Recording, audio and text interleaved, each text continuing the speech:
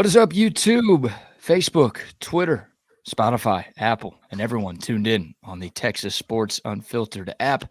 Welcome in to another edition of Bucky and BK, live on Texas Sports Unfiltered and on the free TSU app.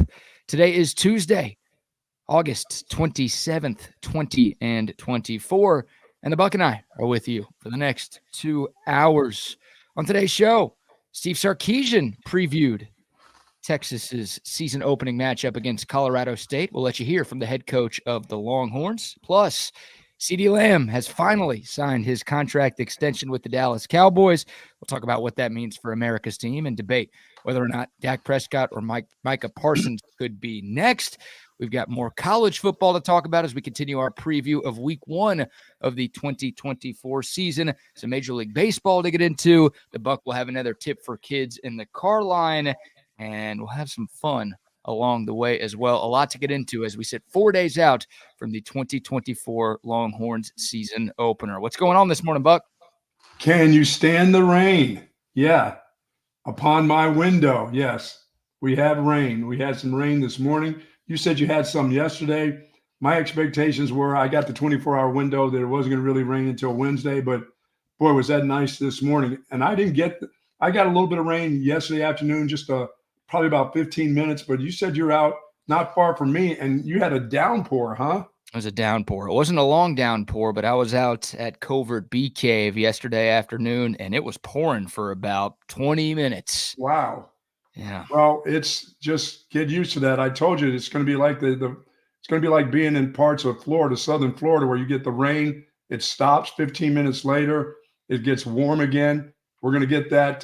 I'm hoping that what I got this morning at 4 o'clock, it was probably more than 15 minutes. It came down, but it did. As I said, you can barely see it. It's all just about dried up, and we may have a little bit more of that today. And tomorrow we're going to get it for sure. Tomorrow, Thursday, possibly Friday, these little downpours. We may even get some Saturday morning, but even until Sunday. I mean, we got about 4 or 5 days of, showers that are going to kind of come through before we get back into some, I guess you call it cooler weather, high 80s, low 90s. That'll be good around. We need this. We need this rain. And this is the kind of rain we need too. Now, we could use a good 2-hour deal, but I don't see us getting 2 hours of rain where it's just raining. I don't see that. Are you calling for a rainy DKR this Saturday? I'm calling that it's going to rain sometime on Saturday. Okay. But it's not going to be anything that's going to turn you away. If you're sitting in the stands where it's still 96 degrees, you're probably going to go, oh, this is nice. But it's not going to rain. It's not going to rain enough to that you want to go underneath, where it's downpour, you're going to get soaked. Nobody's getting soaked in this rain unless it's me playing golf somewhere.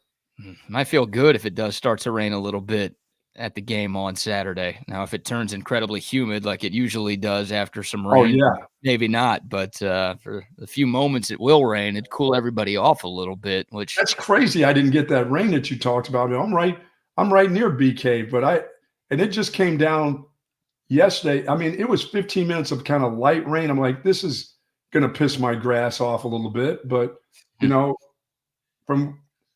but this morning at 4 o'clock, it was raining. It was raining out here. I mean, it was coming down, and I needed it because I sleep good when it's raining like that. Yeah, I'll give you some credit for this morning's rain, but you don't get credit for yesterday's rain because you didn't say we were going to get any until Wednesday. Yes. I mean, my 24 hours. Yes, I was past my 24. Hey, just be thankful my body's hurting. that we're having some rain. We need it. I just need you to be right. You stay claim as the best weather guesser in the city, and you missed it yesterday. I gave you the chance. No, I'm giving you a straight out chance. Is it going to rain? And somebody's been giving me the straight out chance. Is it going to rain Saturday? And I keep saying no, Wednesday. Well, you're going to get some shower. I'm going to be the 4-day forecast here, Wednesday through Sunday. How about that? I'm thinking Wednesday through Sunday now. But it's not going to stop your game. It's not going to do anything to your tailgates. You won't care. You're going to be ready for game 1. It's going to be warm enough. And it's not going to be you're going to get an hour and a half of straight rain. That's not going to happen. Good morning to the soldiers at Fort Cavazos, Texas, the soldiers in the state of Texas, and all those that fight for us each and every day, come rain or shine.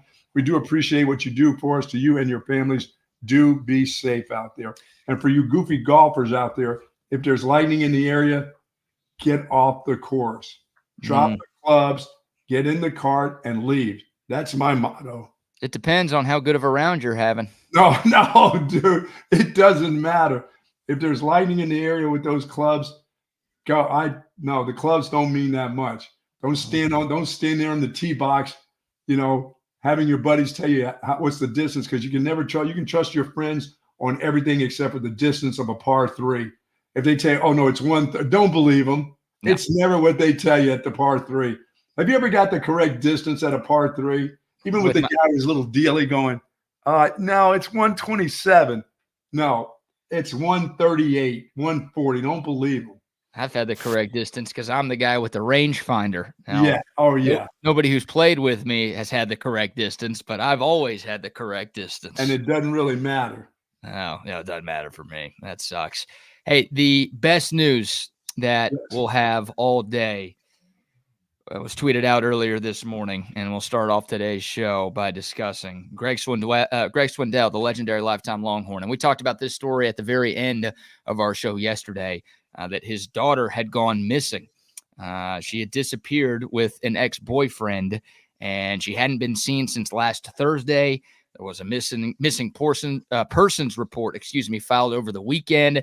And as of last night and into the overnight, we still had no sight of Brenna Swindell, the daughter of Greg Swindell. And this morning at 6:13 a.m., Zeke tweeted, quote, "She has been found. That's all we have for now. Thank you to everyone," and I mean everyone who helped in the process. That was the first tweet that went out this morning at 6:13. And then 40 minutes ago, Greg tweeted, "Thanks for all of the messages, calls, and most of all, prayers. The journey home starts soon. Keep praying." But according to Greg, Brenna Swindell has been found, and she has been found safe as well. So that is great news after what had to be a horrifying few days for the Swindell family. Oh my goodness. I watch all these crime things every day. I watch and people that are missing, and most of the stuff doesn't turn out very good because it's TV. But in real life, if that's your daughter, you don't sleep, you don't do anything, you only have that on your mind. And I don't know. I've heard enough about this ex-boyfriend that it's just, I don't know what's in the minds of people. I don't know how relationships are.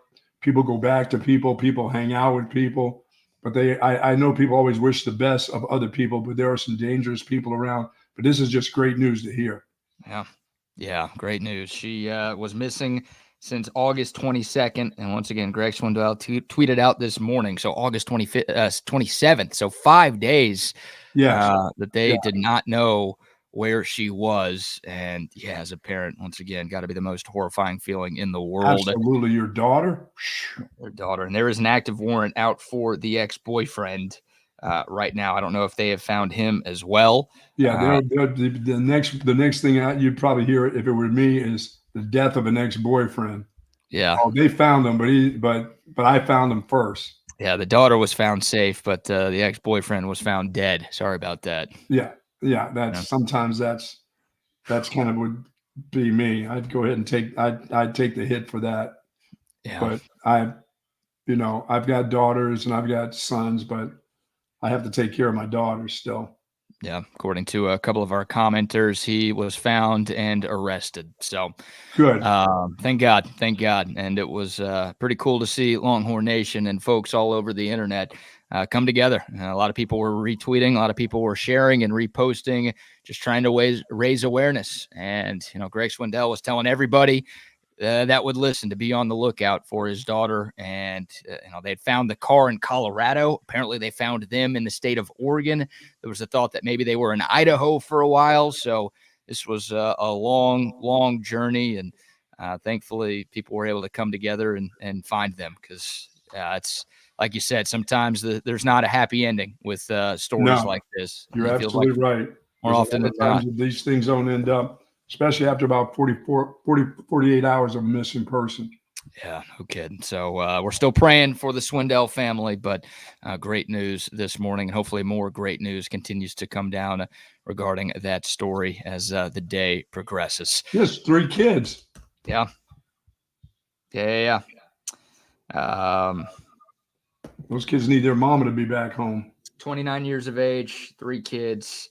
And yeah, I mean, a lot of folks were obviously affected by this story, and will continue to be affected by this story. So we'll keep praying. But once again, a very positive development this morning regarding the search for Brenna Swindell. She has been found. She has been found safe, and it sounds like the journey home for her has begun.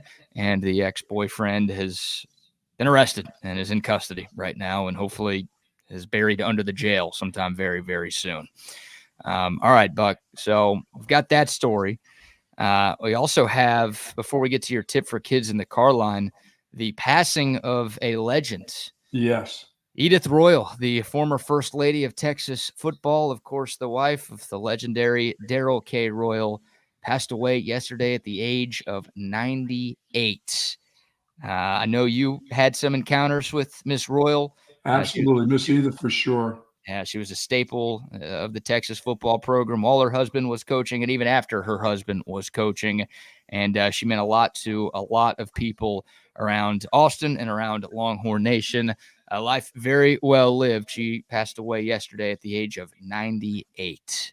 Yeah, she's a special lady. I mean, really, she took care of that old man for a long, long time while doing a lot of stuff in the community, a lot of stuff with AA, a lot with groups that addiction groups that she had me go to. But let me tell you, she was as sharp as could be. They both were really into their elder ages. Both Coach Royal and Miss Edith were really, really, really community oriented. Those were 2 people that wanted to continue to do stuff in the community. For a lot of years, he didn't do anything without her being around, and they were by each other's side. And boy, she 98 years old. Wow. Yeah. That's an incredible life to live, right? To go to the things that she's seen, the changes in this world, and hopefully for her, most of them were good changes. You know, she watched her husband become a legend, and as he became a legend, so did she in the community. So it's wonderful. I would see her all over the place, you know, and I do remember, obviously, my contacts with Coach Royal always remembered who I was until the very end, where when he started to lose it, you know, would always give me grief about Boston College beating Texas back in the 70s, and told me how it was his assistant coach's fault. And I said, yes, coach, I know it wasn't yours. It was theirs. He always blamed them for the 14-13 loss at Boston College. And always remembered who I was. It was just really weird. I'd see him on Sundays at gyms. Always remembered who I was until the very, very, very end, probably that last couple months when somebody would bring him in. He didn't remember. We'd start talking football, but he didn't remember my name. But for a lot of years, he remembered. And I couldn't believe he could remember who the hell I was, you know. But what a great family. What a great legacy that family had in the state of Texas and in the athletic community. Yeah, married for more than 7 decades. They were married. Wow. 1944 was when they tied the knot. They both grew up in Oklahoma. They started dating as Darrell enlisted in the military, and he began playing football at Oklahoma. And like you said, she cared for her husband until his final day in 2012 when Darrell Royal passed away on November 7th. So, great story of love and a life very well lived by Edith Royal, 98 years old, passing away yesterday. Our thoughts and prayers are with her family and those affected. But, it was cool. Mac Brown released the statement. Matthew McConaughey released a statement. Steve Sarkeesian talked about Edith Royal a little bit yesterday at his game week press conference. You've seen the outpouring of love and support from a ton of folks associated with the Texas football program, sending their love and their sentiment to Edith Royal for everything she did for them and everything she did for the University of Texas. Absolutely. All right, Coach. It is Tuesday, which means we've got to get to another tip for kids in the Carline, brought to you by our great friends at Relax the Back. Yeah, thank you to the folks at Relax the Back, to Jason and the gang over there, and sitting in my chair getting ready to give you those tips. Kind of week number 2, the start of school, but it's also week number 1 in the start of competition for athletes for football. Hey, although there's band and everything else, that's competition too. You go play for your school, but I know you're competing against the likes of other schools around when it comes to competition. So this is for you.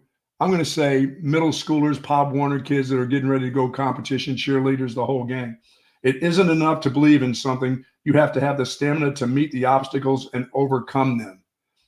It's not enough to believe in something. You have to have the stamina to meet the obstacles and overcome them, which means you got to have great stamina to get to what you believe in, to get to your goals. And if you set those goals, and I always set my goals in three, I know three keys to victory, 3 goals, no more than that. After you get past 3, you start to forget about what happened in the other 2. You start getting 4 and 5 goals. Can't have that many, but you got to have the stamina, which means you got to get your rest.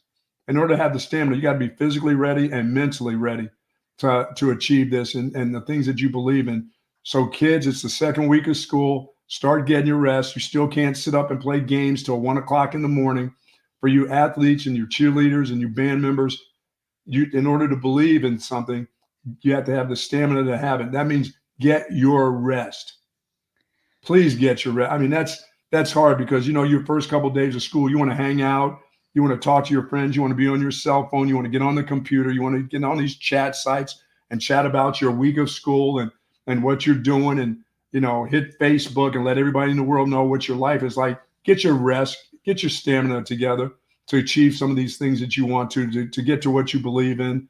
Get your rest, kids.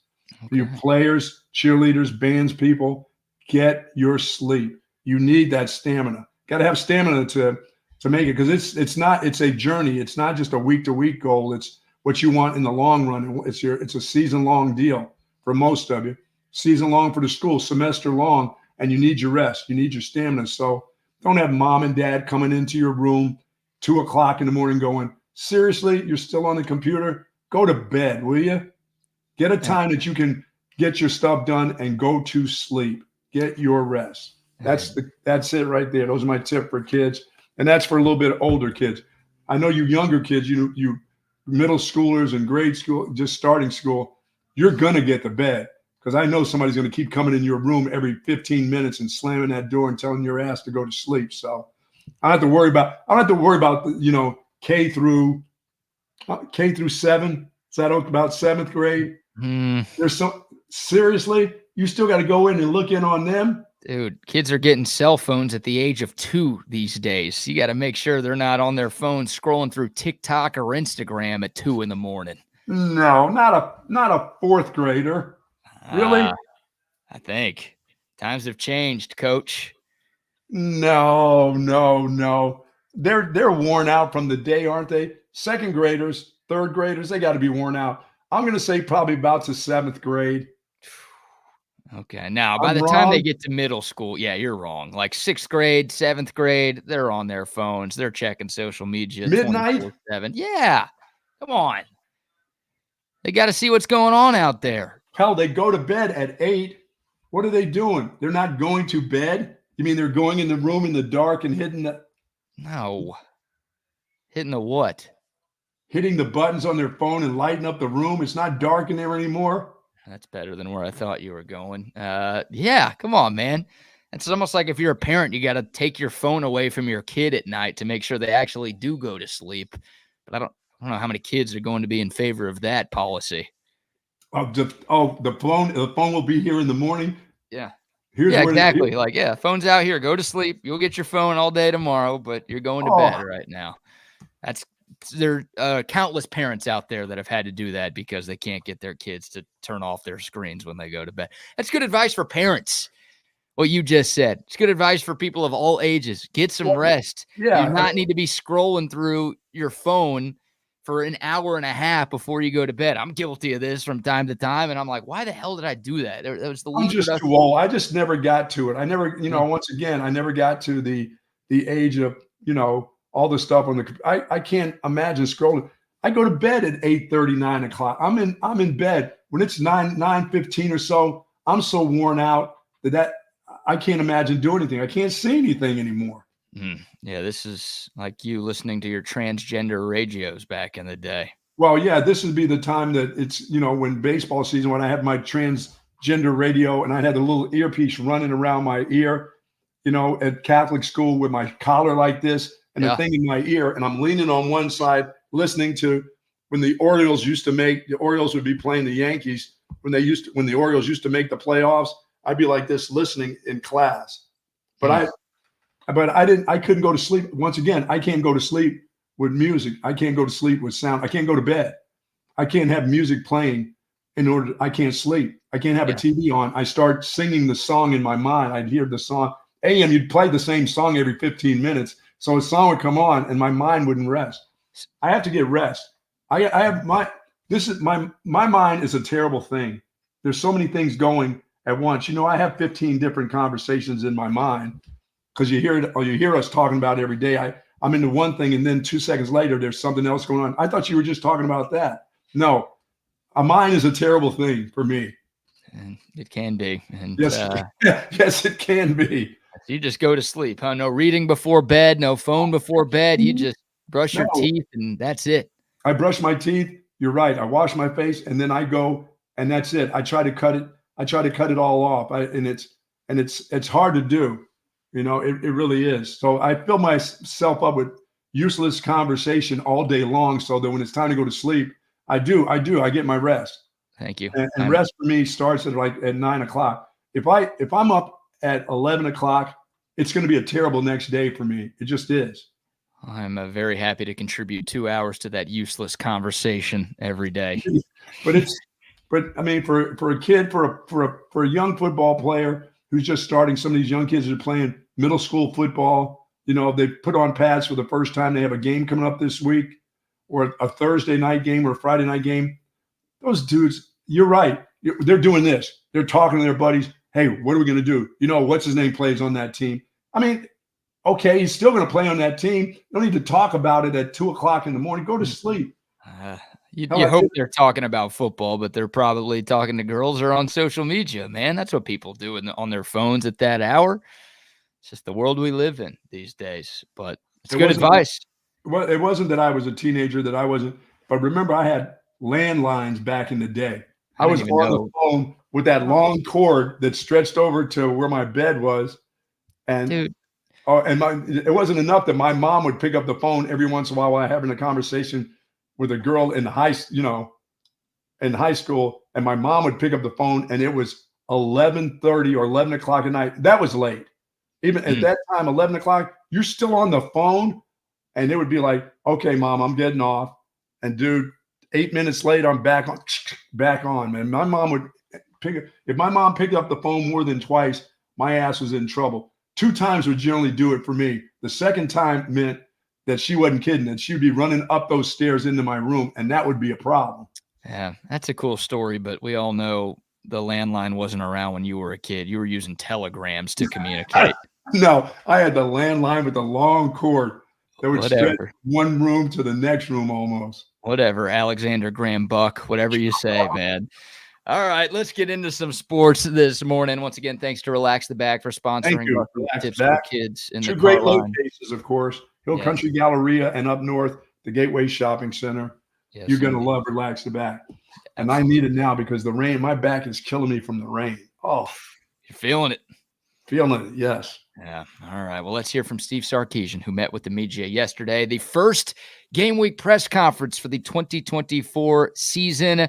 Sark answered all sorts of questions. He spoke for about 30 minutes down on campus yesterday. We've got a number of different cuts from the coach. We will start with this one. Hey, Coach, what do you want to see from your team in the opening game this weekend? Yeah, I think one of the keys is you try to minimize the self-inflicted wounds in week one. And what are those? False starts, illegal formations, defensive, lining up in the neutral zone, jumping off sides.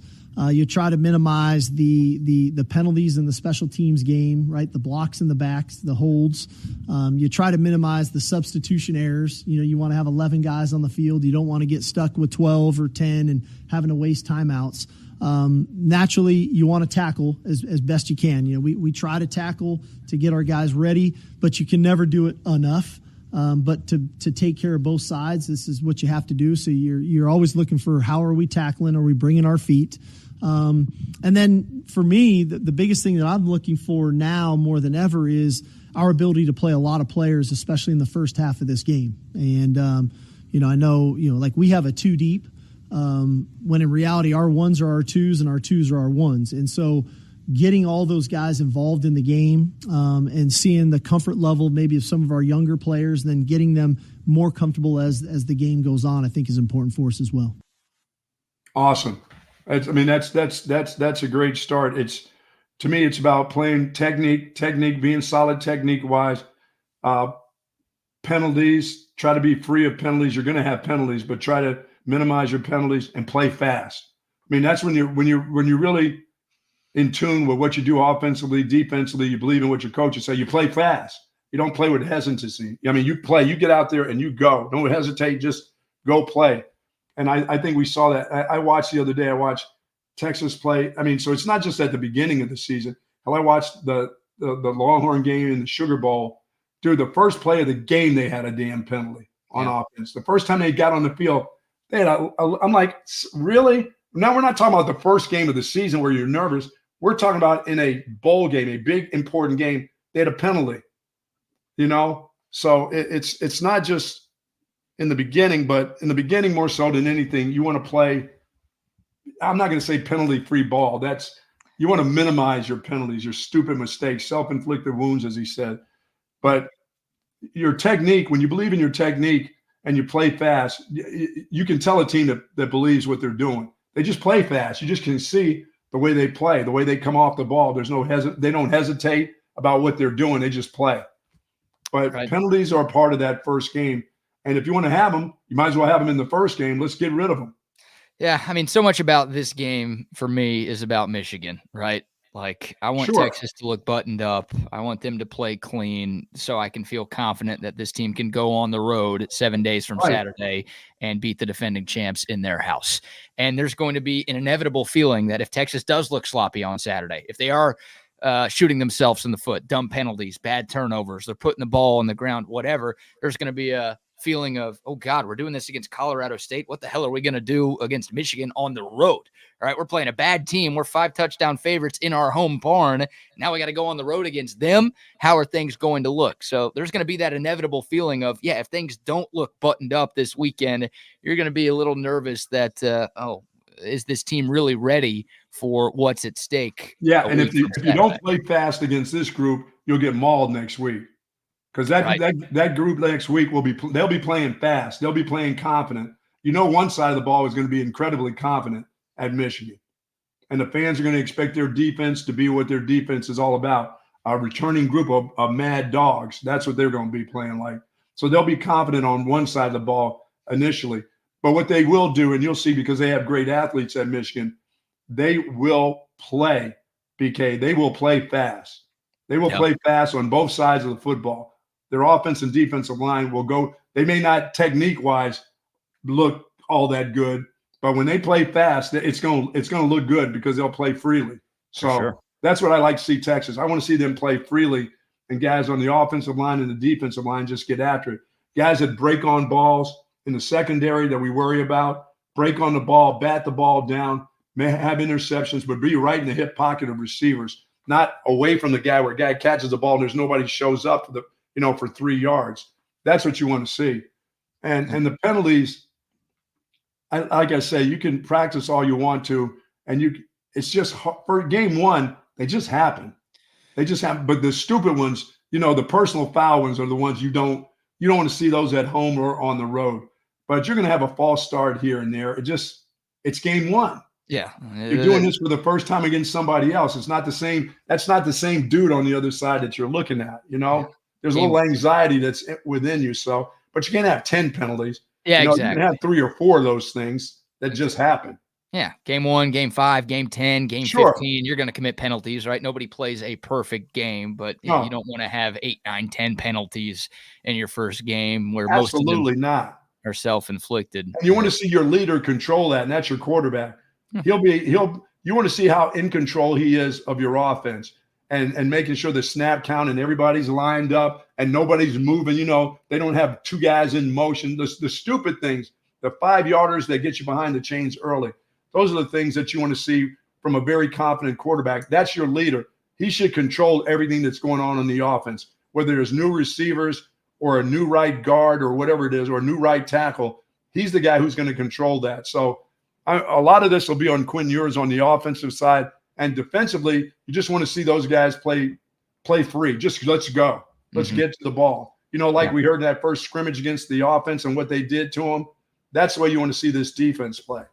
Yeah. How about the second half of that sound from Coach Sark, where he said our ones are our twos and our twos are our ones? He didn't talk about, we're going to get a 4 or 5 touchdown lead and then we're going to bring the twos into the game. He's like, no, in the first half, we're going to be rotating guys in and out. Sure. So, or it sounds like we're going to see a lot of players, some guys making their Texas debuts, but some guys who have been here for a few years on the field early this week. Yeah, he's not looking for a beat you down score. He's looking for ones and twos to play like ones always. And if you win by 17 points and you look good doing it, that's fine. He's not looking for a number. He's looking for sound play by 1, 2, and possibly 3. So he's not looking to score 60 points. He's looking for people to play well, right. And if they do that against a team like Colorado State, then yeah, you win by 3, 4 touchdowns. Even if you're supposed to win by 30-something, you win by in high 20s and you look good doing it. Right. Here's a little more from Steve Sarkeesian on that very subject. He was asked, what playing time will look like for these guys on Saturday, and here's what he had to say. Week 1 for us, we always leave it open, again, because I think a lot of guys, there's still growth to be had. And I think this week, and as always early in the season, because we play so many players early in the season and now more than ever, like if you're in the 2 deep, you're playing in the first half, and then if you're a 3, there's a good chance that you could play, especially at specific positions. And so it's more about who's going to go on the field first, but they're all going to play. And so I try to keep that open in week 1 so that guys can continue to show their development, their improvement from week to week to week. And this is an important week for a lot of our younger players to continue to develop. Yeah, he's trying to figure out who is he going to be able to count on, as you said, the following week. So those dudes that in our mind, okay, may have to come off the field, maybe not so fast, not as quick as you think, for a third string guy to get in there, or a guy who's in the 3 deep. If they're not playing to a certain standard, their asses will still be in there late in the third quarter. That's just the way that'll go for him. He wants to make sure that he's confident in those guys because he knows what he knows what he's going to see in week number 2. And there's some guys that he has to rely on. And if you can't rely on him in week 1, my goodness, he's going to go, I don't think so in week 2.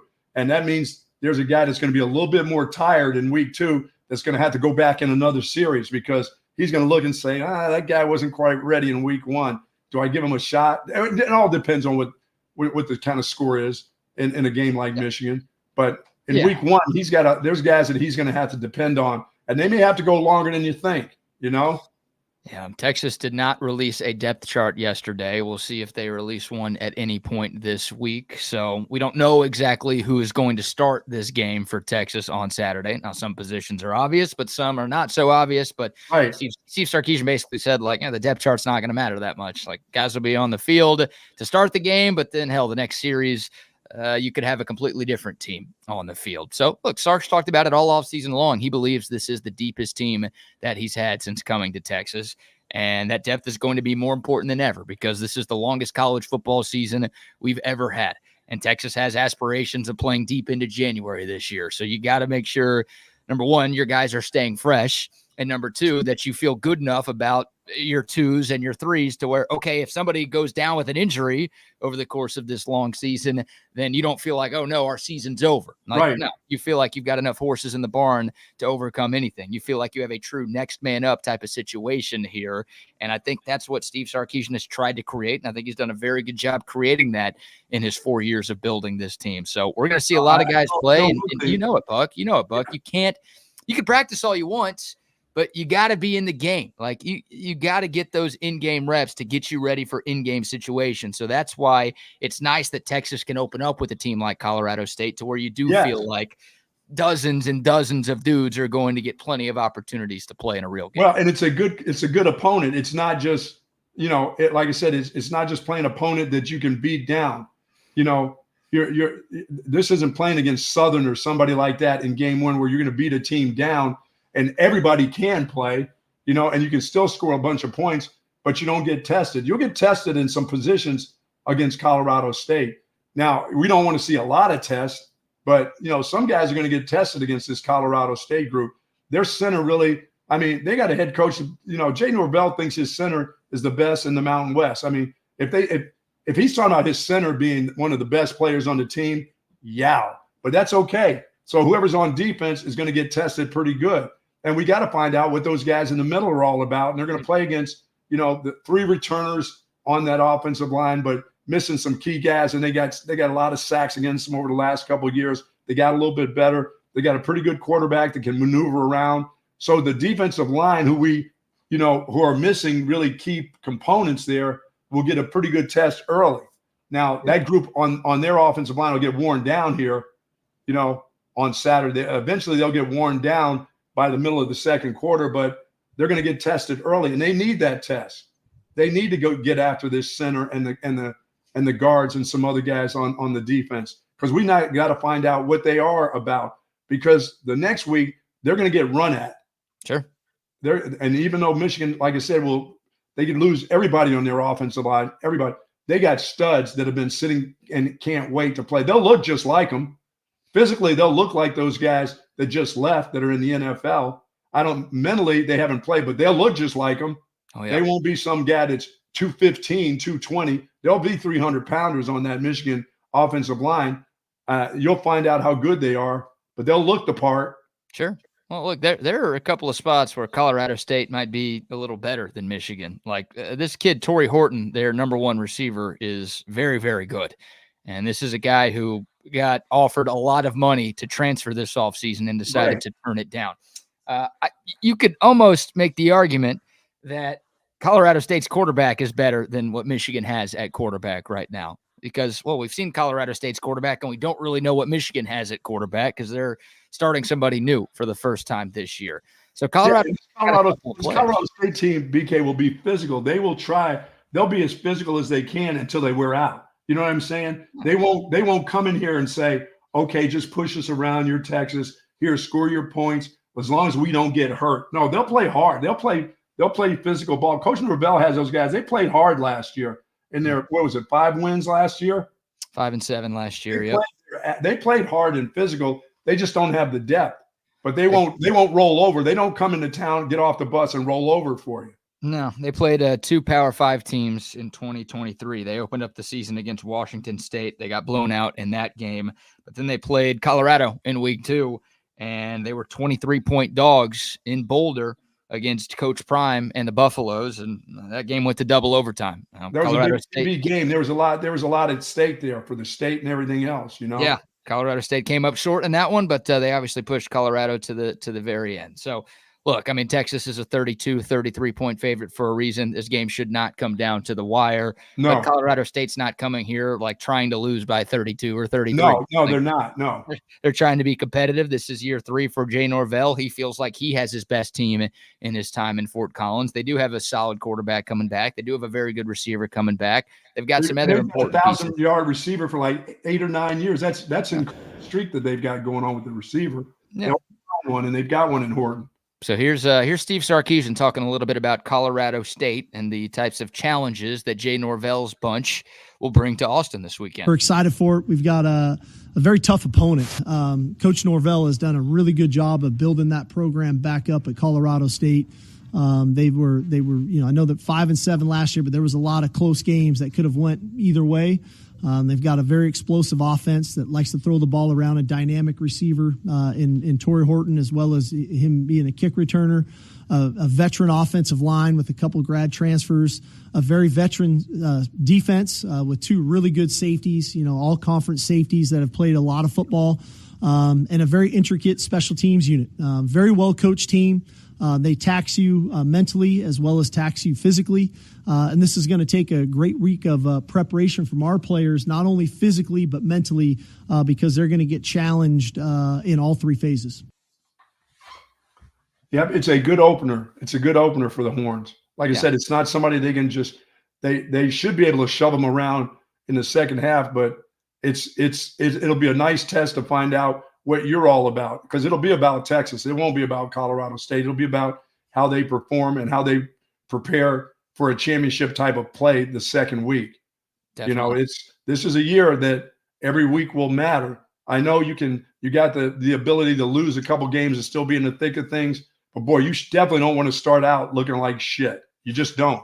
Oh, you said it as your tip for kids last week, right? Like, you only get one chance to make a good first impression. Absolutely. And Texas lost 11 guys to the NFL this past year, which means they've got 11 guys to replace, which means, there are a lot of dudes who will be making their first impression. Some guys have been at Texas, but they haven't been starters here before. That's right. Obviously, a lot of guys are coming in from either high school or from other colleges across the country. Like, hey, Isaiah Bond, what's your first impression at Texas look like? Silas Bolden, we've been hearing about you all off season long. What's your first impression? Ryan Wingo, Jaden Blue at running back. Yeah, he's been here, but this is his first time as the starter at Texas. Trey Moore. I mean, you can go down the list, right? You can almost look at every single position on the football field, and you'll see somebody who is going to be starting at Texas for the first time. So, for these me, guys look like? It's going to be the backup running back, because I know during the course of the season, the kid that I've been hearing all these great things about, I got to see if this guy is he truly good enough to be at this level of getting a lot of playing time. Right now, he doesn't have any. They don't have any choice. He is the guy, but we're going to find out if he truly is the guy when it comes to being in games and having to pick up blitzes and having to catch balls out of the backfield and having to take hits from other people that he doesn't know. That dude at safety will come out of the secondary and absolutely shock him. Is he going to be prepared for it? Right. I mean, has he gotten hit from somebody else that hasn't, isn't his buddy? You know what I mean? Right. It's different. It is. It's different taking hits from guys that are trying to prove something to their coaches over there. The ones that are here are still trying to prove stuff. But you know them. You know what kind of hits they are. You know the speed of the game that they play the game at. You won't know until you get out on the field. So I'm going to be looking at Wisner. I'm going to know for the long haul, is he going to truly be a guy that's going to be able to give Blue a real live breather and not miss, and they don't miss a beat, Yeah, absolutely. All right. We'll get back into Texas football. We'll let y'all hear more from Steve Sarkeesian, including Sark's thoughts about the running back position going into Saturday. But before that, Buck, how about a few sponsor shout-outs? Folks, if you're seeking specialized patient-focused orthopedic care, do contact the experts and our friends at Texas Orthopedics. Their physicians offer comprehensive surgical and non-surgical orthopedic care for children and adults, spinal care, sports medicine, joint replacement, trauma care, of course, rheumatology, and even more. Dr. Danny and Dr. Stockton, dedicated orthopedic surgeons there, and their goal is to get you right back into good health and the great quality of life that you definitely deserve. Folks, Texas Orthopedics is the largest independent orthopedic practice in the state of Texas. For more info, go to txortho.com. Yes, indeed. Shout out to our friends at Waterloo Printing and Graphics as well. You'll see the new TSU lid that I'm rocking. We're going to have some of these to give away at our pregame broadcast this season. So another reason to come out and see us all year long. But if you have a place of business that needs new hats, new shirts, new signs, new graphics, new car decals, whatever, anything to make your business stand out from the competition, you got to reach out to our friends at Waterloo Printing and Graphics, based here in South Austin. Great customer service, quick turnaround time. They will get you what you need, whatever you need. Just find them on Instagram at Waterloo Printing. You can shoot them a DM there, or you can call or text our man Adam, 512-300-9641. That's 512-300-9641. And let them know you heard about it right here on Texas Sports Unfiltered. Big shout out to our good friends over at BigHatSpirits.com. The mocktails that they have out there, I love it. Hey, golf for me today. Tuesday means mocktail drink for me. Can't have a Coca-Cola. That's junk. I'm going to have myself a nice mocktail over ice out on the course today when I play. Their mocktails are fantastic. But from I hear, Their canned margaritas are absolutely delicious. You will see those cans at DKR this weekend. As a matter of fact, they'll be selling those all over the place. Not only just the mocktails, but the spirits themselves, mojitos, margaritas. And soon on both the margarita can and the mocktail can, you'll see a photo of Ricky Williams. He's soon to be donning that can very, very shortly. But I love the margaritas that are be out there, especially the mocktails. I love them because I can't have the cocktails. Right. You know what I mean? I just can't have them. But the mocktails are delicious. A lot of folks asking about those. So they'll be out in full flight there this weekend at the stadium. Absolutely. And speaking of the stadium, if you want to be at DKR, Texas Memorial Stadium this weekend, I just added 3 syllables to the word memorial there. I like glitched. I don't know what happened there. But if you want to be at the game this weekend, there's only one place you need to go to get your tickets. That is centextickets.com. They'll have tickets. They've got plenty of tickets on site right now, not only for this game, but for every Texas game this season. So if you want to be in attendance at any Longhorn matchup in 2024, head over to centextickets.com from your phone or your computer and use that promo code CENTEX10. You're going to get 10% off your purchase. They've got Cowboys tickets, Texans tickets, Astros and Rangers tickets if you want to see some baseball. They've got every college team, every NFL team. They are your headquarters for tickets for all sorts of events all across the world. Just check them out. Start asking Shelby about plans to get to World Cup 26. Oh, start getting let me tell you, if you don't start talking about it now, this year, you try to get it in 25, it may probably be too late. But those World Cup tickets, start getting those. Tell them, hey, let them know how many you want to get, because there will be World Cup played here in Houston and up in the Dallas-Fort Worth area for sure. Absolutely. Yeah, I don't know if those tickets are on sale yet, but as soon as they come on sale, Shelby's going to have them. Let them know of your interest for sure. Yes, centextickets.com. Don't forget that promo code CENTEX10. Absolutely. All right, more from Steve Sarkeesian. So, Buck, you asked about the running backs, and you talked about wanting to see a lot from Jaden Blue, but also a lot from Trey Wisner and maybe the true freshman Jarrett Gibson as well. Steve Sarkeesian was asked about his confidence in his running backs being able to run between the tackles, right? C.J. Baxter was the biggest running back that Texas had, and we know he's out for the season. So you've got some relatively undersized backs who will be taking over. And someone asked yesterday about, once again, Steve Sarkeesian's confidence about the other running backs being able to run inside. Here's Coach. Run it between the tackles. They learn how to run when the day they show up here. 3 years ago, I couldn't have said that about Jaden Blue, but he's been an understudy to Bijan Robinson, Roshan Johnson, Jonathan Brooks, and he's more than capable. Trey Wisner, Jarrett Gibson. I mean, all these guys. When we go to team run, we're a physical football team, and we believe in running the ball. We believe in stopping the run, and inevitably you learn how to run our style. And then we accentuate that with the perimeter plays and different things with the running back. So they're going to run between the tackles, and they'll do great. Feels very confident. That's good. I mean, I know what Jaden Blue can do. I've watched him.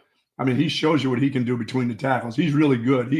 That small area quickness that he has and his ability to finish runs are fantastic. Once again, it's just talk, because I don't know what the other kid can do. Mm-hmm. I'm sorry. What he does in spring games and practice, it means a lot to them because they see him every day. But for us as fans, it won't mean anything to us until we see that happen in a game. We see how he finishes a run in a game. So he makes a big run and makes a cut that we see on TV that's right there, that's obvious, and he makes that right decision. We don't know about that until we actually see it in the games. Practice is practice to us. That's what they do. That's your thing. That's their thing. And that's where coaches build confidence in players. But for us as fans, until we see it on the big screen or see it at the stadium, it doesn't. It's just what it is. Just talk about it, Yeah. Quoting the Isley brothers, huh? It's your thing. Yeah, I mean, that's their thing at practice. It's not our thing is games. Yeah, look, Trey Wisner has 12 carries in his college career. So we got to see him a couple of times last year, but once again, dude, I don't even 12. remember. I don't even remember here. You can't even. I can't even remember what game it was. Well, he got to play a lot against Texas Tech because everyone got to play against Texas Tech. Remember, we were kicking their ass so bad, Steve Sarkeesian was picking fans out of the stands to come play a few snaps. It was fan day. Yeah, Wow. It was fan day. Yeah, bring your parents to the field day. Bring your friends to the field day. Wow. Anybody could have played against your Mark U in that 50-point beatdown. That will never go away, Tech. For Yeah. you people at Tech, that just will never go away. Sorry about that, Tech. Yeah, the last ever football matchup in a year where you were talking all sorts of smack turned into a 50-point beatdown at the hands of Big Brother. Sorry about that, Wow. Raider rash. But yeah, like we'll see. We'll see what Texas has at the running back position. I mean, Jaden Blue, to add some context to the size that we were talking about. Jaden Blue, 6 foot 200. Trey Wisner, 6 foot 200. Jarrett Gibson, 5'10", 205. So what you lost with CJ Baxter was 6'1", 220. Like it was obvious that guy was your short yardage back and that guy was your goal line back. Yeah. Now, you would think Jaden Blue becomes that guy because he was next on the depth chart, but he doesn't have that stereotypical size for a between the tackle, short yardage, tailback. None of those three guys do. So someone's going to have to step up and become He's got really nice velocity. He's got great body lean too. Yeah. Hey, I only need a yard. Can I get it from you? And that's once again, a 3-year offensive line. They're back together again in year 3, one of the top lines in college football. Yeah, that's what gives me the most faith. Sure. That this running game isn't going to miss a beat. It's that they've got one of the best offensive lines in the country. And like you said, 4 of the 5 starters are here for their 3rd consecutive season. And it's not like you're throwing out a true freshman at that 5th spot. You've got a guy who's been with the program for a little bit. So, yeah, the offensive line should be good enough. The passing game should be good enough. The other guys around the running back should be able to carry some weight to make sure that this run game continues to succeed at the level we thought it was going to be before those 2 guys went down with injury. But yeah, that's it from Steve Sarkeesian. Like, these guys get trained. They don't get to campus and it's like, oh, you're a little undersized. We're just not going to run you up the middle at all. Like, that's way better than I do. That's not how coaching the position works. These guys get all sorts of run with all sorts of runs, no pun intended. And that's what's been happening. And of course, it's been happening even more since that injury news dropped a few weeks ago. Oh, no, those guys, believe me, they've been in their minds, their preparation has been a little bit different. Believe me, Trey Wisner's preparation, he knew he was probably going to even play some this year anyway, but his preparation has totally changed since the day of that injury. I mean, totally. Yeah. His mindset, his when do I need to get there over and start looking at film? That dude has been putting hours upon hours of extra film sessions and what his position coach is looking for him. That guy probably staying late at practice, going out doing a little bit extra. That's about to come to fruition for him. His football life is about to change this week. Bingo. And I'd say Jarrett Gibson too, right? Oh, yeah. You thought you were a freshman and you weren't going to see much of the field except for mop-up duty, maybe. Now, all of a sudden, you're thrust in the position where, hey, the following year, you may be in the top 2. You may be one of the guys. It's about to change for him in a hurry. Yeah, he went Plus, from running backs come to colleges thinking they're playing as freshmen. Highly touted running backs that are top, the top guys in the country. They come onto your campus thinking, guess what? What do you mean next year? You mean this year for me? So he had the mindset that he was going to be a player. That's the hope. There was a time 5 years ago before the change of the redshirt rule that Jarrett Gibson might not have seen the field at all this season, right? And they changed the redshirt rule to where now you could play 4 games and still keep your redshirt. And maybe that was the plan for him before the injuries happened. But yeah, once CJ Baxter and Christian Clark went down, Jarrett Gibson got shot up to number 3 on the depth chart. And I think he's one of those guys that Sark was talking about. Like, not only is he going to play on Saturday, but he's going to play in the first half on Saturday. Yeah. Texas wants to see if this kid, even in his first career collegiate game, is capable of playing in what should be a meaningful contest in the first half against a decent team. Yeah, I mean, he's not playing in the fourth quarter. That guy's getting, the 4th series. He may be the guy going in there and playing football.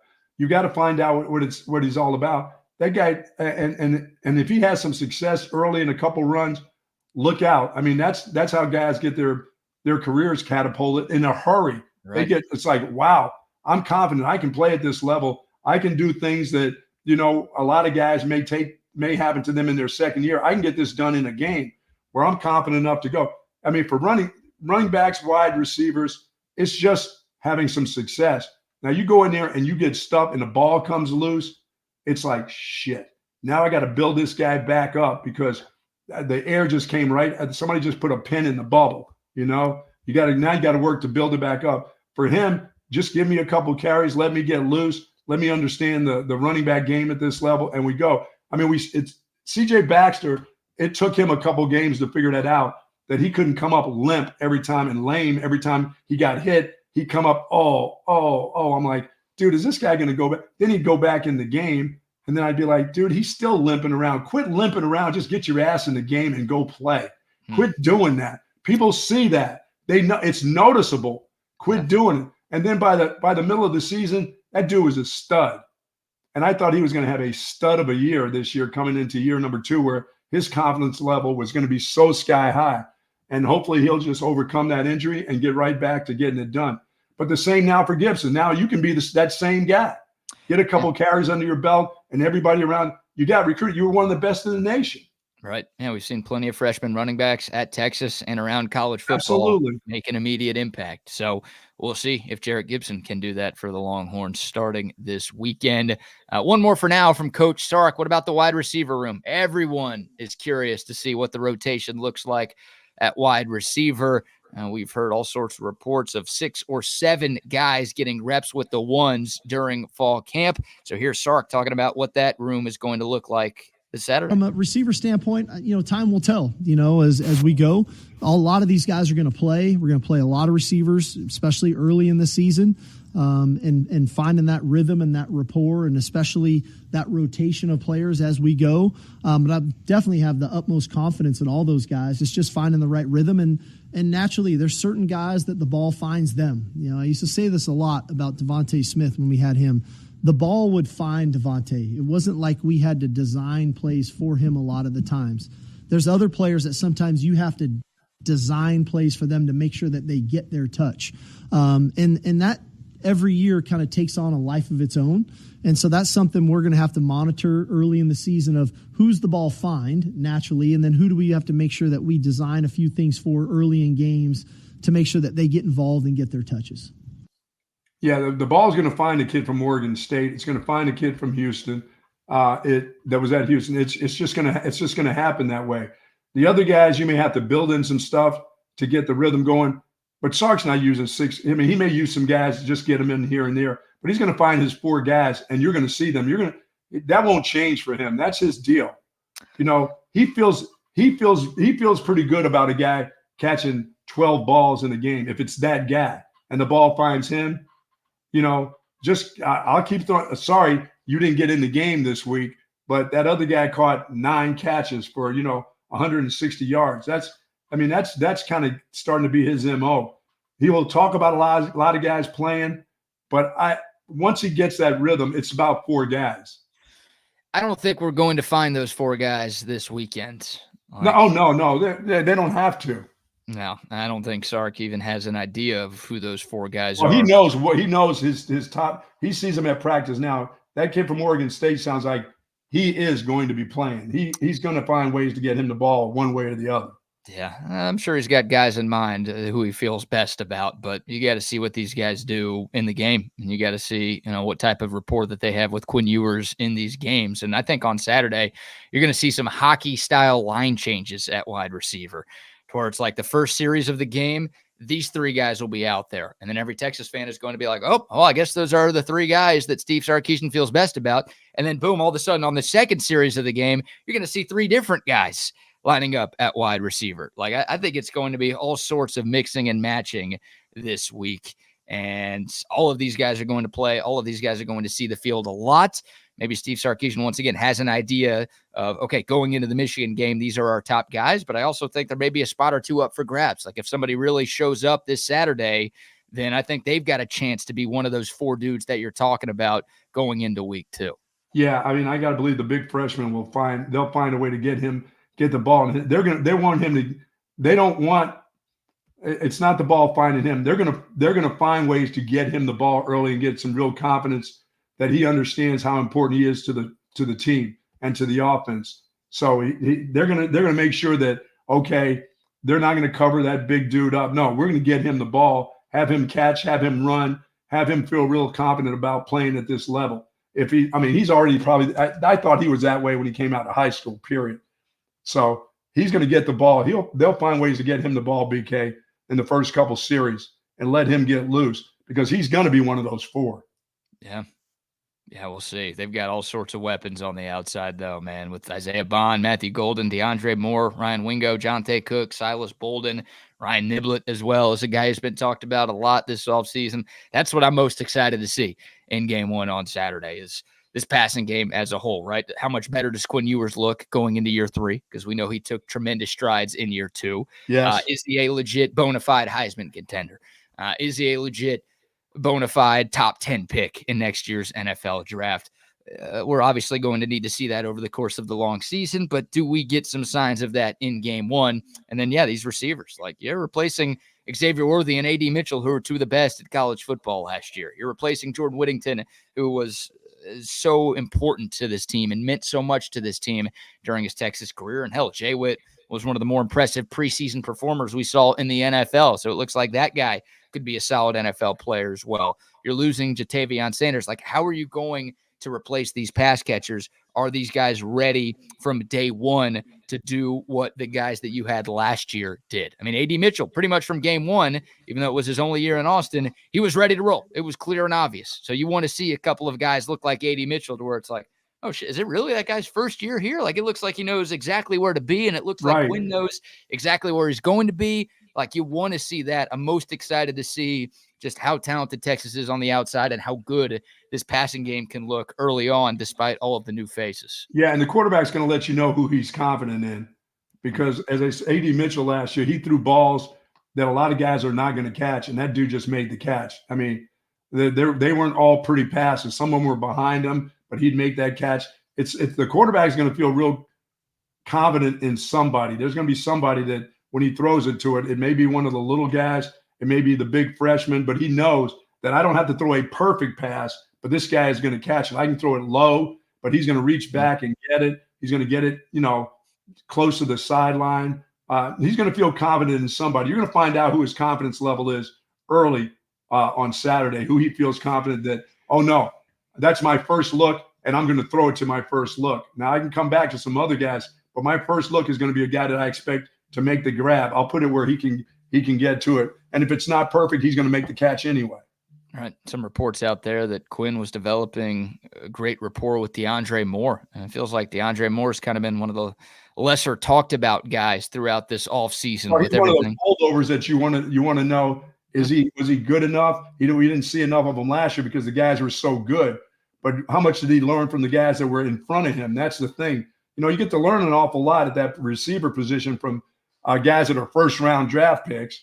That'll help you out a lot if you're a young guy and he got a scholarship to come to Texas for a reason. He wasn't a scrub. Yeah. He never got on the field. It was hard to get on the field. Yeah, did not have a catch last season in his freshman year. Jonte Cook, the leading returning receiver for Texas. That's the guy that I want to know. Is that guy the real deal? Because there was a lot of talk coming out of high school that he was going to be the real deal. But once again, you had 2 first-round picks. Dude, you had 2 first-round picks. It's hard to break the lineup when you have 2 guys like that. It's hard to get 25 catches in a season when you have guys like that, those guys are gone. So are you really the real deal? Let's find out. Right. And Jonte Cook, hopefully he used all of the transfers that Texas brought in as motivation. Oh, no doubt. Right. Because, all 3 of those guys in front of him were leaving, and it felt like, all right, Jonte Cook's next in line. This is a guaranteed starter at wide receiver next year. And then boom, all of a sudden Steve Sarkeesian goes out and gets 3 new wide receivers from the portal, and obviously brings are you in that top 3 guys, right, with the other guys coming in? Are you in the top 3, or are you number 4, or are you number 5? I mean, we'll find out pretty quickly about that cat, I thought or are you just a specialist that has special plays in special games? But are you consistent enough to be on the field a lot? That's what I think we'll find out about him this year. We have to. Yep. 8 catches for 136 yards last season for Jonte Cook in his true freshman campaign. It was tough to get playing time, as you mentioned, because of the guys that were in front of him. It's going to be tough to get playing time this year because of all of the guys that Texas has. I mean, this wide receiver room this year is deeper than it was last year. Might not be as top heavy, but it is way deeper than what it was last year. So, the hope is. I mean, when I watched him play high school and watched and heard about the things I thought he was, 25 catch guy last year. He was going to be in there. He was going to be playing a lot. And then once Sark got into the rotation, you just knew, dude, that's it. If there's a special play, he may come on a reverse or something and get in. Now, will he be a part of that rotation? Is he going to be in the top 3 where, oh, no, he's our guy? When they streak through the middle, is that the guy that's going to be streaking through the middle? Is he going to catch 7 balls a game, or is he going to just be a specialist? I don't know. He's gonna have to bring it, though. All of these guys are gonna have to bring it because a couple of bad reps and you might lose your spot on the depth chart because there's just that much competition in that wide receiver room. So look, that's fun. That's going to be a fun thing. But obviously he's talented enough. Yeah, the hope is this competition can breed excellence from all of these guys. Yes, for sure. There are some spots. Guys can get complacent, right? If you're the best player at your position by far, it's like, well, I don't have to work as hard. I know no one's overtaken me on this team. You can't have that mindset if you're a wide receiver because there's 6 or 7 guys who might be ready to take your spot at the drop of a hat. So that's what makes your offensive line so good. The competition that those dudes have had and seeing what's going on and then being together that long. You don't want to let the guy down who's beside you on the offensive line. Or if you're a defensive lineman, when you lose 2 guys like they lost, those guys that are down there now are going to know everybody is looking at me. All eyes are on me. Yep. Because last year, all eyes were on the other guys, excuse me, and you knew what they were about. Now, they're all looking at me. Yeah, they're looking at you. Yeah, which is a good thing. Well, this is supposed to be one of the best offensive lines in the country, and I think this is going to be one of the best offenses in the country. So they're all going to have to bring it starting this Saturday. All right, we'll take your thoughts. The Dakota text line, 512-222-9328. The YouTube live chat is open. Also, the Facebook and Twitter live chats are open as well. If you want to chime in, we would love to hear from you. We'll talk more Texas football. We also have some Dallas Cowboys conversation to get into, as the Cowboys were finally able to ink a long-term extension with CeeDee Lamb. We'll talk about what that means for America's team in 2024, plus some interesting rumors about a free agent the Cowboys might be bringing in. But before any of that, how about some more sponsor shout-outs? Good friends at Sue Patrick. We'll be there tomorrow. Come join us over at Sue Patrick, 5222 Burnett Road tomorrow morning. And they've got everything you need for your game day and the game day atmosphere. They got all the shirts, the apparel, men's and women's apparel for sure. The hats, they've got the scheduled glasses right now, the collectibles. They're there just for you. But I love the caps that Sue Patrick has. And I will be wearing my special shirt tomorrow, BK, at the broadcast. Can't wait to sport that bad boy on air tomorrow. And Jay and the gang are looking forward to us being over there. And we're looking forward to some of you folks coming by tomorrow. Take your Wednesday morning before you head to work. Shoot by there, say hello to us, and pick up all the items that you're going to need. Tommy Bahamas. It's not going to be as warm as I thought it was going to be. That shirt's going to feel fantastic on you tomorrow. Yeah. It's going to feel fantastic at the game on Saturday. The perfect gear they have for the perfect time of the year. And they got it all at Sue Patrick. $49 or more, free curbside pickup, free delivery, free shipping just for you. And you can come by 5222 Burnett Road where there's all kinds of parking. You don't have to worry about, am I going to find a parking space? It's not going to be like being at some places that you're going to have to park a half a mile away in order to get to pick up your Longhorn gear. You're right there. A couple yards away, you're right in Sue Patrick's. Absolutely. Yep. Free parking, too. Plenty of parking. Free. It's up north, so it's for free. And you don't have to worry about paying for a garage or paying a meter or anything like that. It's all free at Sue Patrick. Shout out to them. And also some love to our man Tom McKay and the crew at AV Consultations. Hi, this is Tom McKay with Audiovisual Consultations. Scientific data proves it. Size does matter. The bigger and wider your television is, the better. Football season is here, and the time is now to get your entire audio-video experience tuned up and ready. New flat screens, projection video, Dolby True HD surround, all the goodies at great prices and followed up with great service. So call us at 255-8678. That's 255-8678, or on the web at avconsultations.com. You know, I hope they'll have a Olipop for us tomorrow morning, because it'll be Wednesday. It'll be time to get that Olipop in us. And you got the new brand that they have. They have a new flavor that's out. I want that tomorrow. I'm letting Jay and those guys know, hey, I need to have that Olipop breakfast tomorrow, because I know the chef won't show up in time over there at Austin restaurant or cafe or whatever the hell it is. Chef won't make the bus. Oh, right. Yeah, last time you tried to grab a breakfast before our Sue Patrick show, the chef no-showed at the restaurant you were at. How about that? It's a bad bit, man. You have one job. Show up for breakfast. Yeah, and the best part is they were still taking people. They were taking customers. They were sitting people at tables, even though they had no one to cook the food. It's like, if the chef doesn't show, just tell people as soon as they walk in, hey, sorry, we don't have any food right now because our cook didn't show up. But instead, they were literally sitting people down and taking orders. Can't call him a cook. They don't like to be called cooks. They're chefs. No, this guy is not a chef. Real chefs don't show up late to their shift.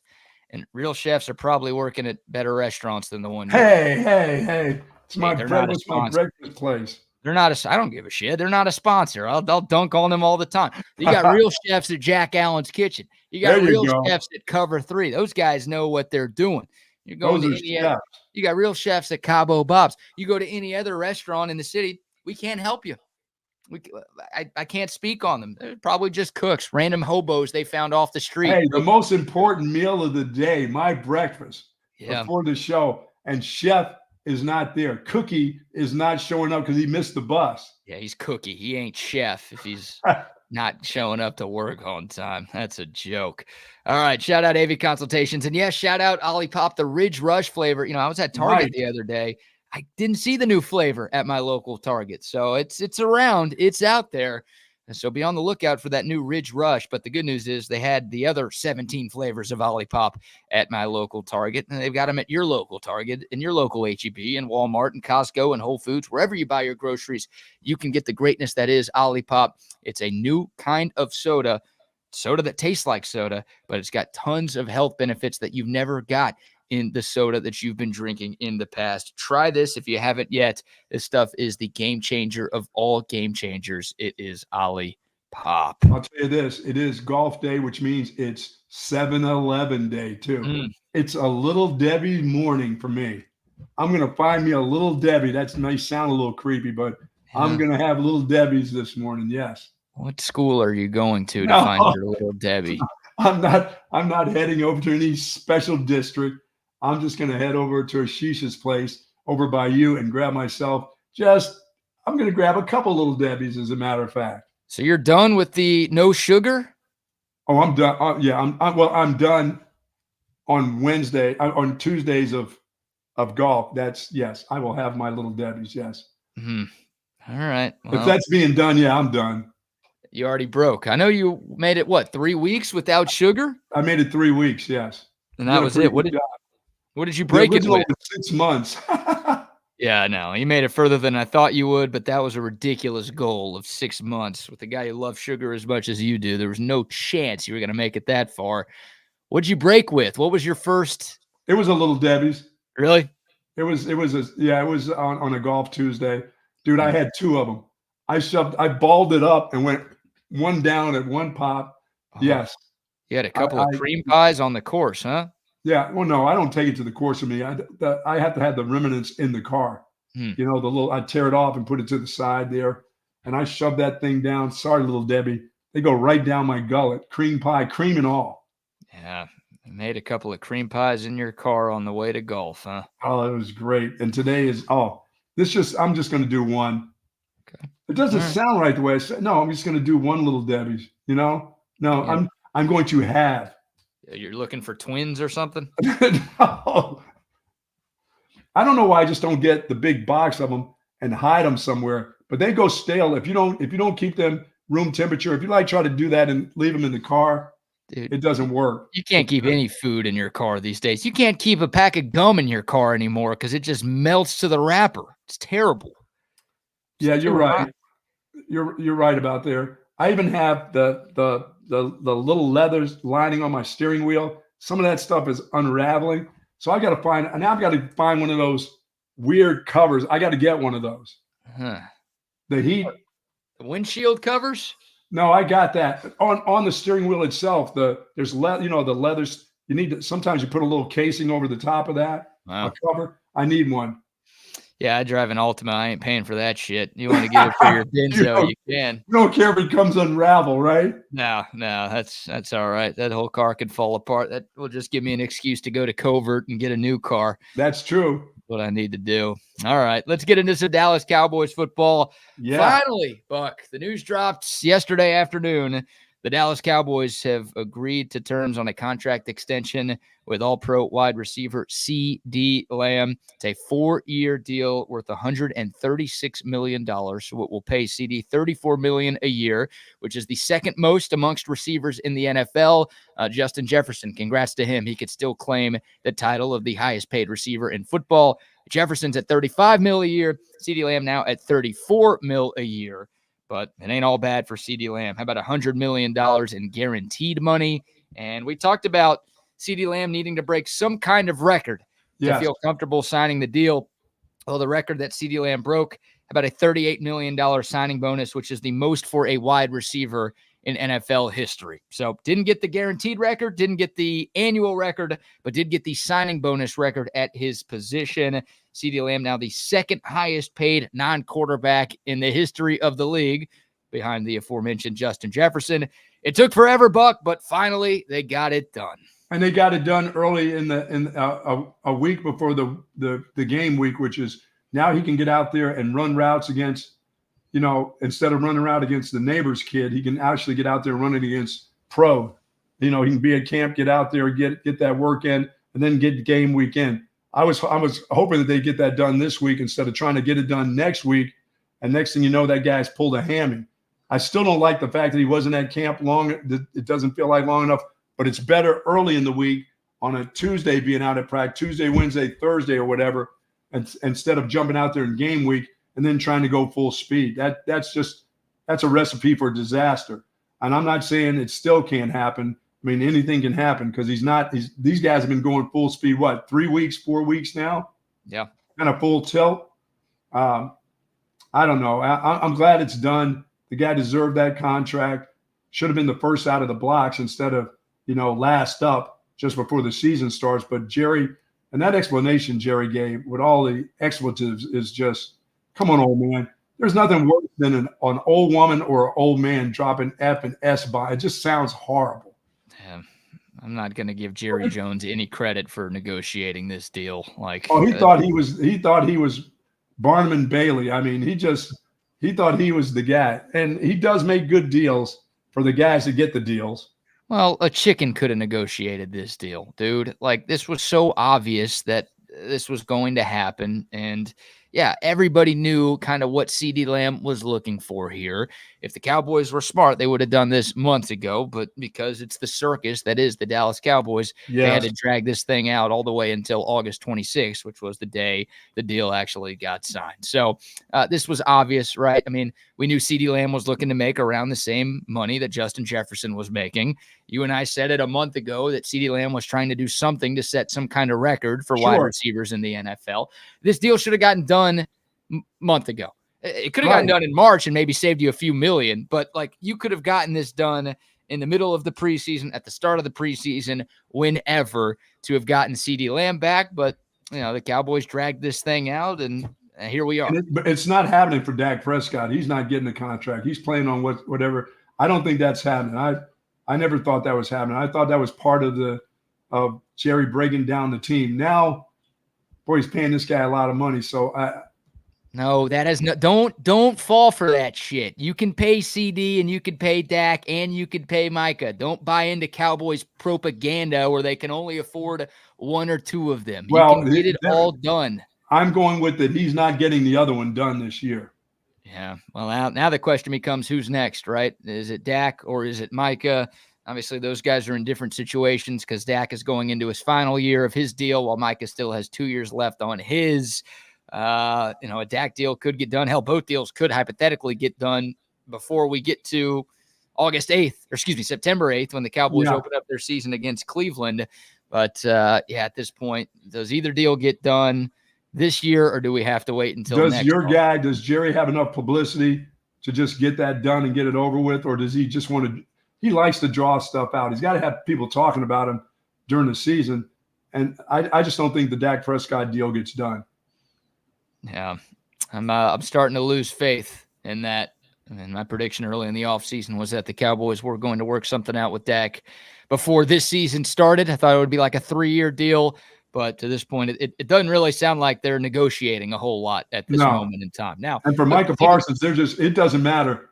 Micah Parsons will be just fine. If he wants to stretch it out and he still is with Dallas, they're going to pay him. They're not letting that, next year he's going to get his money. And I don't believe they'll take him to the last year of his contract. I just think they know that guy can't play for somebody else. That would be ridiculous. They'll do what they did with CeeDee Lamb. Like, they're not going to let him hit free agency, but they'll drag this thing out next offseason. As long as they can get the publicity from him, as long as he can get talked about. Yeah, and I don't Micah Parsons shouldn't want to sign right now. Like, I think if you're the Cowboys, you're absolutely trying to sign Micah Parsons right now. But if you're Micah Parsons, you're like, let me go out there and have one more really good year. Yeah, one more crazy year, yes. Yeah. Let me be Defensive Player of the Year this season, and then I want to get paid. Because we know the money only goes up in the NFL. So some guys like to wait a little bit longer to try to get their big money deal. So he's not hurting for money. That dude is just going to go out there and ball out. Yeah. And as you said, if he's the Defensive Player of the Year, now it's like, now I've really got you now. Now I've got a year left. Let's go. I want this thing done. And he's not going to play games. I mean, they're going to end up signing him. It may end up being right, like you said, right to the very last minute, because that's just more publicity for Jerry. And it'll be the same thing that we just went through. And people will be wondering if Micah Parsons is going to get traded. Remember, like 2 weeks ago, Vegas started releasing odds for CeeDee Lamb's next team. It's like, maybe the Cowboys won't get this done. Maybe they're going to trade CeeDee before the season starts. And anyone with a brain was like, no, they're going to figure it out. If you listen to us, hopefully you do every day, we told you they were going to figure it out and CeeDee was going to sign. That same thing's probably going to happen next year. So just brace yourself. For me, they're not signing Dak Prescott. I may be totally wrong, but that's not going to happen before August or September 8th. That's not happening. There's some confidence. Listen to me. I might be totally wrong, but listen to me. Come on, where's the confidence? What's going to happen? No deal? They're not signing him. So this is Dak's last year in Dallas. I still believe it's his last year in Dallas. Okay. All right. And we will see. But the CeeDee Lamb deal gets done. This to me was always the obvious scenario. They weren't going to let this guy walk. Say what you will about Jerry and all of his all-in comments all off season long. It's been pretty annoying to listen to that guy talk. It's always annoying to listen to that guy talk, and you probably shouldn't put any stock into what he says anymore because he's just an idiot when he gets in front of a microphone. But the Cowboys have won 12 games in a row the last 3 seasons. They believe that they have a shot to compete for a playoff spot and maybe a Super Bowl again this season. Whether you agree with them or not, that's the way they're operating, and that's the way they need to operate. Dude, they can't run the football the length of the table that I have this computer on. We don't know that. But speaking of running the football, that's the other piece of Cowboys news that we have today. The Cowboys are apparently bringing in former Minnesota Vikings running back Dalvin Cook in for a workout. Where was he last year? Who was he not playing for that? He played for somebody who wasn't done very much, did he? The New York Jets. Yeah, and it was a rough year for Dalvin Cook. He didn't play a whole lot, and when he did play, it was not good. Averaged just 3.2 yards a carry in only 67 carries with the Jets last season. He was obviously one of the best running backs in the league for a few years. Yeah. 2019 to 2022, he was second in the NFL in yards from scrimmage behind only Derrick Henry. And we all know how good that dude is. So Dalvin Cook was a beast, but the key word there is was, because we're talking about a 29-year-old, which in running back terms, you might as well be 80. And it's clear that he didn't have the same juice last year that he did a few years prior. He's still better than Zeke. I think. Yes. I think he's better than Zeke, but it's the whole. Put it with the I think Zeke. No, he's better right now. I don't know. Like Zeke had a better 2023 than Dalvin Cook did, Buck. I don't know. Like Dalvin Cook had a better 2022 than Ezekiel Elliott did. But to me, it's the Spider-Man meme. They're pointing at each other because they're the same freaking person. Yeah. So Dalvin Cook, I mean, it goes back to the whole Deuce Vaughn conversation. And by the way, roster cut down day is today. So by 3 p.m. Central Time, every team in the NFL is going to have to be at 53 guys on their roster. So we're going to know a hell of a lot more. If they get rid of Deuce Vaughn, somebody's going to pick him up. Right, exactly. I would rather keep Deuce Vaughn than have Zeke Elliott or Dalvin Cook.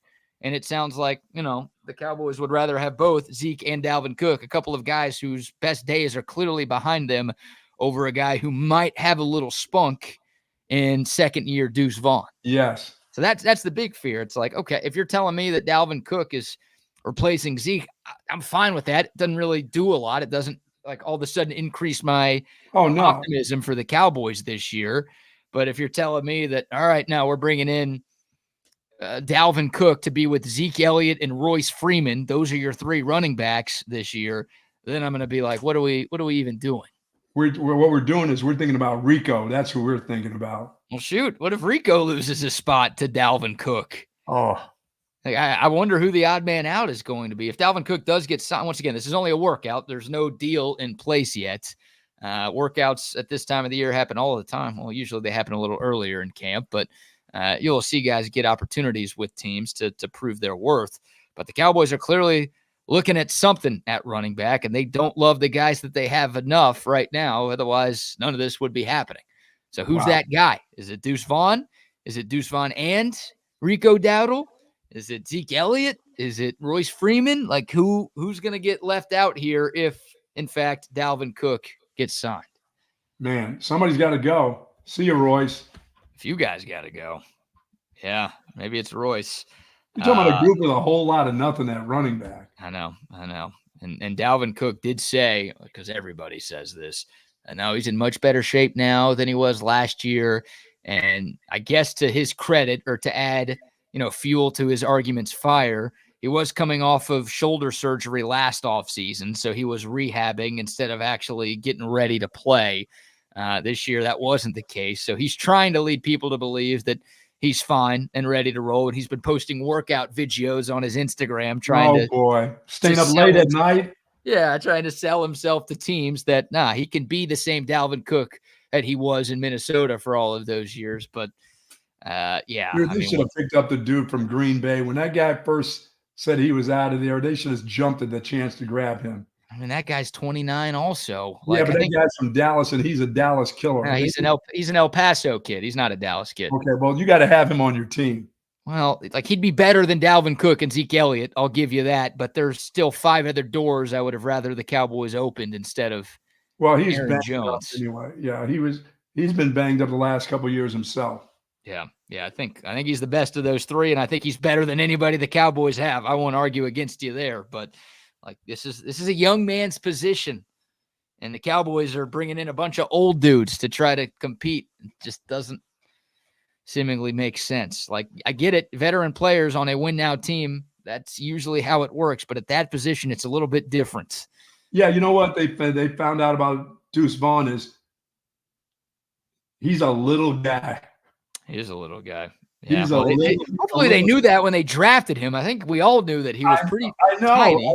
Well, I think that's what was in everybody's mind. Is that guy? I mean, we saw what he did in high school and college, but that next jump is a huge jump. It's not like the same level jump. It's a huge jump. Yes. And I think they looked at him as a little dude. Well, why draft him then if you never were going to give him a chance? He's had his dad works for you. Come on. Well, he's had a good preseason this year. And he's done something in the preseason that you think, well, there's got to be a special place that you can use him. I mean, he could be on your practice squad at least, and then get ready to come there and play. But he looks like a guy that you got to get in the games to find out really, really what he can do. And he really never got a shot at doing that last year, you know? And I'll say this about Deuce Vaughn. Yes, you're absolutely right. The jump from college football to the NFL is a massive. At that position, I believe, yes. For sure.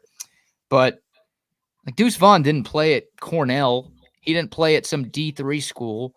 Like No. that guy played against the Big 12, and he played a lot of non-conference games against really good defenses with a lot of guys who are currently playing on Sundays. And he was good. Nobody could stop that guy. Nobody could stop that guy. Like he led college football in yards from scrimmage during his time in college. Like he was the best weapon in the country for his time at Kansas State. The fact that you're like, I'm not sitting here telling you, oh, Deuce Vaughn is going to be an all-pro if he gets opportunity. But the fact that like you're going to let that guy potentially go for nothing and instead roll out a bunch of old dudes who are clearly washed up, like that is organizational malpractice to me. Give the guy a chance to prove that he could be something close to what he was at K-State. The thing that you said, that he was okay in the preseason. Why not give him a shot in the regular season? That guy was okay in preseason games. He ran hard.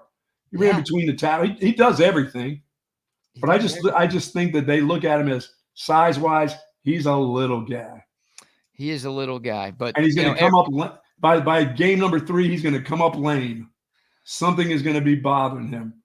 He got hurt last year, and they wanted lightning in a bottle from him from the get-go, and they just look at him as a little dude. Let him come up lame then. At least let him do something. Sure. I mean, and if you're sitting here like BK, come on, he was going up against Big 12 defenses. What does that mean? Well, one year, K-State played Louisiana State in a bowl game. Deuce Vaughn had 21 carries for 146 yards and 3 touchdowns. And Deuce Vaughn's last ever college game against Alabama, 22 carries, 133 yards, and a touchdown. Like, he obviously tore up the Big 12. He played Mizzou, 24 carries, 145 yards, and 2 touchdowns in a game against Mizzou in his second year. Like, this dude, nobody could stop this guy. Nobody could stop this guy. It didn't matter how bad K-State was as a team. Whenever Deuce Vaughn got the ball in his hands, he was making shit happen. The Cowboys need more guys like that on their team. And once again, they're about to just let him walk. I hope I'm wrong, but I think they're about to just let him go for nothing. It's crazy. Yeah, I got to believe he's going to make it. You think he's making the team? I think he can make the team. Yeah, I think he's going to make the team. Yeah, I hope it's all wasted breath by me. I hope I sound like an idiot tomorrow for panicking so much today. But Dalvin Cook, we'll see if he gets signed, and we'll learn a lot. As Darrell says, 948 players today will be waived, released, or moved to the reserve list. So it's Black Tuesday in the NFL, if you will, with everything that's going on. All right, we'll take your thoughts. The code of text line 512-222-9328. The YouTube, Facebook, and Twitter comment lines are open as well. We've got more Texas football to get into. We're also going to continue our preview of week 1 in college football. We'll talk about some of the biggest games, and we'll discuss which teams have the most to prove in the opening week of the college football season. But before any of that, how about some more love to some more sponsors? Our good friends over at 34 Wine and Spirits, you will see, speaking of having your alcohol for the weekend and getting ready for tailgate parties, neighborhood parties, these guys are a wholesaler. They wholesale liquor distributor. We're at Schultz's Beer Garden. They deliver to Schultz's Beer Garden and many other places around this area, of course, in the Travis County system there. But folks, if you need something for your home for the weekend and you're going to be sitting up on the couch like the Buck does generally, well, I won't be sitting around. I'll be on the move this weekend.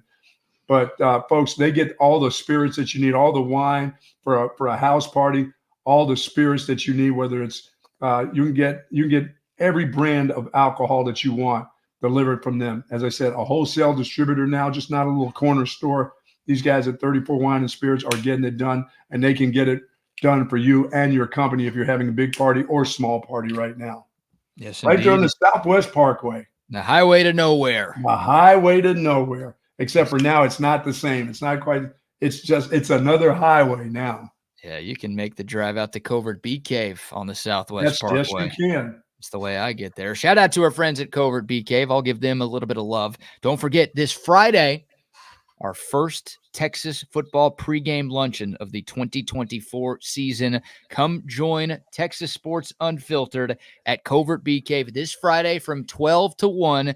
we're going to be joined by legendary lifetime Longhorn Derek Johnson. Yes, that Derek Johnson will be hanging out with us. He'll be signing autographs. He'll be taking pictures. This is a free event. It's an open invite event. Bring the fam, bring the friends, bring the office, bring whoever you want. And, we're going to be giving y'all lunch as well, courtesy of our friends at Via 313 and Smoky Moe's Barbecue. So come play hooky from work. I'm hungry. Yeah, you're not working on Friday anyways. You don't have to play hooky from work. Just get your weekend started the right way with us and Derek Johnson and Via 313 and Smoky Moe's Barbecue at Covert Bee Cave off of 71. And we hope to see all of you there this Friday from 12 to 1. Hey, buy a car, buy a truck.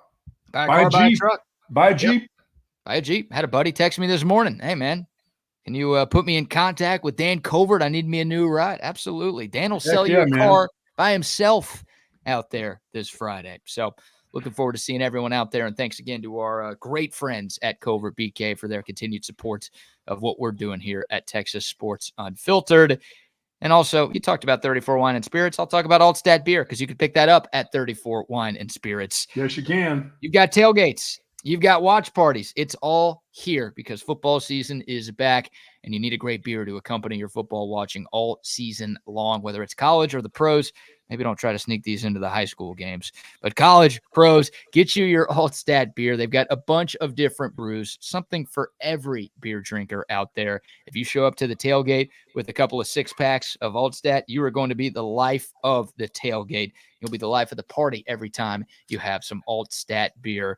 Once again, bunch of different brews, all brewed in Fredericksburg, all available wherever you buy your beer across the Lone Star State. It is the official beer of BK. It should be the official beer of you as well. It's Altstat beer. No impurities, no regrets. And come Saturday, you'll see us at Schultz's Beer Garden where we have giveaways, folks. I mean, for every home game, thanks to our good friends over at Cavender's and Ariat Boots. How about a pair of boots and a pair of jeans? I forgot about that, BK. Whoa. I got for 7 home games, I got 7 pair of boots to give away from Marriott and 7 pair of denim jeans.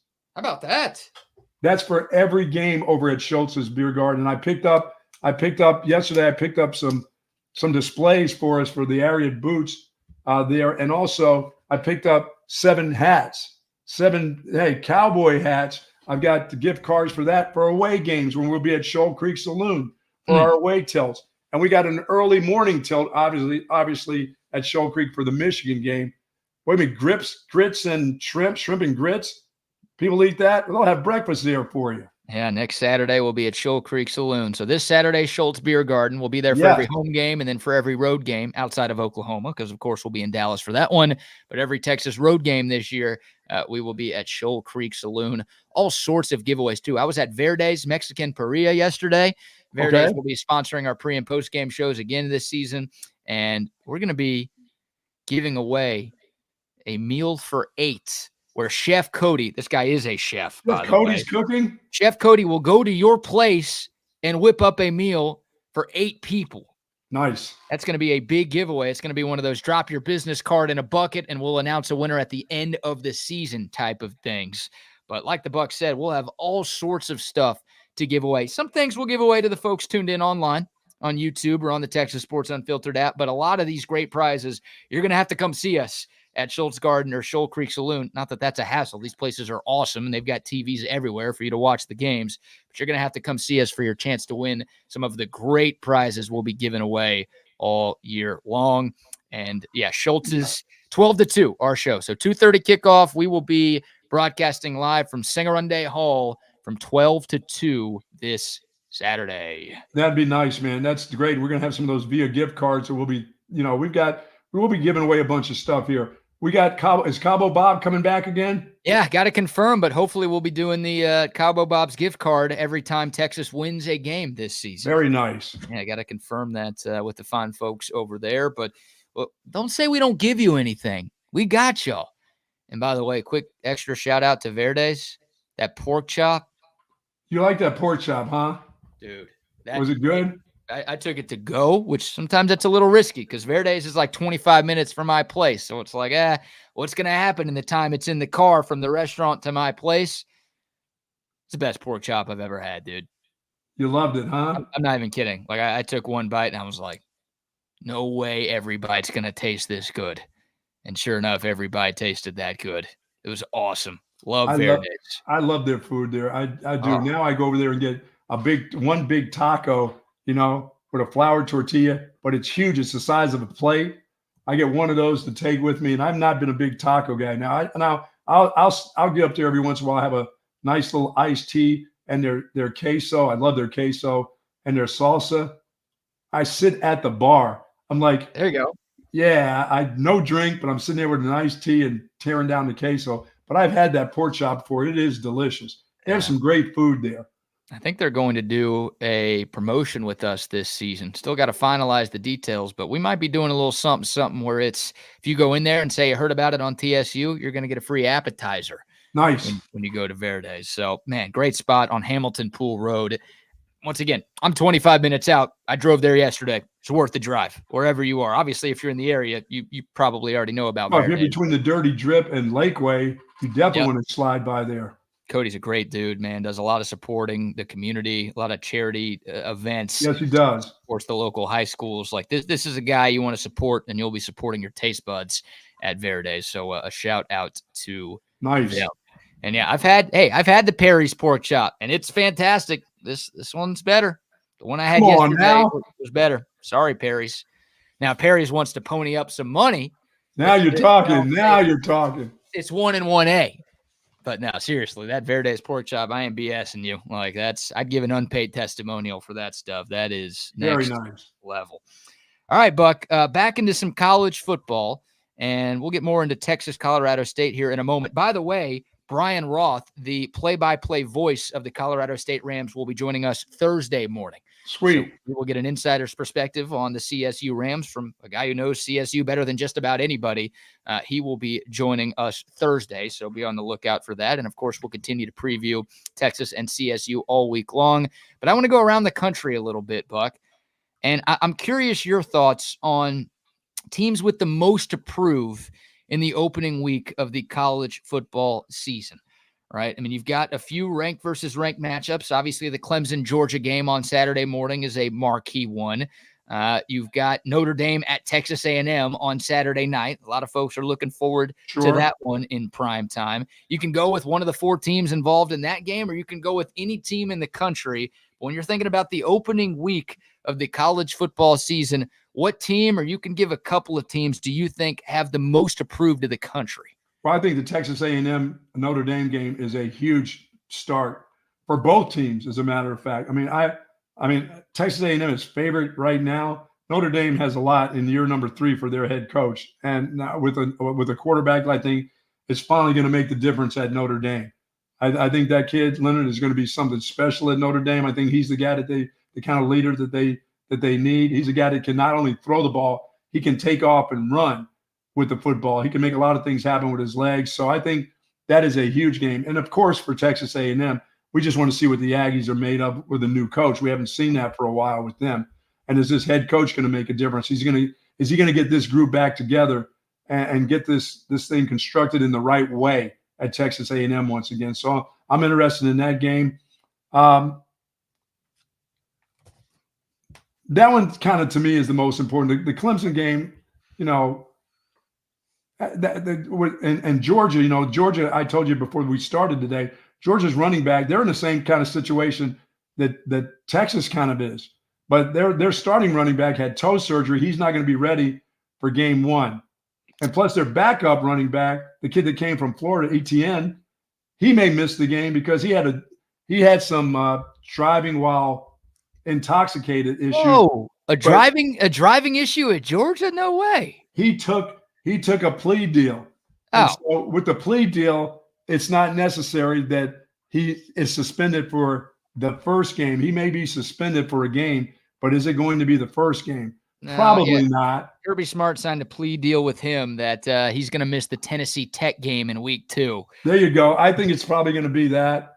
Yeah. But Trevor Etienne is, if he wouldn't have taken that deal, I think there comes a 1-game suspension with a DUI, which is really. You would think there's some sort of punishment that would come with the DUI. Now, Kirby Smart might say, well, we took away some of his NIL money, so that's going to do the trick. So they've got problems with the running back, but they don't have the same kind of problems Texas does. Texas has 2 running backs aren't playing for the season. Yeah. Georgia's the toe injury could be in week 3 or week 4 or whatever, Robinson, but ETN is going to. I don't know how they're going to play that out. A kid who goes plea bargain for a possible DUI. What does the head coach say? Oh no, he's got to miss the first game. Oh no, we're going to hold him out until game, like you said, the second week. How are they going to do that? I got to believe he's got to play in the first game. Let me ask you this. Do you think it'll make a difference in that Georgia-Clemson game? I think for that game, yeah, it does make a difference. Okay. So I think he will play. I mean, look, obviously Georgia wants him out there. He's their best option at running back now that Roderick Robinson is dealing with that toe issue. But I still feel like Georgia can beat Clemson even if they don't have either of those running backs. I just think they have enough talent across the board. And I'm not going to sit here and tell you I know everything about Georgia's running back room. I know they lost their top 2 guys last year. Yes. And they might be without their top 2 guys they thought they had going into this season. So that's a lot for most to overcome. But I'm going to assume that Georgia's got another 4 or a 5-star who's going to take over this weekend and be perfectly fine. Against Clemson, I just think Trevor Etienne, this is not the game that he's going to miss. Yeah, me too. Too much at stake. It's an important game. I love the plea bar. How about the plea deal? Nice, good bit right there. Whatever it takes. Wow. It takes. So I'm with you. Notre Dame, I think, has a ton to prove this weekend because a lot of people are picking them to make the college football playoff. This feels like a big year for Marcus Freeman to make sure that Notre Dame does make it to the CFP. And this is one of Notre Dame's toughest games. They've got a pretty easy schedule this year. So, you could probably afford 2 losses, even though Notre Dame's an independent, because the brand power that they have. Yes. I think they're one of those teams that could be 10-2 and still make it to the Final Four. You win this game, it's tough to find 2 losses on Notre Dame's schedule the rest of the way. Now, somebody gets hurt, whatever, that obviously changes, but this is a big one for Notre Dame, who's trying to I think Notre Dame wins the game by 10 points. Really? Yeah, they're not even favored in this game. Why aren't they favored? Oh, they're 3-point dogs right now. It's not even that close at this point. So I don't know. I'll also give Florida. I think this Miami game is huge. You could make the argument it's just as big for Miami as it is for Florida. Oh no, Miami can't afford to go there and lose to Napier. But with Napier on the seat, as hot as it is right now, and with Florida's upcoming schedule, I mean, a lot can change about the Gators after this Saturday. Like if Florida beats Miami, the conversation maybe goes from, oh, there's no doubt Billy Napier's getting fired. Hell, he might get fired by November. That guy's got no shot to, oh shit, like can Florida win 8 games this year? Can Florida beat, they've got to play some of the toughest teams in the country, but, can they beat a Texas? Can they beat a Georgia? Can they beat an Ole Miss? Can they beat an LSU? And then all of a sudden it's like, oh, wait, Florida had to end the year with Florida State. We thought that was going to be a tough game. Maybe Florida State's not that good. Maybe Florida could actually be pretty solid this season. So, like, if they could go out there and win, it's a tall task, even though the game is at the Swamp. Miami's ranked, and they're the road favorite in that one. But I think Florida has a lot that it can prove to the SEC, but also to the country that, hey, we're not going to be 5-7. We're not going to be looking for a new coach in 3 months. Like, we're actually going to be a force to be reckoned with, and we're on our way. It might not be this year, but we're on our way to being the Florida that you are used to. Yeah, I don't expect – Miami will be my big play of the weekend anyway. Okay. I think they'll go to Florida, and the coach won't screw it up in the first game. He'll screw up game 4 or whatever, but he won't screw up the first game. They're just pretty talented at Miami. I think they're going to be the ACC champs anyhow. Yeah, I think it's their year. I mean, they paid enough for the players. They've got the coach that they wanted. They know he'll screw up, but I don't think it'll be in game 1. He'll screw up somewhere down the line. Yeah, he'll screw up a couple of times down the line, but that ACC is wide open, and there were a lot of folks picking Miami to make the playoff even before Florida State lost its opener. You're right. Now I think a lot of people are like, oh, yeah, no, we're definitely picking the U to win this conference now. Looking at Miami's schedule, this is their toughest non-conference game. They've got Florida State at home this year. They don't have to play SMU. They don't have to play Clemson in the regular season. How about that? That's nice. It's a pretty favorable schedule. Miami went 7-6 last year. It's been a disappointing first couple of seasons for Cristobal, but everything is kind of shaping up nicely. They got Cam Ward out of the portal. That guy's a Heisman contender for about the Yep. 15th straight year. It Hey, should be. Is should be a Pittsburgh good on year. that schedule, though?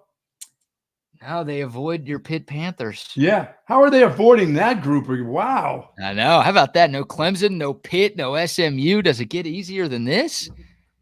Florida State at home, Va Tech at home this year. That could be a tough one if you have to play in Blacksburg, but they get them in Coral Gables. So, Wow. yeah, it should be a good year for Miami. And as Jake says, it's a two-way street, right? Like, Miami really needs this game. Florida really needs this game. The whole narrative, you could, like, if Texas loses to Colorado State, knock on wood, obviously the narrative changes around Texas. But for these two teams that are kind of trending in the wrong direction, that have coaches that have a lot to prove this season, winner can be a springboard to a successful season. A loser can be a springboard to a buyout. Getting paid. Yeah, and winner can start claiming some great recruits in the state of Florida, because Florida State is going to be they're got 2 or 3 losses in them after what I saw last week. Okay, yeah, week 1, no, they're not going to all of a sudden be a great team. That they just missing too many NFL players. You can just look at them and tell that they've got a couple more losses in their schedule somewhere. Mm-hmm. And I'll give one more team that I think has a lot to prove. USC. They play Sunday night in Vegas against LSU. That's another ranked versus ranked matchup. I mean, USC had all the expectations in the world a season ago. They were preseason top 10. They had the reigning Heisman winner, who obviously ended up being the number 1 pick in the NFL draft with Caleb Williams. And they just shit the bed. Like, they were bad. Like, sorry for the language there, but they were 7-5 in the regular season. They got the 8th win in a meaningless bowl game. But, like, a lot of people are asking questions about Lincoln Riley. Everyone at USC loved that hire when it happened.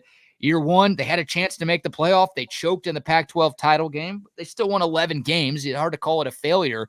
They took a major, major step back. And the defensive woes continue for Lincoln Riley. They've got a question at quarterback that they haven't really had in a long time with that dude as their head coach, whether it's OU or USC. Yeah, but I think he'll do okay with the quarterback part. But can they stop anybody? Can they stop anybody? Alex Grinch is gone. They've got a new defensive coordinator. Like, it's not a make or break, must win type of game against LSU. But, man, like, USC fans are looking for something to buy into, that Lincoln Riley can be a national champ. They didn't hire him to be like 10 wins. They hired him to be a championship coach. And you beat a team like LSU, who's ranked in the top 15, who some people think could be a playoff team this year. That's obviously a great way to start the season. If you don't, and your defense still looks like it can't stop anybody, then more questions than answers, I think. And so, yeah, and I would have, if I didn't have Pittsburgh as my sleeper team, I would have probably said LSU this year without their Heisman Trophy quarterback. I think they have a good enough quarterback, and I know they have a good enough coach, and they're talented enough to be pretty good. I like LSU. I like LSU in that game. Yeah, I think I do too. Like, look, LSU's defense couldn't stop a nosebleed last year. Yeah, they've got a new defensive coordinator too. Yeah, new defensive coordinator. Obviously, Bo Davis is a part of that staff, so they revamped everything. There's a lot to prove for LSU as well. They will be flying around the ball on Saturday.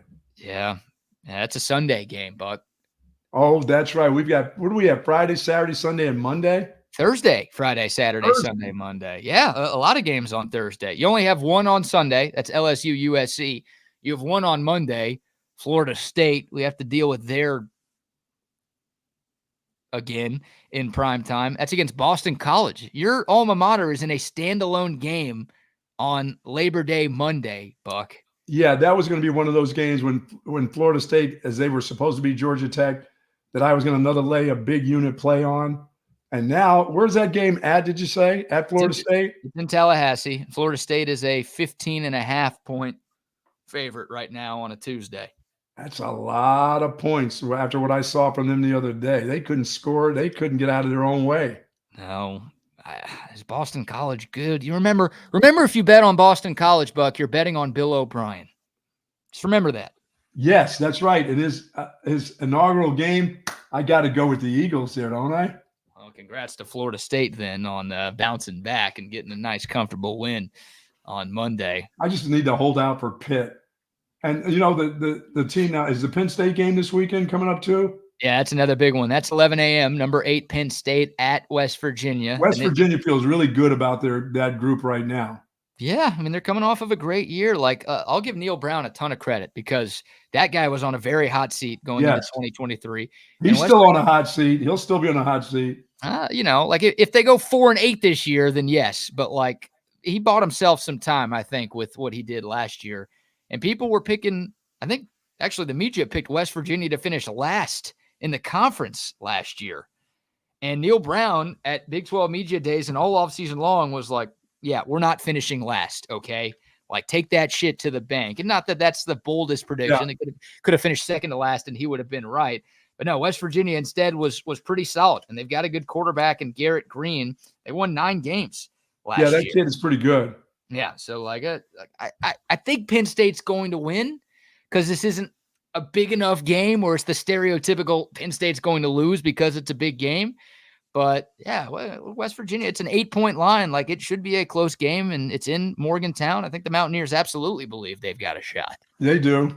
So that's a fun one, man. That's also at 11 a.m. That's Clemson, Georgia, and Penn State, West Virginia are your 2 marquee matchups at 11 a.m. By the way, they can't. Penn State can't afford to lose that game either. For James Franklin, that is not going to be the way to start out the season. No, I don't care if he wins that by a field goal. You can't come up with an L there. And then you wonder, like, look, Penn State, like the only obvious, I guess you can't call it an obvious loss because they could beat Ohio State, but like the only game on their schedule where it's like, yeah, they're probably not going to win is that Ohio State game. So you lose this one and you lose to Ohio State. Once again, it's that 10-win team. Could you make the playoff? But obviously your margin for error goes completely away if you slip up in week 1. Can't do Absolutely. it. Can't do it. So that's going to be a fun one. Looking forward to that one. Looking forward to all of this stuff, obviously. But you've got, let's see, 1, 2, 3, 4 ranked teams playing on Thursday, including the fighting Kansas Jayhawks taking on, remember, Buck? Who are they playing there? Where they at? Lindenwood. Oh, that's not right. Yep. You've got that. You've got one ranked team playing on Friday. That's Oklahoma. They'll host Stan Drayton and Temple. About a 42.5-point line for that one. You're talking about a massacre. Yeah. How about not getting off to a good start versus see, now if Texas was playing like Temple with a former assistant coach as head coach there, I would say that's not the kind of test that you want to – that's not what you want to start. Colorado State is a good test. Temple is not a good test for you in game 1. Hey, I will say this. Colorado State does have a former Texas assistant. I know, but that's a better team than Temple. Yeah, Colorado State is absolutely better than Temple. That's a good way for Jackson Arnold to ease into his first year. Yeah, no kidding, with about 5 touchdowns in that game. Yeah, if he struggles in that one, then it's like, oh, you might really be in trouble. But I got news for you. He ain't going to struggle. No, he's not. Oh, my God. Yeah. And you said the line is 42? 42 and a hook. Oh. Yeah, that's a lot. That's a lot of points. That's a lot of points. So that's your Friday night game. And then, of course, a bunch of action on Saturday and on Sunday and on Monday. And it's great, man. College football is here. We've got it is here. Actual games to talk about, which is beautiful. All right, a couple more sponsor shout-outs here before we let you hear one more from Steve Sarkeesian. Buck, Woods Comfort Systems. Oh, my goodness. Is it nice here? It is so cool at my house today. And, folks, now I don't have to worry about the 100-degree temperatures. I never had to worry about them anyway with Woods Comfort Systems. Air conditioners blowing freely, blowing fine. They've already checked out my stuff for the winter. I'm ready for the winter months when they finally come through here. Or let's just say the winter week. That's what I'd like to call it, that 1 week of cold that we'll have. So, but everything's done. The heating system's all checked out. Everything's all clean. My filters are all set. And Woods Comfort Systems, folks, with that contract that you have with them, they'll be there twice a year and they'll get it done. They've been doing this for almost 70 years in Central Texas, and now they do plumbing. Yes, you got in trouble like Wags or Rodney after yesterday with the plumbing system. Yeah, Rodney's back today after the colonoscopy yesterday. So he could have been a hero yesterday. He had an opportunity. He let one slip away.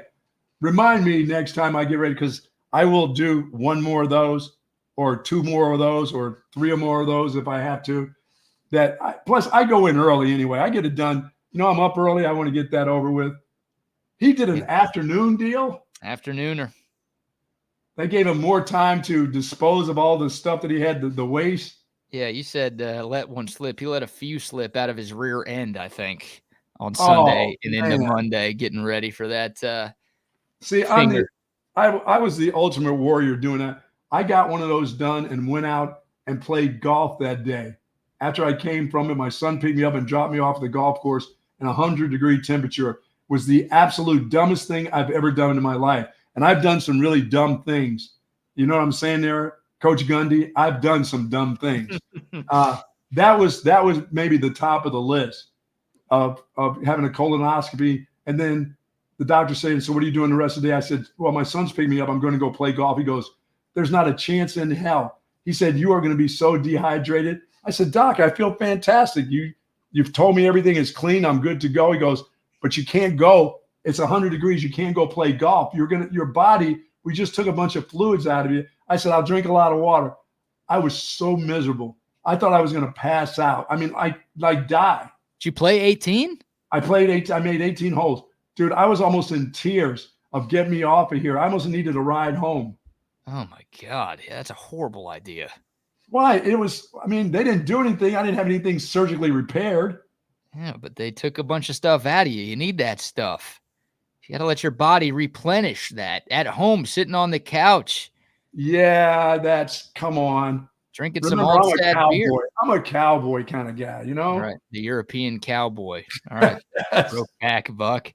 Hey, quick shout out to Parallel Lending before we bring on Chaos Theory. Parallel Lending, one of our newest sponsors here on Texas Sports Unfiltered.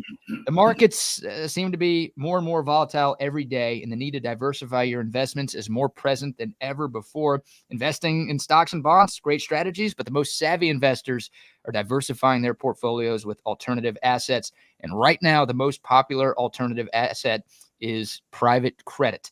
Our friends at Parallel Lending, they are a lender that provides short-term business purpose loans backed primarily by single-family real estate in the state of Texas. They lend to flippers and builders all across the state. They focus here in Austin and in the DFW Metroplex, and they are looking for investors into their flagship fund, which gives accredited investors the opportunity to fund the loans that they provide.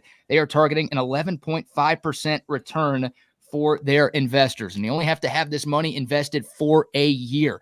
So it's not like, you got to give it away for 20 years and then maybe you'll get something good. No, 1 year, they're targeting 11.5%. If you are an accredited investor and you're looking to diversify your portfolio, go to parallellending.com/fund. Once again, parallellending.com/fund. There's a form on there. You can fill it out. They will get in contact with you. But this is a good financial strategy to be a part of. Parallellending.com/fund. And here's the little voice guy disclaimer. Accredited investors only. Returns not guaranteed. An investment in Parallel Fund involves risk. Please review all disclosures before investing. There's Rodney. Speaking of assets. There we go. Yeah. Speaking of assets, we've got two assets to TSU coming on now. It's Chaos Theory, it's Wags, and it's Double R. And Double R. And it's Hypothetical Tuesday. Yeah, Double R. We got Bucky, you're just a Coca-Cola cowboy, by the way. You got an Eastern smile with Robert Redford cowboy. Rodney, how you feel, man? I feel great, man. It's like I was telling Wags earlier. It's like I feel like a new guy. You know what I mean? It's like I feel rejuvenated getting all that crap out of all that shit. Yeah, it's waste. Man. There was some waste in there, wasn't there? Man, that stuff that comes out of you. It's like, my goodness, man. It's crazy, the stuff we put in our body, Buck. And you know, they were telling me, they said, don't drive anywhere, all of this stuff. When I got done, I'm like, yeah, no problem. I spin off that bed and I looked like I'd been at the local tavern all night, man. Yeah, man. Out of there. Like, all right, I'm gonna get a little personal. I was gonna wait a little bit here, but since we're all here, I mean, BK and I still have to go through. BK's got a long while with his journey, but my journey's kind of coming up. Like, I'm peeking over the damn hill here, my dude. What is it? What kind of sensation is it? Is it a lot of pressure? Is there leakage afterwards? I mean, no. Yeah. The best part about it is thing. Like you get a gallon of water shoved up your ass and it leaks out, and then all of a sudden everything's just fine and dandy. Oh, that part's not fine and dandy. It's funny the timing of this, because it's like, so yesterday morning when I text you guys, I had just taken the second part of the dosage or whatever, and it's like I had been flowing nicely throughout the evening before, but I took the second dosage, and I mean, it's like Niagara Falls is happening when I'm texting you guys. I think the duration you guys were are on, you just sneezing out of your asshole? Like, what's going on? it just comes out. I mean, I'm just sitting there. And I don't even feel like, do you have any control over it? Like, I remember when I had dysentery, and you try to hold it, but it was not going to stop. You need a cork up in there, and then, but the timing of it. How in the hell is Bucky going to play 18 afterwards, man? I don't know how you did that, Buck. That was dumb. The dehydration is the bad part. Still can't believe that I did that, and that was one of the dumb things. But Rodney, what did they say? Polyps? Anything? Everything good? No, I was going to bring the pictures and show y'all. No, I don't need pictures. But I got done, and they got and they came in, and I'm awake or whatever, and they're like, "You have the perfect colon." They said you have the best colon that we've tested today, and I was late in the day, so I was.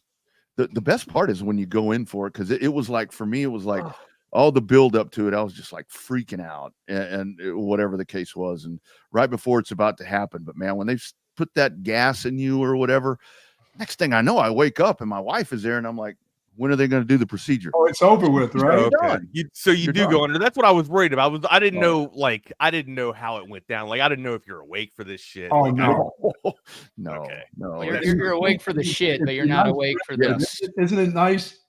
And you know, the thing about it is, guys, I take a lot of shits. I shit well. I have a very reproductive system. Very good. Just, like when folks are talking about the bill that it's horrible and all that, it's not really that horrible if you're used to taking a shit a lot. You got to do it, guys. You got AIDS. I feel like a burden's been lifted off me. He's got AIDS. No wonder it was clean as a whistle. That's what they found. That's the next test. You guys up for a quick hypothetical Tuesday? Absolutely. Yeah. All right, we'll go with the quickie here today. If you won the lottery, what's the first thing you would buy? Not how do you spend your first meal, how you spend your first bill, whatever. No, if you won the lottery today, what is the very first thing you would buy? A chef. Does that count like paying off your house? Can I buy my house? Sure. I'd buy my house. Buy my house. Yeah. Because it's a good investment. It's a good investment. And I would say a chef. I'd buy. There's a lot of people I'd take care of, but I'd buy myself and my wife a place in Colorado to get out of this heat sometime during the summer, because I wouldn't care how much it would just sit there all the rest of the time, because I'm not going skiing. I don't do that shit anyway. But I would definitely buy a place so I could get the hell out of this heat in the summertime for a couple months.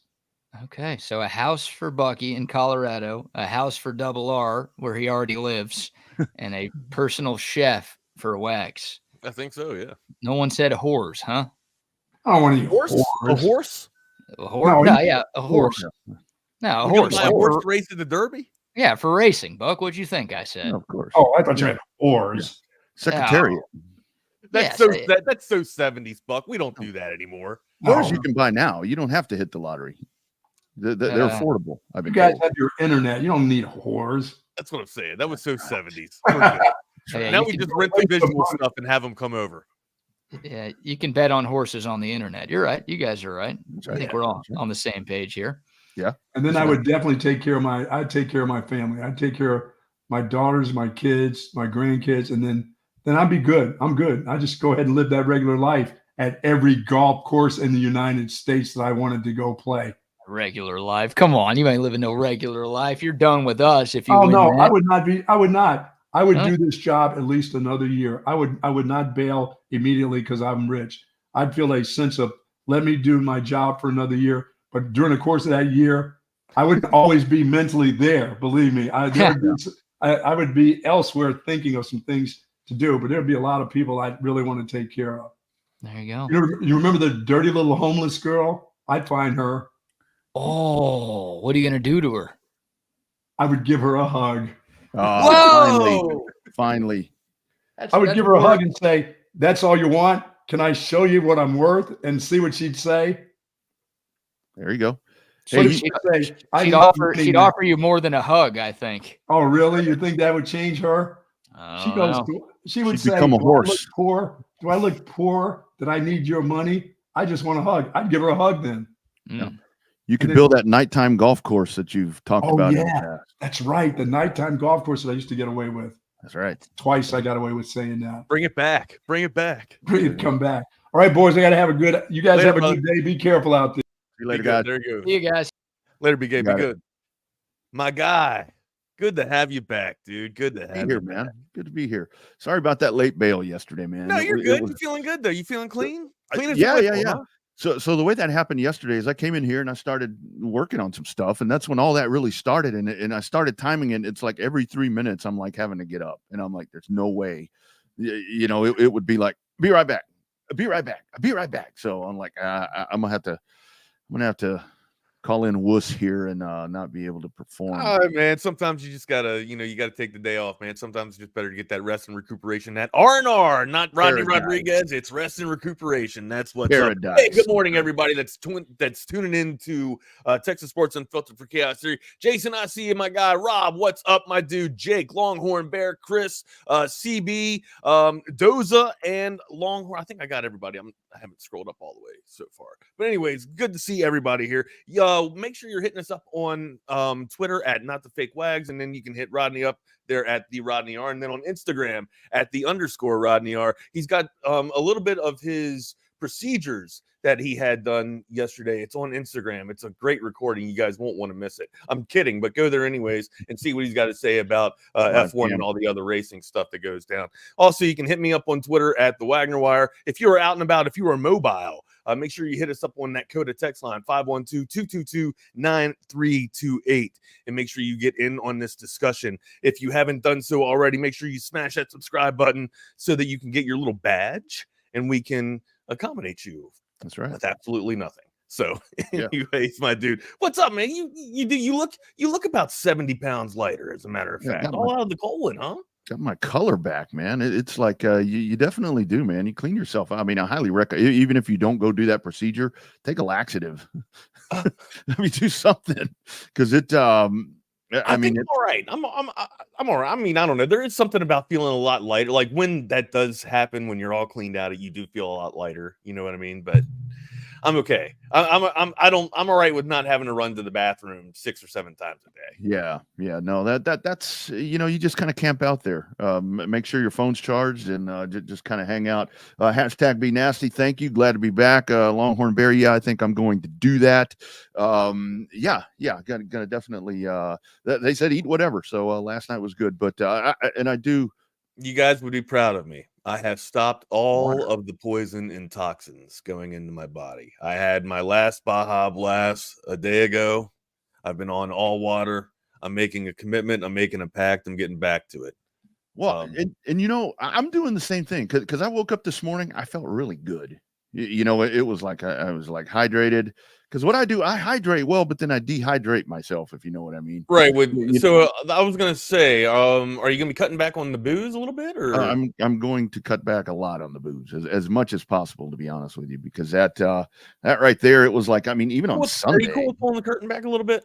Because I don't know this about you. How much do you usually consume a day? I'll sit there and I'll kill me a 6-pack of beer in the evening working on stuff easily. Okay. Easily. Yeah, I mean that's usually what people tend to do. I used to do that before I stopped drinking. Now, I mean, I drink still now, but it's to the point where I'll, like, if I'm out working outside and it's hot as hell, I'll come inside and I won't even enjoy the damn taste of one, man. I'll take the biggest damn gulp. I'll crack one open and take the biggest damn gulp. And then on the last one, I'll be like, man, that tastes good, man. And then I'll crack open another one and then I'll sip on that one and enjoy that one. You know what I mean? But that's usually how it goes for me too, my dude. That's the thing about it. And full disclosure, the other day when we were having that conversation about when I was saying, when we were talking about the athletes playing drunk and all that different stuff, and I was talking there about, sometimes people have that little crutch right there to be at full potential, to be more productive. I was talking about myself in the evening. You know, I think it was one of those things where I just didn't want to be like, oh yeah, I can totally relate to that. Because a lot of the stuff, other productive stuff is in the evening, and to have that crutch right there kind of gives you a little bit of that kick in the ass, and that's something that needs to be held in check a little bit better. So definitely going to work on that. I'm not saying that it's going to happen immediately. No, for sure, but it's you know what, small victories lead to winning the war. Absolutely. But seriously, you guys, it's not. You overthink it. You can overthink getting this procedure done. Anything down, I don't think it's overthink. Anything down there is not overthinking, though, right? Yeah. Like you don't want to mess around with that. Yeah. You can scare yourself. You can scare yourself. Don't get online at looking at stuff. Right. Don't get on WebMD. You're gonna see, acting like you're the damn doctor or whatnot, because every damn symptom leads to like, something really, really bad or awful. Whatever they tell you is supposed to happen, and the medical person that's doing this, or the whoever gets you set up for your appointment, whatever they tell you how it's going to happen is how it's going to happen. Stay offline, because you will be like me. They checked my blood pressure yesterday, Wags, as we were getting ready to roll in there, and Tracy's about to have a heart attack. Oh my God, blood pressure's through the roof. Yeah. And the girl's like, just calm down. She's like, just calm down. So get it done, guys. Get it done. Absolutely. Just open up and let it flow, buddy. Just relax. It's a lot easier when you just relax, huh? Yeah. It goes in a lot easier when you relax. Is that what they were telling you? Pretty much. And you do relax. Absolutely gross. Dude. You do relax, man. I don't want to. So look, like I had, in the military or whatever, I had like a fisher. Sorry to get all gross and graphic or whatnot, but I mean, hell, and I had a dude, had to stick a finger up there, and I mean, the guy's just like, hey, buddy, let's get something straight. It ain't that much pleasure for me either, right? So let's just get it over with. He was just like, just relax, pop, done, over, boom. Yeah. So, anyways, all right, that's enough of that. Enough of that. We did get a little bit too gruesome, too gross there. Anyways, that's on me. What do we got on the list here? I mean, are we going to talk about Florida State, or is Florida State going to be 10? I mean, when we do our top 20 here, Florida State's got to get unraveled. They got to come out. And I know I didn't get to chat with you yesterday, and all of our great folks that tune in to Chaos Theory every day, but can we finally say that this whole got left out of the playoffs and all of this? Sorry, Noble's still crying. He's still crying. Yeah, he's still crying. You get boat raced in a bowl game. I understand you had people opting out and this, that, and the other, but that's a whole different discussion. But I mean, you come out like that. Georgia Tech. I'd heard some rumblings. I think Nick Saban had even mentioned that Georgia Tech was, keep your eye on that bunch. That was a great football game. I thought they might cover, Rodney. I didn't think they would upset, though. I mean, now granted, Florida State turned over 5. They had to replace 5 on offense and 5 on defense. Or excuse me, they only returned 5 on offense and 5 on defense. So, I mean, the succession plan needed to be complete, and it needed to be on full force. And this is when you can get a team like that. Like I talked a little bit about that with BK yesterday. I don't think there's no way in hell that Georgia is going to get upset by Clemson, but this is the best time to get Georgia, unless they're absolutely completely demolished with injuries. This is kind of the best time to get Georgia when they haven't been able to fire on all cylinders, or they haven't been able to kind of move into overdrive, right? They're kind of just figuring things out and still working out the quirks with everything from preseason. This is kind of the best time to get somebody, because you can surprise somebody and people just aren't on their game fully yet. But do I think an upset's going to happen? No. Clemson's going to get butchered. Yeah, you talk to coaches and they tell you that biggest improvement is from week 1 to 2, which obviously, because you get a little bit of the on the field stuff, but and you get game flow, you get game speed. Yeah. And for Clemson, I know we talked about Clemson, last week or whatever it was, and we were going through that. I mean, here's a good chance for them. I mean, you come out and you know exactly where you are. I mean, you're going to know exactly how good or Yeah. The litmus test is there, buddy. It's right there, man. You're playing the Stewarts to the damn national championship. That's for sure. Yeah, but Florida State. I mean, and again, I'm not a Florida State fan. I mean, when it comes to most of these teams other than Texas, I'm very objective because of the job that we do with Texas. I'm obviously much more precise and much more easily to criticize them when things don't go right. Sure. But it's like with Florida State. I mean, you expect more. I mean, just with everything. I mean, DJU. I mean, making the move over, there were flashes right there. We talked about that last week about what impact was he going to have. But the fact that not much. No. The fact also you could attest that. I mean, it was also in a neutral site, and what is the hour differential over there? Is it 6 hours? Is 8 hours? I don't know what. So I don't know what the time. I don't know what the time difference is, but that had to throw somebody. That had to throw some people off, right? So that was at 9 a.m. I think is when that game was on, because that was right. Zay and I were getting on the flight from Vegas, and it was like, shit, they're about to start. But what was it over there though? Yeah, 9, 10, 11, 12. It's probably a 6-hour difference. Okay. Yeah. And that's where I'm waiting for. Maybe that's going to be the next England. I think London time is 8 hours or 6 hours. I'm pretty sure from East Coast time, not from Central time, from East Coast time. So that was in Dublin, right? That was in Dublin. Now I don't know if Ireland's an hour back from London or whatnot. I don't know that time zone, but let's do a little live bit right here. Siri, what are you doing? You doing some science experiment? What time is it in Dublin? We're doing live on air stuff right here. Siri's going to tell us. Let's see. My God. Well, she's thinking.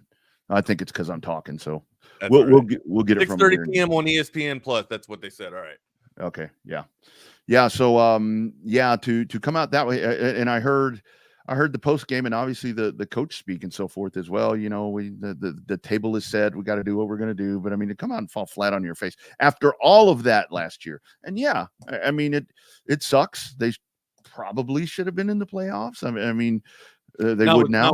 Not without Travis. Yeah, not without Travis. The problem's fixed now, but I mean, when you come stumbling out of the block like that, hell, is it fixed? I'm seriously. I mean, didn't account for a touchdown. Yeah. The entire offense for Florida State just looked absolutely flat. It did. It did. I mean, it totally did. And that can be, and I mean, that can be, you know, travel in all of this. And the other part of it is with Georgia Tech, you've got wasn't that dude? He was an offensive lineman. So that dude's got a run, and they ran the ball. Like they kept it simple. It really didn't leave the quarterback's hands too many times, and he would pull it down, and on third and short conversions, he'd keep it and go off tackle with a lead blocker. It was pretty basic forward, X's and O's, 3 yards in a cloud of dust, Woody Hayes, and without all lining up in a bunch formation, he'd spread them out or whatnot. But it was kind of basic, man. It worked. It absolutely worked. And now I look at this. I mean, after that, because I seriously thought SMU was going to run ragged and just destroy over the weekend. They struggled. They won. They won. But I have pretty high expectations for SMU right now. Now I'm kind especially in the ACC. Yeah. Now I'm questioning the strength of the conference or lack thereof. It's down. It's a watered down conference for sure. Yeah, absolutely. But we got Miami and Florida. Speaking of who might be the stewards of that conference, BK and I touched on it a little bit yesterday as well. I don't know if you were able to pick up on the show or not, but BK is kind of going with Miami with the Canes here. I like Louisville when it's all said and done with. I think I like Louisville here, but also for my sleeper, I think we touched on this maybe a month ago, North Carolina. But and also, as BK kind of alluded to yesterday, we'll talk about it on Monday after everything, is done after week 1 of college football. But anyways, it is that time of year, my dude. It's the best time of the season. It's the reason for the season. What do you want to go to first? We got some news in Cowboy land that we knew that was going to happen, but you were literally shitting yourself over it. But yeah. You okay now? Luckily, I'd gotten home after that was all said and done. So that broke while I was rehydrating, and the fact that it took this long, I just don't understand the procrastination that we see over and over and over with this. And I mean, it goes back to and then this is after. Did you hear Jerry's rant where he's like, "There's nobody that's any I more could come in here and get this done. Only I could get this done. Get off Right, yourself, right. man." It's like, dude, come on. I mean, give me a break. And that was the first sign for me that this deal was done. Because it's like the way that this franchise operates, it's like you have that sound bite, and then boom, here's this contract, and he gets the highest signing bonus for a wide receiver. He's not the highest paid wide receiver, but that deal is done, and that's great. I'm glad that it happened. I thought it was going to happen last week. I think this was all done by design. I think Jerry loves the limelight. I think he loves the spotlight. I think he loves being in the news. As long as the Cowboys are in the news, the Cowboys are making money and the Cowboys are in business, right? They dominated the entire offseason with getting Dak's contract signed, with getting CD's contract signed, and getting Micah's contract signed. Micah came out in January and said CD is going to have the highest, be paid one of the highest damn wide receivers in all of the NFL history. He said that in January, right? Like these guys knew stuff. They were leaking stuff. So to have it go this long and procrastinated, I think it was by design. And now, you do the turnover to get Dak signed now, and all's going to be right in Cowboy land. Jerry coming out and saying that only he can be, the general manager to do this. It's what you said, Rodney. It was kind of like the tip of the cap, but yeah. I mean, look, see, the only thing that really threw me off a little bit when all this was going down was CeeDee Lamb, on social media with the LOL. You know what I mean? Like, okay, if you guys were kind of conspiring, or not conspiring, that's kind of like the wrong word. But if you guys were working under the table to kind of pull strings to make sure that things were getting done and setting this stuff up by design, then that kind of reaction threw me off a little bit. But still, there's no way in hell I didn't think that this was going to go down. I've said it before, I'll say it again. It's not Justin Jefferson. It's not Jamar Chase. It's CeeDee Lamb for me, man. Tyreek Hill might be the fastest wide receiver, but I think CeeDee Lamb's got all the tools and puts them together best than everybody out there in the NFL. Yeah, this was, we talked about it, I think probably a month ago, to where it's like, of the three which needed to be done, obviously this is the one that needed to be done. I mean, because it's pretty fair assessment that we know that whether Dak's deal gets done or not. I mean, now it's like, okay, is Dak going to get done? Whatever. Dak will get done. That'll probably be the next, that'll probably be the headline for next year, right? Rolling out, oh my God, where's Dak going to go? Dak's going to walk. Dak ain't walking anywhere, man. Dak's going to be in Dallas. And Dak's walking the company line. Dak's doing what he's supposed to do. Dak's going to play. I mean, there's no question about that. And like you said, I mean, the Dak thing is all in place. That's just the way that this franchise operates. Now, I can tell you, last night on X, there was a lot of kind of rampant conversation going around about Micah Parsons, and a lot of speculation about Micah Parsons to Chicago and all of these different things. Cowboys let that guy slip away because, I mean, they're running out of space. I mean, and that's going to be the next thing where you have to go in and figure out how they prioritize these things and how they structure these deals. That's the other part of watching this. Is really cool to see how deals are structured. All this invisible money that's thrown around all the time. It's not invisible. Well, to us it is. It is, because we just see numbers. Yes, as I'm trying to figure out how I'm going to pay the $333 water bill. Jerry Jones was going to make CeeDee Lamb the highest paid wide receiver. Yeah, or at least that was my intention, or that's what I thought that was going to happen in this offseason. Regardless of who was going to get signed, who wasn't going to get signed, Jerry Jones was going to make CeeDee Lamb the highest price tag out there. That's another thing that Jerry can put in his pocket, man. I got the highest paid wide receiver, and he produces, the best numbers too. In my opinion, he does. 100%. CeeDee Lamb is the absolute complete tool shed, or the absolute tool that's in the shed there, and he can get every damn job that's on the field done. He's got the best type of speed for me that I need. He doesn't have cheetah speed, but nobody has cheetah speed, right? But CeeDee Lamb can work the inside slots. He can also work the outside boundaries. He's the best in the league. Yeah. And the thing is with the Cowboys, I was thinking about this. I was thinking about this on whenever the Cowboys played Sunday, whenever it was obviously on the Cowboy Network, and sitting there watching that and by the way, I think Dak Prescott gained a lot of leverage this weekend as Trey Lance with 5 interceptions. That guy looks like, it's like we talked a little bit about that too yesterday, man. Trey Lance just pressing a little bit too much, man. Yeah, that guy doesn't even look like. I know that we know that the 49ers screwed the pooch drafting him as early as they did. But when you look at that guy, and I know he hasn't had reps, and I know all of this. I hear that story over and over and over. But I watch him, and it's like the Cowboy faithful are running over the one play where he's over there, where he ran 47 yards for a touchdown. Right. I'm like, that's great. But like when he drops back to pass and looks totally uncomfortable, kind of looks lost, like deer in the headlights look. So Dak got a lot of leverage this weekend. But when I'm sitting there watching that Cowboy game on the Blue Star Network or whatever they call it, it's like every other commercial. Come to AT&T Stadium, the fabulous AT&T Stadium for a stadium tour. And they're showing all the art gallery and all these different things. And I'm like, there's Jerry Jones at work right there. He may lack as a general manager, but I'll be damned when it comes to marketing that franchise. That's what they do, man. That's what they want to stay in they want to stay in the news. They want to stay in the media. They want to be in the headlines every week of the damn off season. This gets wrapped up 136 million. Second highest paid non-quarterback in history. Jay Jettis is still number one right now.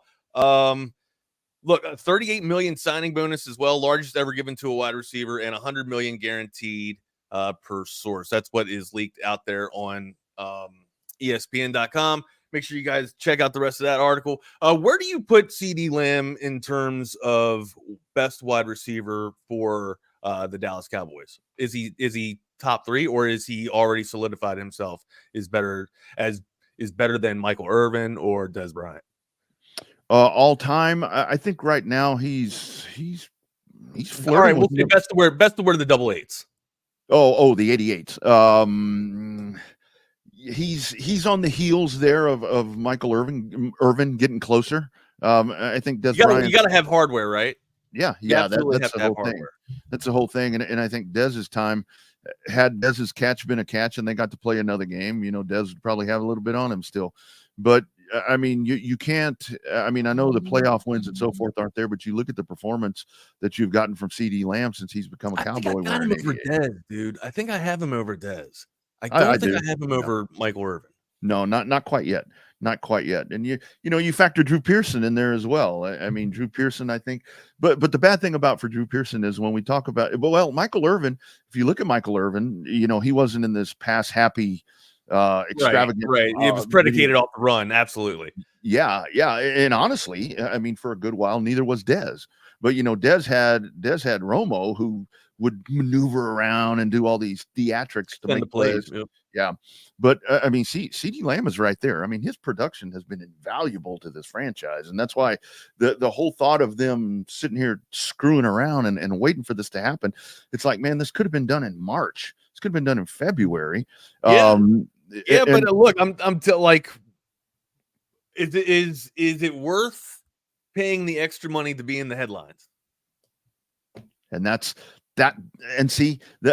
where, as smart of a businessman that Jerry Jones is, that letting this go and the back and forth, like you said, the LOL, and then we're going in the right direction and all these different things. It's just so many theatrics here, man, and that's what people are getting tired of. But did you see that stadium on Sunday or whenever it was? There were 80,000 for a preseason game. For a preseason game. So that's what I can't question as much as I hate to see it, or as much as we're all just tired of the antics. Yeah. I can't argue behind it. It appears to continue to pay off for Jerry Jones. Yeah. I will say that today, and here my whole plan is coming together. Remember, I called the Zeke back to Dallas, and then we were talking a month or so ago again, where I was talking about you're going to end up with Zeke Elliott and Dalvin Cook in the backfield, and I would not be surprised if that's what's going to happen. Dalvin Cook's working out for the Cowboys today. I saw some videos of him working out. It looks great throwing a medicine ball around, but throwing a medicine ball around and then getting hit by a high-speed massive humanity defensive lineman or linebacker is a lot different. Big difference. But I mean, but this is see. Here's how the Cowboys operate. It's like you bring back Zeke because of the great stuff that you had with him, and now what we're watching the Cowboys do, they're going back and they're signing guys that are probably past their prime. We called this though. We absolutely called this. Yeah, try and squeeze the last bit of talent out of them until they can you basically just get rid of them or wash them off into free agency purgatory or whatnot, and then their careers just go off and that's it, right? But they get them on a very discount Dallas dime, do they not?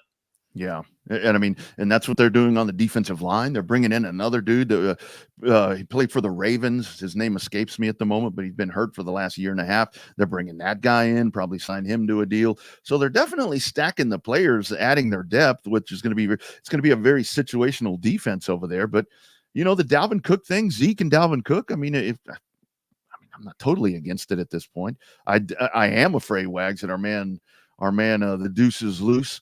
I am a little worried about his status now if Dalvin Cook gets signed, because then you have to figure out who you're gonna cut from that running back room. So no, you're absolutely right. Hey, reminder, on Wednesday we are going to have Kevin Lytle from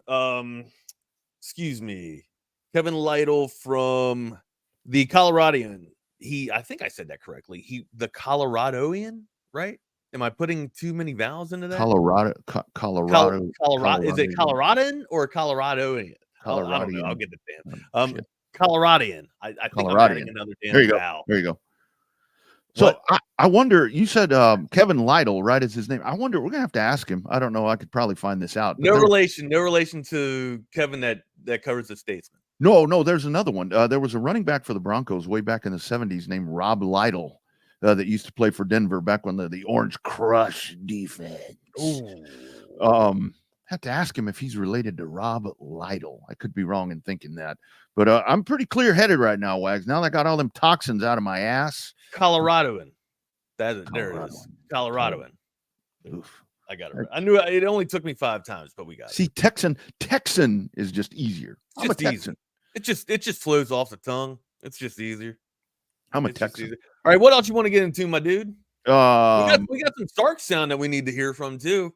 Basically, coming up on Colorado State. It's party week. It's opening week, and it's time to go. And you can feel the electricity in there. I mean, Sark even yesterday. Sark's opening statements, man. That dude, he's ready.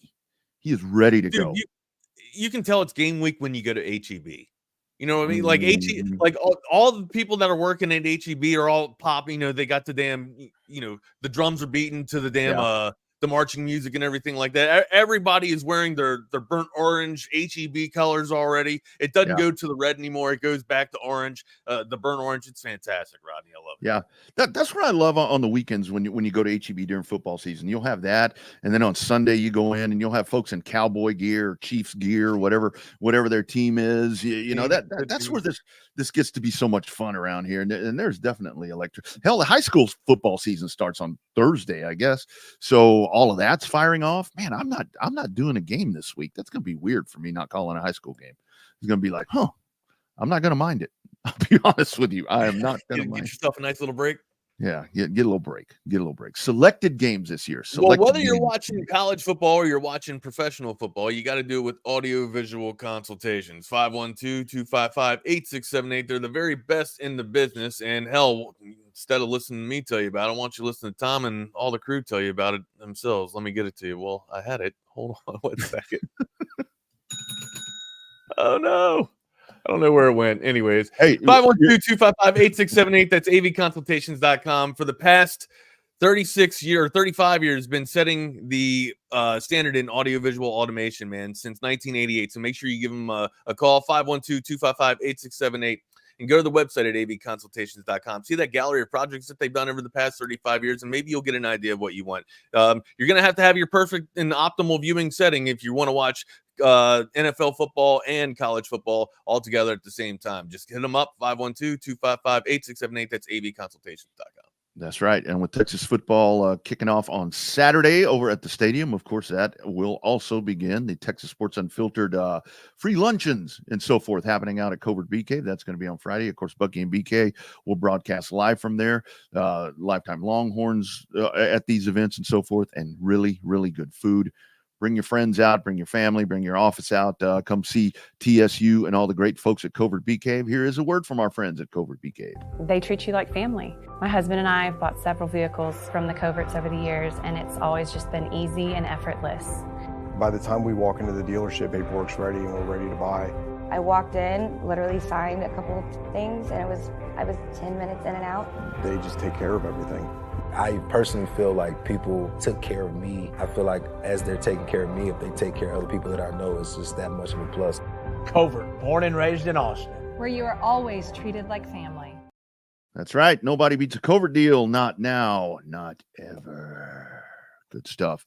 Yeah, Coda Text Line says Texas high school football. Yeah, man, it's the small towns and everybody starts to get excited. The communities. I know here in Round Rock, everybody's fired up because you get them all going. And Cedar Park, Leander, everybody's good to go. It's going to be. I tried to explain it. I tried to explain the level of intimacy to people that don't live in Texas about high school football.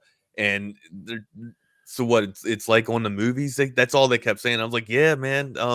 I know that sounds, dramatic or whatnot, but that's really how it goes.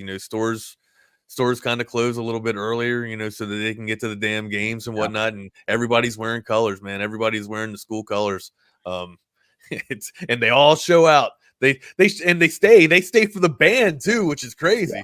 It's absolutely nuts, man. It really is, man. Good. It's just a good, intimate hometown vibe, man. That's what it is. In the small towns, it's really cool with the small towns. After the game, the Dairy Queen and the Sonic, all these different places, they're all lit up with people just out there. And even before the game, Rodney, they're having tailgate parties. I know. It's absolutely crazy. It really is a cool thing. And good luck to all of our high school teams as they fire off. Yeah. You guys can actually go to the IHS Fan YouTube page. I'll actually be on with Rick Epstein tonight. We'll do Under the Lights.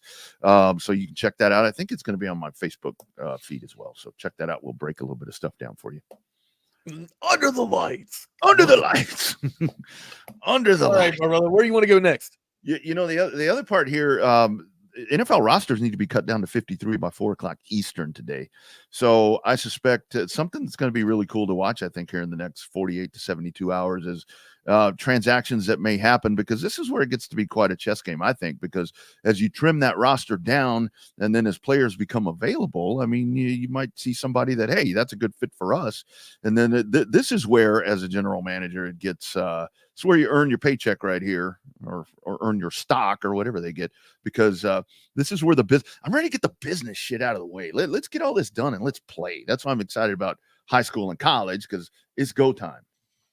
What are some of the standouts that you think, or maybe some of the last final cuts that will be added to the roster, since you bring this up?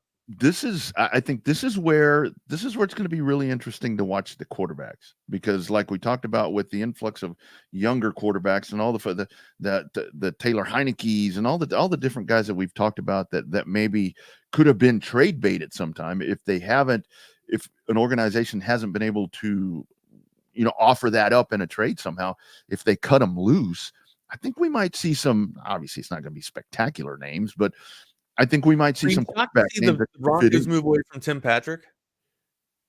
I don't know. It very much appears to me that they have decided that they are moving forward.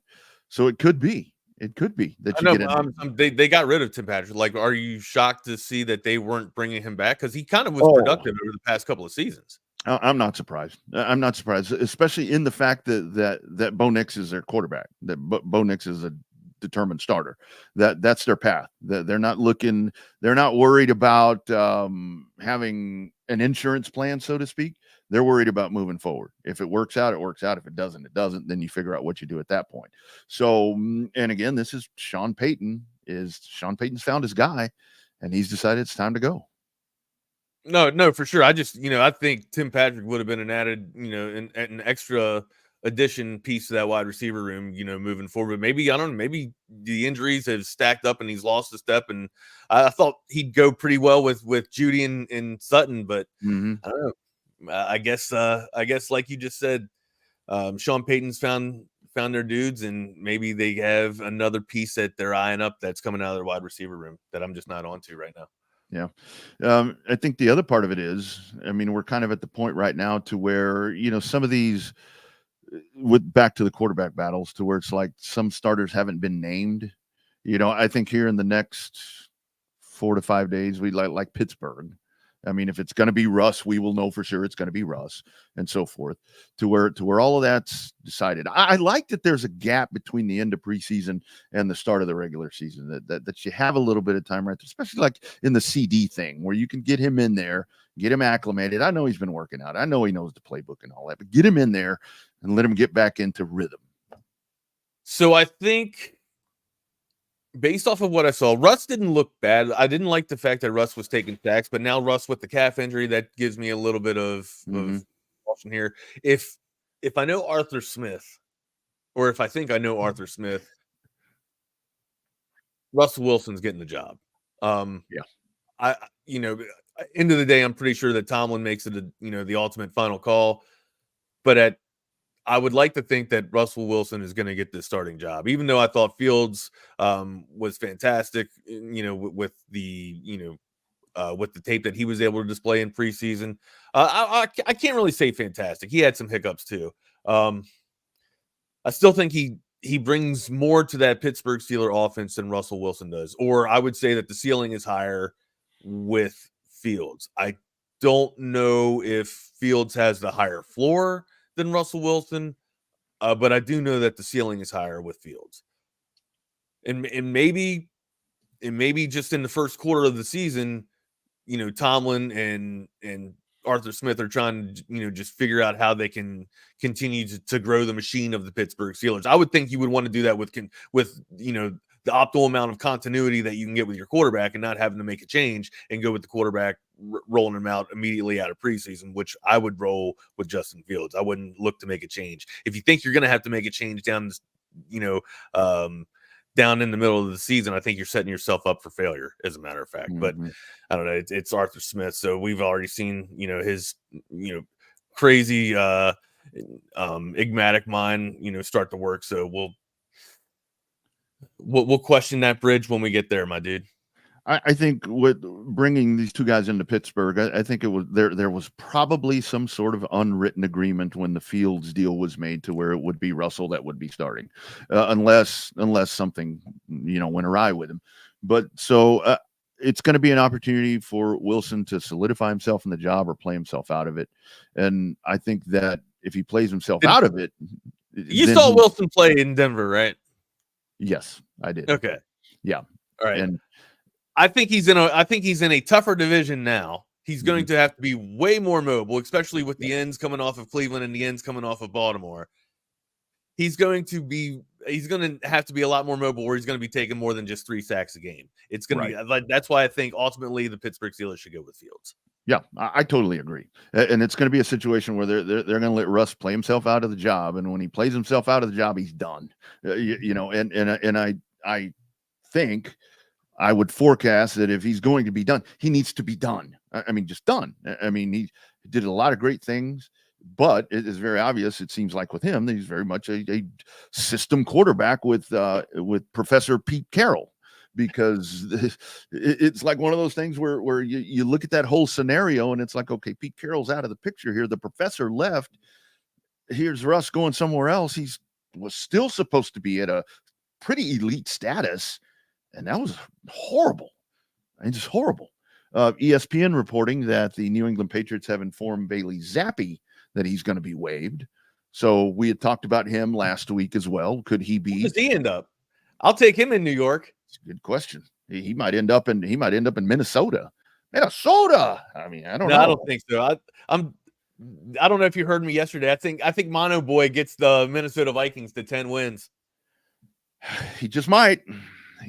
There's always one player. Somebody's got to win comeback player of the year. So many pieces to come back, Rodney. Minnesota's missing Jay Jettas. They're going to miss Hawk's out for at least 6 weeks. I don't even know when Hawkinson's going to be able to come back, man. But yeah, they're going to be leaning on the legs of Aaron Jones and the arm of Mono Boy for a while here. Mono Boy looked crisp. Darnold looked great in preseason, but we'll see if that can carry over into the regular season. Again, 10 wins. You got to make these bold proclamations, or else you'll never go down in history as one of the greats to do it. I guess I don't know. They're going to have a hell of a time with a Detroit team and a surging Green Bay. Although I said last week, I think Detroit might take a little step back there with the quarterback. Quarterbacks do to take a little step back, in my opinion. But now Green Bay, quarterback stuff. Now Malik Willis will back up Jordan Love, so they've got themselves a little bit of just in case plan right there. But it's going to be one hell of a division. There are a lot of good division battles. We can break that down as we get closer to that. But as these transactions begin to happen, because it is 3 o'clock our time, you're going to start seeing guys hitting the waiver wire, and I think it's going to get a little. The waiver wire or the Wagner wire? Or the Wagner? Is it the Wagner wire for fantasy? The Wagner wire for fantasy football. Are you doing a Wagner wire this Sunday? Yeah, maybe. All right, yeah, good. It's got to, man. It's opening day. I was going to do one this past weekend, but I didn't know if you guys were still in transit. And it turns out that BK wouldn't even have been able to run the app anyways. Oh, because that's right. He was doing a bachelor party. Yeah. We got back after you were done. Yeah. So that'll be good. I'm going to be reaching out to you. You need to do start doing fantasy segments on this show as the season starts. We'll have to take a poll. Well, maybe we'll do a Fantasy Friday or something like that. Yeah. I don't want to bog down, and get other information. Like right now, we got sound from Sark that we still need to hear from. I don't want to, take up everybody's time talking about fantasy. And you know me, man, I'll nerd out and I'll geek out, and we'll make that damn segment into a half-hour conversation. So. Well, we need to go to 2 hours. That's it. We just need a 2-hour show. You got to talk to the boss man about that. Yeah, I know that's right. I know that's talk right. to the boss man about that. All right. Well, here is Sarkeesian on our opening opponent, the Colorado State Rams. We're excited for it. We've got a very tough opponent. Coach Norvell has done a really good job of building that program back up at Colorado State. They were, I know that 5-7 last year, but there was a lot of close games that could have went either way. They've got a very explosive offense that likes to throw the ball around, a dynamic receiver in Torrey Horton, as well as him being a kick returner, a veteran offensive line with a couple grad transfers, a very veteran defense with 2 really good safeties, all conference safeties that have played a lot of football, and a very intricate special teams unit. Very well coached team. They tax you mentally as well as tax you physically. And this is going to take a great week of preparation from our players, not only physically but mentally, because they're going to get challenged in all 3 phases. Mm-hmm. Yeah, and it's game one. So that's the other part of it where we were talking about rhythm, continuity, all of that. You have to do it. You're hitting somebody else now. The speed of the game is going to be quicker. You are obviously the better team coming into this, but it is you can't. I like having the confidence, but you can't overlook your opponent though. You got to think that Florida State was thinking the exact same thing going in there to Dublin playing Georgia Tech, right? If you overlook your opponent, something bad could happen. And in week 1, just stick to the basics, my dude. And let's have a script go out there. And if you have to come off the script, make sure that there are plays that you can do in your sleep. That's all I can say. And I love his opening statements, though. I love, focus is there and the guys are ready to rock, man. And if you're CSU, you're coming in. This 2:30 game right here. A lot of the eyes of the nation are going to be on Texas. So, here's your opportunity to come in and I'm not going to say upset. You never say never. God forbid that happen. It could happen. But if you come in here and you go toe to toe and you look, he talked about Colorado State's head coach. That's a fiery individual right there. We've seen lots of instances of that.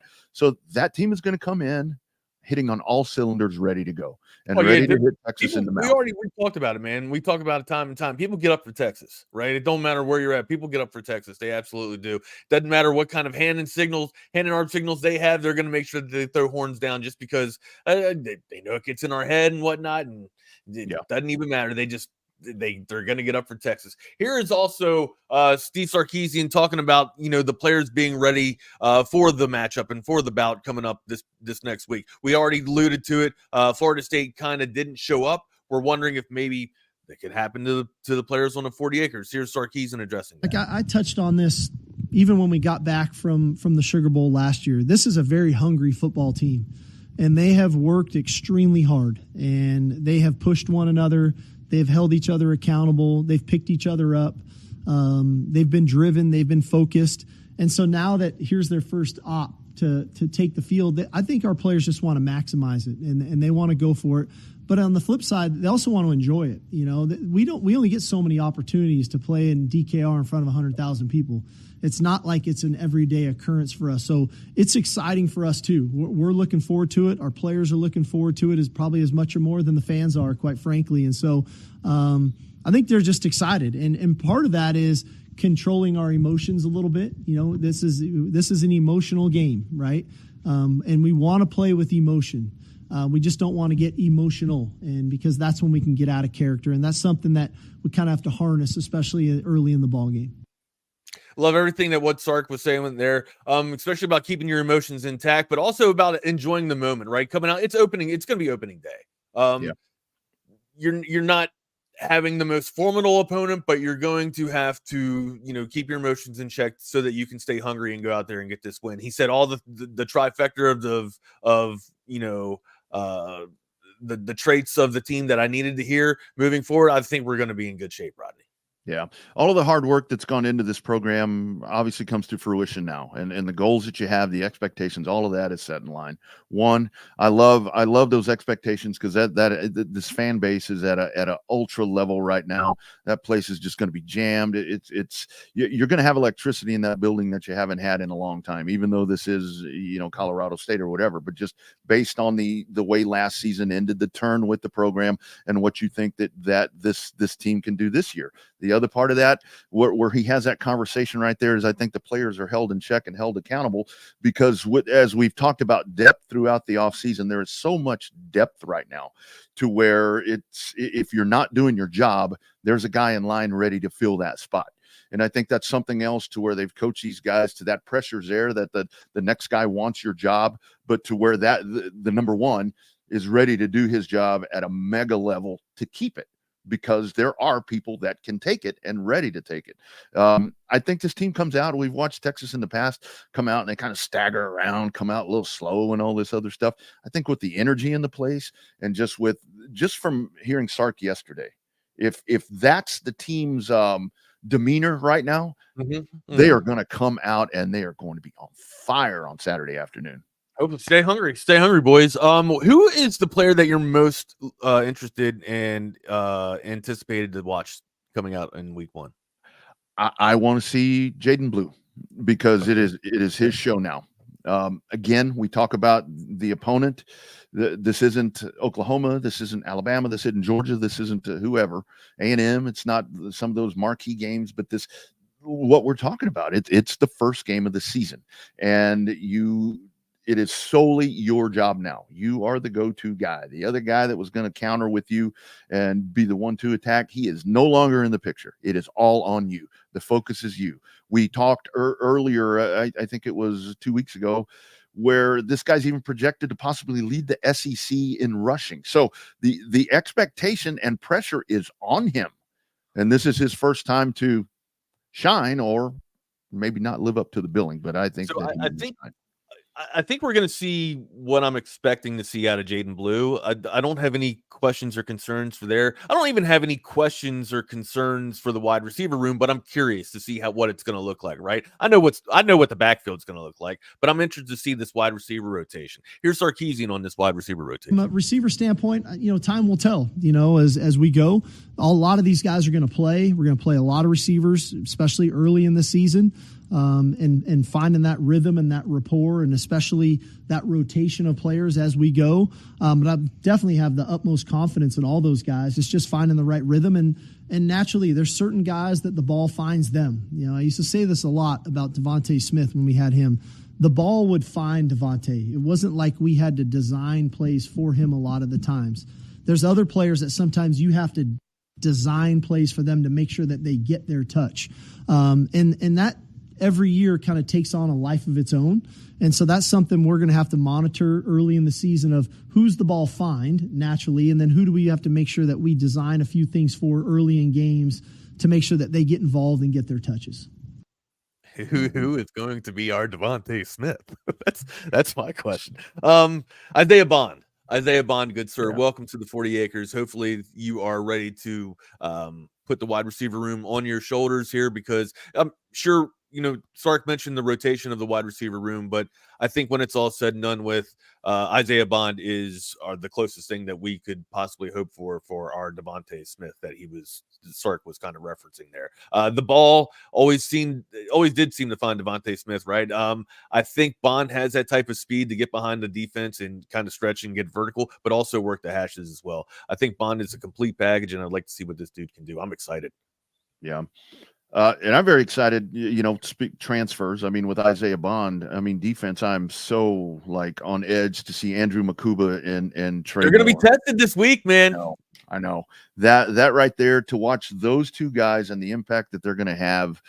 It's like you've been waiting for these guys. When you bring one home, the one's coming home, the other one's coming to where he wanted to go, but with COVID and all that was going on that year, he went and started out down the road in San Antonio. To see these two guys, I think Trey Moore. I think Trey Moore makes a massive play in the first offensive series. And so it's Sorrell and Moore that's slated right now as the one for the defense, and then having Burke come in and spell. That's crazy. That's just absolutely. That's just nuts. Burke's numbers are going to be up just because of he's going to be going up against tired offensive tackles and hell, maybe even subs. There's Jesus God, man, able to keep these guys on a rotation like a NASCAR rotation, kind of what Coughlin was able to do. Tom Coughlin was able to do in Spags and Steve Spagnuolo up in the Giants back when they went on their damn Super Bowl run. Not to compare apples to oranges here, but still, it'd be nice to see a defensive front be able to get after it almost every damn play and just be able to turn it up. That's going to be nasty having Burke coming off spelling for either Moore or Sorrell. That's crazy.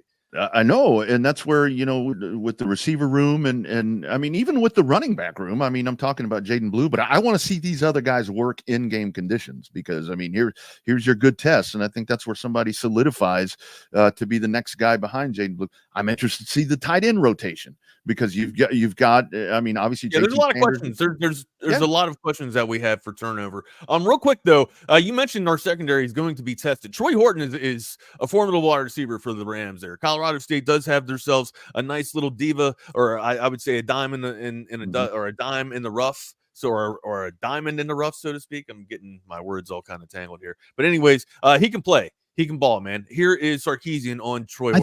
I think it's with him, first of all, where is he lining up? The guy, they move him around a fair amount. Yep. And then having the ability to win at the top of routes against him. He's got good length. And then you got to get him on the ground. And as much as getting him on the ground when we're on defense, we got to get him on the ground when he's returning kicks too. We've got to get him on the ground because when he can open his stride up and get in the open field, he can run away from you. And so I think it's going to be important that we get multiple hats to the ball, not just with him, but with everybody. We've got to play with amazing effort defensively. We've got to swarm the football with the understanding that we might miss some tackles in week one. And, it's okay sometimes to miss as long as 2, 3, and 4 tacklers are showing up, right after that. And so that just goes back to effort. And so that's why we always try to critique effort first to make sure that our guys are playing with that fanatical effort that's needed for us defensively. 100%. I love what he addressed there too. There's probably going to be some sloppy play. You can expect sloppy play, but you can hone that down a little bit if your pursuit is there and on point and you're getting 8 hats to the ball. He mentioned 4 or 5, but let's be real. Effort defense is 100% effort. Get at least 8 hats to the damn ball. And I love that expectation is set right there, expectation and reality that, to the pressure part of these guys, with game number 1 is, some tackles might be missed, but if there's pursuit, if there's a lot of white hats on the job, you'll be able to clean it up. Then that's okay too. And that alleviates a little bit of the pressure because there is pressure. And this is where I'm so glad. When just that cut right there, in the sense that the opponent for week 1 isn't the equivalent of a really, really good high school team. it's a good team where you actually come out and you're going to get tested in different situations. And there's a playmaker over on the other side that's going to test your defense. Is going to test one of the areas where, has been questioned as a quote unquote weakness. So that's I love this opponent for Texas. I think this is great. If you come out and you absolutely destroy them and you play a complete football game, well, guess what? Put that one in the rearview mirror and move on to the next week, because then the stage gets a hell of a lot bigger the next week. Yeah, they were 5-7 last season. Norville and company returned 7 on offense and 7 on defense. Great sound from Sarkeesian. We'll continue to break it down as we move forward throughout the week. Reminder that we have Kevin Lytle coming on from the Coloradoan. Yeah, I got it right that time. He covers the athletics for the Colorado in there. He'll be joining us 10:30 on Wednesday to talk more about the Rams here and what they can do. Maybe Troy Horton and company's got a little bit of magic up their sleeve to carve up the secondary there. Again, it's going to be a great day. Saturday, make sure you get out there to DKR. Mm-hmm. And speaking of the luncheon on Friday too, don't forget about that luncheon now.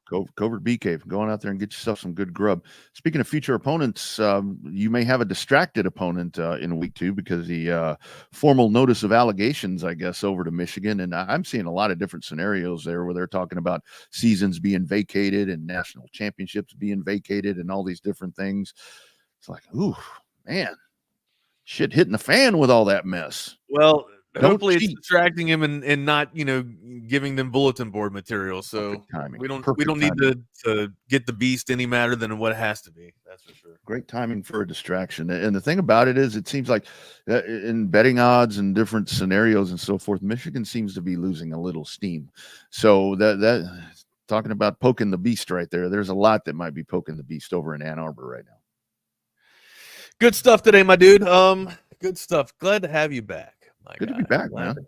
Clean as a whistle. Clean as a whistle. I tell you, man, I'm shitting at full capacity these days. I love it. Watching the Connor Stallions doc right now. Get them, CB. Ooh. Absolutely. Even better timing. As we bring in our man. Jeffrey, what's up, my dude? Jeff Howe. What's going on, guys? Just doing some Colorado State prep before we got started here. Did you guys know last year? So this is look, man, I know Jay Norvell personally, good guy. He's doing a really good job with this program. They were not very good when he took that thing over. Last year, Wags, you mentioned they were 5-7. 4 of their games came down to literally the final minute. Were decided within the final. I didn't know. I couldn't tell if it was final minute or not, but they were close ball games. Yeah, they were 1-3 in those 4 games. So that tells you they're close. Now I know they've had some roster turnover. They brought in some transfers, so a little bit of a roster in transition. But it's a respectable G5 program. You're playing. I'm not gonna say name value, but you're playing an opponent that if you just roll out of the rack and expect to just roll the ball out there and win, you probably could. The first quarter and a half or so, find yourself in a little dogfight, but talent and depth are going to win. Now, Sark hit on it yesterday, man. Depth for this game is going to be so huge. And I would expect to see a lot of guys on the field for Texas on Saturday. And look, Flowers is actually projected to be one of the best quarterbacks in the Mountain West, too. So, I mean, he's got a toy to throw to him. We've already talked a little bit about Troy Horton, and we heard some sound from Sarkeesian there. So, look, man, respect your opponent. Expect to win if you do what you're supposed to do and take care of business. And you play your kind of football, you can expect a victory here, but never overlook your opponent, man. You got to respect them. That's for sure. No, that hadn't been a problem under Sark. I think Texas. He talked about that too, Jeff, about keeping the emotions in check.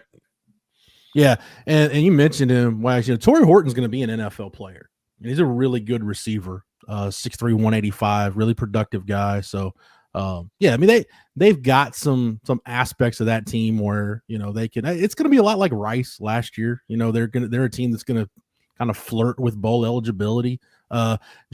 Jason, I would say no. I would say that Wyoming was better than Colorado State. Wyoming last year is a better opponent than Colorado State.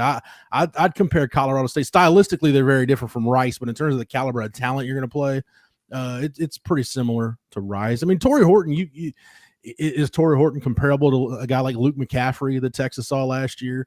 You can debate that, but whatever the case, this is it's an opponent that you at least have to wake up and prepare for.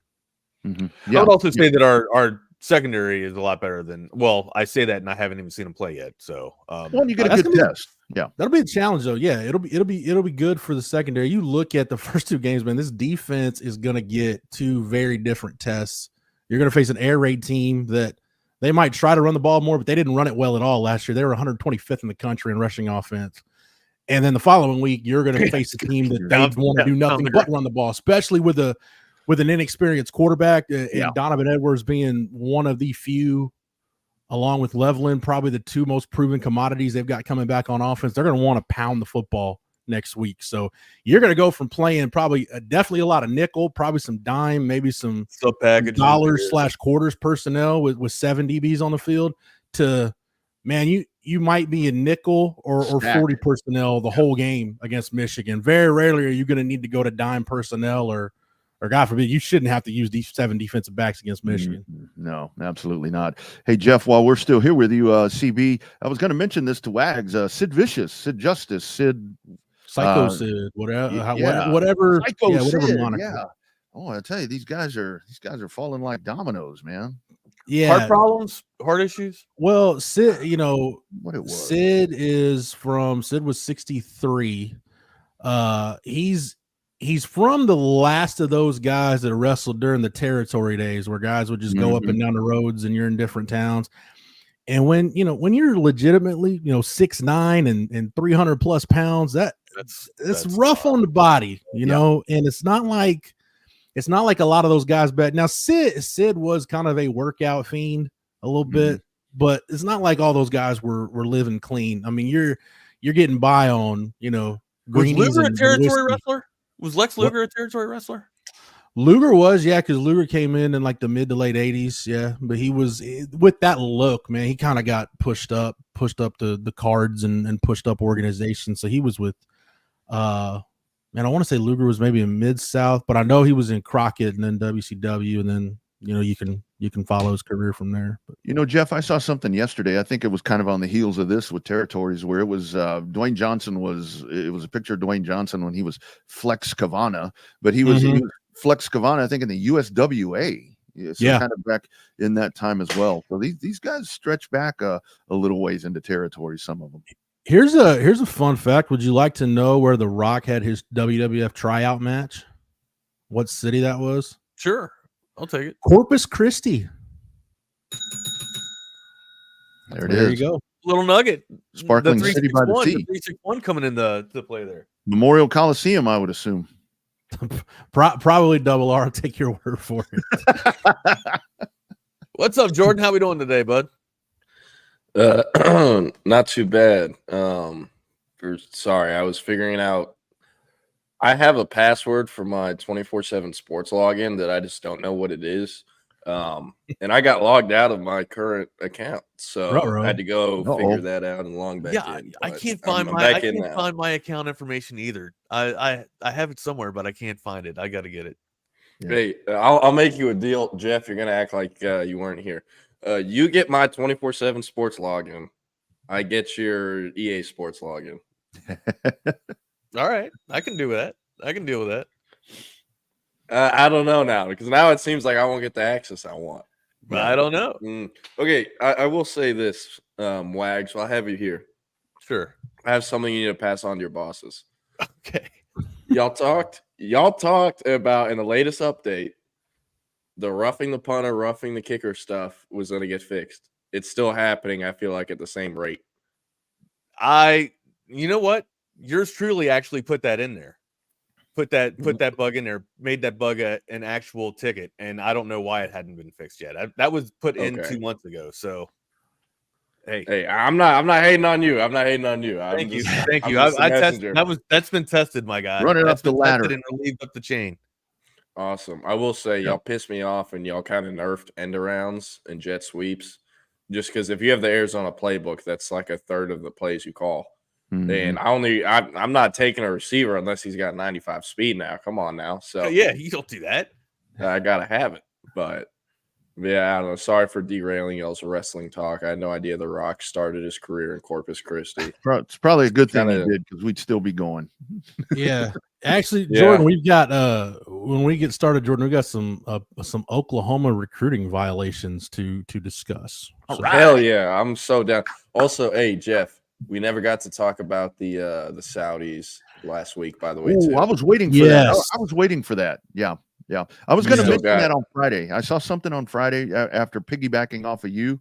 I was going to say something about it Friday, but then I'm like, no, that's Jordan's. I want to hear the rest of the story. Paul Harvey. That's what I'm talking about. Yeah. All right, boys. I'm going to bid y'all adieu. We'll see you tomorrow, man. Yep. Be good. We'll see. All right. Thank you, Chaos Theory crew. It's only an hour. It's Jeff. It's Jordan. Let's just jump right into it, man. I just saw this come down. This just got released 13 minutes ago from the NCAA. Today is the 27th, right? Yep. So this was literally less than 15 minutes ago.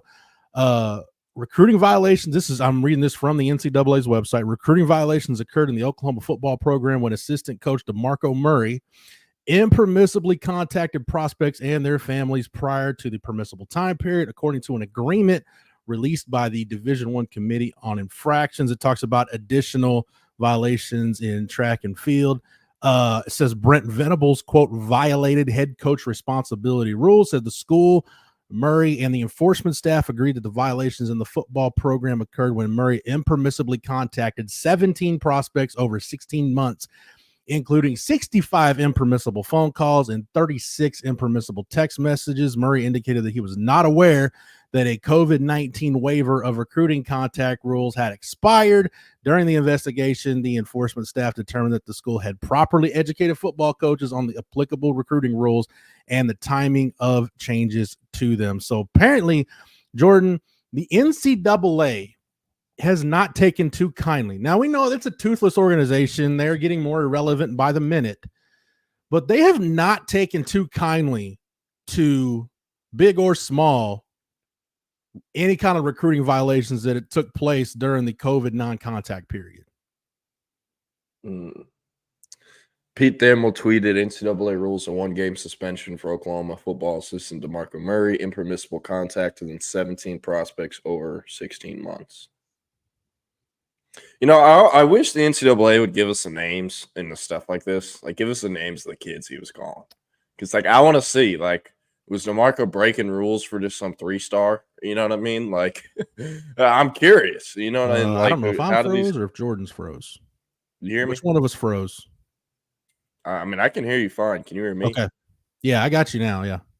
Okay. Yeah, no. I was gonna say, like, I wish the NCAA would release the names. Most of the time, you can figure it out. I'm sure some OU fan is gonna go down a rabbit hole and figure it out, because it feels like that fan base is more free time than any other fan base I've ever encountered on in this job. I don't know. Like, that's something I mean to ask some Oklahoma fans sometimes. It's like, do y'all work jobs? Because, like, I feel like when I get tagged on offers for different schools or whatnot, I feel like you never see more engagement or interaction than with Oklahoma fans. And it's, I don't know, maybe they're just on Twitter a lot, but they're on vacation, Jordan, until the state fair starts, and they got to go operate the rides in Fair Park. So, yeah. But I don't know. I mean, yeah, I'm assuming what happened is he was just straight up calling kids and felt like it was still COVID rules, or was acting like he was confused by, maybe there's still being COVID rules. And Brent Venables is saying he told him or didn't told him, whatever. I don't know. I don't really. It's whatever.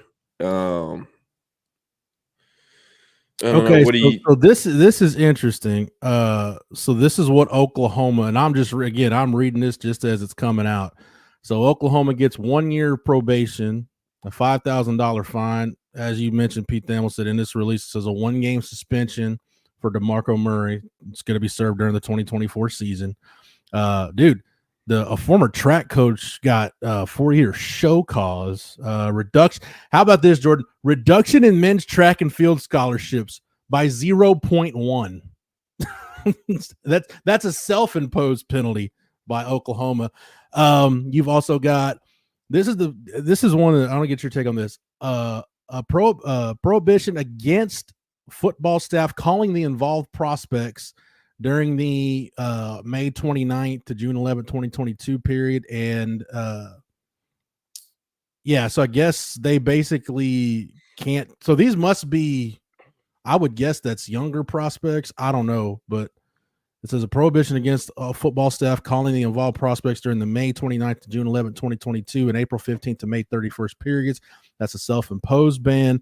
A prohibition against the football staff from calling or corresponding with the involved prospects from August 1st to 31st, 2023. So these have all been self-imposed penalties. So I guess these are recruits that Oklahoma was contacting that they decided to back off of just to keep themselves clear of the NCAA. We've got a limitation of DeMarco Murray's 2023 football recruiting days to 8. That was self-imposed. A prohibition from off-campus recruiting for Murray during the 2023 fall evaluation period. That's already been a 3-week ban on recruiting phone and electronic correspondence from December 8th, 2024 to March 31st, 2025. And prohibition against unofficial visits during. So Oklahoma can't have unofficial visits during the first game of the 2024 season. Well, do you know who they play? They played Temple and on Thursday or on Friday.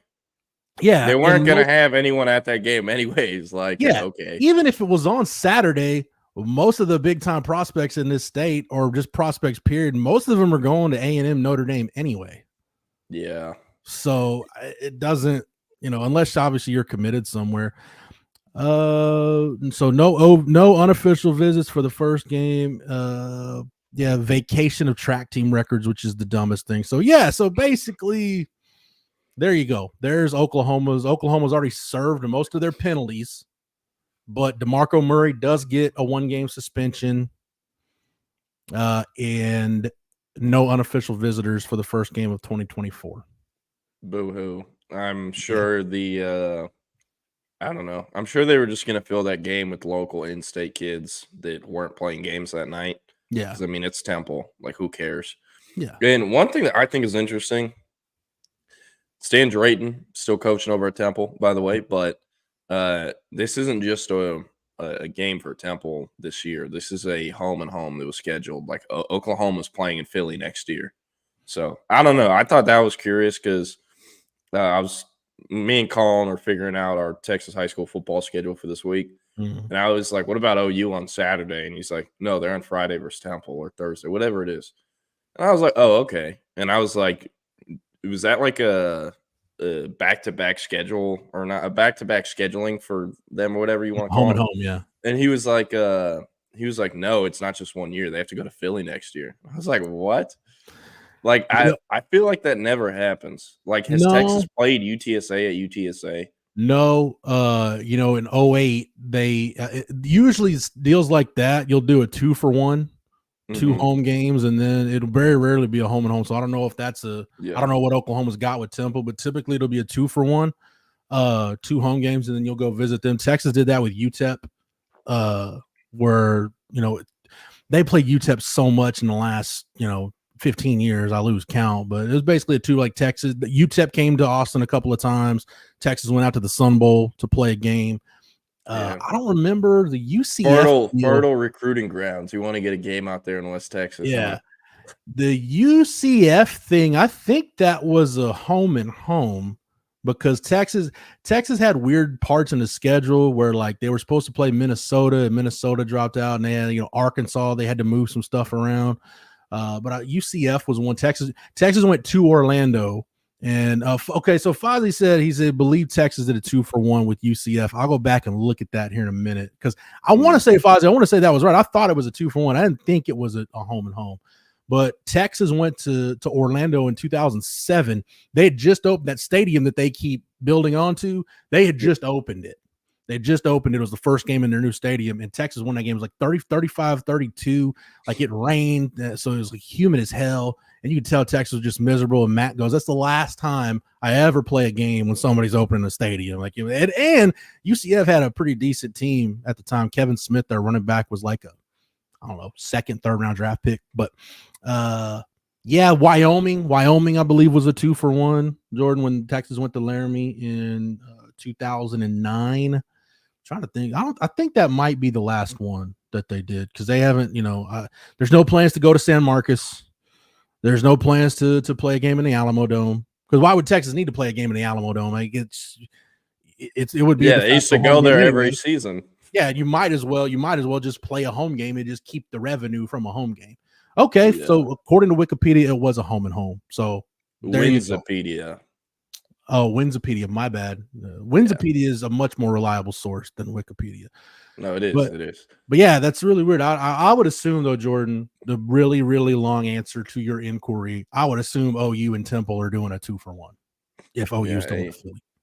Stan Drayton might start the Jackson Arnold era off 0-2, because I think Jackson Arnold's only game as a starter was versus Arizona, and they lost. Yeah, in the Alamo Bowl. Yeah.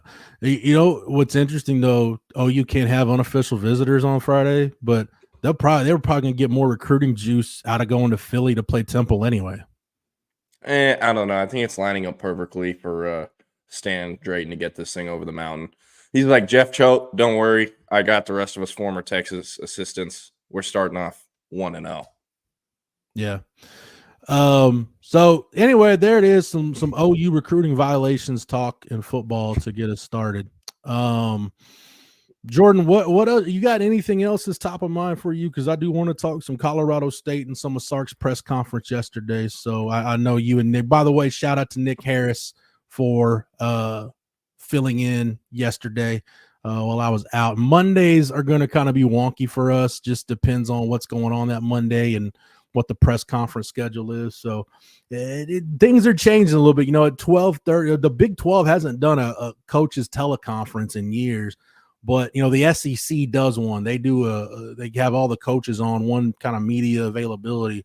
So Sark is doing his at 12:30. So I'll pop over there and see if anything's going on. I'm sure there's not going to be a whole lot to take from that. I say that and watch them say, hey, Arch is starting on Saturday or whatever. But it's just that time of year. But Jordan, I know you and Nick talked a lot of Jonah Williams yesterday. Anything else is top of mind for you? I'm trying to find. Didn't your Michigan Wolverines receive their notice of allegations? They did, yeah. The official notice of allegations. And look, let me just say this, okay? But I'll get this out of the way. If Michigan is forced to vacate their national championship, and I don't care how anybody feels about Jim Harbaugh or Michigan or their fan base or whatever. If Michigan has to officially vacate wins and vacate a national championship, it is the dumbest, most insanely idiotic form of punishment the NCAA hands out. Because why are you going to punish a whole lot of people that had nothing to do with what was going on? Oh, you give Jim Harbaugh a show cause. Great, because I'm sure Jim Harbaugh at this point is just itching to get back into coaching college football. Even as bad as the Louisville thing was, right? Hammer them on scholarships. Hammer them on whatever you want to hammer. Take revenue from them. But you're going to tell a bunch of kids that had nothing to do with the shady stuff Rick Pitino was doing, hey, those national championship rings that you guys have?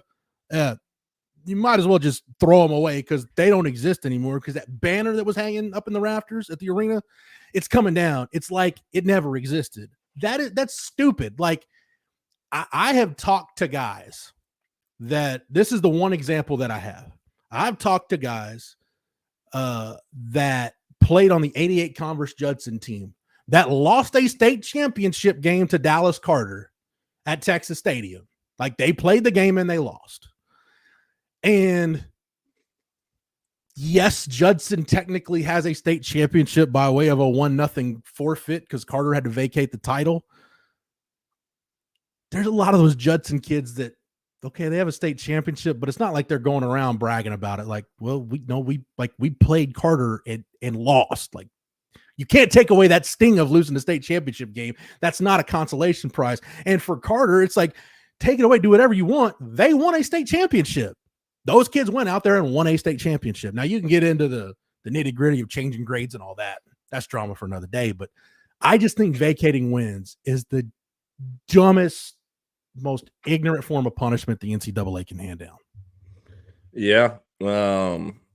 I don't know. I think it's funny you brought up that example. Whenever they talk about vacating wins, I always think of Duncanville and how McKinney is technically state champions for the 2022 men's basketball tournament. And that game on records is actually 2-0. I was actually reading about this last night because the Dallas Morning News put out this is hilarious.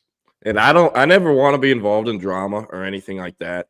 We all know, especially in Dallas, especially in South Dallas, how bad the transferring problem is among high school players, right? Yeah. But the Dallas Morning News put out this story yesterday evening, and I have a Dallas Morning News account because a buddy of mine in the coaching world pays for it and was kind enough to give me his login because they do keep live stats during games, which is very, very useful. Mm-hmm. They're the only, I think, paper outlet in the state that has live stats that are actually that accurate. Dude, the Morning News, I know newspapers are on life support right now. Dude, the Morning News still manages to have the best prep section in the country, and it's not even close.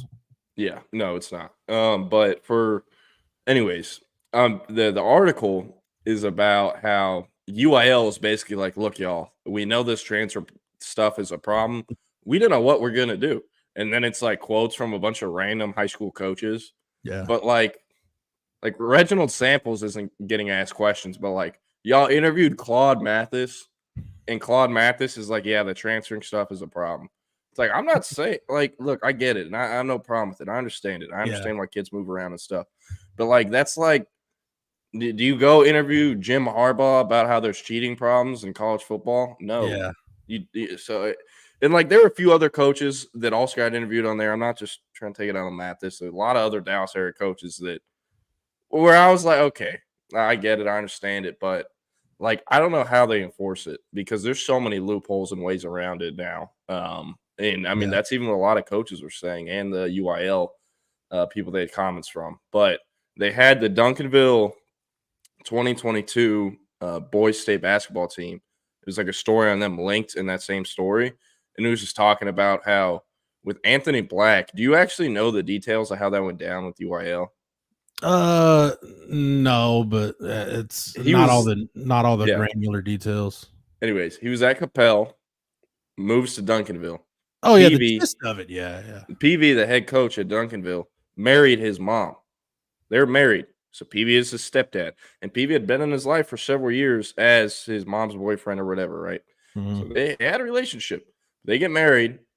Black and his little brother and his mom move in with PV at their house in Duncanville. They're in the Duncanville school zone. And the UIL's like, no, you're moving for sports reasons.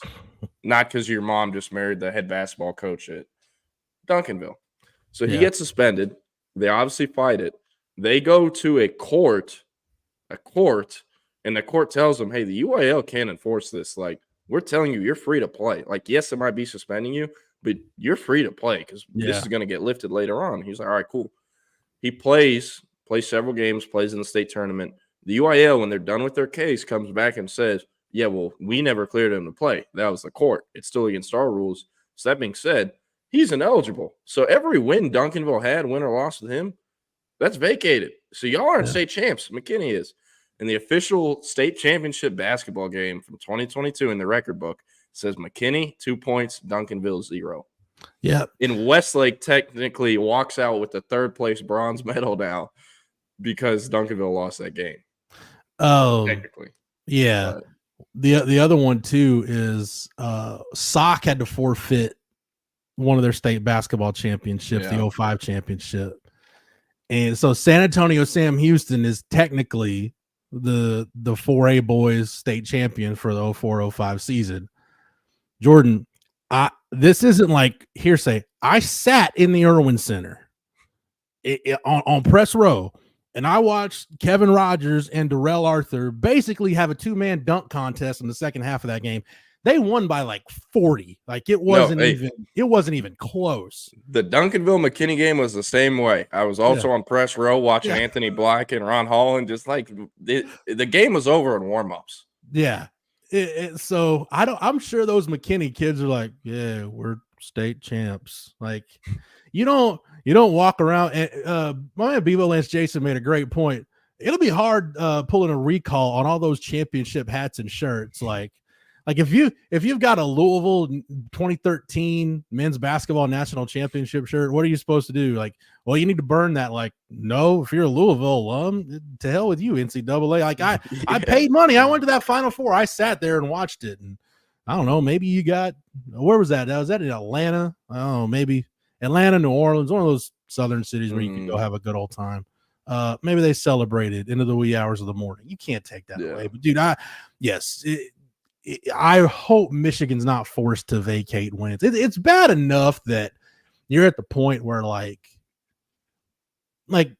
the Fab Five technically doesn't exist because the banners aren't hanging in Chrysler Arena, and their names are stricken from the record books. And it's like the same deal with Reggie Bush. When USC had to do the 10-year disassociation with Reggie Bush. Well, yep, he's out of the record books. No evidence that Reggie Bush ever played here. Well, no, I remember watching games where Reggie Bush was very much on the field for USC. So you can't go Men in Black with the little thing and wipe my memory. I will say I'm happy the NCAA or the Heisman Committee or whoever never was just like, all right, Vince Young, the trophy's yours now. Yeah. It's even though I think Vince could have deserved it that year. That's not the right thing to do. And I'm happy they never did that. Came out and said he wouldn't accept it. Good. And at this point, give Reggie his trophy back. Just give him his trophy back. He surrendered it voluntarily. I hate to say it. Because it could have been Vince's trophy. But someone, please, for the love of God, explain to me how the house that USC put his mom and his family in won him that trophy. CB, did he get his Heisman back? Oh, never mind. I don't know. You're gonna have to fact check me. But yes, he got that happened in May. Okay, so it was recently. Yeah. I'm gonna hit on some of these comments or whatever, and then I don't know, we can just roll into something else. Looks like Oklahoma Temple's 2-for-1. Okay, so that's Colin Kennedy who messed that up. So if you're watching, Colin, sorry. Do we highlight Big 12 first week? Kansas and Lindenwood. Okay. Jalen Daniels starting off hot. But Penn State at West V is going to be awesome. I'm rooting against Penn State this year. That Penn State gets rooted against every game by yours truly, just like Florida State will this year as well. That game is in Morgantown, dude. Hey, good luck. I'm telling you, I'll never. Very rarely, it's situationally that Big 12 road environments get hostile. Like I've been in Ames where it's rocked a little bit. Stillwater can get loud, but man, the first time I went to Morgantown, the West Virginia student section was brutal. Like it's definitely stuff, Jordan, that you can't repeat in church that I was hearing from the West Virginia student section, and the fact that I'm sure they absolutely loathe Penn State. That's going to be that would be a pretty fun environment. Yeah. I don't know. I hate this, but I can't think of a West Virginia home game without I'm vividly picturing it in my head when they threw a check down to Jonathan Gray in the flat, and he catches the ball and turns and plants his foot, and you just can see his Achilles tear in slow motion. Mm-hmm. That's all I think about, because wasn't that an away game versus West Virginia on the road at West Virginia? That was that same game I'm talking about. Yeah. Okay. Because I'm like, am I remembering this correctly? But no, that's all I think about. The game from, I think it was the 2021 season where Texas lost at West V. Mm-hmm. I've tried to just burn that from my memory. I don't think I watched that game. I might have had something going on. I don't know. I might have only watched half of it. That was the game where the Kansas game had already happened. Bijan was hurt. So, and I think Roshan got banged up in that game a little bit. Keelan Robinson ended up having a 100-yard game that day. And what I remember about that game is it was so weird being on the field because West Virginia would not stop playing Country Roads, a John Denver song. They play that after every game. They wouldn't stop playing it so Texas could play the Eyes. and the band was sitting up in the upper deck at the stadium, so they couldn't coordinate on like when to play the eyes. So like the Texas players are standing on the field just with their horns up, and everybody was confused. And I'm like, dude, this is like the most awkward post-game thing ever. And some guys were just like, man, just go in the dressing room. Like it's just not your day all the way around. But yeah, that was I don't remember if that was the game, Jordan. I think it was the 2019 game, the one where Sam Cosmi caught the backwards pass and scored a touchdown. That was the game where I had a rental car. It was a new model. I think it was like a Chevy Malibu, I think. And I got confused between the remote start and the lock button. And my car ran the entire game. I got back to the parking lot from the press box, and I'm like, my car was still running. I'm like, damn, I burned like a half a tank of gas just letting it sit here. Damn. So yeah, that was fun. At least it was still working. I have a remote start in my current car, and it has this thing where after it's on for 10 minutes, it'll just start honking. Really? Like it just starts honking. Yeah. And I found this out when I was still at my parents' house last fall or in the winter. You know, it gets cold and you got a remote start. You're going to, remote start it, give it a couple minutes and get in the car. Yeah. That's what I do. It's really cold out. I'm letting it warm up. And it just starts honking like crazy at like 6 a.m. Like someone was like trying to break into it and it was locked or something. So you're I'm always cautious of that I don't run it too long. But hey, before you're lucky. You don't want to get stranded in Morgantown, West Virginia. That's one place you don't want to get stranded. No. Before you continue running down questions, Jordan, CB had one up here. Said Sean Adams bought a USC three-peat shirt at the Rose Bowl before they disposed of them. They wanted way too much money for it, but there is a really cool sports card memorabilia souvenir shop in Omaha that's right across the street from where Rosenblatt used to be.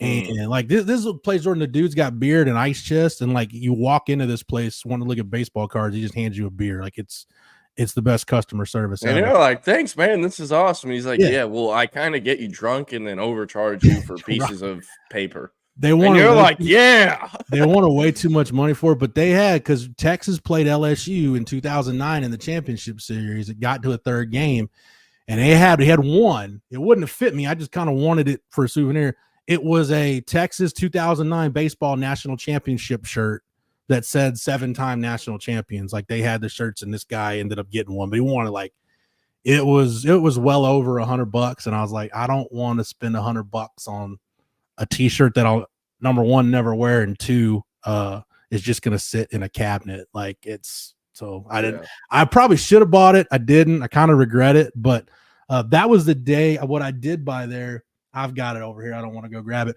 I have an unused ticket stub from the 2002 baseball national championship game, because they didn't do the championship series, and it was a one-off. And I've got an unused ticket from the Texas South Carolina national championship game when Texas won the title in 2002. So I did pick up one of those. Nice. Yeah, you made me think about the memes that come out every year after the Super Bowl or the NBA Finals, or you know where I'm going. Yeah. Where it's like the Texas Longhorns Sugar Bowl champion shirts. I'm gonna go platinum in Zimbabwe or wherever they say in the meme they're sending them to. Yeah. So I don't know.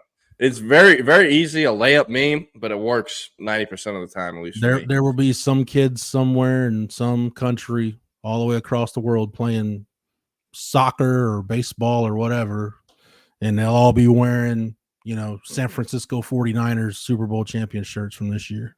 Shit, and 2019, we were up 10 minutes left. Man, they were like, yeah, we got to print them now. Ain't no way Mahomes is. There's people in some remote part of the world that must think the 49ers are a dynasty. They've just been racking them up. Hey, could you imagine and what they thought of the Bills in the 90s? Yeah. And 2013 too, so that'd be three different 49ers championship shirts. Yeah. They're probably looking at the Pacers in the early 2010s like, damn, Paul George owns the Eastern Conference. Yeah. You can never get over LeBron back then. But no, you want to run down some of these questions too, Yeah. Jordan? Just only high of 93 degrees on game day. Rain possible. Don't Thank want any God. rain, but I know we'll take it. 93 feels like 70 compared to 100 sometimes. So try to get in the shade if you can. My dad always loves to pat his own back and repeat to me that he feels so smart he bought seats that are in the shade at 2:30 or 3 o'clock kicks. So there you go. Maybe math it up or get with Jules Scruggs on how to figure out the shaded seats. Hydrate. Yeah. Should be a great day to be in and around DKR. Yes, sir. Man,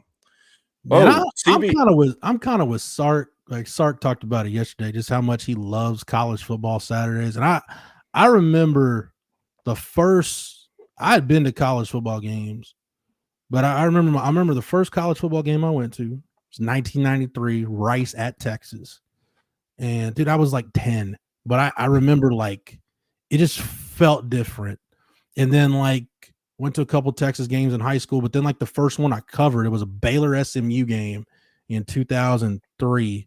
And even though both teams were terrible, but it's like Sean Bell quarterback in the Bears. Oh, Sean would have redshirted that year or been a redshirt freshman. No, Aaron Karras was the Baylor quarterback at that point.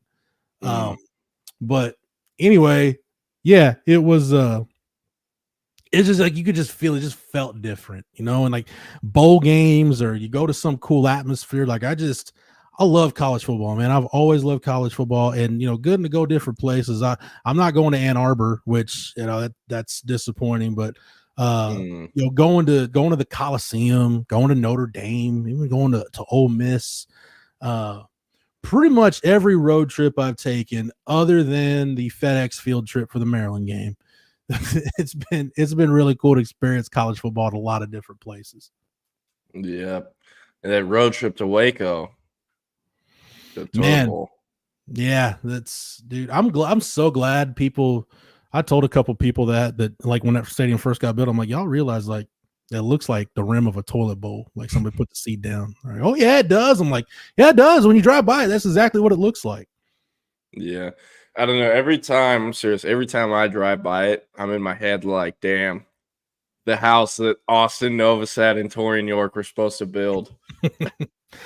Jake, I'm not going to Nashville, but another member of this show is going to go to Nashville. Yeah, I should be there as of now. I need to get with Colin on plans. I need to do that today. Is try to schedule and book some stuff out. I still need to finish my high school schedule. You still plan on going to Fayetteville? Yeah, that one's not bad. My plan is I'm just going to go see Lance Jackson play someone in Texarkana the night before, and then get a hotel somewhere in Fayetteville Friday night. Nice. Okay, CB, did this come out on Netflix? I'm assuming it did. I didn't see it anywhere that it came out, so I didn't think it was out already. But apparently, I'm gonna watch that right after the show if that's what it is. The man of the hour, the Tower of Power, too sweet to be sour, Jeff Howe. So I've been told. Jeff, I don't know if you've already answered this. Would you say Colorado State is comparable to Wyoming from last year? No, we talked about this with Wags. No, I would say they're more comparable to Rice than Wyoming. That Wyoming team last year was good. I mean, they beat Texas Tech in Laramie. People forget about that. They were what? They were eight wins. They were either 8-5 or 9-4. I forget. Jose said, Hefe, it sounded like in the press conference that Sark is ready to use a mix of formations and players to create packages. Does that gear more towards the defensive or offensive players? You know, it's interesting, Jose. That gears more towards offense because even Sark said, you know, they've got. I'm assuming they've got some stuff in for Ryan Niblett at running back. I don't think Sark would have mentioned it if they didn't.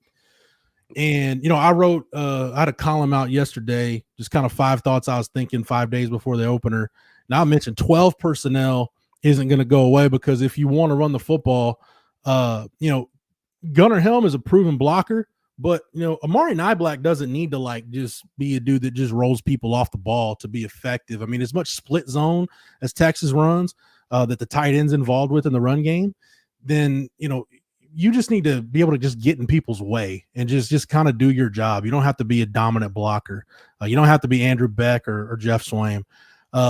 So I think you'll see 12 personnel. I think you'll see 10. I think situationally it'll look different than what we've seen it look like. I think you'll see that pony package. I mean, it's a part of the offense, but it might not use it as much as they have in the past. And I think it'll look a little different. I think you'll see 10 personnel, Jordan, a lot more than we've seen in previous years. 11's kind of your standard go-to. And when I say a lot, I mean, you'll go from running 10 personnel, probably Texas could have been, it was less than 5% of the time. Probably last year they were running 10 personnel. Maybe they're like a 10%, 12 personnel offense this year. So I'm not talking about like they're just going to go 4 wide and let Quinn Ewers just rip it all over the field. But I will say this, I also mentioned that column for defense, for defensive purposes. If you earn the right to rush the quarterback and get to third down, between the talent you've got at edge, the athleticism you've got on the interior D-line, and the two main guys I'm thinking about are Jeray Bledsoe and Alfred Collins. Jordan, you can use Anthony Hill as an edge rusher in that situation, so that adds to your edge potency. And if you're in definite passing situations, now it's more conducive to put Leonga Lafau and Mo Blackwell on the field together as your two best coverage linebackers. Plus, with the flexibility you've got with Jade, he can be at the star, he can be a corner, whatever. You pretty much your third down options, your sub packages on defense in predictable down and distances are almost endless. So I don't know. I imagine you'll see some of it. You'll see some flexibility, some versatility, some mix in that, because I don't think you want to go to Ann Arbor and just roll that out for the first time. But they're not going to show everything that they want to do against Michigan. But yeah, I think you've got a chance to be a lot more dynamic in terms of sub packages, fronts, coverages, and stunts than we've ever seen a Pete Kwiatkowski defense be. And I think that's the combo of Johnny Nansen, Scotty Hazelton, and the talent you've got at edge right now, which is the deepest, most talented edge room Texas has had. And if you want to go ahead and throw him in there, you can include Anthony Hill in that group, because when it's conducive, they'll let him pin his ears back and get after the quarterback. Yep. And it's crazy. As good as I think Trey Moore and Ethan Burke will be and Barron Sorrell this year, those guys are going to play in the NFL. I feel pretty good about Trey Moore and Burke being draft picks, but of all the names you mentioned, the ones with the highest draft potential is Colin Simmons, and that dude has at least 3 more seasons in Austin. So, obviously, there's been a lot of talk about the NASCAR package, which is kind of a similar package what you had brought up. I'm excited to see that. Excited to see what Colin Simmons can do as a freshman. With Anthony Hill last year, the entire plan was, look, the first few weeks of the season, we're basically just – he's going to have one job where it's going to come in and rush the passer or come in and do this one job, this one task. Because the last thing Texas wanted to happen with Anthony Hill was they stick his ass out there at Mike linebacker, and he's on ESPN week 2 versus Bama getting embarrassed because he's an 18-year-old playing Mike linebacker as a true freshman in his second ever college football game. They didn't want that happening, because if he plays like shit, his growth is stunted the rest of that season and then on. So they wanted to make his job as easy as possible the first few weeks. And if, as you could tell, throughout the season, they slowly gave him more and more responsibilities, and he was playing more of that true off-ball linebacker position towards the end of the year. I think Colin Simmons, they're going to start him off similarly, where it's like, hey, we only need you to do this one thing. Just do it at an incredibly high level, and you will earn more responsibilities next week or in a few weeks, and then we'll let you do all this too. And you'll get more snaps then. Yeah, that's what I see happening with Colin Simmons. So as far as the NASCAR package goes for, maybe versus Michigan, I think we'll see it a lot less than we would see it versus Texas A&M or something like that, right? Where that game is so much deeper into the season, where they're going to have a lot more chemistry and comfortability playing with everyone and having those packages on the field. But plus, I mean, at that point, if you're Colin Klein, if you don't trust Wegman at that point, then it's probably not a bigger problem. Probably not a very good year for the Aggies, So if it's more conducive to put your sub packages on the field or pass rush packages, you got to imagine they figured out something that works. A&M did with their personnel. Yeah. Jordan, are you going to compile a list of visitors for the game? Yes, we should have a visitor list out by like Thursday or Friday at the very latest for this week. And just full transparency, this is probably going to be the worst home game visitor list of the season, and that's because what usually happens, Texas high school football will start their season a week before college, where this year college and high school start the same week.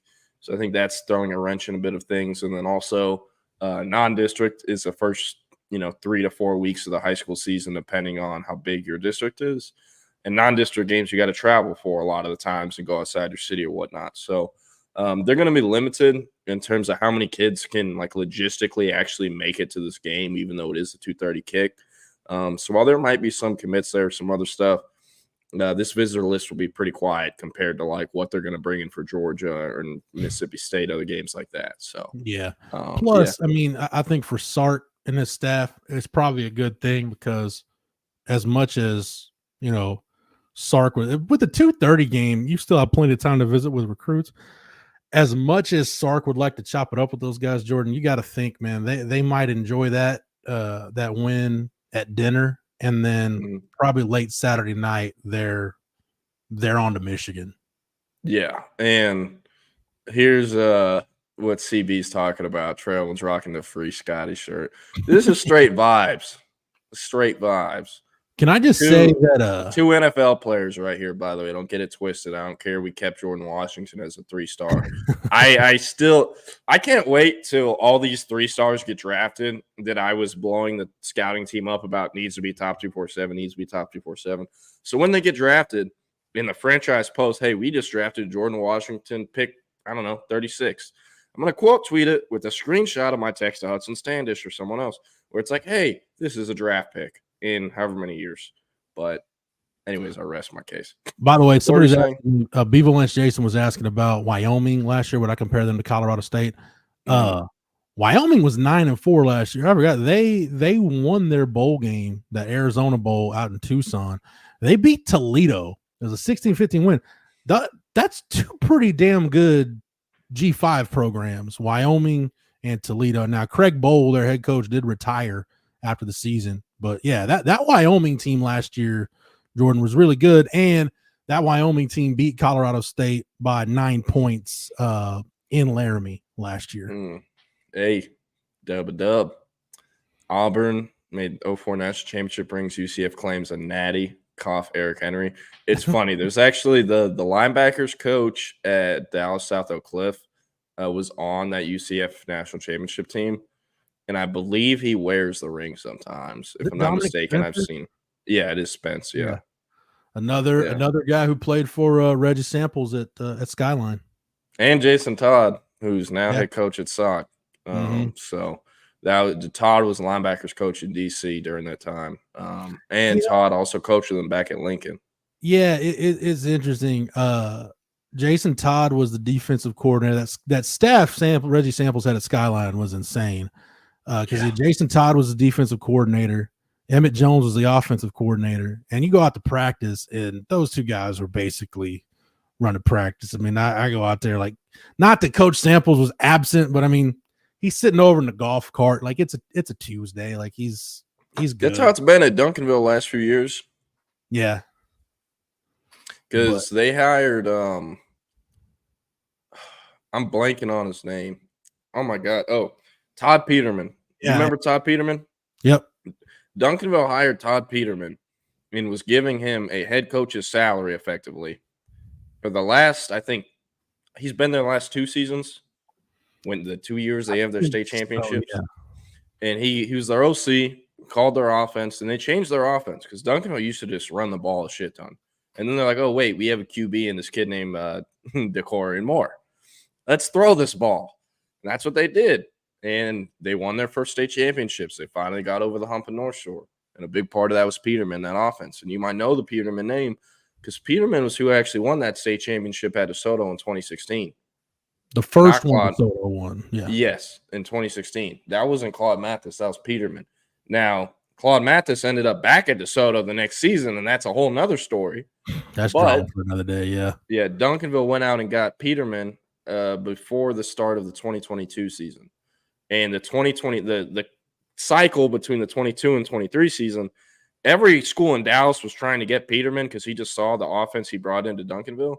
And he stayed because Duncanville gave him a raise and was paying him like a head coach. Like they're giving him head coach money as OC. And they told him, when Samps retires, you are our guy. And that was the plan. So after this year, he takes the head coaching job at Lake Worth in Fort Worth. And he took that job and brought, I don't know, a handful of staff guys from Duncanville. And when he did that, now Duncanville doesn't have a coach in waiting. So, yeah, but that's I forgot how I even got into because we were talking about Todd and all them. But he was the guy who was running at least the offense in practice last 2 years. Yeah. I was gonna say something else, but okay. No. Jordan, what is your guess on which freshmen play on Saturday? I think Colin Simmons should play. He'll get in there. Special teams. I don't think Daniel Cruz or Nate Kibble are going to be on any of the special teams units just because, they're smaller interior guys. Brandon Baker, you could see him on special teams. I think you'll see Wingo get at least one snap. Aaron Butler, Parker Livingstone, wouldn't really expect it unless it's special teams for some reason. I think Aaron Butler will play on special teams. I think Aaron Butler will be on teams. Like you said, the linemen, maybe. I think Baker's the only one that makes sense. But yeah, you've still got some backup linemen that still are going to need to get their feet wet just in case. Yeah. And I think this would be a good game to do it. This game and ULM are going to be your best chances to do it. Yeah, Freddie DeBose, I doubt he'd play. Jordan Washington, I think he could potentially. Linebacker to Anthony Smith. Maybe. I think Ty Anthony Smith is going to play on special teams. Last year, Leonga Lafau was on every single kickoff. I think they're just going to put Ty Anthony Smith in that same exact role. Yeah, that's what I was thinking, Jordan, with the freshmen. Some of the names you've already mentioned, like would a Parker Livingstone be on teams? Him, there was somebody like JJR is another guy that could probably you probably see him on teams. I think it's easier, honestly, Jose, to run down the list of guys that probably won't play. Melvin Hills wouldn't play. He got there in June. It would be tough for him to play. Yeah, like you said, Freddie DeBose won't play. Freddie DeBose. Yeah. Daniel, man, maybe you see Daniel Cruz. I think he's. I don't know. Trey Owens, I feel like I doubt you see Trey Owens. Here's why I said no to Daniel Cruz. If he's on the field, it's going to be special teams. And if he's on the field for special teams, then something has gone terribly wrong because there's a long snapper. You know what I mean? Yeah. And he's 6'2", so they would put someone else at guard or at interior on teams before him, I feel like. Yeah. Let's see. Yeah, Trey Owens, probably not. I would guess not. I would guess not. No. Yeah, everybody else, though, the guys at the top, like Wardell Mack could be teams. Aaron Butler could be teams. I think Wardell Mack is going to be teams because, I mean, he's 6'1" with like a 6'9" wing. Yeah. And it's super raw. And then Jarrett Gibson, Phil Sami, Kobe Black, Brandon Baker. Those guys are in the 2 deep, and we're going to see Ryan Wingo and Colin Simmons. Yeah.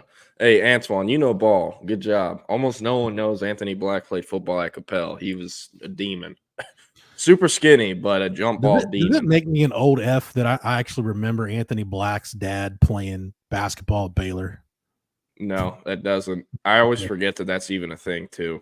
He has a little brother named Beckham Black who doesn't play football, but is Duncanville's starting point guard. Yeah. Yeah, he gonna be legit. Which out-of-state recruit is more likely to end up at Texas? Madden Framer, Myron Charles. Look, I know there's a lot of buzz around Myron Charles. Kids don't decommit just because a school they committed to lost one game. That's not how this works. Whereas Texas would have never been able to sign a class in 2021. So, that being said, look, does Texas have a good chance to flip Myron Charles later this year? Yes. Did Florida State having a stinker game versus Georgia Tech in Dublin help? Certainly, yes. But there's still some more things that need to happen here. Yes, he's seen campus before on an official visit, but I think he needs to return for this flip to be more realistic. Also, Florida State needs to keep losing games like this. They need to. And as far as Myron Charles goes, if Kevin Wynn is going to make a move first, because I think if Kevin Wynn, who's the number 52 player in the nation, 4-star defensive tackle for Florida State, he's committed there. If he's going to flip, I don't think it'll be to Texas. He's a state of Georgia kid. But if he flips before Myron Charles, that makes Myron Charles much harder to flip, because then Florida State's like, okay, now this is our only guy. Let's do what we can to keep him and pay him more than we would have.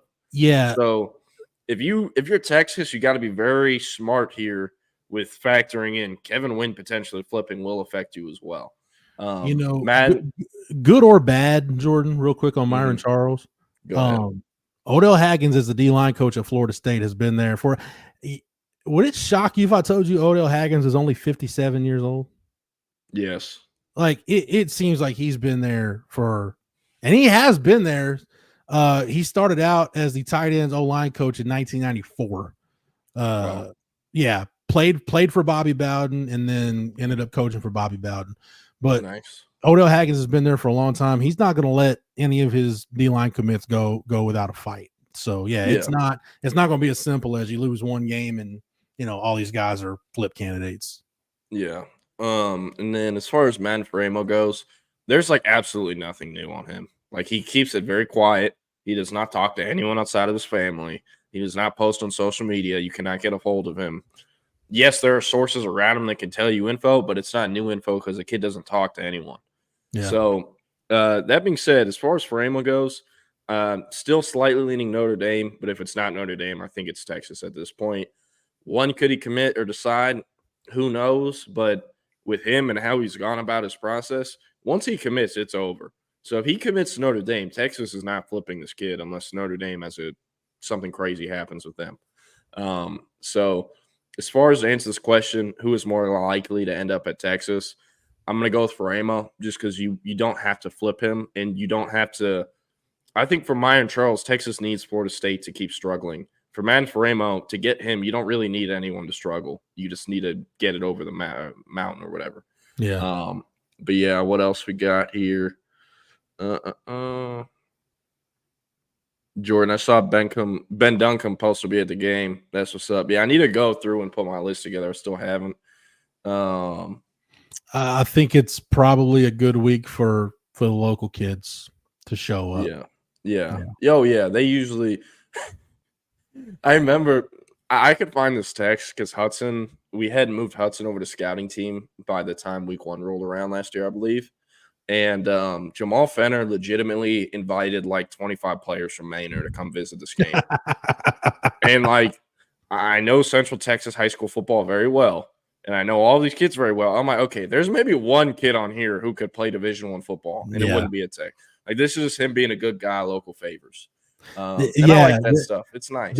This is the week to do that. Yeah. Like if you see, if you're at DKR on Saturday and you see like, I don't know, 5 kids from Elgin in the stands, like it lets you know what kind of recruiting weekend it is. Yeah. Morgantown will be crazy. They're celebrating the 1984 win over Penn State with Coach Nealon, and it is so close to fans of Penn State. I hope West V wins. I'm just tired of James Franklin doing the same thing every year and people giving him credit for it. Hey, like we know he's already lost to Michigan and Ohio State. There's a lot of coaches that wish they could go 9-3 every year, Jordan, and keep their job. Yeah. I'm gonna try to watch this game as well. I got Thursday, Galveston Ball in Manville. I'm driving to and from Houston on Thursday. I'm going to get home probably like 2 a.m.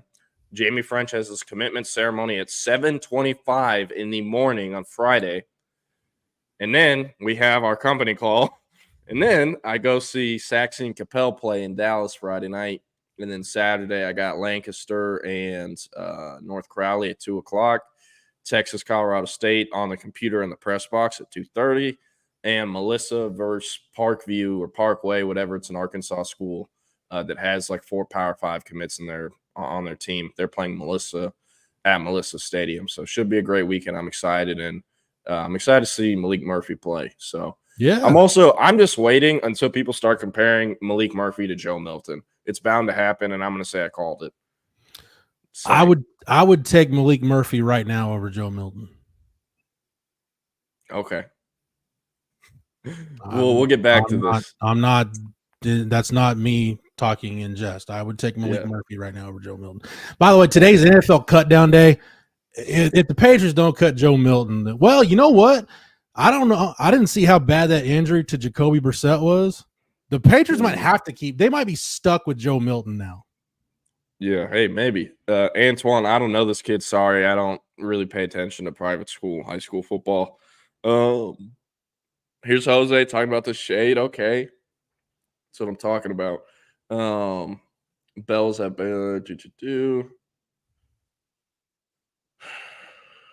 Okay. I think Florida State could go 8-4. I think LSU could. A lot of their season relies on Nussmeier and how he's going to play. But yeah, I'm just going to bring the guys, and there's too many comments to go through the rest. No, it's all good. Apparently, Jacoby Brissett's shoulder injury. Gerard Mayo said yesterday that it basically, if it had been an important game, he would have been able to come back in. So Antoine said they cut Bailey Zappi and kept Joe Milton. I was just about to call out that comment to you, Jeff. They cut the Zap Man, one of my favorite players I've ever covered, Bailey Zappi. And they're keeping Joe Milton. Correct. Are you effing kidding me, dude? Like,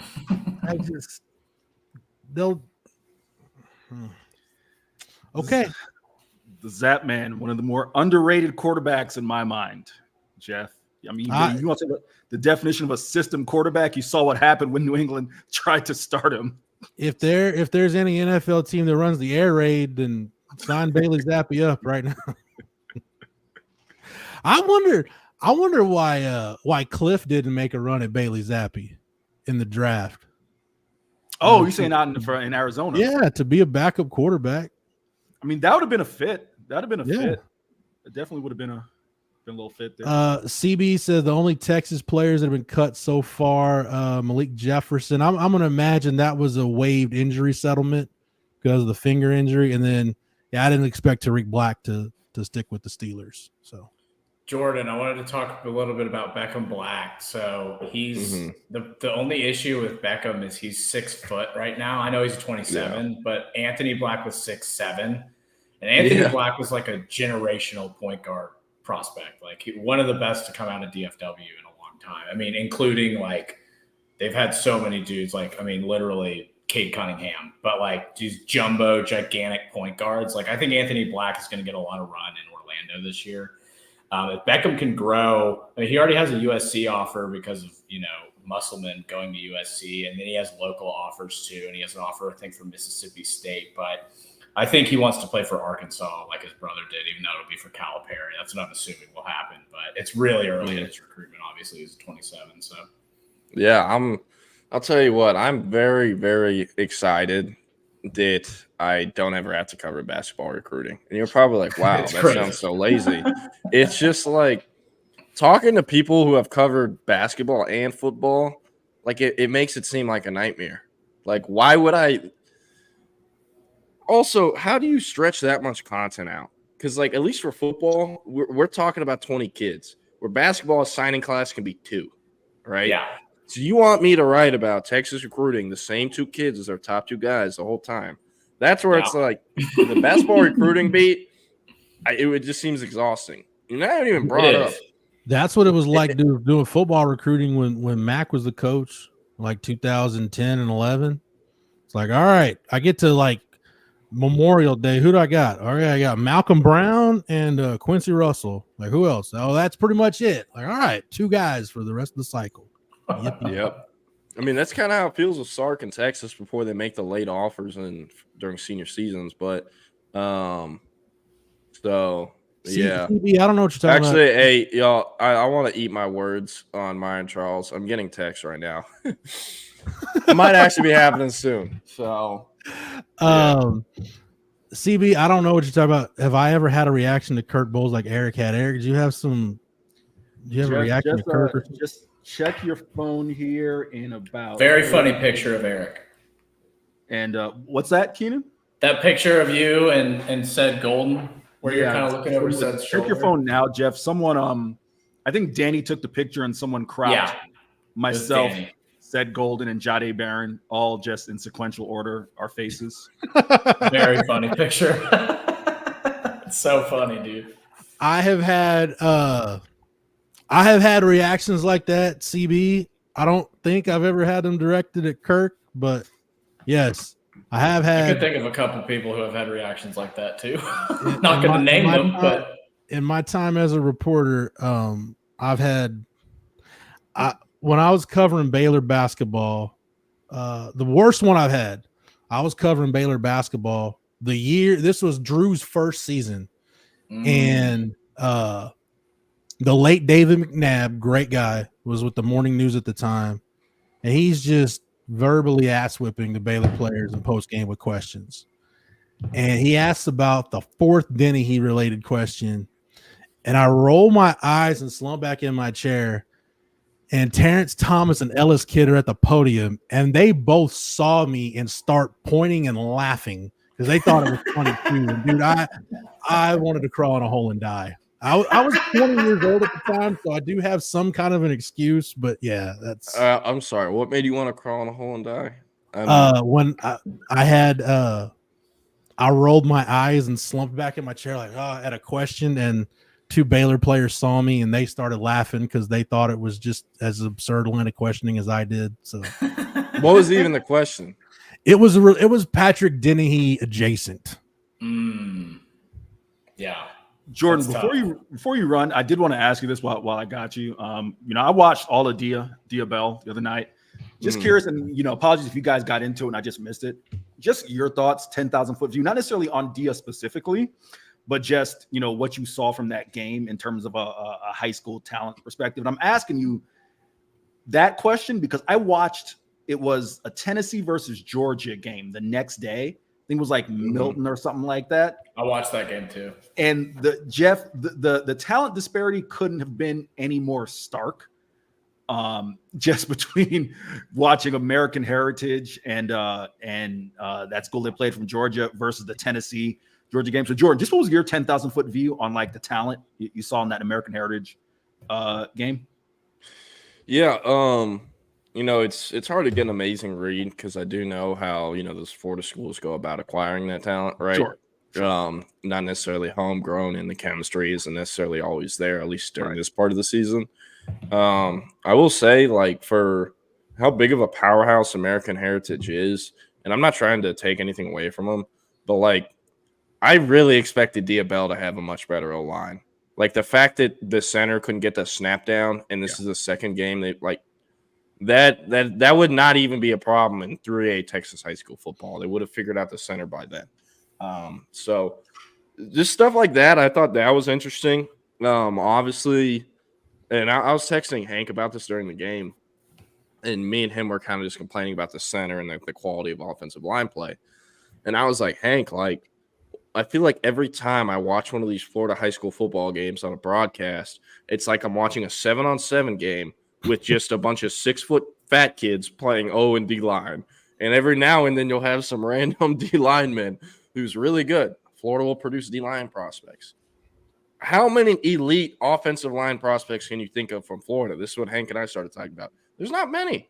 And everyone in Florida wants to play skill positions. So for them, like, it's an interesting style of football because it feels much more like a 7-on-7 game, and then there's also the trench play as well. It's just not very good trench play. It's the opposite of high school football in the Midwest, whereas you got like a lot of large humans in the Midwest. You have no speed athletes. Yeah. Jeff, Jordan, this is a prime example, and obviously some of it is the players themselves. But Jeff, you and I've had this conversation before. I know, Jordan, I've kind of joked about it with you and Keenan as well. This is the difference between when you have an offensive coordinator or an offensive line coach who actually are employed by the school versus the O-line coach who's got to work his shift at Jiffy Lube or work his chair at the barbershop and then come and be the O-line coach, because that's what Florida is. That's crazy, man. Yeah. And like for him, for Dia, it's interesting. Because, David, I'm not trying to pick on you. I get what you're saying by very young high school junior. Yes, he is young into his junior year of high school. But Dia turned 17 in May. So he will be 18 for almost, not almost, but about 7 months before he enrolls at Texas. So he's old for his grade. And you can kind of see it in his game. He doesn't play the game like other guys that are kind of ranked around where he is ranked as a 2026 quarterback play. And I think it's just because, like, And even in talking to Dia, you can see it in interviews. He's so much more mature than his current age.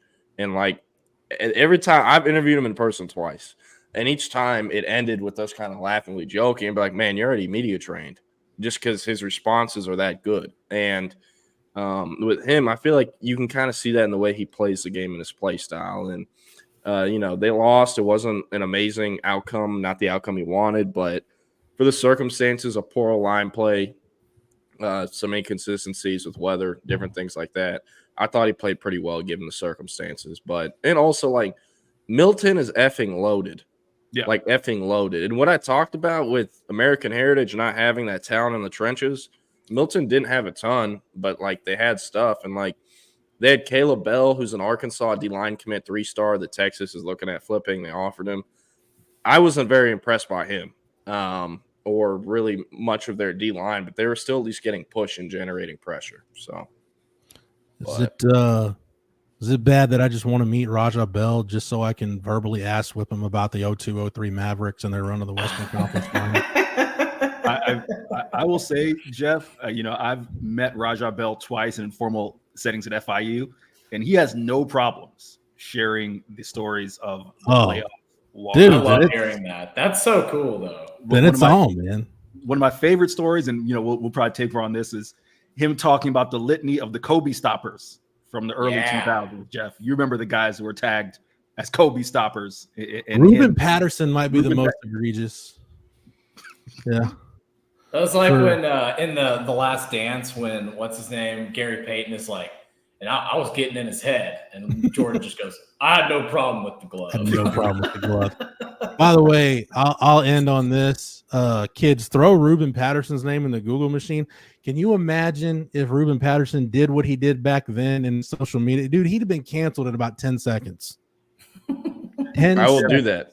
I will Reuben Patterson would have been canceled for a litany of reasons, some basketball related, some non. He wouldn't have had a chance to make the 10th, 11th, and 12th transgression, Eric. He'd have been canceled long before that. Correct. Yeah, correct. John Rocker style. Is he that kind of guy? Or no, more. Go ahead, Jeff, you got it. More Harvey Weinstein style? Yes. Ooh. Yes. Yeah, that's a lot. That's a lot worse. Yeah, Jeez, dude. Not good. Hey, Reuben Patterson's Wikipedia page won't open for me. It's probably a good thing. Yeah. We'll do that off the air. Hey, well, anyways, I will say, as we get out, when Kobe was asked who's the hardest player you ever had to go against in terms of like when Kobe was on offense and the player was on defense, who was hardest for him to score on, said Tony Allen. So Tony Allen was a really good defender, though. Look, man, there's a Kobe stopper. Fake tough guys in the NBA. Tony Allen ain't one of them. There's dudes like Kenyon Martin are like, dude, don't. Yeah. Zebo. Hey, I was about to say, Zebo was pushing that weight throughout their career. Tony Allen's definitely one of those guys that do not just acknowledge him and walk away. Like, do not antagonize him. He's not to be trifled with. I'll say the Grizzlies had some fun time. Like they had some killers, man. They had Mac 11 at point guard, Mike Conley. They had Marcus Saul. They have John now. They had Mike. They had Mike Miller. They had Mike. Was that when they won that Eric, 1-8 series? You know what you're doing. Stop. What did you say, Jeff? Was that when they won that series as an 8 seed? They beat the Spurs in the first round. Yeah, I don't remember, to be honest. That was what year was that? That was 09, maybe 08. 08, because it was the year after the Spurs won a title. I remember they were the number one seed and lost to the Boston Grizz. Yeah. The same thing happened with the Mavericks in 07. Eric, Keenan, you guys have a great show. Jordan and I will be back to do it tomorrow. We'll get to that Colorado State stuff and looking ahead to Saturday. Yep. Also, for mine, Charles, I'm not putting in a crystal ball. I don't want to touch a top 247 prospect from the state of Florida ever with a crystal ball. Sorry if you got hit with the stray there, Eric. But that's just not something I feel comfortable doing. However, I will say I think Myron Charles eventually ends up in the Texas recruiting class. So we'll see. Potentially by the end of the week, not sure. Potentially by the end of the season, not sure. But I do think he will be a Texas Longhorn eventually. So I'll leave it at that, and I will see y'all tomorrow. It's only an hour. Peace, Jordan. No time for false start. No offense taken at all, Jordan. It's only an hour. Jeff Howe, Jordan Scruggs, taking up to your midday crew back in our midday slot. Keenan, we are false start. I will just quickly cap that conversation talking about the Memphis Grizzlies. As I've said before, and I'll say it again, when it comes to Mr. John Morant, I am not a massive strip club purveyor. However, I just thought that the strip club deal, they supposed to be taking their clothes off. I just don't quite understand why John was taking his clothes off. And that's you got it backwards, man. You got it backwards. I'm not a giant connoisseur, Keenan, but I was under the impression you go to watch them take their clothes off, not the other way around. Keenan, happy Tuesday. For finally get a chance to catch up with you this week. Appreciate you again, as always, on Mondays with me at DKR Texas Memorial Stadium for Steve Sarkeesian's pressers filling in. My guy, how you doing? I'm great, dude. I won a roast battle on Sunday. That was a lot of fun. Doing stand-up. Dude, we got to get this videotape, man. We need this for the show. Why are you not giving us this content? I don't know. I should have filmed it. I did very well. It was a lot of fun. And I crushed the guy without being like too offensive either. I was just kind of like poking fun at him. It just went really well. And then I did another set last night. That was a pretty big crowd. That was a lot of fun too. As always, he is the curator of vibes and Mr. 5 lunch breaks. Jam-packed show we're going to fit into 40 minutes. Keenan, it is game week, sir. We have finally made it to game week, so you know we are going to talk Longhorns. Want to dive into what do you guys want to see, whether it's you, Keenan, or our audience. What do you want to see from the offense, and what do you want to see from the defense on Saturday? 2:30 kickoff, Texas Memorial Stadium, DKR Texas Memorial Stadium. Colorado State comes to town. Keenan, I'm going to start right there. I'll give the audience a chance to opine, but let's start with the offense. What are you looking to see from the offense on Saturday against Colorado State? I know we talked about them a bit with Joe Londrigan, just as a refresher. 5-7 team, had a couple close losses last year, most notably the Colorado game, which they went, and this was early prime when, the coach prime mania was still running wild. They hadn't endured a massive losing streak. So that was the game that, of course, Colorado State, we all know the hoopla, Jay Norvell, you talking about my mama and all this other nonsense that went on with Dion and Shadur. And the Rams went to a hostile Colorado Folsom Field and pushed the Buffalo Keenan to overtime, but couldn't pull off the upset. Again, 5-7 team, just fell shy of a bowl game. But yeah, Keenan, what are you looking to see from the offense? We'll start there. Yeah, so I wrote down 3 things that I'm interested in seeing. Yeah. So number 1 is consistent push at the line of scrimmage. We know we have a very senior offensive line here with this Longhorns team. A lot of experience, a lot of guys who have played together before. So I think chemistry on the offensive line is huge. We talked about this yesterday, me and Joe did, about how a team like OU is starting a lot of transfers, right? So having this consistency on the offensive line, just getting push. I would say 2, consistency with the wide receivers, just because they're all new guys from last year. Not all new, but mostly new guys, all new starters. So just seeing the chemistry between Ewers and the group of wide receivers, whichever ones start, whichever ones play, seeing those guys run their routes and have some rapport with Ewers. And then 3rd, maybe the most interesting to me, is how they're going to use Jaden Blue. Are they going to run in between the tackles? Are they going to try to avoid doing that at the beginning? Are they going to throw him the ball a lot? So those are the 3 things I'm kind of looking for from the offense to sort of project for the rest of the season. Keenan, for me, offensively, going to touch on some of the things you mentioned, and I'm going to get to some of the comments here in a second. But for me, first things first, I do want to see sorry, Jeff just sent a message in our work chat. Apologize for being distracted there. I do want to see the offense come out and perform not necessarily more efficiently, but in a smoother fashion than they did the season opener against Rice. We know what happened the first half, right? That was a struggle, continuity on the offensive line. And that was weird because that's an offensive line that had played together a lot heading into last year. Same thing this year.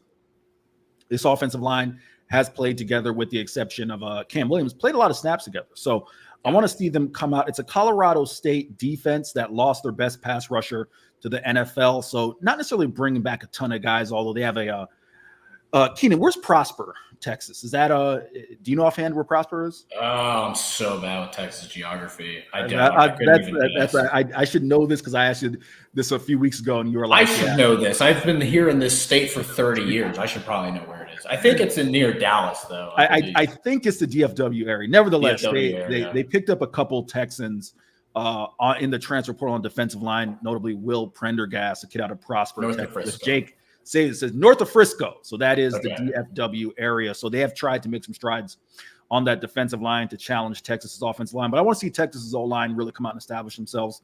Secondly, and I think Chris Bennett kind of touched on it, Steve Sarkeesian, and I'll play sound of him, talked about wanting to play a lot of guys in the first half, right? Or actually, I may not have that sound. I think I've got the sound of Steve talking about Torrey Horton. But he said, hey, we want to play a lot of guys. First half, even going back to a couple weeks ago, talking about the non-conference schedule is kind of a de facto preseason, right? And again, don't read too much into the fact he said preseason. He wasn't dismissing the non-conference opponents, just saying that within those first 4 games, that still gives you an opportunity to work out some guys who may not necessarily are still kind of fighting for spots come SEC play. So I want to see how many guys are able to work into games. That was another thing last year, that in the Rice game, they wanted to get Arch Manning some snaps. But Steve, I remember him saying it, that the game just kind of got away from them in the fourth quarter with how fast that quarter moved, and they hadn't quite built up the type of lead that they would have wanted to get Arch Manning snaps. So you want to see how they do that. And last but not least from the offense, you talked about, and I asked Quinn Ewers this, continuity with the receivers, right? Quinn said, hey, we put in a ton of work in the summer to get on the same page with all these guys. I think between the summer and fall camp, we're at a good spot. But Quinn was excited. He said, listen, I've got a just litany of weapons at my disposal, right? In terms of the 6-7 receivers, the multiple tight ends, things of that nature. So we want to see how those things play out. I will go to some of our comments here before I flip it to the defensive side of the ball and some sound. Yeah, CB said he wants to see Texas being so dominant that starters are pulled and the backs can play. Most definitely. Rob, I will get to, or actually, let's just go to your comment right here. You talked about defense.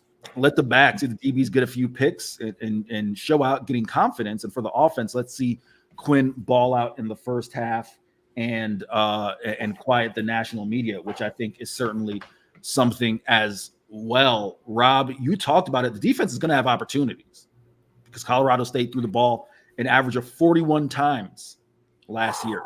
They are going to be tested that air raid offense. Jake Billis says red zone improvement and disciplined secondary. Let's go to Steve Sarkeesian. His comments when I asked him about facing Colorado State's star receiver and Torrey Horton, over 160 receptions over the last 2 years, north of 2,000 yards, top 5 in the nation, Keenan, in returning wide receivers who have forced missed tackles and yards after catch. Here is Steve Sarkeesian on Torrey Horton. Steve, you talked about tackling a minute ago. I was wondering if you could talk about the challenge that Torrey Horton presents as far as tackling for your secondary. I know it's an area you want to improve on from last year. Yeah, I think it's with him. First of all, where is he lining up? The guy, they move him around a fair amount, and then having the ability to win at the top of routes against him. He's got good length. And then you got to get him on the ground. And as much as getting him on the ground when we're on defense, we've got to get him on the ground when he's returning kicks too. We've got to get him on the ground because when he can open his stride up and get in the open field, he can run away from you. And so I think it's going to be important that we get multiple hats to the ball, not just with him, but with everybody. We've got to play with amazing effort defensively. We've got to swarm the football with the understanding that we might miss some tackles in week 1. And, well, it's okay sometimes to miss as long as 2, 3, and 4 tacklers are showing up, right after that. And so that just goes back to effort. And so that's why we always try to critique effort first to make sure that our guys are playing with that fanatical effort that's needed for us defensively. Keenan, your thoughts on what you heard from Steve Sarkeesian as far as getting Torrey Horton on the ground and really just better tackling from their secondary? Yeah, I mean, what I was going to say, even with the defense, is the main thing I'm looking for is how they're going to deal with Torrey Horton. And I think it's really important that they're playing a receiver of his caliber in week 1, right? They're coming out. Torrey Horton's a top 10 receiver in college football. He's second-team All-American by some outlets. I thought he was pretty candid with that answer in that, yes, we might deal with some missed tackles early on in the season, right? Like, He's not here to say this is a finished product yet. This is still, somewhat of a work in progress in this area. But I think it's really important that he's right. Like, the group tackling is going to be so important, right? Like, getting guys to the ball, having the effort to attack from the other side of the field, having multiple position players be there for the tackle. If it's a short route, having your outside linebackers be there for a tackle, or if it's an out route, having something for, basically. Sorry, my headphones just told me they died. So give me a second. But no, you're good. Yeah, basically, I think it's really important that the group tackling is the key here, and that they know they're not going to necessarily be off the bat a fantastic individual tackling team in the backfield. Keenan, and I would love our audience's thoughts on this as well. I agree with you. The candidness was something that, again, Steve's pretty candid if you ask him a good question, for the most part. But yeah, it did make my ears perk up when he said we may miss some tackles week 1, right?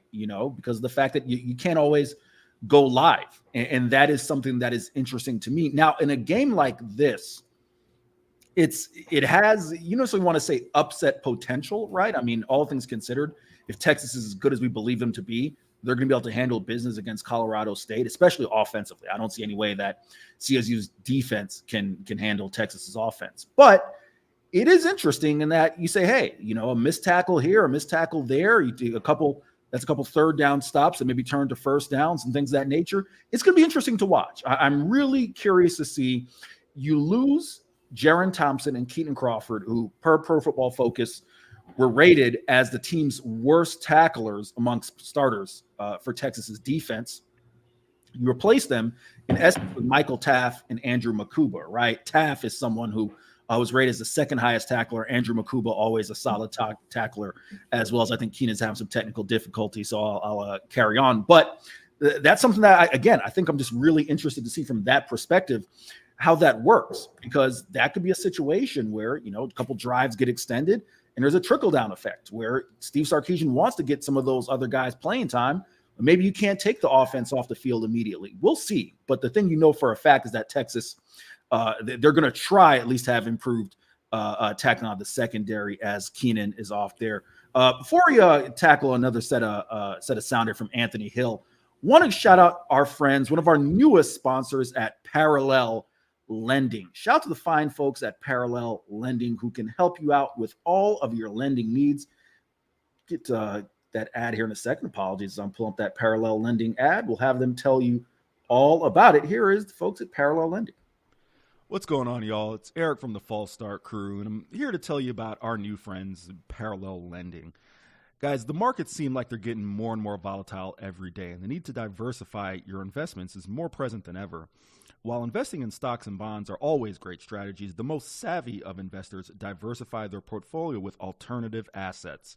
Right now, the most popular alternative investment strategy is investing in private credit. So our friends at Parallel Lending, they're a lender that provides short-term business purpose loans backed primarily by single-family real estate in Texas. They lend to flippers and builders all across Texas, and they just launched their flagship fund, which gives accredited investors the opportunity to fund the loans they provide. Parallel's targeting an 11.5% return on investors' net fees, and in Q2 of this year, investors received an annualized return of over 11%. If you're interested in investing passively into loans backed by real estate, inquire more now. Parallel Lending is raising capital over the next 3 months, and they're already halfway to their goal. Accredited investors only, returns not guaranteed. An investment in Parallel Fund LLC involves risk. Please review all disclosures before investing. I'll come off of mute as our friends at Parallel Lending. Check them out at Parallel Lending. Keenan, you are back. I'm not sure how Sorry much about that. No, you're fine. Technical difficulties happen. I'm not sure how much of what I said you heard, but you can let me know what you heard, and I can fill in the gaps, and I'll get your thoughts on the other side. I didn't hear much. Just for quick recap, and then I can jump in. Yeah, no. In essence, just piggybacking off of what Steve said there, as far as getting Torrey Horton on the ground, I did think it was interesting how candid he was in terms of saying, the week 1 stuff and not being able to tackle. And that's something that even Michael Taff and Jade Barron, all the other DBs noted, is that you're tackling and you're practicing the fundamentals of it, but it's one thing to do it against, the tackling dummy or the wheel that you roll out there and you attack the hip, right? It's another thing to do it against a live human being who's got pads on and you got elbows and knees and other things that are kind of coming at you, right? So him being candid about the fact that you may have some missed tackles week one, I think is interesting. The big thing for me is I think you want to get those things cleaned up as quickly as you can, A, going into Michigan, and B, especially heading into conference play. Yeah, no, definitely. I agree that just being honest about it, it's like that was a problem last year, right? Like you saw, especially in the Washington game, like there were a lot of play. There were some yards after catch. Now, of course, Penix was delivering perfect ball. That's one of the greatest quarterback performances I've ever seen out of straight up, like one of the best quarterback performances I've ever seen in college football. Group tackling has to be a thing in the backfield. Like your best tacklers are going to be probably your linebackers, your edge rushers, because they have the frame to do it.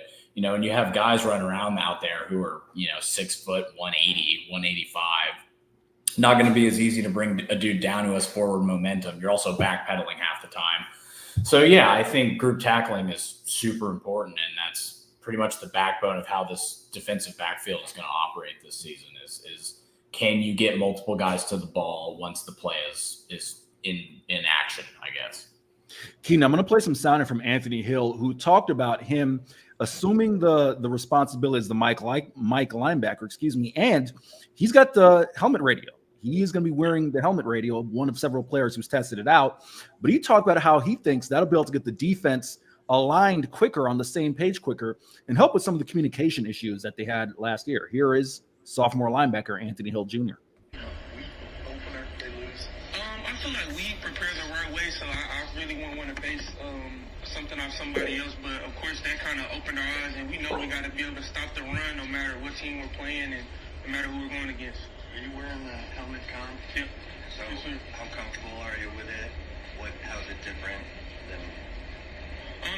It's been pretty useful because you kind of don't have to look to the sideline and you can kind of see what's going on in front of you with the of course with the formations and everything, and just getting it out so the defense can know the call early so we can be ready to align and play. Apologies if that audio's a little low. I'll have to soup that up there in the background. But Keenan, were you able to make out what Anthony said? And if so, kind of your thoughts on him talking about how he thinks that'll help the defense get aligned quicker, which again, communication was something that major issue. Jade Barron talked about it, the secondary relentlessly. And it almost at times was kind of a like a running joke, for lack of a better phrase, where you'd hear Taff or Derek Williams, Ryan Watts, other guys say, yeah, we just got to communicate better, which it's such a cliche thing and it matters. But now this is supposed to be something that can solve those communication issues. Yeah, it's not even like a figurative communication. It's a literal communicating where you're supposed to be thing. You know what I mean? Like it cost them the Oklahoma game last year, right? Like that's what happened on that last play. It was a complete miscommunication in the defensive backfield. So yeah, obviously that's going to be key. And I'm really am interested to see how this helmet communication works. I feel like it can cut down some of the sign stealing that's been going on as well. I know that documentary just dropped. We were watching it earlier today, the Michigan sign stealing deal. But yeah, I think it's got to be good for college football, right? Like I think it's going to create better defenses, and college football is so much about scoring, and it's such an offensive game. It's weird. Like you look at college basketball versus the NBA. The NBA is all about who can score more. I mean, obviously that's like not a great insight, but it's like all about offense. I'm sure some smart ass is going to say, aren't all sports, team sport? Right. You know what I mean, though. It's about offense versus college basketball, where it's much more of a struggle to score. It's kind of the opposite in college football. There's a lot more teams that are scoring points versus teams that are winning just by defense. So even in the SEC, you look at that conference, it was a defensive conference for a long time. And now you look at the last few national champions, they all have these great offenses that score 40 points a game. So I think that helmet communication is going to help kind of bridge the gap between great defenses and great offenses. I think it's going to make a big difference. I really do. Keenan, as far as the defense for me, you would like to see some turnovers for us. I know that was talked about when you say that Colorado State is going to throw the ball a ton. I want to see the edge guys, Keenan. I want to see Trey Moore again with passing. Now, of course, Colorado State, deploys more of a quick pass game. Yeah. But I want to see Trey Moore just overpower some of those, tackles. I want to see Barron Sorrell. I want to see Ethan Burke. I want to see how those guys are going to be able to fare defensively.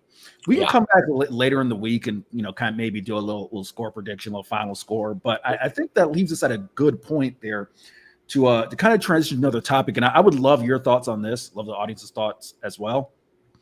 Does what happened with Florida State playing that kickoff class against Georgia Tech in Ireland and losing, does that make you a little bit wary? And the reason I would love to get your perspective, I know as a basketball guy, you like to see some of those premier non-conference games, right? You like to see Texas tested a little bit. And obviously, football is a little bit different than basketball. Now, the 12-team playoff certainly helps. But going forward, does that Florida State loss maybe kind of make you a little bit wary and say, hey, just bring in the Louisiana Monroes of the world, of the Southern Misses of the world, as opposed to playing that type of premier kickoff classic type of game? Well, I don't know. I mean, is Georgia Tech a power? Like, Georgia Tech was okay last year, but they weren't.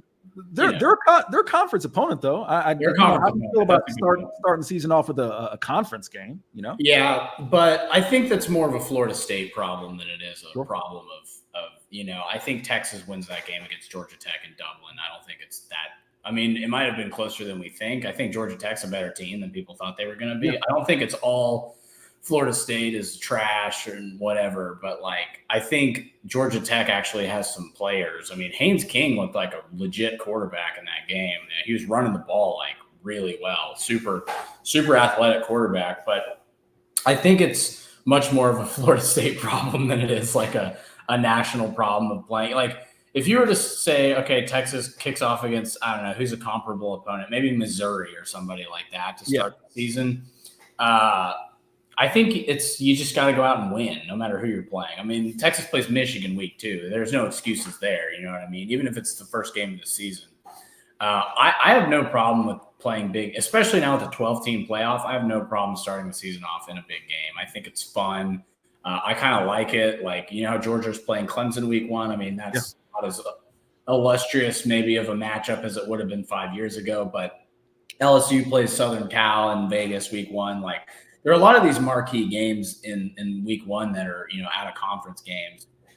So I have no problem with teams doing that. In fact, I kind of respect it. And I think it can be, even if you lose a close game, it can be a learning experience for the rest of the season. We got to lock in, and again, with 12 teams, 12 spots, you have an opportunity to lose a game and learn from that game. It's not like college football of old where Florida State's already out, in the BCS, Florida State's already they're already out of contention in week 1. So I think it creates pretty interesting matchups early on in the season. And I'm all for that. I think I love that Texas is playing Michigan despite playing an SEC schedule. I love that they're playing Ohio State. I love that they're playing all these teams. I think it's great for college football, and I think it's really important.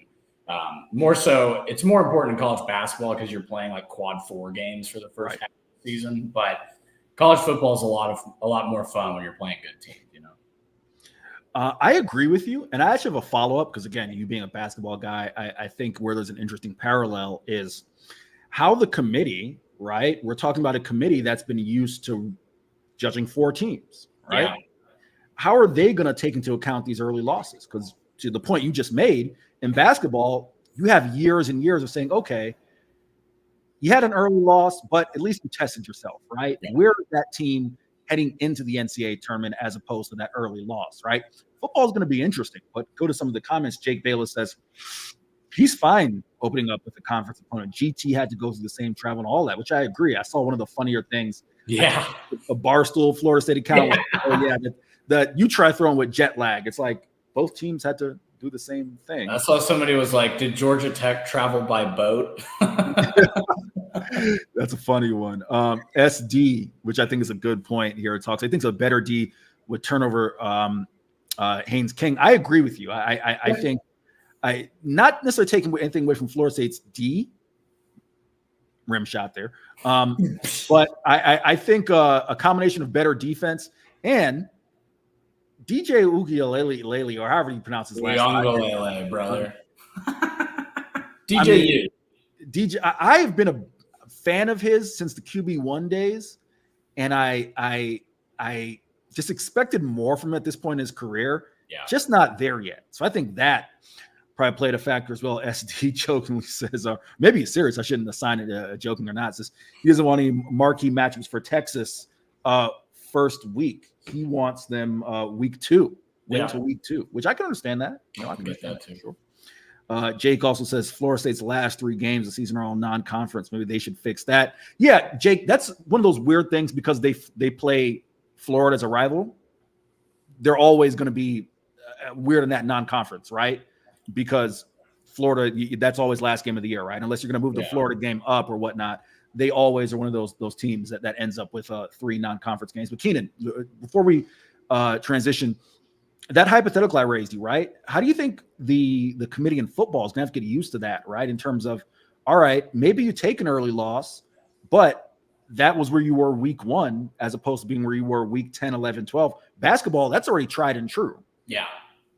I think that definitely translates over. I mean, with the more teams in the tournament, like, say Florida State doesn't lose a game for the rest of the season, which, like, they probably will, but, like, they don't play that tough of a schedule, right? One of their road conference games is at SMU. And, like, not to diss the Ponies, but they nearly lost to Jeff Choate's, like, brand new Nevada team. Like, brand new. Like, who went 2-10 last year, and they barely snuck that game out. So Florida State's going to have some layups this year, I think. They could still make the playoff. It just depends on how they play the rest of the season and whether they make those adjustments. But, man, there looked to be a problem on the defensive line at Florida State. Like, that defensive line did not get any push. I think it was SD who was saying he's reckless. Yeah, it was SD. I think he's right, and that a better defense would turn Haynes King over. I don't think Georgia Tech is like a world beater. I think they're better than people thought they were going to be this year, and I think they'll probably win 8 games. But, yeah, I mean, that's a bad loss for Florida State. I'm sorry. I mean, you spent the whole offseason complaining that you didn't make the playoff. To come out and lay an egg like that is, like, really embarrassing. And I have to wonder if some of that, not entitlement, but, like, just – did that carry over into this preparation for this season? Were they thinking about getting snubbed from the playoff and not using it as motivation? Maybe that's reading too much into it, but I do think that, playing the victim is like really bad for your team. I don't know. Well, I'll say this. It's an interesting point. Something and I'm a big Mike Norvell fan, but take a look at Mike Norvell's record at Florida State without Jordan Travis as his quarterback. Yeah, not great. Not great. So that's going to be something. Again, I'm a huge Mike Norvell guy, but that's something they're going to have to keep an eye on there. Keenan, got to sneak in 2 more topics before we get out of here. But before we do, can you tell the fine folks, the listeners of Texas Sports Unfiltered, what is Passes, Keenan? We're proud to announce a new partnership with Passes. What is Passes, you ask? Well, let me tell you. Passes is a content creator company that the Texas One Fund has partnered with. It is the first ever NIL collective on the platform. 40 of the top University of Texas athletes across football, men's and women's basketball, because they're winning at both of those sports, baseball, softball, volleyball, defending national champs 2 years in a row, I believe, and the Olympics, because they're winning gold medals out there. Oh, yeah, they're all on Passes, brother. These athletes showcase exclusive fan offerings, behind-the-scenes access, engaging Q&A sessions, memorabilia, and merchandise. We know we got some fans of that in the listenership, and captivating day-in-the-life content.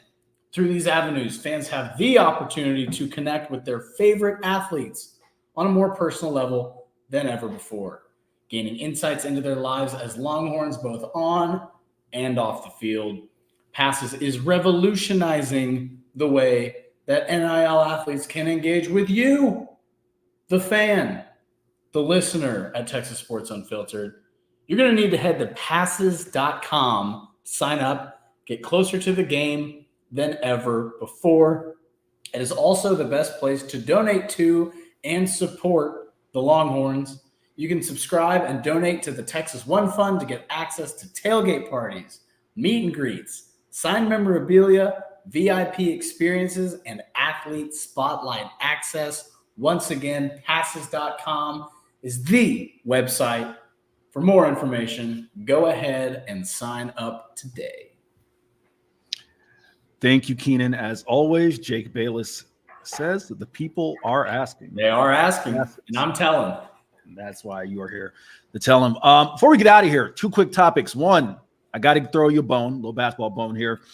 Some early bracketology, never too early for some March Madness predictions.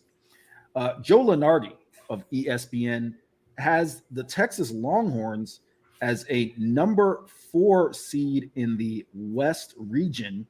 Yeah. Heading to Cleveland, Ohio. Oh, lucky me. Beautiful Cleveland, Ohio. Oh, joy. Lucky us, dude. Lucky us. Yeah. Keenan would be there too. Now that I've gotten past the Cleveland part, they'll be taking off Arkansas State as a 13 seed. What were your thoughts when you saw that bracketology for Texas, and maybe for anybody else who stood out to you? Yeah, this Texas team is super interesting to me because we've talked about it before, but their perimeter scoring is top notch. I mean, it could be one of the best backcourt and wing groups in the country. The X factor is going to be Caden Shedrick. Can he play 25 plus minutes a game? Can he stay out of foul trouble? Can he stay healthy? Now, he did play most of his games last year. That's what people don't realize. I think he played 30 of the 34 games they played last year, or 32 games, whatever. 32. Yeah, so he played 30 of those games, right? So he only missed 2 games last year, and that's a big deal, right? And he was playing injured. And according to people I've talked to, the injuries to his back and shoulder have healed, and he is better, and he is able to play more physical basketball. I think a 4 seed is it's a little optimistic, to be perfectly honest with you. I think this is going to be a really tough conference schedule. We saw they play Alabama, they play Kentucky, they play Arkansas, they play Florida, they play Ole Miss, and all those teams are going to be really good. And they play a lot of those teams twice. So especially Alabama. I mean, Alabama looks like a freaking juggernaut. But, I think a 4 seed is optimistic, but I could see it happening. And that would require probably a 6th place finish or higher in the SEC, I would guess, out of 16 teams. So that's playing towards the top half, and I think that they're capable of that for sure. There was one other team I wanted to just reference that was on the bubble that I thought was interesting, which is Rutgers. I actually agree with Rutgers on the bubble, and here's why Rutgers is interesting. They brought in 2 of the top 3 recruits in the country this year. So Cooper Flagg's number 1. He's going to Duke. Everybody knows about Cooper Flagg. But Ace Bailey and Dylan Harper are 2 and 3 in this class. They are top 5 picks, no doubt. No doubters, top 5 picks. And that's saying something in this draft class. But they still lost Cliff Omoruyi to Alabama, right? So their 2 best players are going to be freshmen. And typically the Big Ten chews up freshmen and spits them out. Even good ones. Even good ones struggle in the Big Ten. Most of your best players in the Big Ten are seniors. There are obviously exceptions. I can't think of any right now. But there are plenty of exceptions, sure. But for the most part, the Big Ten is a super well-coached conference, and they know how to scheme against younger players. They understand that these younger players are going to make mistakes. They're going to make bad reads. They're going to take bad shots. So I think Rutgers on the bubble is actually really appropriate. And a lot of people were freaking out. How can you say a team with Ace Bailey and Dylan Harper isn't going to, be surefire in the tournament? The Big Ten is loaded this year, man. So that was the other team that I was interested by their seeding. But I think Texas as a 4 seed is optimistic, but I think it's definitely possible. Keenan, let me scroll back here really quick. I just was checking out because I was wondering how Steve Pickle got all those guys to Rutgers, but I digress. Yeah, that's a talented team right there. But they're young, dude. It's really hard to win in the Big Ten with a young team. Keenan, why can't there be a first or second round, first and second round site that's worth a damn? I don't know, man. It's always in some weird town like here's what or Shreveport or something. Here's what we've got. I was bashing Cleveland. That might be the second best damn option. Lexington, Kentucky, Providence, Rhode Island, Wichita, Milwaukee, which again it is what it is. Raleigh. Newark is the East Regional. So I was going to say, I'm in no rush to go to Newark anytime soon. The top Hang out with two, the Sopranos, man.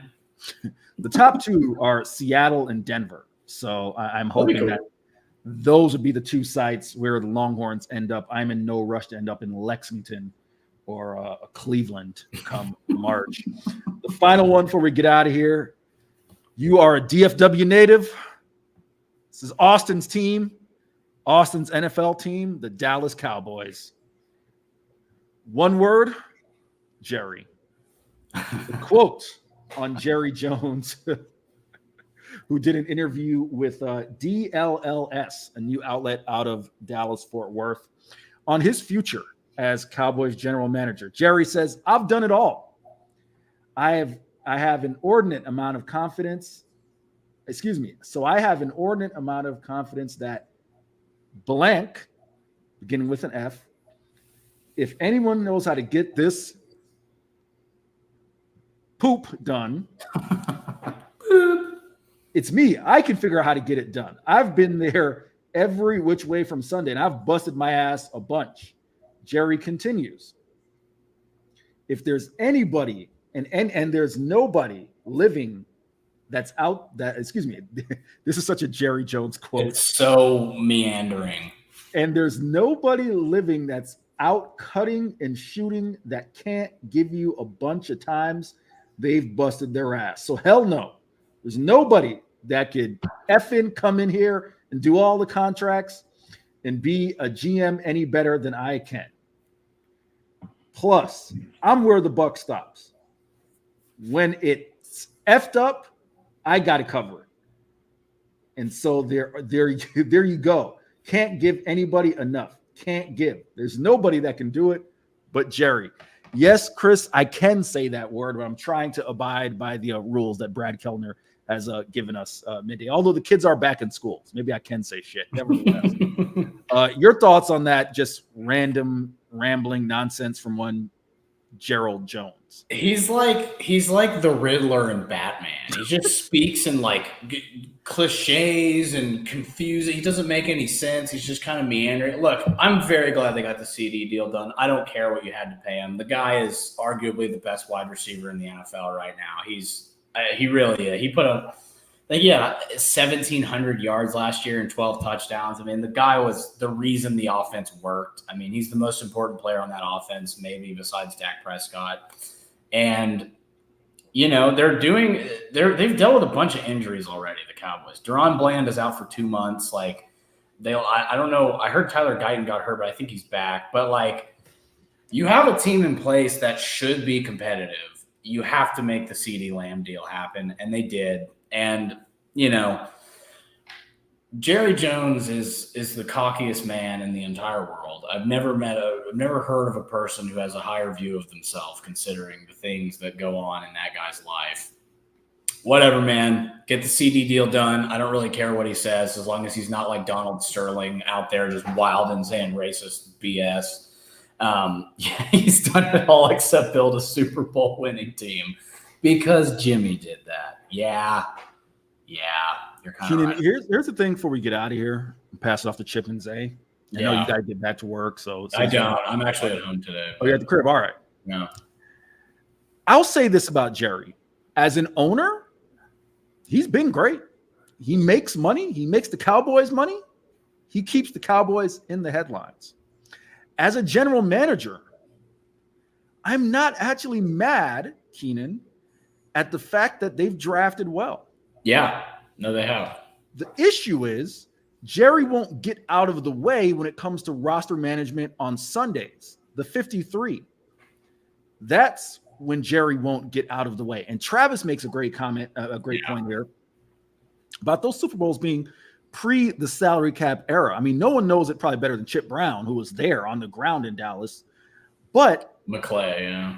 I'm not even mad at Jerry's defensiveness and saying, hey, I've been an okay general manager. Like, I've been a pretty good general manager in terms of accumulating talent. But you don't see very many general managers, at least from my perspective, who wield the power of being the owner, right? Because that's the key. Yeah. GMs will, sometimes have says. You can go across the NFL and sometimes GMs have some say on the 53 come game day.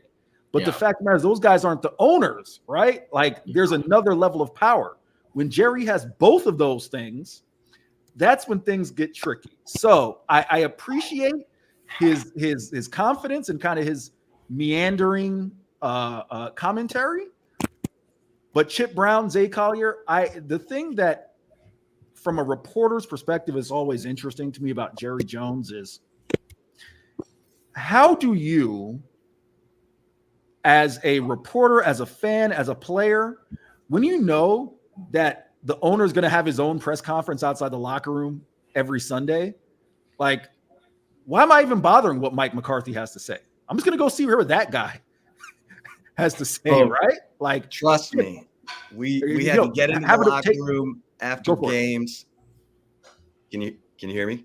Yeah, sorry. Go ahead. We had to get into locker rooms after the game to get the players quickly before Jerry showed up.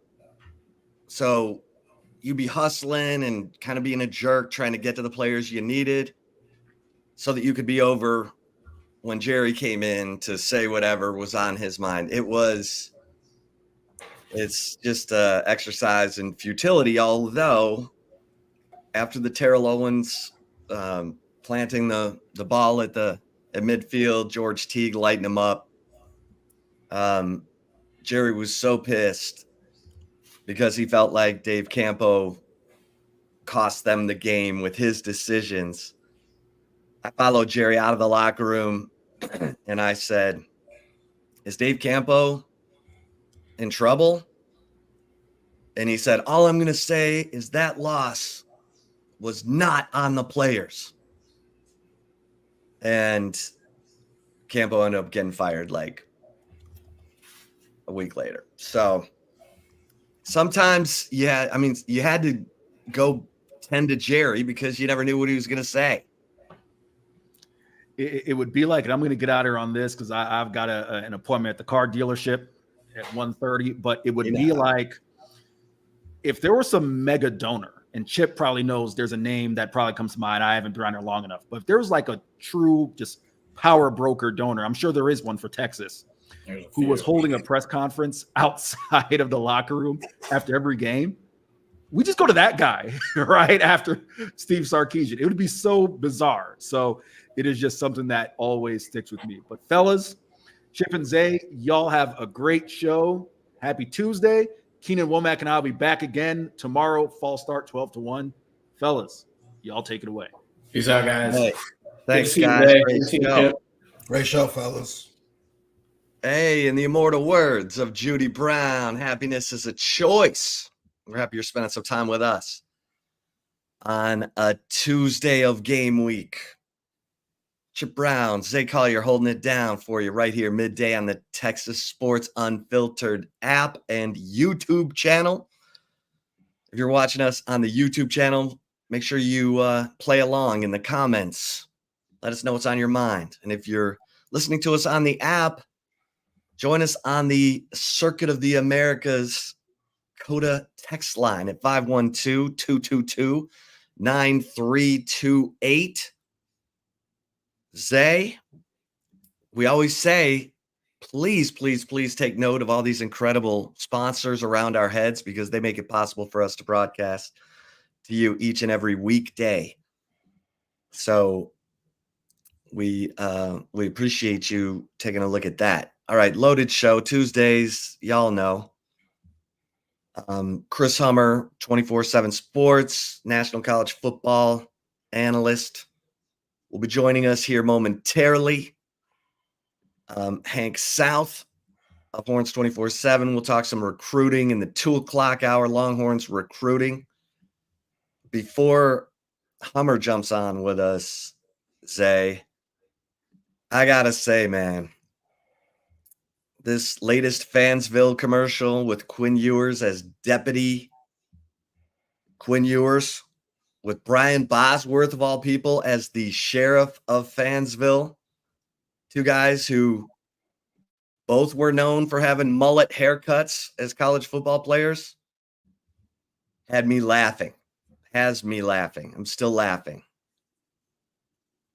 Yeah, I'm right there with you, man. Like kind of what we've been saying about Quinn Ewers all year long, how comfortable he is with himself at this point of his life and his career. And it's completely apparent when you see this commercial. We got it queued up, ready for the folks. New Dr. Pepper Fansville commercial with the Boz and Quinn Ewers. On Season 7 of Fansville by Dr. Pepper, the new era of college football has arrived. What's it mean, Sheriff? The 12-team playoff. It's here. And it's getting stranger than ever. Someone's stealing our signs! Dad, is it true that I was born a Tech fan? No! The landscape is shifting. I hate Manu Conference. The cast is growing. Okay, that's on me. Rookie mistake. YouTube, first time using the YouTube converter, usually do a Twitter. I got to find the right one. That's the old one that came out a couple of weeks ago. I gotta find the new one. That's all me. I got you, people. Give me about 2 minutes. No worries. Yeah, because it's hilarious, as you will see, because Deputy Quinn Ewers, makes a not so veiled, hilarious joke involving Arch Manning. The commercial is actually dubbed "Calling for Backup."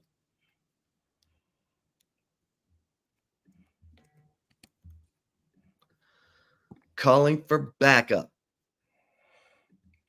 Yeah, I when I saw it, I was kind of a little in awe. Like, yeah, I chuckled and stuff, but I didn't see anything like this coming. And again, it kind of just shows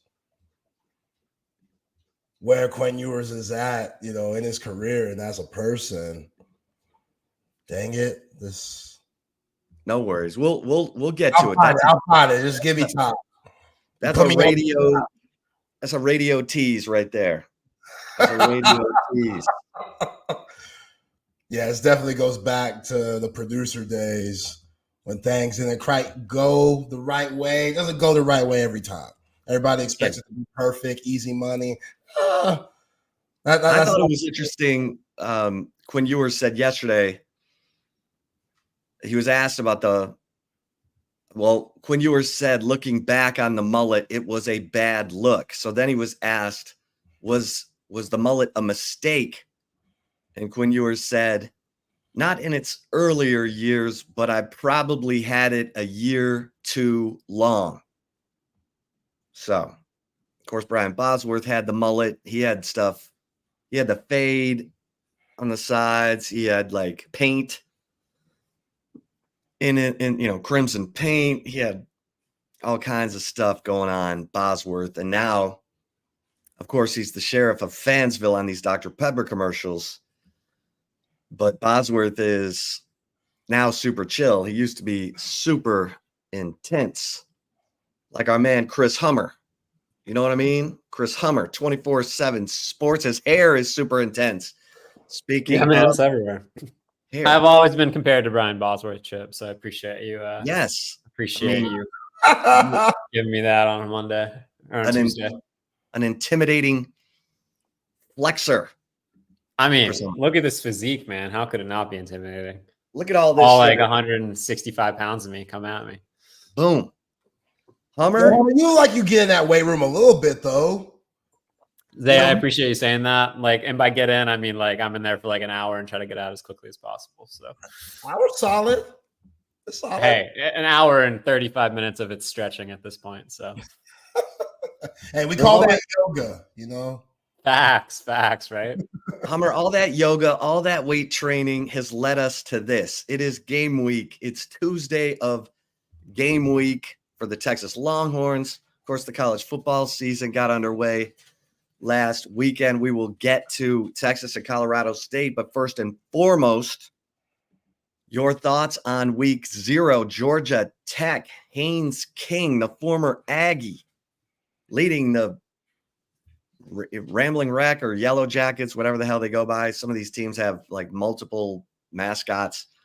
Taking down Florida State in Dublin, Ireland. Your thoughts?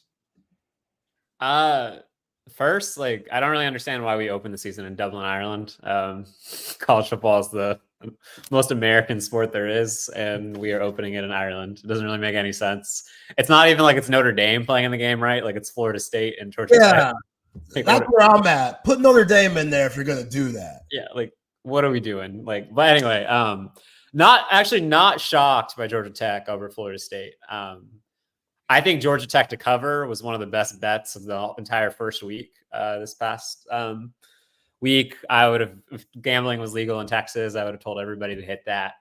Was a little surprised by the Florida State run defense, particularly the linebackers. They were horrendous, really out of place in a lot of run fits. I thought they were going to hold up better, but we saw it last year with Georgia Tech, man. Like, Georgia Tech had 3 ranked wins last year, I think. Haynes King looked like a totally different man away from Jimbo Fisher. And I think Georgia Tech has like an outside chance of like going to the ACC title game. And we certainly saw that last week.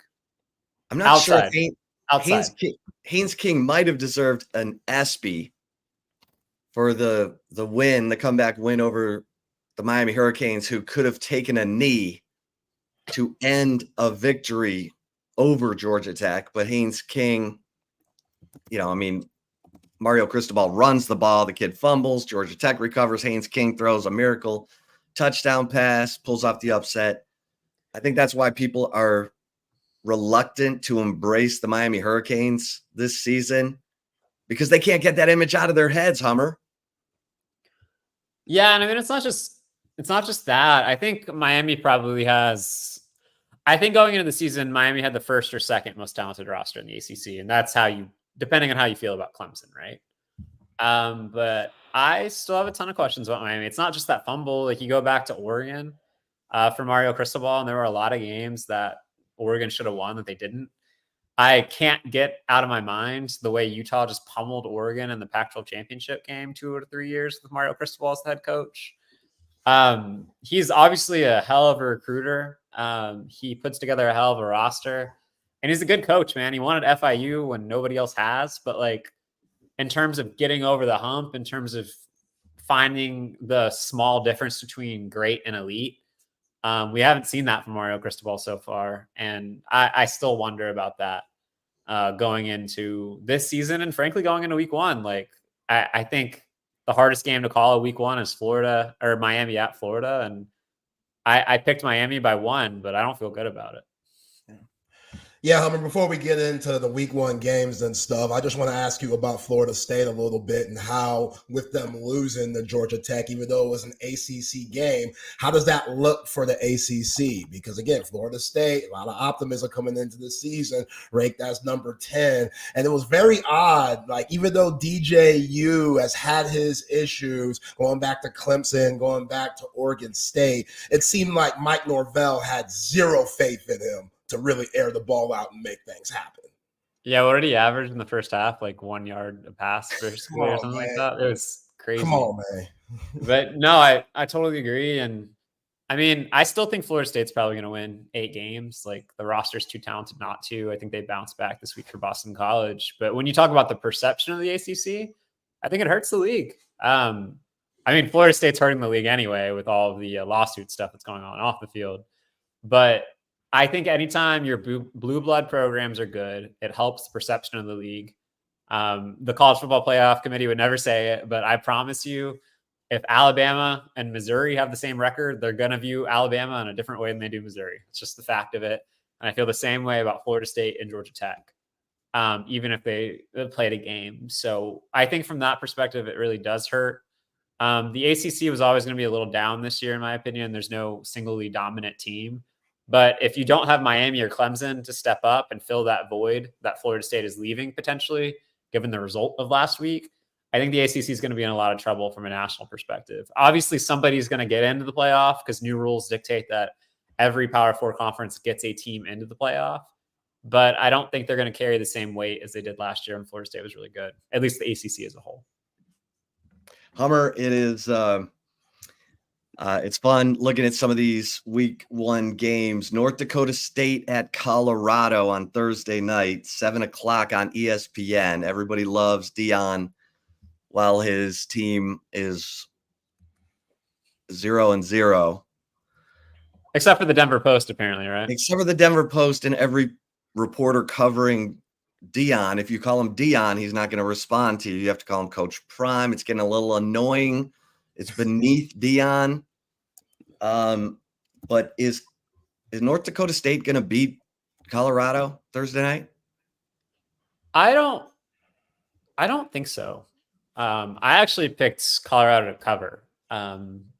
And I'm not exactly bullish on Colorado this year. I don't expect them to compete in the Big 12, but I am bullish on the fact that they're probably going to go to a bowl game. I think it's a really talented roster. And I think especially early in the season when injuries don't pile up, I think Colorado is going to be very good. We saw this last year. They started out 3-0, including beating TCU and Nebraska. And North Dakota State, like, I know people think of North Dakota State as one of the best FCS programs, and they are, as an FBS killer, but like this is a program that's dealing with a lot of turnover, new head coach.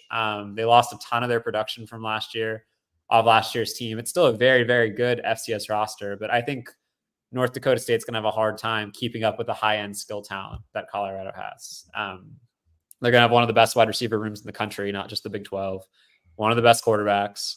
And as long as the offensive line, 5 new pieces come together ably, I think Colorado is going to handle themselves pretty well on Saturday. Yeah. Hummer, Clemson, and Georgia. We know what everybody's expecting Georgia to be here in 2024. I feel like every person that has a say in college football is picking them to win it all or basically get runner-up. But Clemson, man, this is such a big season for Dabo Swinney, Cade Klubnik, and the crew. Ranked at 14. Obviously, with Florida State going down, it makes it seem like it's a wide-open ACC for Miami or Clemson to run away with it. How important is this game for Dabo and the Tigers? I think it's important. Maybe not for Clemson's 2024 chances, because ultimately I think Clemson's fate is going to be tied to the ACC. Like if they win this game, it's great. Like Clemson's a national title contender again. The conversation changes around it. But really this season's going to come down to, can Clemson win the ACC again? Because if it does, it gets in the playoff. But I do think this is critical for Dabo from a perception standpoint. It's been very easy to throw bombs at Clemson and Dabo Swinney. Very easy because of their policy on the portal and because of Dabo's outspokenness. But this is a chance to show the world that Clemson is still capable of competing on this level. I don't know if everybody remembers, but it was just 3 years ago these teams played to open the season. Georgia won that game 10-7. They went on to win a national championship, and they won another one the next season. Clemson had just come off a playoff appearance that previous season. DJU was taking over the starting job, and I think everybody at that time viewed Clemson as still one of the best teams in college football. Clemson was actually favored in that game. They were a 3-point favorite at a neutral site. This time around, I believe Georgia's a 14-point favorite. So that shows how wildly the perception about Clemson has changed in a 3-year period. And this is an opportunity for Dabo Swinney to turn that around. I don't even think they need to win. I just think they need to, I think if this game is close, it's proof of concept for Clemson. But if they get blown out, I think the torches come out once again for Dabo Swinney about his policy and the way he does things. So that's why I think this is such an important game for Dabo Swinney in this program. Hummer, Notre Dame at Texas A&M. Notre Dame is the higher ranked team, but A&M is favored to win this game. Do the Aggies get it done? Yeah, I mean, I wish I could have. My colleague and I, Brad Crawford, do picks every week against the spread, and I wish I could have picked this 3 weeks ago. Notre Dame opened as a favorite, but that line has swung tremendously towards Texas A&M, and I have a hard time picking against A&M in this game. There's a real possibility Notre Dame starts 2 freshmen on their offensive line, and that's a problem when you think about Texas A&M's defensive line, which might be honestly the best starting defensive line in the country. Throw in the fact that Riley Leonard, their new starting quarterback, is coming off not 1, but 2 ankle surgeries this offseason. That's a really tough combination. College Station is an immensely difficult place to play. I think Mike Elko has proven in his career, in his short career as a head coach, that he has his team ready to go in week 1. They went 9-4 in his first year, and they beat Clemson to open the season last year. So this is a coach who's shown the ability to scheme right away. And I really like A&M in week 1. I might be wrong, but I think that's one of the better bets of the week is A&M over Notre Dame.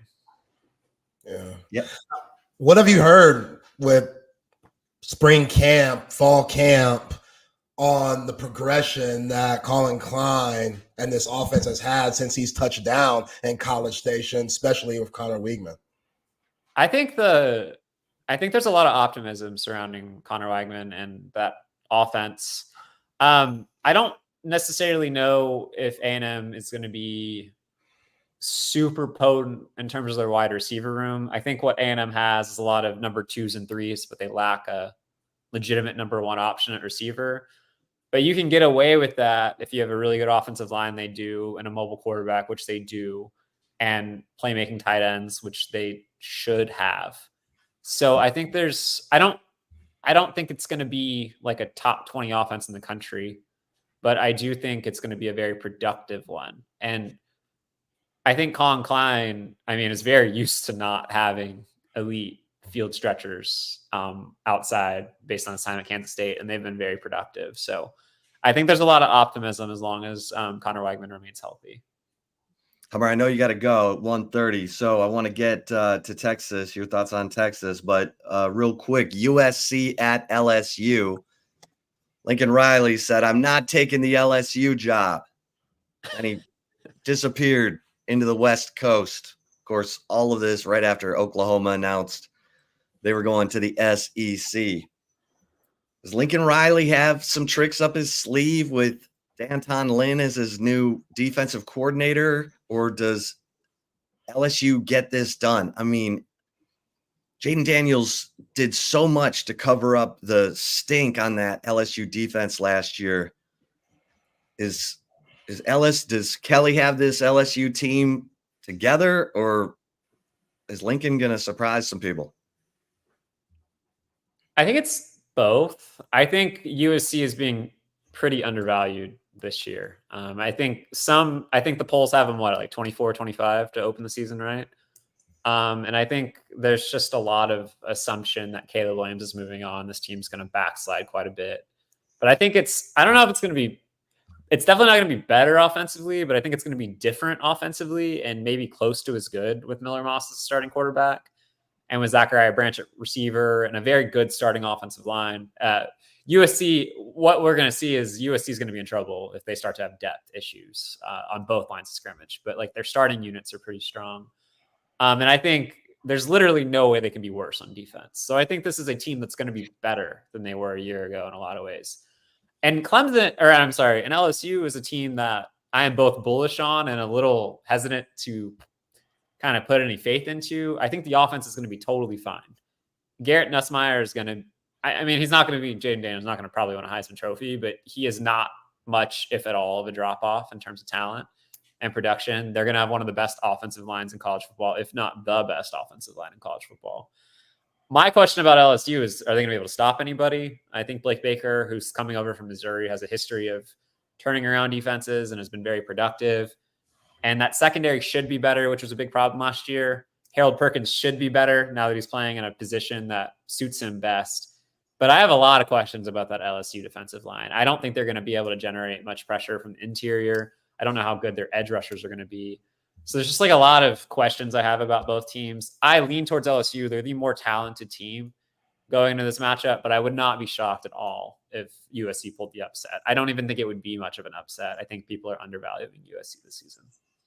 What, real quick before you go, give us your thoughts on Texas, Colorado State. What intrigues you, if anything, about this matchup? Your thoughts? Well, I'm excited to see the $600,000 Colorado State quarterback in action. I'm just kidding. That was an unnecessary shot. Braden Nicolosi.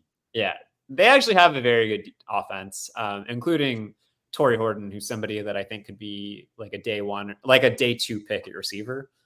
So it'll be an interesting test for Texas secondary, particularly. I don't think it's going to be, I would be surprised if it was a game. Obviously, I think we all remember the Wyoming game for last year, anything can happen. And Colorado State it's probably one of the 10 or 15 most talented G5 teams. So it's not like Texas is like playing a cakewalk here. But if you're talking about what I'm most interested in, I want to see the running back rotation.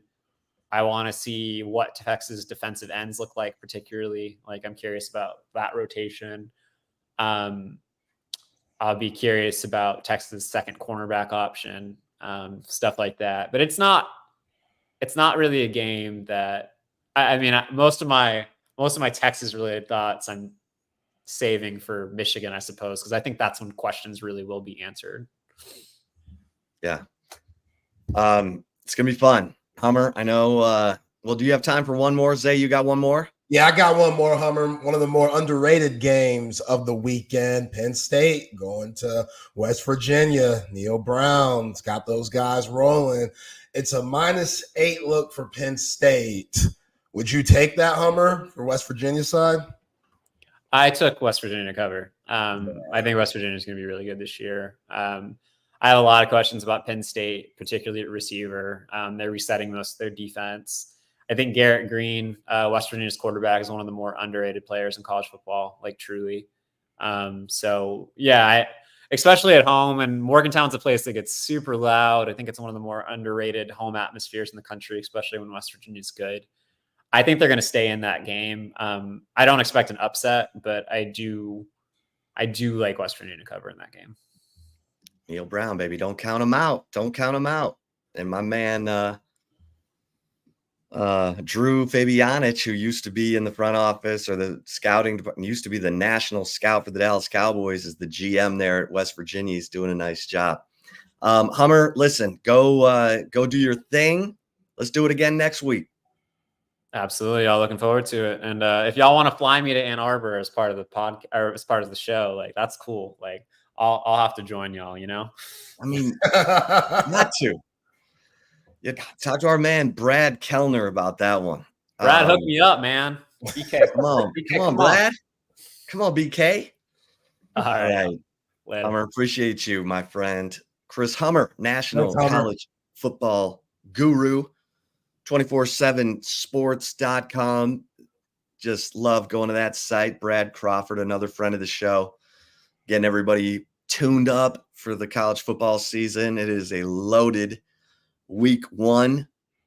Zay, I'm not trying to put you out there. Do we have the Dr. Pepper commercial, the calling for backup commercial?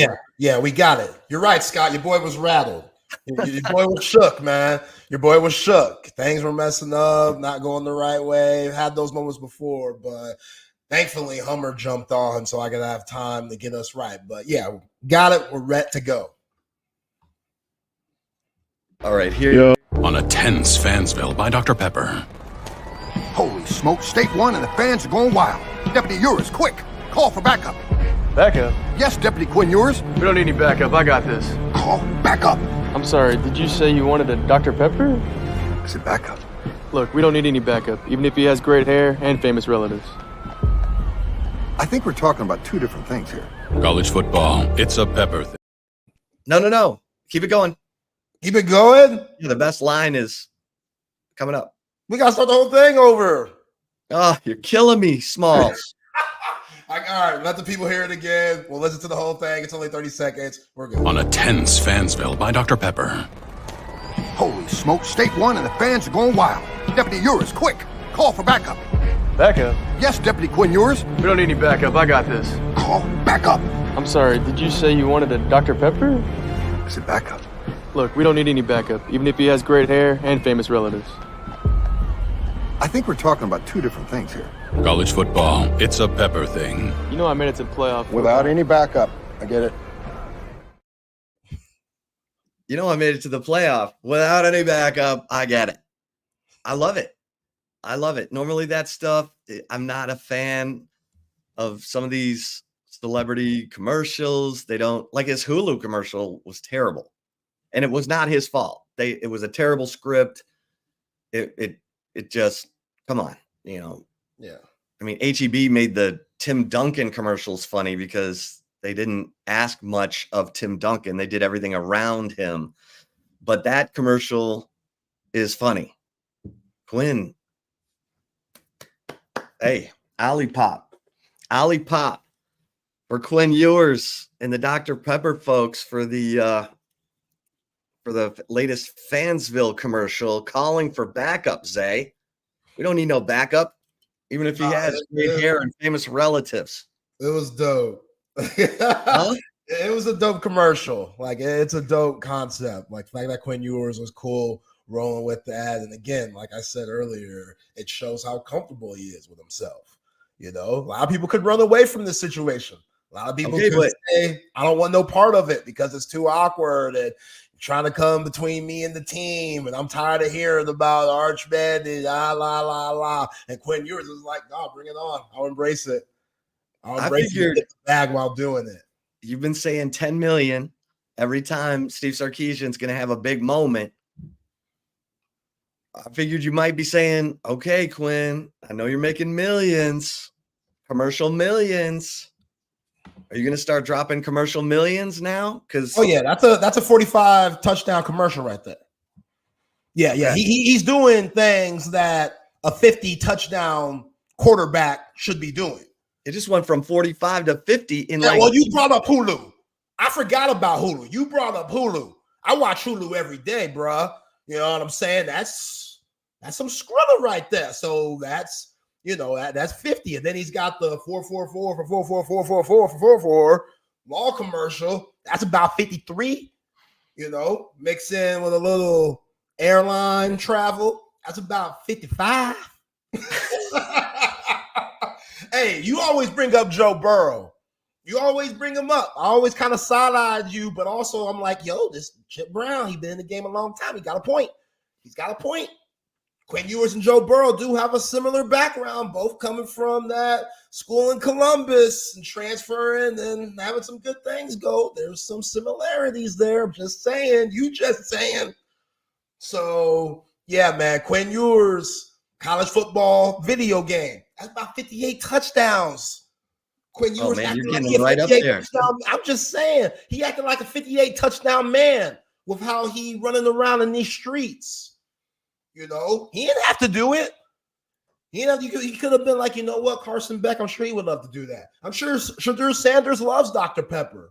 He grew up in Texas, that Dallas area where his pops was coaching in high school career. I'm sure a lot of guys would have loved getting that Dr. Pepper money. But when you were SD says Dr. P is gross. Oh man, Dr. Pepper, that's a Texas original, man. Yeah, you got to go to the Dr. Pepper Museum in Waco. They'll give you a free Dr. Pepper float. Dr. Pepper float ice cream Bluebell.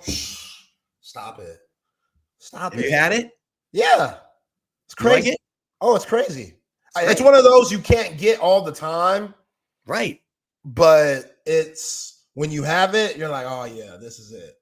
This is it right here.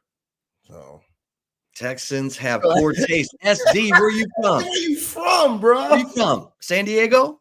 Oh my goodness. Now you're disrespecting all of us here.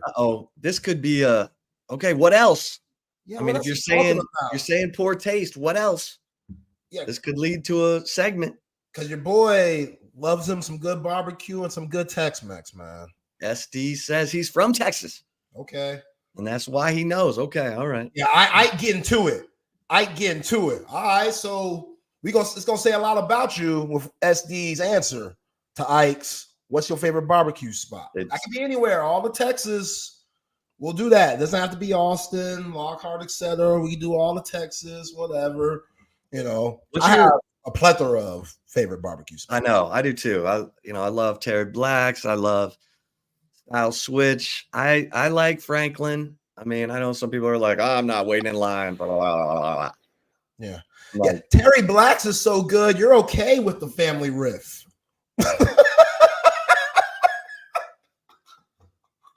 That's cold. I don't mean that. I hope everything works out. I hope everybody's cordial. But Terry said, I'm going to go do my own thing. And you're like, damn, man. What about the family? What about the family? You taste that brisket, you'd be like, yeah.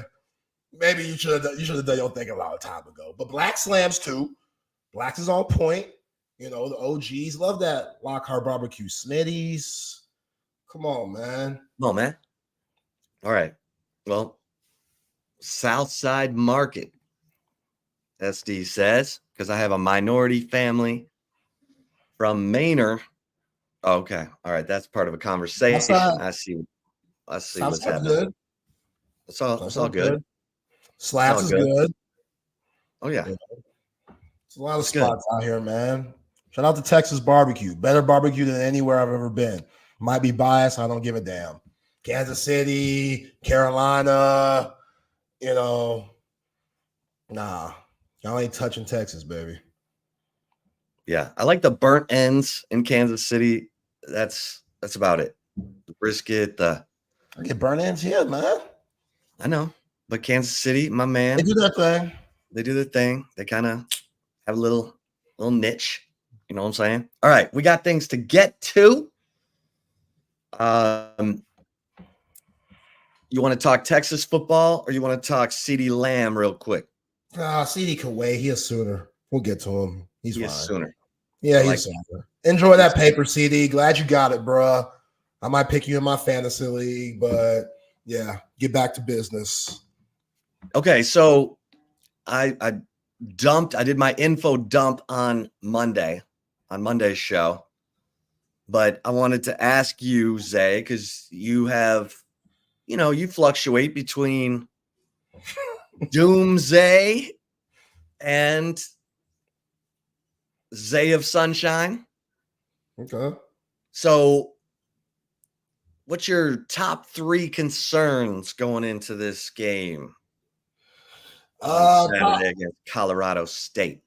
Top 3 concerns. Number 1 is that this game goes into the fourth quarter to where you still have your main guys out there because it's a close game and you have no choice.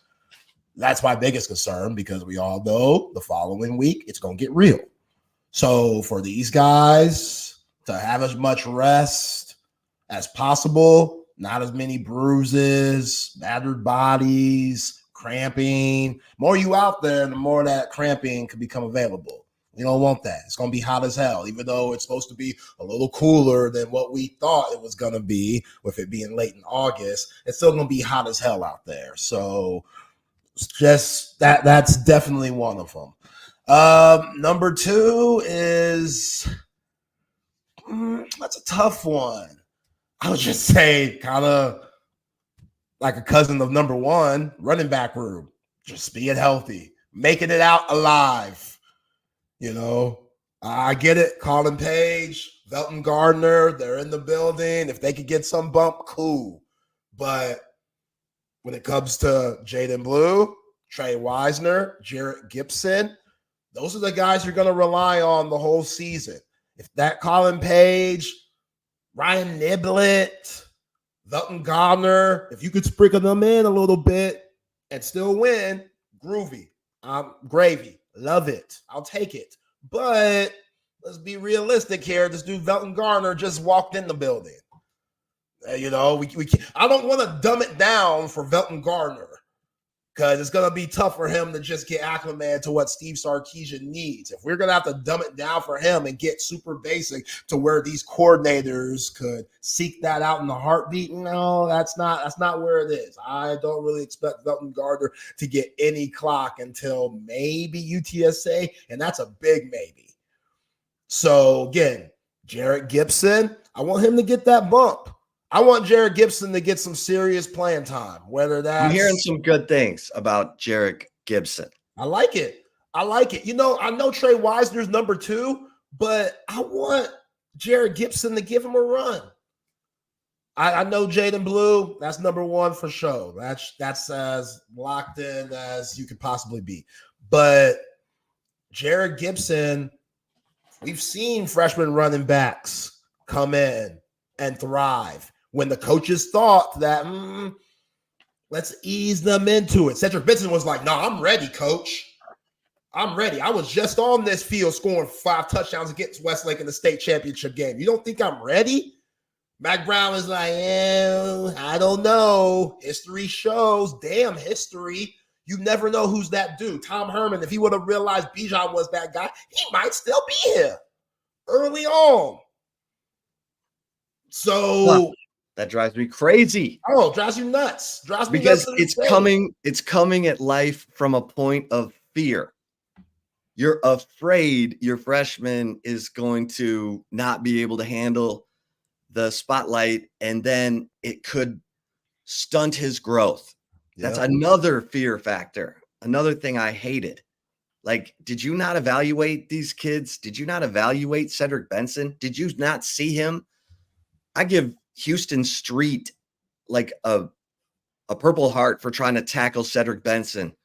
What, 27 times in that state championship game where Ced ran over Houston Street will tell you. He's like, I couldn't breathe. Like his helmet in my sternum 21 times or whatever it was. Yeah. Mac, come on, man. He was ready, Mac. He was ready. Jamal Charles was ready as a freshman. Sure was. So why not let Jared Gibson? Why not just throw him out there and see? Because again, practice could be different from the games. You know me, I hated practice. Couldn't stand it. What the hell are we doing zigzags for, coach? I know how to get in a defensive stance already. When can we get a ball out here? We going an hour 30 without a basketball? What are we doing? Some guys just don't like to practice. Obviously, I might be a bad example because I ain't making out to nothing. But you get my drift here. Some guys they're just not practice guys. But with them bright lights come on and they hear them fans roaring, chanting your name, getting that love. You heard Sark, the smell of the popcorn. You know, everything that just comes with it. Everything. Hearing the strap of the helmet. Why he said that? Because they were popping up some popcorn yesterday. Like when you walked. Oh yeah. So that tells you something. If they're popping that popcorn on Monday for Saturday, can we get it a little closer to game day? Wait, so you think they gonna keep the popcorn and just have it sitting until Saturday? Maybe there was an event at Moody or something, but they were popping some popcorn. Maybe there was an event at Moody. Maybe, CDC, he likes to test everything to make sure it's right. He has his little stadium rituals that he likes to it could put have on been a social testing. media. It could have been testing, like, all right, we got to do popcorn machine. It just came in on Monday. Let's test it out right now. We know CDC. He ain't going to have us, BSing like that because ain't nobody trying to eat no stale-ass popcorn. I get it. It gets Colorado State, but ain't nobody trying to eat no stale-ass popcorn. But, yeah, Sark, all these guys, that Jared Gibson role. See what he's got. Again, if Trey Wisner is so far ahead to where you don't feel like you can get Jared Gibson out there, cool. About it. As Master P said back in the day, about it. I'm so about it.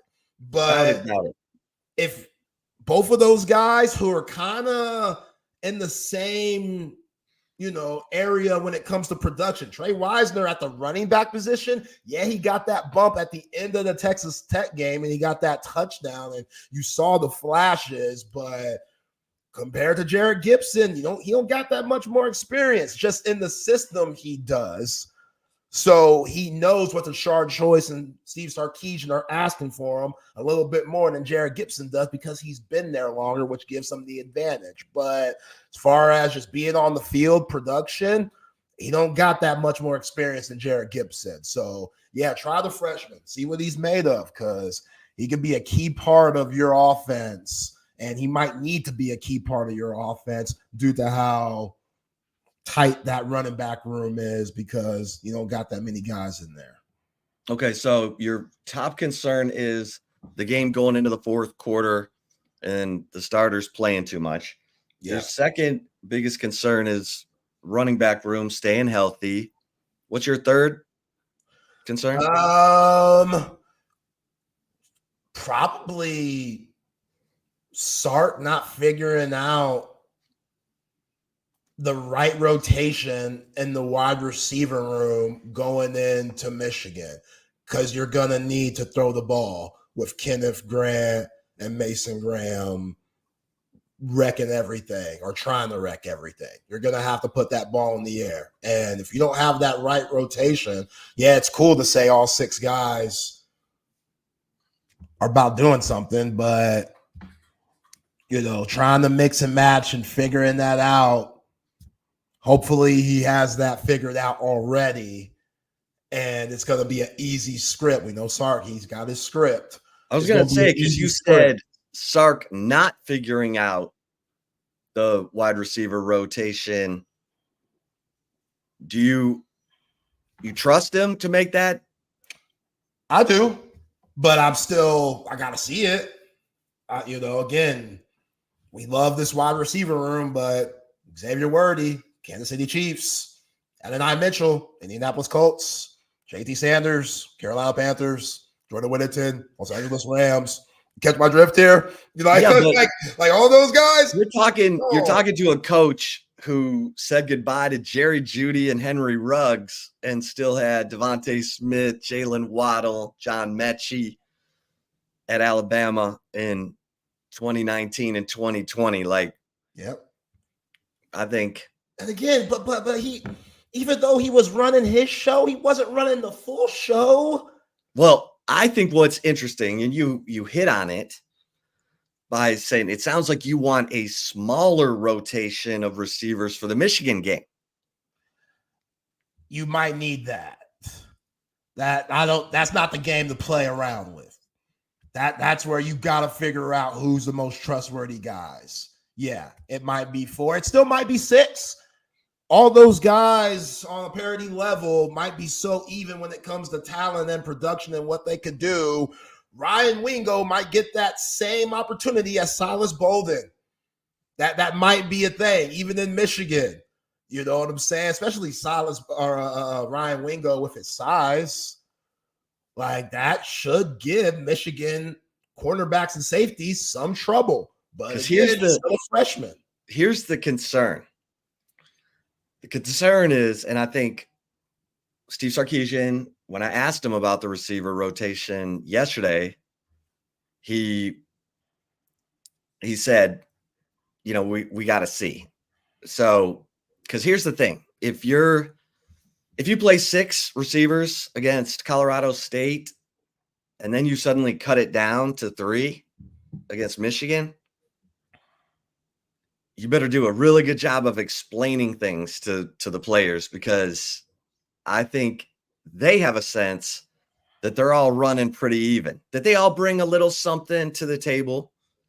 Maybe Silas Bolden runs this route a little better than that guy, but Ryan Wingo loves that deep middle crosser, or you know what I'm saying. You got a bunch of talented dudes in that room, and that's where, look, Steve Sarkeesian has kept his very talented quarterback room happy and healthy because he does a good job of explaining everything to the players. They don't guess. He's transparent. So I would imagine he and Chris Jackson will have the same type of conversation if they feel the need to cut it back, because Steve Sarkeesian said yesterday, if you're in the 2 deep, you're going to play. Now, the players... 2 deep's 1 deep. Yeah. Well, he's not releasing a depth chart until game day. Now, the players know. They should know. Players always know who's in the 2 deep, who's had the best camp. If you poured truth serum in those receivers, unless it's just been like that 100-meter dash at the Olympics where looks like everybody's tied, then okay.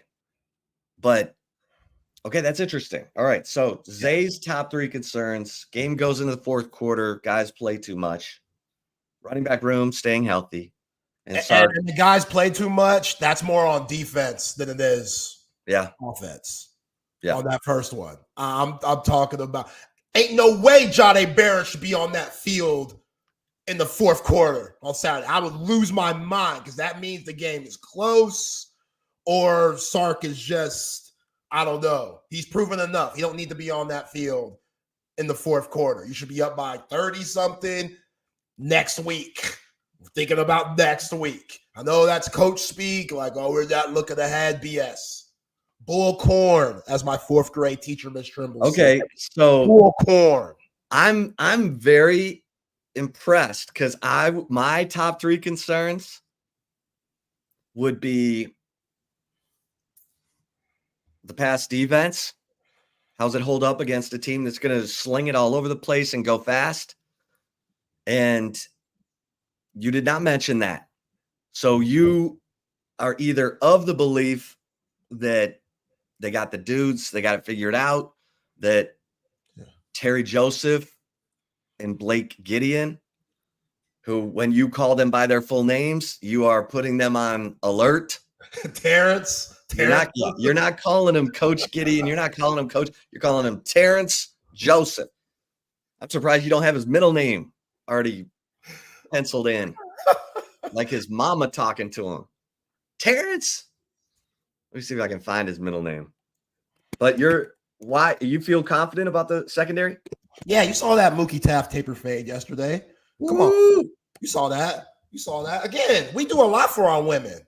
When we go against the grain and our women will like look down on us because we want to do something for ourselves or for us, like maybe work, for him, the team, locked in. That's locked in to me. That's bought in to me. I have that much faith in Andrew Makuba, 100%. I think we talk about Malik Muhammad taking that step. Why is it Derek Williams being talked about in that same light? Why not? I really think, Chip, if Derek Williams plays in the first half of the Sugar Bowl last year against Washington, that's a different game. That's a different game. People might be like, Zay, you bugging. Zay, you tripping. What you sipping on in that Stanley Cup? It's just water with a little bit of lemon. But I'm telling you, Derek Williams is him.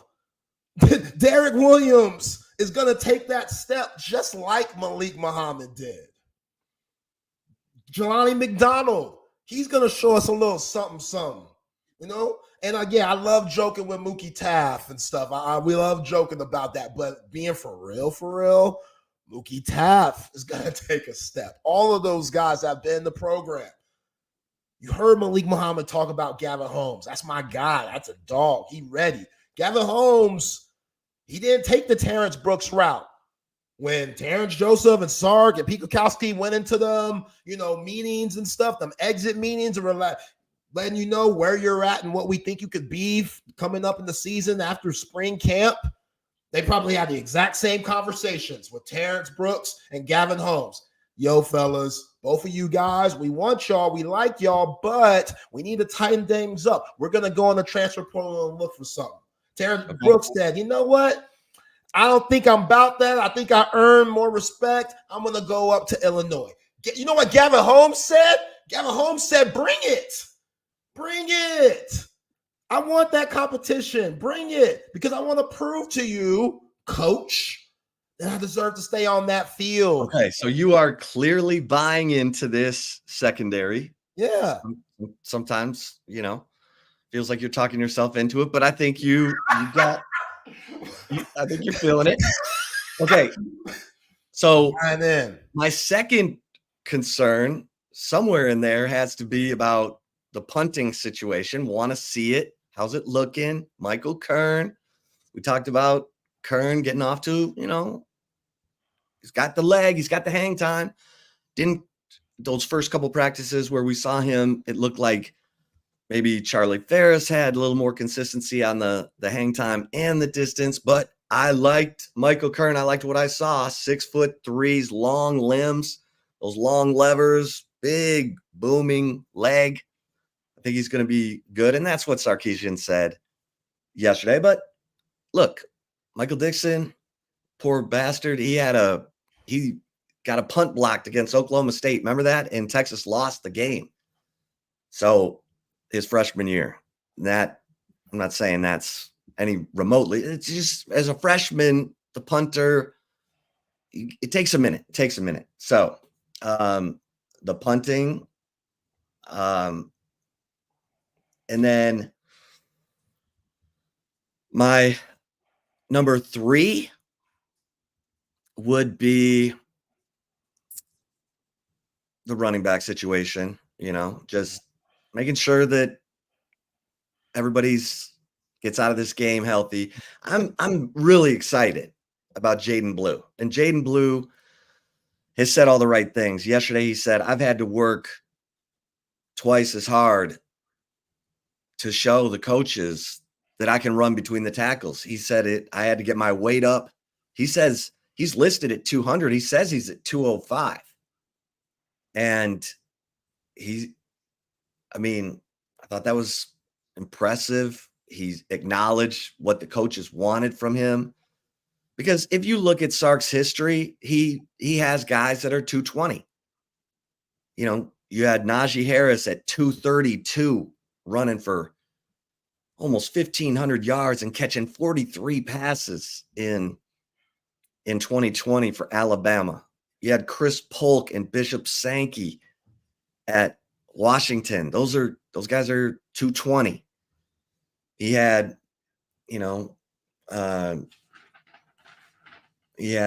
Javorius Allen at USC.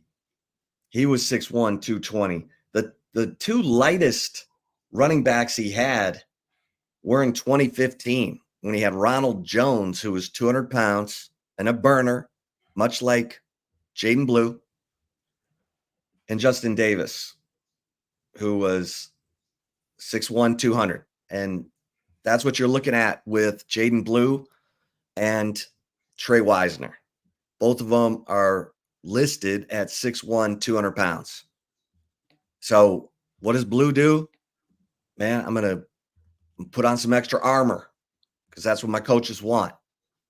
And he sounds ready. I mean, he said, if the team needs me to run it 20 to 25 times a game, I'm good. If they need me to be more of a receiver, I'm good.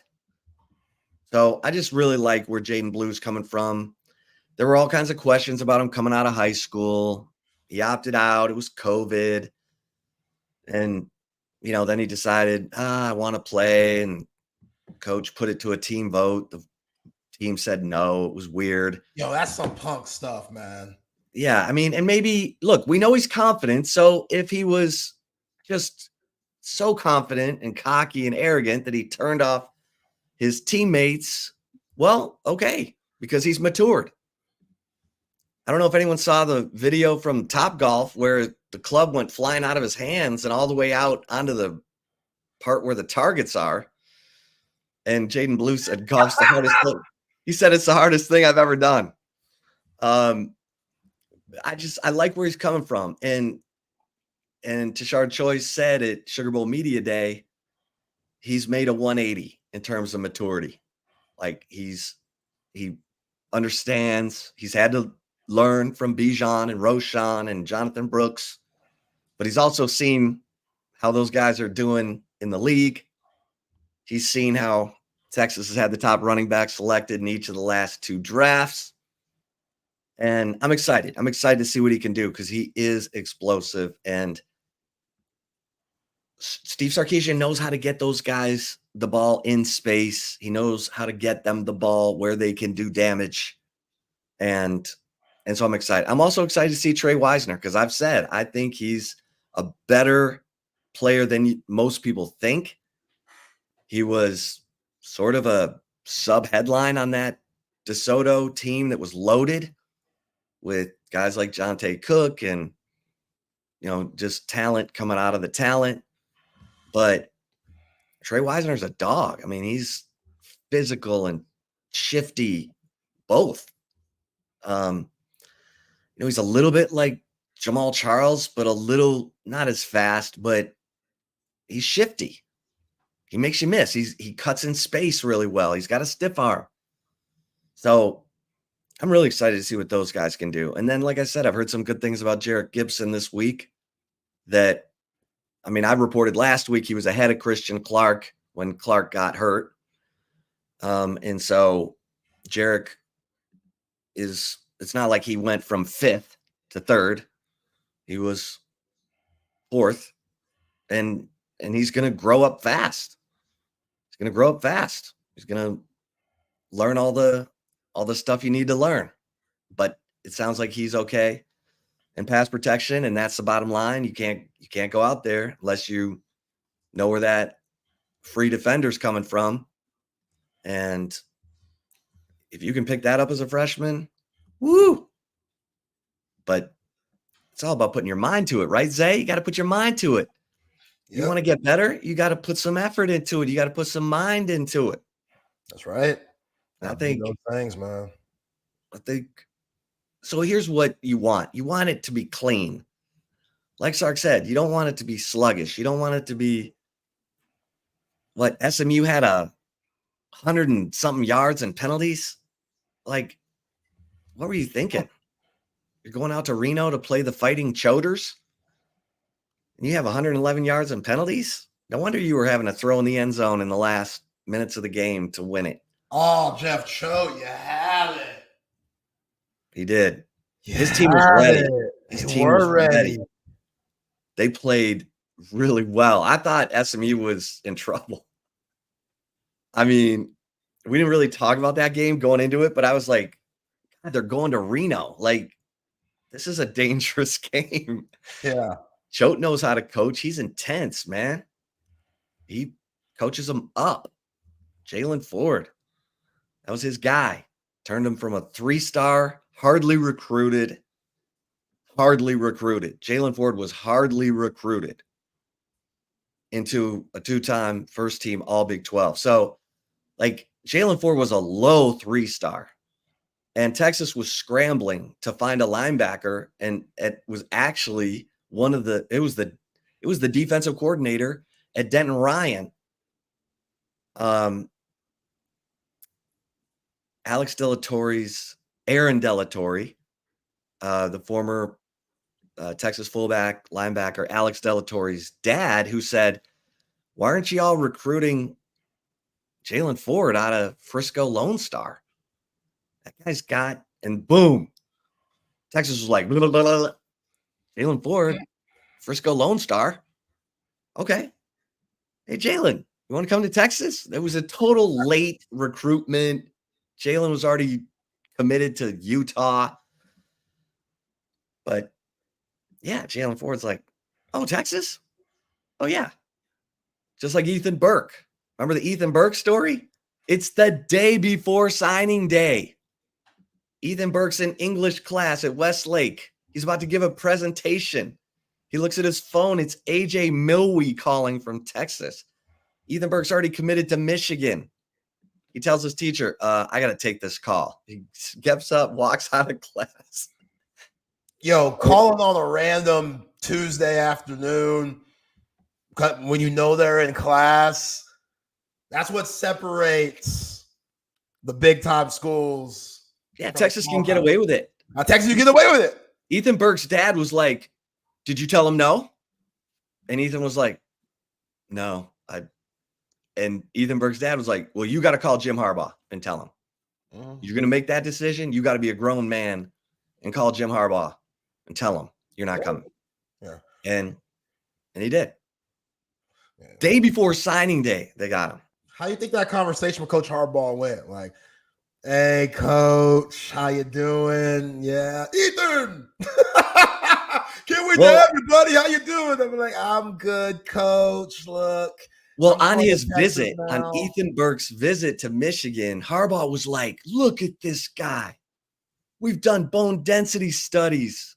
We're going to do a bone density study on your official visit to see because you're a ringer for Aiden Hutchinson. I mean, Harbaugh made Ethan Burke feel like, and this was when Hutchinson was, building up to being the number 2 pick in the draft. It was his last year at Michigan. And so Ethan Burke's like, oh, I love this. Yeah. Harbaugh's telling him he's a clone of Aiden Hutchinson. And that's a guy I'm really excited to see, because you bring in Trey Moore, and we heard Barron Sorrell say, when Trey Moore comes in, he's coming in on the other side. That's Ethan Burke's side. Ethan Burke is a guy who's just figuring it out and has some serious weapons. You're going to rotate guys, and we talked about this. You're going to rotate Barron Sorrell, Ethan Burke, Justice Finkley, Trey Moore, Colin Simmons. No one's going to play 60 snaps a game. You're going to play, you're going to rotate, stay fresh. That way you make plays make more plays because you're fresh. But I'm excited to watch that Saturday. This is a passing team, a quick game passing team. Right, get those arms up. You're not going to get to the quarterback against Colorado State unless they're doing something out of the ordinary. Their goal is to have it out in 2 seconds. So get those arms up. You may see Ethan Burke inside a lot. You may see him at tackle. Hey, Sark on that $10 million thinking. What do you say in the presser? They're probably going to throw us something that we haven't seen on film because they've been working for 6 months. There we go. That's what I need. You see that growth, Chip? You hear that growth? You know what I'm saying? Because last year after Rice, Wyoming, damn, they did some stuff that we never even saw on film. I'm shocked. Really, Coach? You're shocked by that? The team with superior athletes, that the team that is playing isn't going to be desperate and just throw the whole kitchen sink at you? You're really That's what Jeff Traylor did. That's what Jeff Traylor did in 2022. Onside kick in the second quarter, followed with a double pass touchdown. I mean, every team that doesn't have championship aspirations is going to do things against the grain to try to stay in the game. So all that stuff on film is irrelevant because the athletes, they don't have the athletes to just do the same old thing. You know, against Michigan, Michigan's going to stick to their guns because they feel like they have the athletes to do that. That's why that coaching chess battle is such a big deal. But Colorado State, Colorado State might come out and run the ball, run the hell out of the ball just to catch you off guard. You know what I'm saying? You've been looking at that air raid all year. They come out, give you a couple of counters, zone read stuff, and you're over here like, oh, didn't see that much. What's going on? Nah, be prepared for that. Well, and I always think about who are the opposing coaches' friends in the business. Jay Norvell was at OU with Seth Luttrell and Brent Venables, and you know, they're calling for every bit of intel they can get. All their friends that they know who've coached, assistant coaches who coached against Texas last year. And so, and Jay Norvell's an interesting guy. He's intense.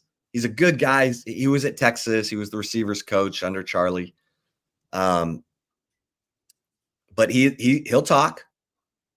You know, he's gone at Dion a little bit. He's gone at the people who wanted to pay $600,000 to Braden Fowler, Nicolosi, and Torrey Horton.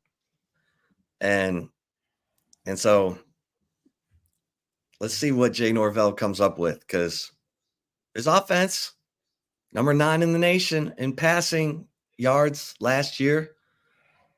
They know what they're doing. And that was with Braden Fowler Nicolosi as a redshirt freshman. Now he's a sophomore, got a year under him, from Aledo, from Texas.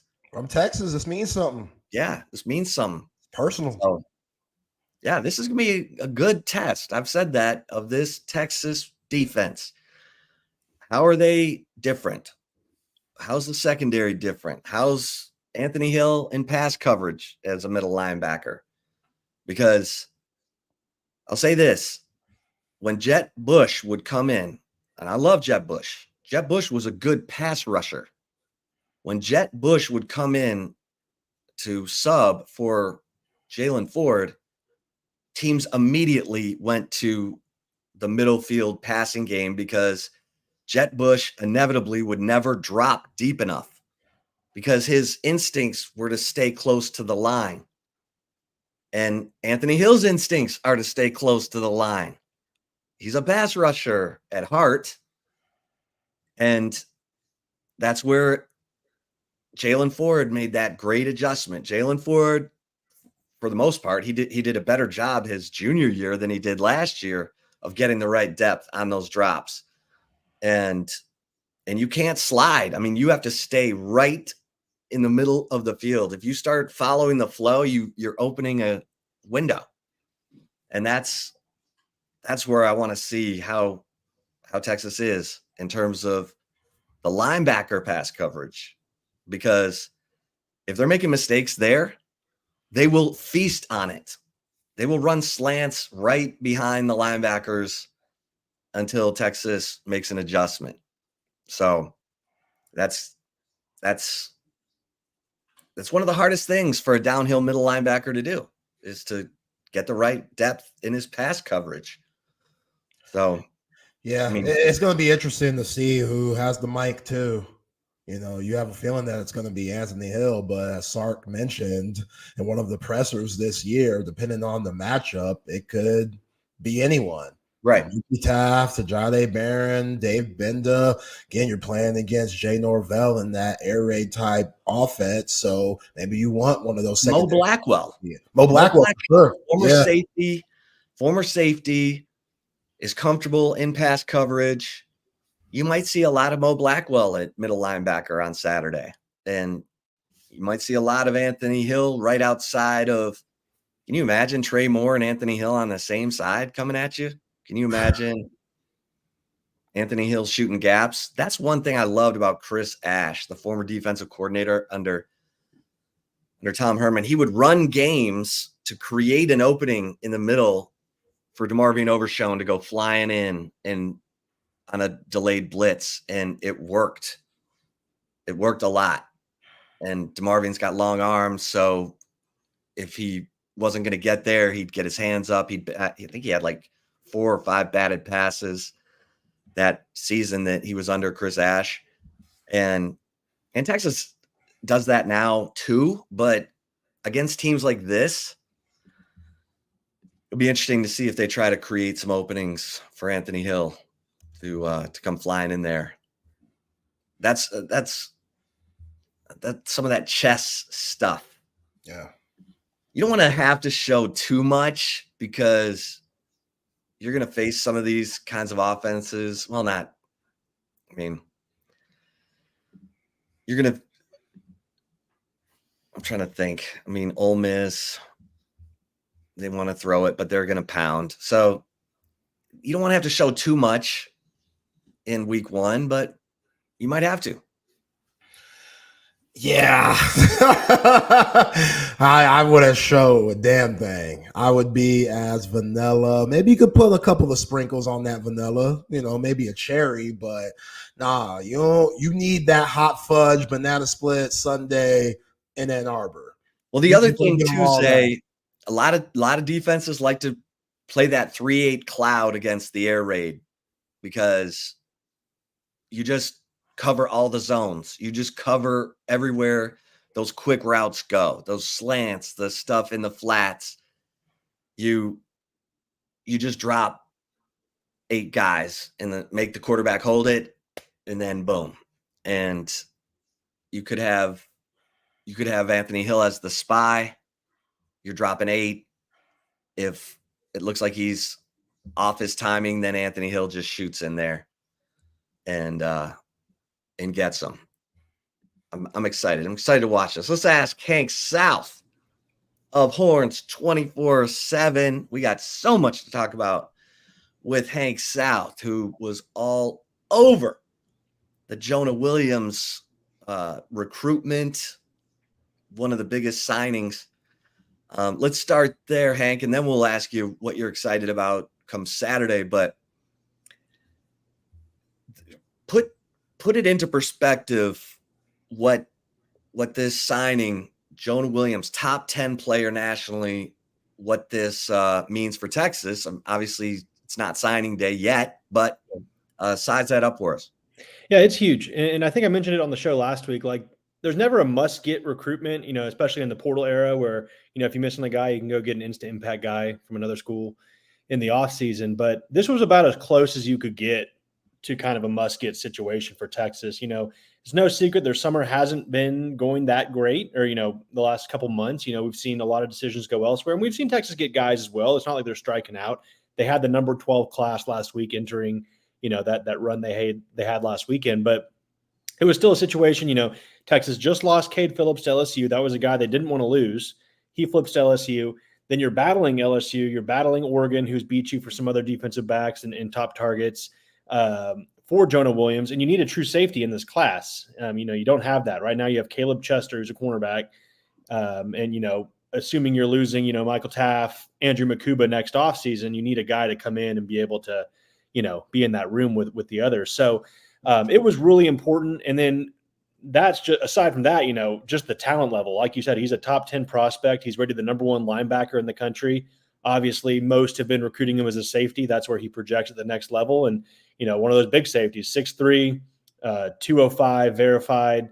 He's a guy that, if they need him to play linebacker, he can grow into that if he had to. I talked to his coach after the announcement on Saturday evening in Galveston, and he was saying he's a kid, with that frame, he can add weight without sacrificing any speed. He's just that kind of freak athlete. He's a multiple type athlete. So it's going to be safety where he lines up. I think that's where, he has the chance to play early.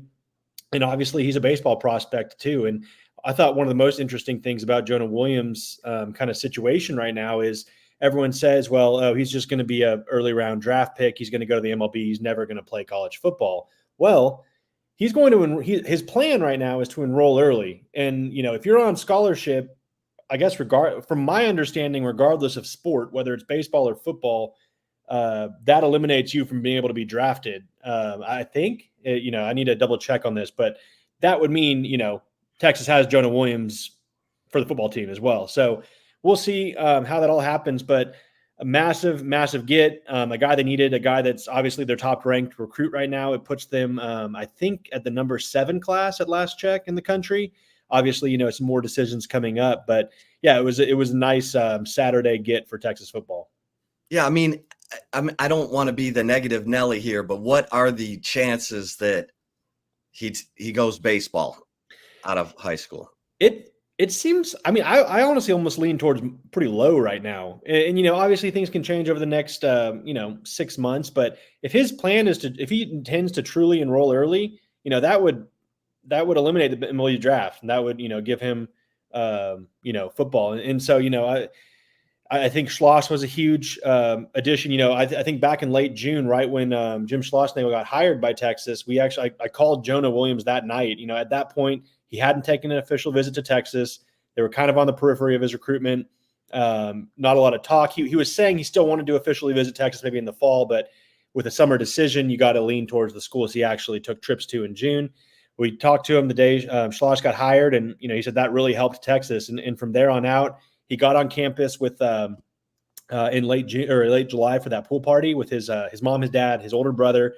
And then also his dad, I talked to his dad. He was saying his dad, his older brother, Nick, who is actually an MLB player who lives in Austin, was very big in Texas's corner in this one. He really liked Texas and was kind of pushing Jonah towards picking Texas. So that was, and obviously he's in Austin. So, I think the family liked that aspect of it. They're not that far from him. They can drive to see him play on Saturdays or whenever. And obviously he has his brother in town as well to be near him. So I think it's looking good that he's going to end up, at Texas and playing, both sports at Texas. Yeah, I can't remember a safety at Texas. 6'3". Drew Kelson, maybe? Is that like the last one? He was like 6'4", wasn't he? Am I thinking of the right person? I'm thinking Stanley Richard, but Jonah Williams is way more. How big was BJ Foster? He was like 6'2". 6'2", yeah. He's a bigger guy.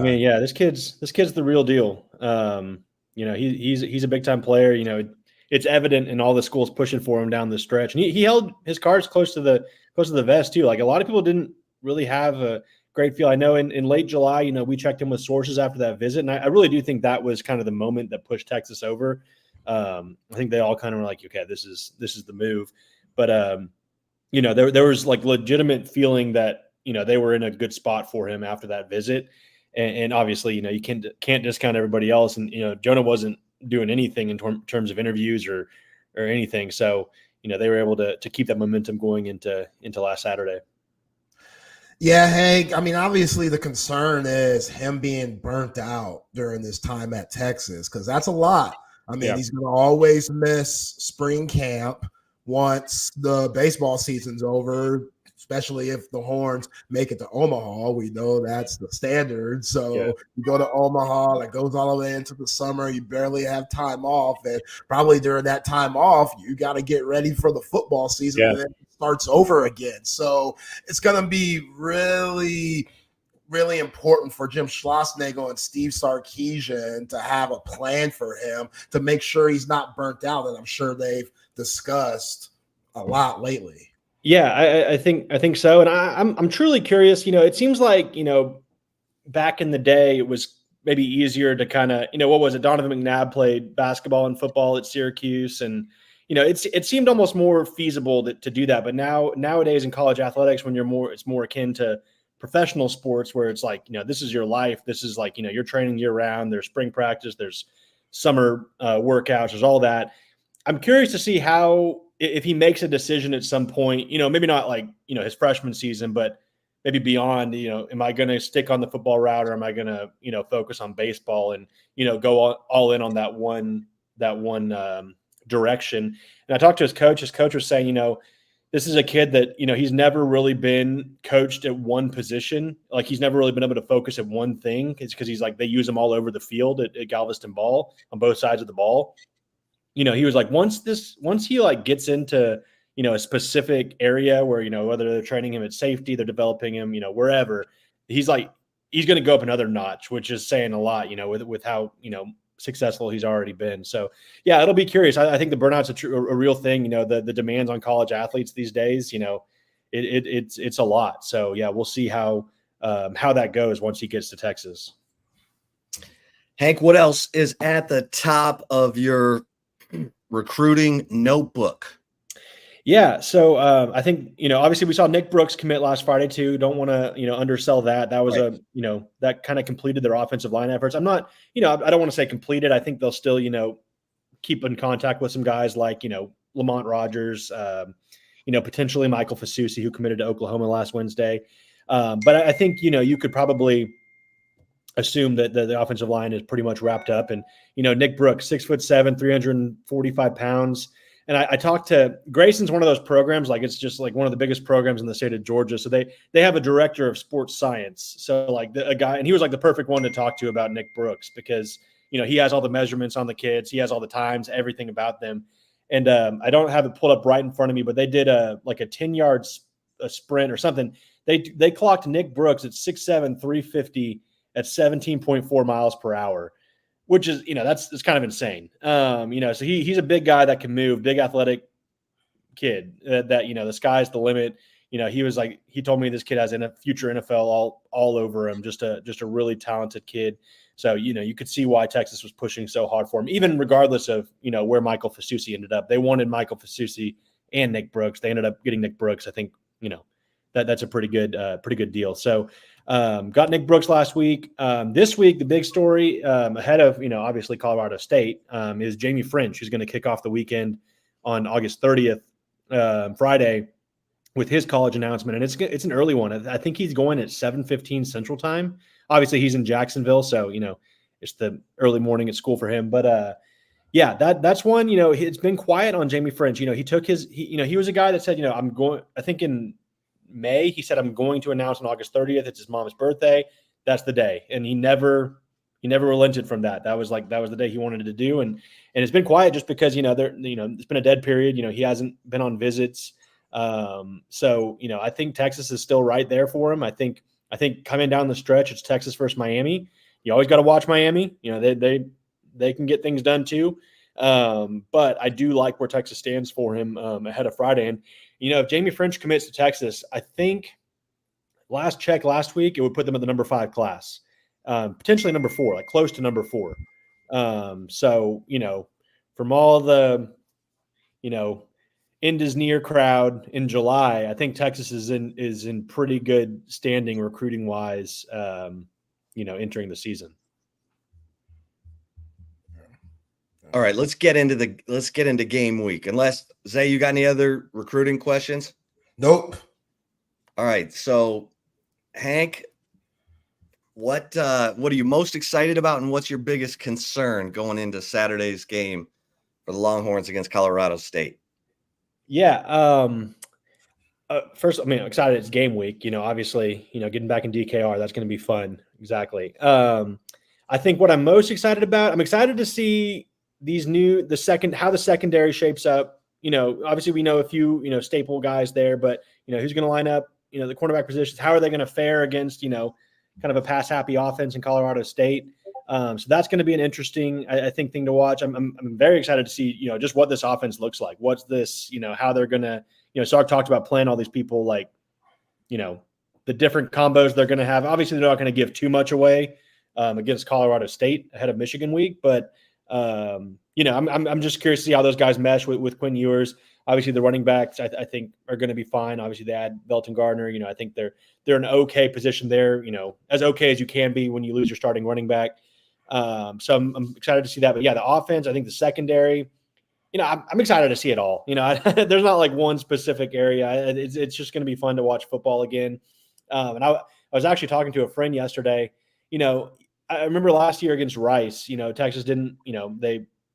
They didn't struggle, but they didn't play their best game. I think, a lot of people had maybe some concerns after that game going into Alabama week. How are they going to deal with the Crimson Tide? So, you almost kind of want Texas to you want them to win the game, obviously, but like maybe you want them to not look that great. So that you don't want them too confident going into Michigan week. You want them to kind of have a chip on their shoulder still. So, we'll see. I'm just excited for football.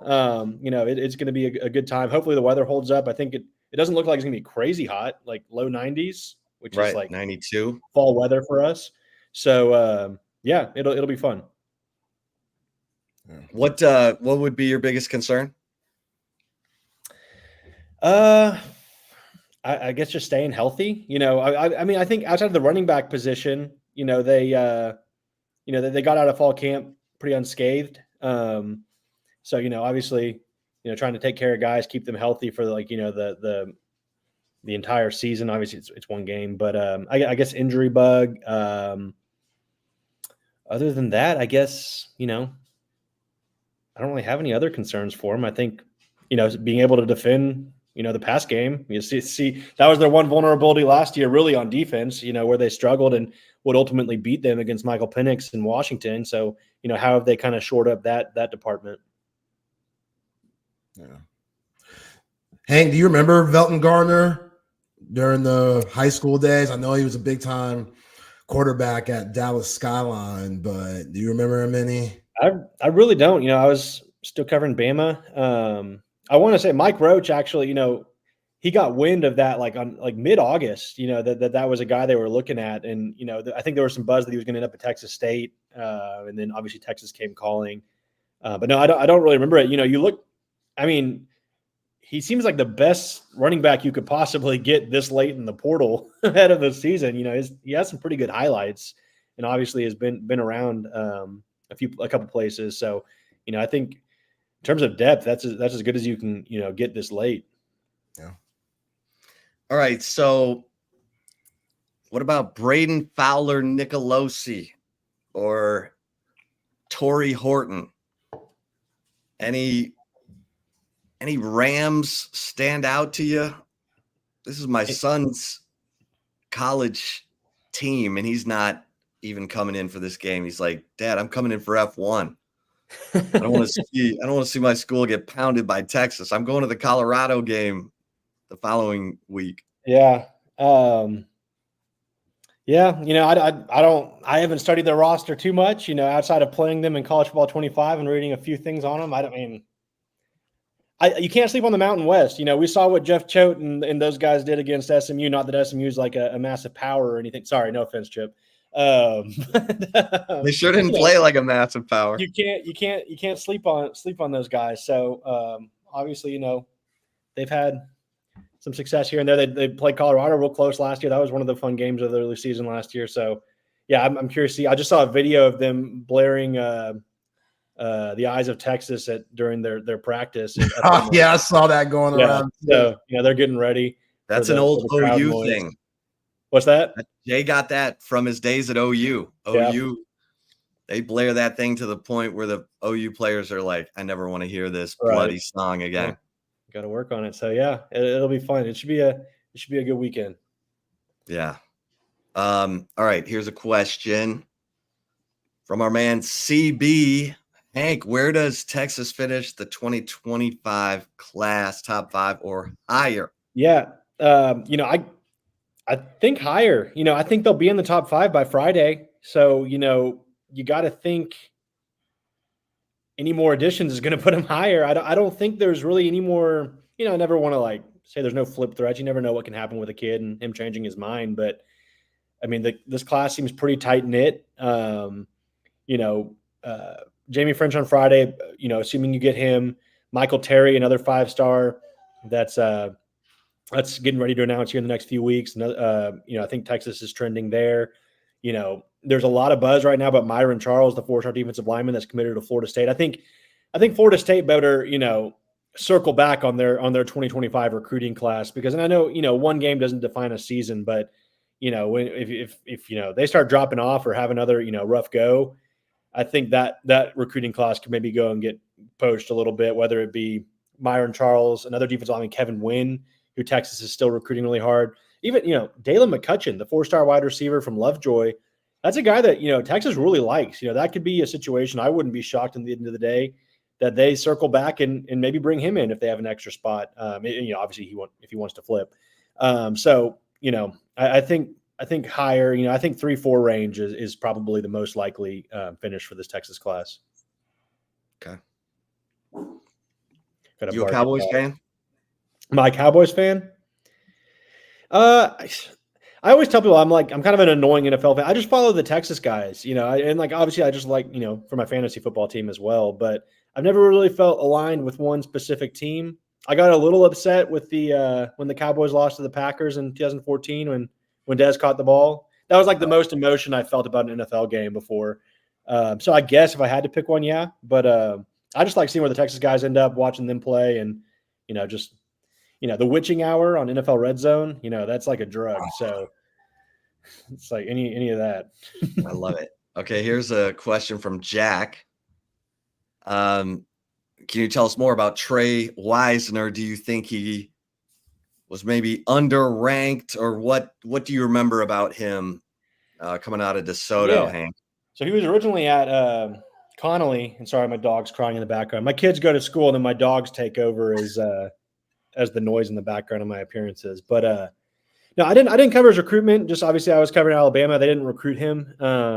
But I think hindsight is 2020. I think from what we've seen from him, in the spot appearances, last season, I mean, he kind of, he added some spark to the offense. I thought he ran the ball really, really physically. He's a quick kid.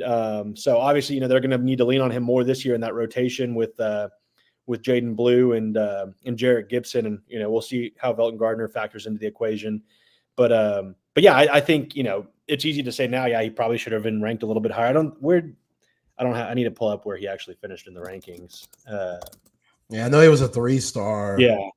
I mean, but the thing is, at the same time, he's a number 28 running back, 3 stars. And I know this is probably the rankings team's guy will just say this, 3 stars, we still think you can be an NFL player. So it's not 3-star isn't some slight, but yeah, I think, he probably had the argument to be a 4-star with the way he's shown out so far.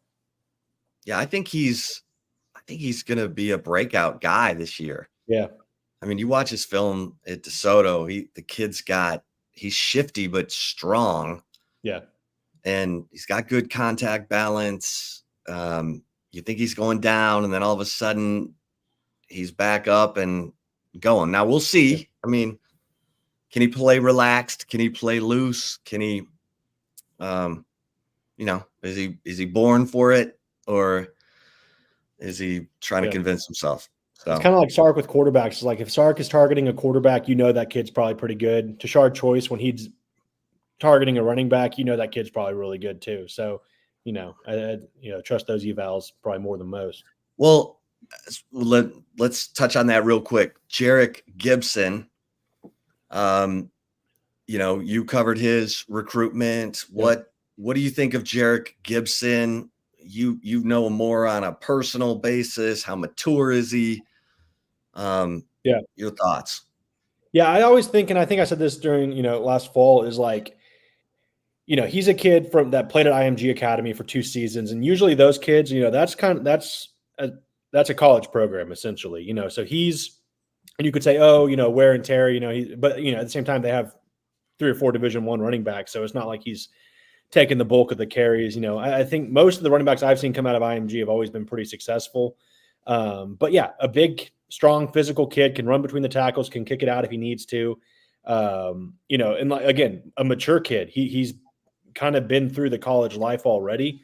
Being at IMG, you live in the dorms there, you play a national schedule, you fly all over it. So, he's ready for it. And obviously being able to get him in early, he's already had a semester under his belt. So, I think he could certainly factor in and be kind of what, we expected of, CJ Baxter last season, where, he started the year's running back 1 ahead of Jonathan Brooks. So, I think Jarrett Gibson will certainly, we'll see, him play up to his ranking this season. He's a great kid. And high football IQ, I think he'll be able to, hold his own as a true freshman. All right. Good stuff. Good stuff, Hank. We always look forward to the updates, and we will obviously have much more to talk about next week with the upcoming announcements that you mentioned. So appreciate it as always. Sure thing. Thanks, guys. All right. Thank you, Hank South breaking it down, recruiting guru, horns247.com. Get over to horns247.com. We got tons of content over there right now, getting you ready for game day on Saturday. All right, Zay, let's get a couple mentions in here as we head toward the commentary portion of the show.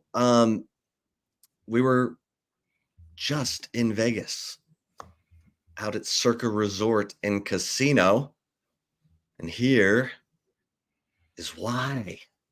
The biggest pro football contests in Vegas are back. Circa Survivor and Circa Million are now up to a record $16 million in guaranteed prizes. 2 ways to win and no rake. Circa Survivor contestants select 1 team each week with no point spread. Last the longest to win it all with $10 million guaranteed. In Circa Million, make 5 picks against the spread each week for your share of $6 million guaranteed through quarterly and full season payouts. Enter in Nevada. Play from anywhere. Visit circasports.com for details.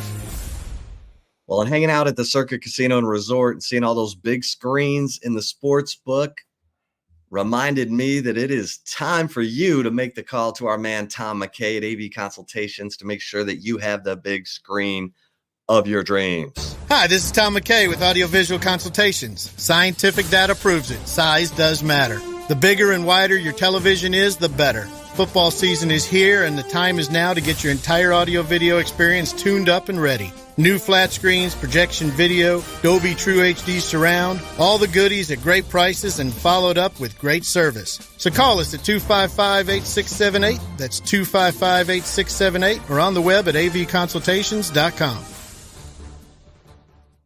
And passes.com, just go check it out. Just go check it out. See for yourself. This is a great creator content platform where you're going to find all kinds of celebrities, including 40 and probably growing by now, of your favorite Texas Longhorns athletes like Quinn Ewers, Anthony Hill, Ryan Wingo, Maddie Skinner on the volleyball team, Rory Harmon on the basketball team, and so many others.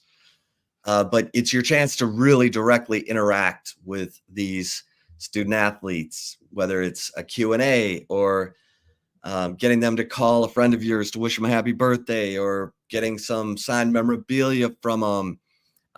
You can do all of that right there on passes.com. Just, I know some of you old fogies are like, oh, social media. It's not social media. This is a chance for you to interact with your favorite student athletes in a way that you haven't been able to before unless you know them. Well, guess what? You can know them directly on passes.com. And Cover 3, I cannot tell you how excited I am. I mean, I was in Cover 3 the other day. I love the food at Cover 3. The brick chicken and mac and cheese, I'm not going to lie, because I like it because it's still good, like for leftovers the next day. And it's a good big portion of food. The Sean Adams prime rib sandwich, amazing. The buffalo chicken sliders, the drinks, the Cover 3 press. It's like a spa in your mouth. It's such a good drink. And of course, it's the ultimate place to hang out with your buddies, have a great meal, watch your favorite team, make your reservations for game day at Cover 3 right there on Anderson Lane up in Round Rock at Old Settlers Trail. And of course, Cover 2 at 183 and Lake Creek. All right, Zay. Of course, if you're, and you love oysters, right? You love oysters. See? And Zay's been to Salt Traders Coastal Cooking. That is some great seafood. You took Jesse, right? Yep, it slammed. Gotta Slam. go back soon. Yeah. $1 raw oysters during happy hour. Happy hour, 3:30 to 6:30 every day, and 3:30 to close on Mondays. So get in there and treat yourself. Enjoy it. Salt Traders Coastal Cooking, the seafood restaurant of Jack Gilmore, who also gives you Jack Allen's Kitchen. You know the food is top notch. All right, Zay. Chip shot today. CeeDee Lamb. CeeDee Lamb. CeeDee Lamb deserves the money that he got. I don't know what was going on that took Jera so long to get it done. But CeeDee Lamb, the image I cannot get out of my mind from the Cowboys-Packers debacle playoff loss was CeeDee Lamb basically asking Dak Prescott, did you even look at the defense? Like, I mean, CeeDee Lamb knows what's going on. CeeDee Lamb prepares. He puts in the work. He makes the plays. 135 catches last year. 135 catches. He got 136 million in his contract. It's almost $1 million a catch. You know what I'm saying? But CeeDee Lamb, I know he's a Sooner, but I'll never forget Sean Adams going, how the hell does he get so wide open for OU? And that was Lincoln Riley doing a great job of scheming him open. So good. I wondered, is he going to translate to the NFL? Is it going to be? But he learned from Amari Cooper. And good on Amari Cooper to teach him and counsel him and help him with that quick step, getting off the line, creating separation immediately, keeping DB's hands off him. For a big guy, CeeDee Lamb does all the things you want. He's got short area quickness to get away from guys, and he's got long speed to go deep. And he's the MVP. He's the MVP of that offense. There is no question about it. If there's one guy you had to get paid before this season started, and really before the Jerry's State of the Union speech, which I think is happening today, where he goes in front of, charges a nice fee for the luncheon. Cowboys fans come and Jera sells them a bunch of cockamamie, Barnum and Bailey dreams, and then steps on them, puts their face in the dirt come playoff time. Just kidding. Not really. So Jera had to have one of his stars signed by that luncheon. I remember going to this luncheon when I covered the team. This is where, with a straight face, Jerry Jones said, I think we have the talent to get to the Super Bowl. And this is when it was Dave Campo, the Lenny and Squiggy years. When Chad Hutchison, Quincy Carter, Ryan Leaf were the Clint, the Arkansas quarterback, Clint Sterner. Now I think he's a radio star in Houston. Love Clint Sterner. Not saying that, but it was a mess. So Jared was going to make sure that CD was signed by the luncheon. It's all good. And Dax putting on a happy face. He's, everyone's keeps saying Dak has all the leverage. Dak has all the leverage. Okay, well, Dak, go leverage this team to a Super Bowl. And you're going to see more money than you could have ever dreamed. Make Jera look stupid. Because Jera in the past always overpaid for guys. The Tony Romo contract, one of the worst contracts I've ever seen, $52 million guaranteed to a 33-year-old quarterback with back problems. Thank God they drafted Dak in the 4th round, and Dak turned out to be a playa. Now, it's almost like Dak feels the pressure because everyone's been waiting for him to break through and take this team to an NFC championship game, for crying out loud. But CeeDee Lamb, he's the guy. He's the MVP. He's the guy you had to pay. Jared did it. Do not pay Dak Prescott. Make him prove it to you. Let him go break the bank. I would have franchised him, let him go. I wouldn't have given him the last deal he got. But Jared's also got to change the way that he drafts. He's got to draft developmental quarterbacks. And he hasn't done that, and he's paying for it, or he will pay for it. No, he's paying for it, all right, but I still think Dak quarterback's top 10 quarterback in the league. I thought that they mishandled this thing to where they might be forced to pay him a buku amount of money next year, even if he doesn't win this year. So, yeah, Jerry did that to himself, and we'll see what happens. I still think that window's open. I still think it is. Like, any given Sunday, they say it for a reason. It's just not a cheesy. Well, if you have an elite quarterback, it stays open. Look at Patrick Mahomes. I mean, they've had star talent come and go, except for Travis Kelce and Mahomes and the big fella on the defensive line, Chris Jones. Or it's escaping me. But Dak's got to elevate. Like, if you're down, if your guys are aging out and you lost Tony Pollard in free agency and Tyron Smith is aging out, and your quarterback's got to make up for that.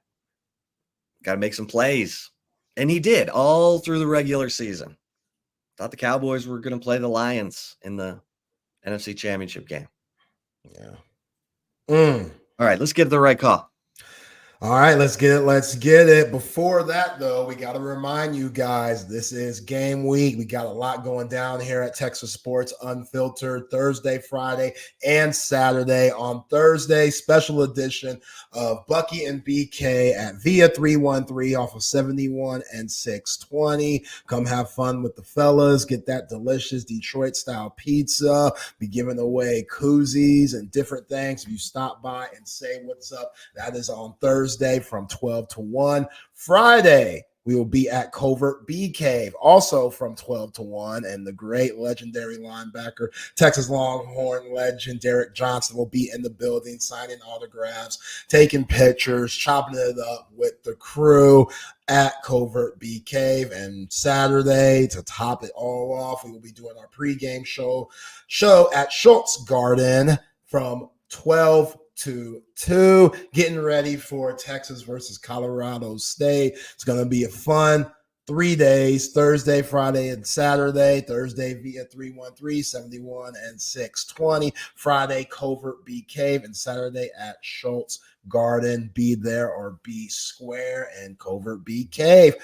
Be there Friday, be there any day if you need a new and pre-owned vehicle. Doing it for 100 years. 7 terrific brands to choose from when it comes to Cadillac, Jeep, Dodge, Ram, GMC, Buick, Chrysler. They got it taken care of. Will hold you down, get you in the vehicle you need, or maybe your daughter needs, your son needs. They just got their license. Who knows? Get that vehicle at Covert Bee Cave. Go to covertbeecave.com to see all the latest specials and inventory. Nobody beats a Covert deal. Not now, not ever. All right, Chip. Well, that Connor Stallions Netflix documentary has come out. Watched it this morning. Shout out to Connor Stallions, man. I feel differently about the guy. I feel differently about the dude. You know what I'm saying? They did a good job, and Maverick Carter and LeBron, they had their hands in this, just like they have their hands in every good sports story going on. You and my father-in-law, Kevin, when saw the Stan Smith story last week or a couple of weeks ago, and that was produced by LeBron and Maverick Carter. Yep. So this was excellent too. It was really good. You know, Connor Stallions, it shows the fandom and love that certain people have for the university that represents them, or they've been a fan of their whole life. Like, it shows that. Like, Connor Stallions is a Michigan guy through and through. And the length that he went for those teams, not getting paid, being stationed out of state, and then flying in and out of games to just sign steal. but in, you know, the legal way, but illegal, whatever. Have your own opinion on it. I loved it. I loved it. Is he a little sketchy? Yeah, he's a little sketchy. I'm not gonna ruin it for everybody, but overall, what I took from it is that he is the biggest Michigan fan you could find, to where he went out of his way on wanting to become a coach and did whatever it takes to try to get that goal. I'm not going to ruin it for nobody, but that's what I took from it. It showed the fandom in college football and how it could be a little dark because people are so dedicated to their universities that they will go to extreme length to do whatever it takes for them to win. That's what I got from it. I'm going to watch the Steve McNair one these next few days because we know how big of a role model Steve McNair was for Vince Young, and that story is absolutely just sad and horrific. But yeah, Connor Stallions, you know, for he's a sketchy son of a bee, but he's also just a guy that loves his Michigan Wolverines. Well, I always said, and I'm not saying that this is the way to go about it, but the great coaches are in the gray. Nick Saban was always in the gray. Like, when the NCAA approved, you could have as many strength coaches as you wanted. Nick Saban got a strength coach for every position and basically used those coaches to conduct practice during the summer. Like, AJ, who's the quarterback with the Catherine Webb? Huh?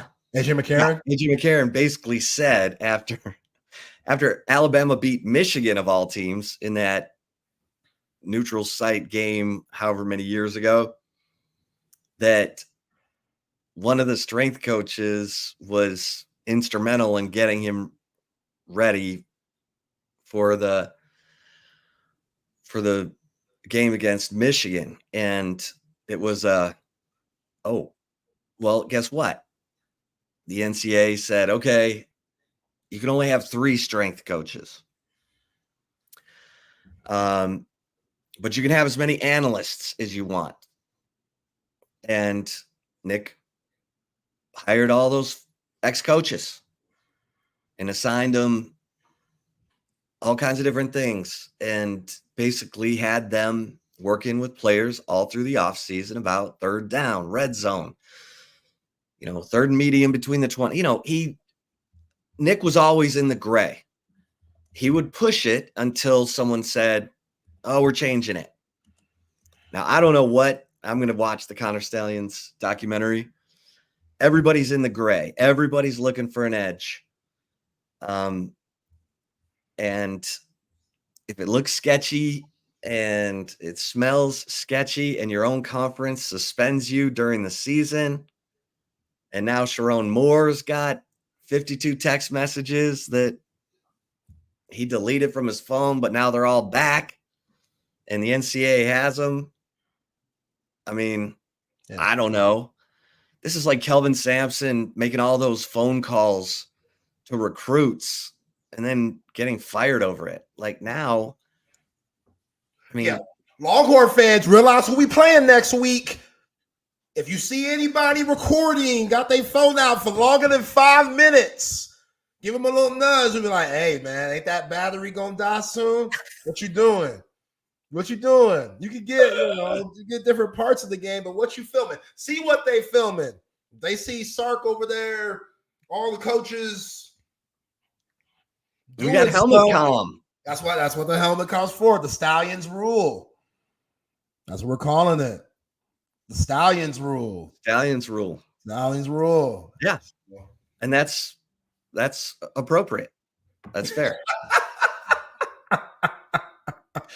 Like they show him talking to the NCAA, Connor Stallions with his lawyers and stuff, which his lawyers are from the ATX, but or have their law firm here in the ATX. 444. I don't think it's that one. But see how Connor Stallions answers these questions. Again, I'm not gonna ruin it. I'm not gonna play spoiler. Y'all go check it out.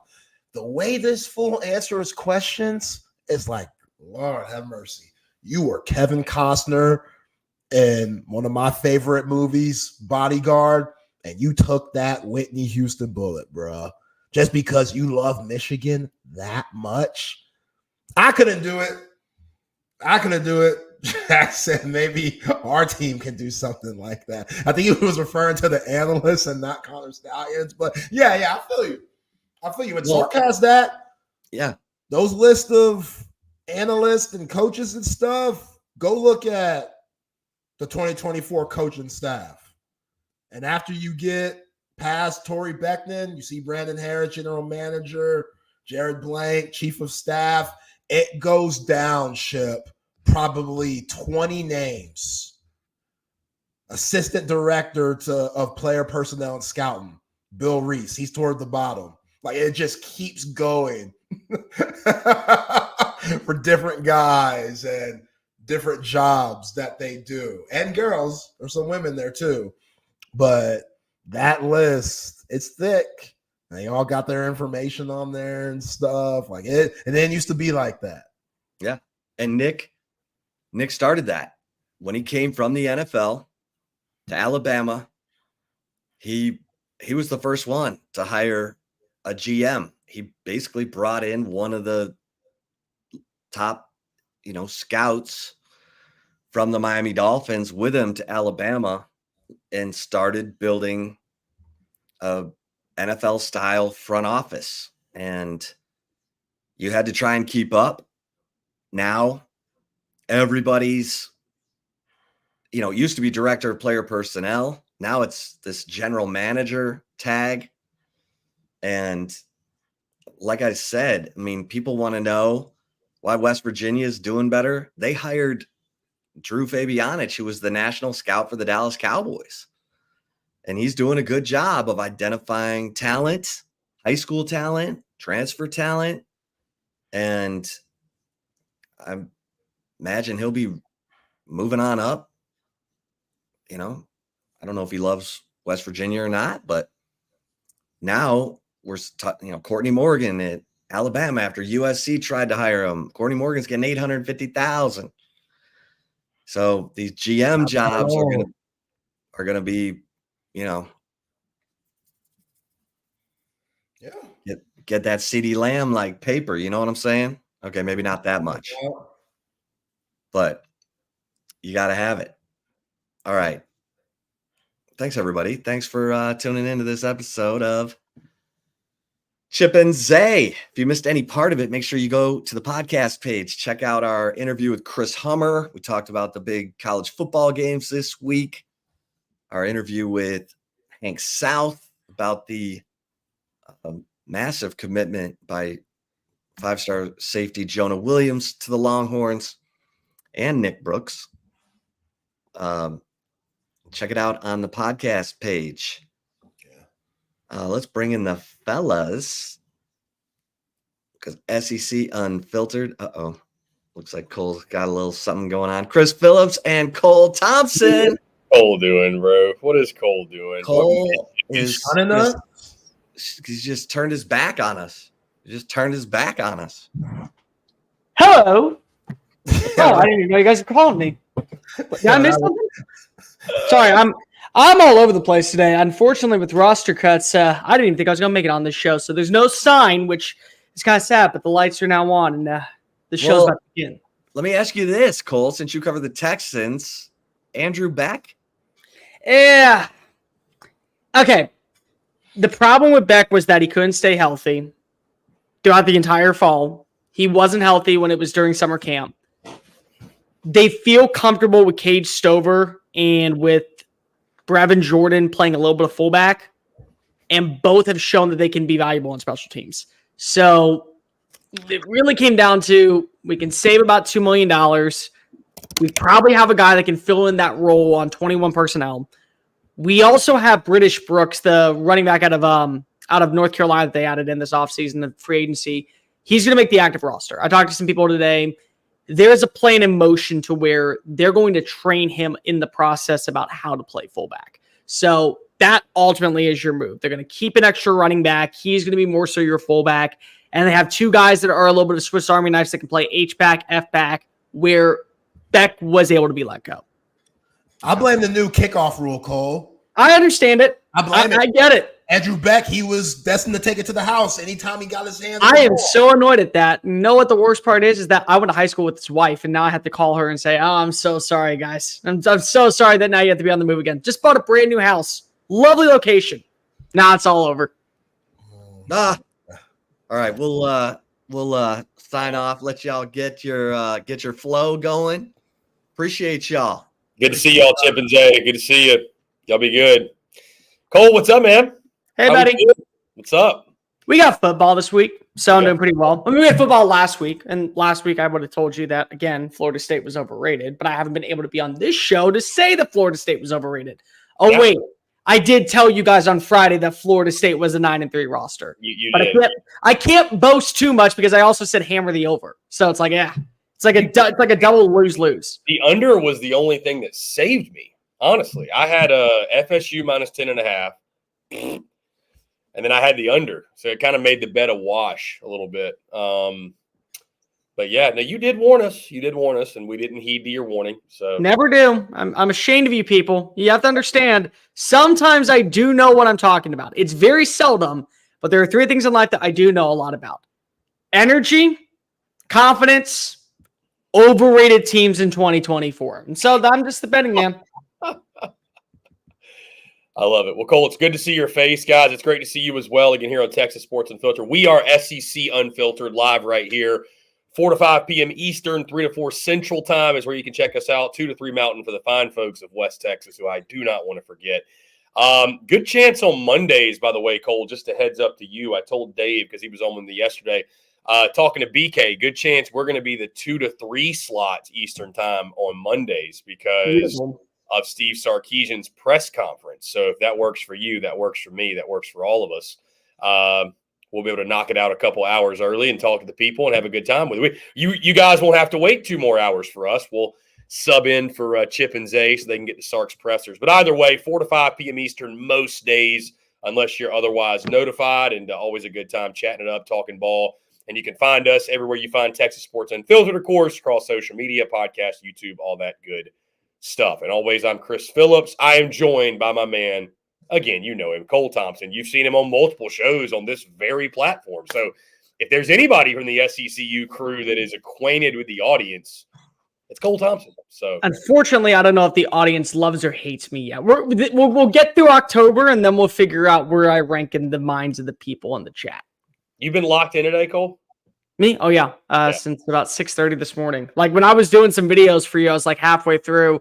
Crap, I missed a deadline. I missed something else. I was like, gotta get this in really fast. I think I hit send on that video 2 times, like hit re-record. And halfway through, I was like, you know what? I fumbled over a word. Screw it. It's not going to be perfect. I'm going to give myself a 9.2 on that video. I always aim for 10s, but this is one of those days where I'm going to be working until about 9 o'clock tonight, and not slowing down ever since. Well, Cole, that's why you and I get along so well, man, because we're grinders, because I feel the same way. I haven't been quite up since 6:30 in the morning, but I've been just tunnel vision. Like people, I don't know, like certainly it's not woe is me, but I will just say I don't know if people really realize like how hard we grind and get after it. We do. We you know, we may not be on a roof sweating our tails off or working on the site, but we get after it. I want to know. I will say this, Chris, and this is something that people always give us flack for. They say we have an easy job when we work in this industry, that we get to talk about sports for a living and don't have to really put in the manual labor. Guys, we have to keep you entertained nonstop for an hour or we are replaced. So we have to find ways to make ourselves entertaining.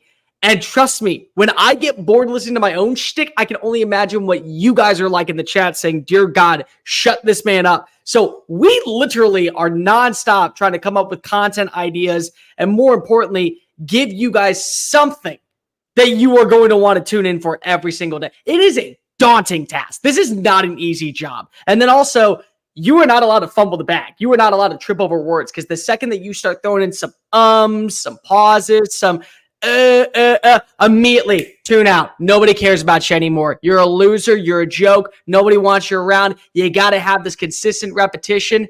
It's a lot more challenging than people want to give credit for. I've challenged people. Come take my spot, sit in this chair, watch the camera hit record. Don't mess up a single word for 1 hour. I dare you. It's a lot of brain power for sure. It's a lot. We love it, but I just, just letting people know that it's crazy, Cole, man. Like I feel like I wake up and then I look up and we're doing this show at 4. It's just like the day just kind of like, but it's fun, man. Again, it's time flies when you're having fun. We love it. We're not complaining. That's why you need the brain juice right here, which again, we're not complaining, but it's just, we stay. I love it, man. We stay on the grind. I'm competitive as hell. So, and I know Cole is too, Dave is too, our entire team. That's why it works so well. But, well, yeah, we want to be number one. We're the goats. That's the game. That's the game plan every single day. And you can't do it without work. You mentioned, by the way, pronouncing words. I was yesterday years old when I realized it's Wigman, not Wegman. Yeah. Dude, I've heard. I thought it was always Connor Wegman. So it's Wigman, like wig.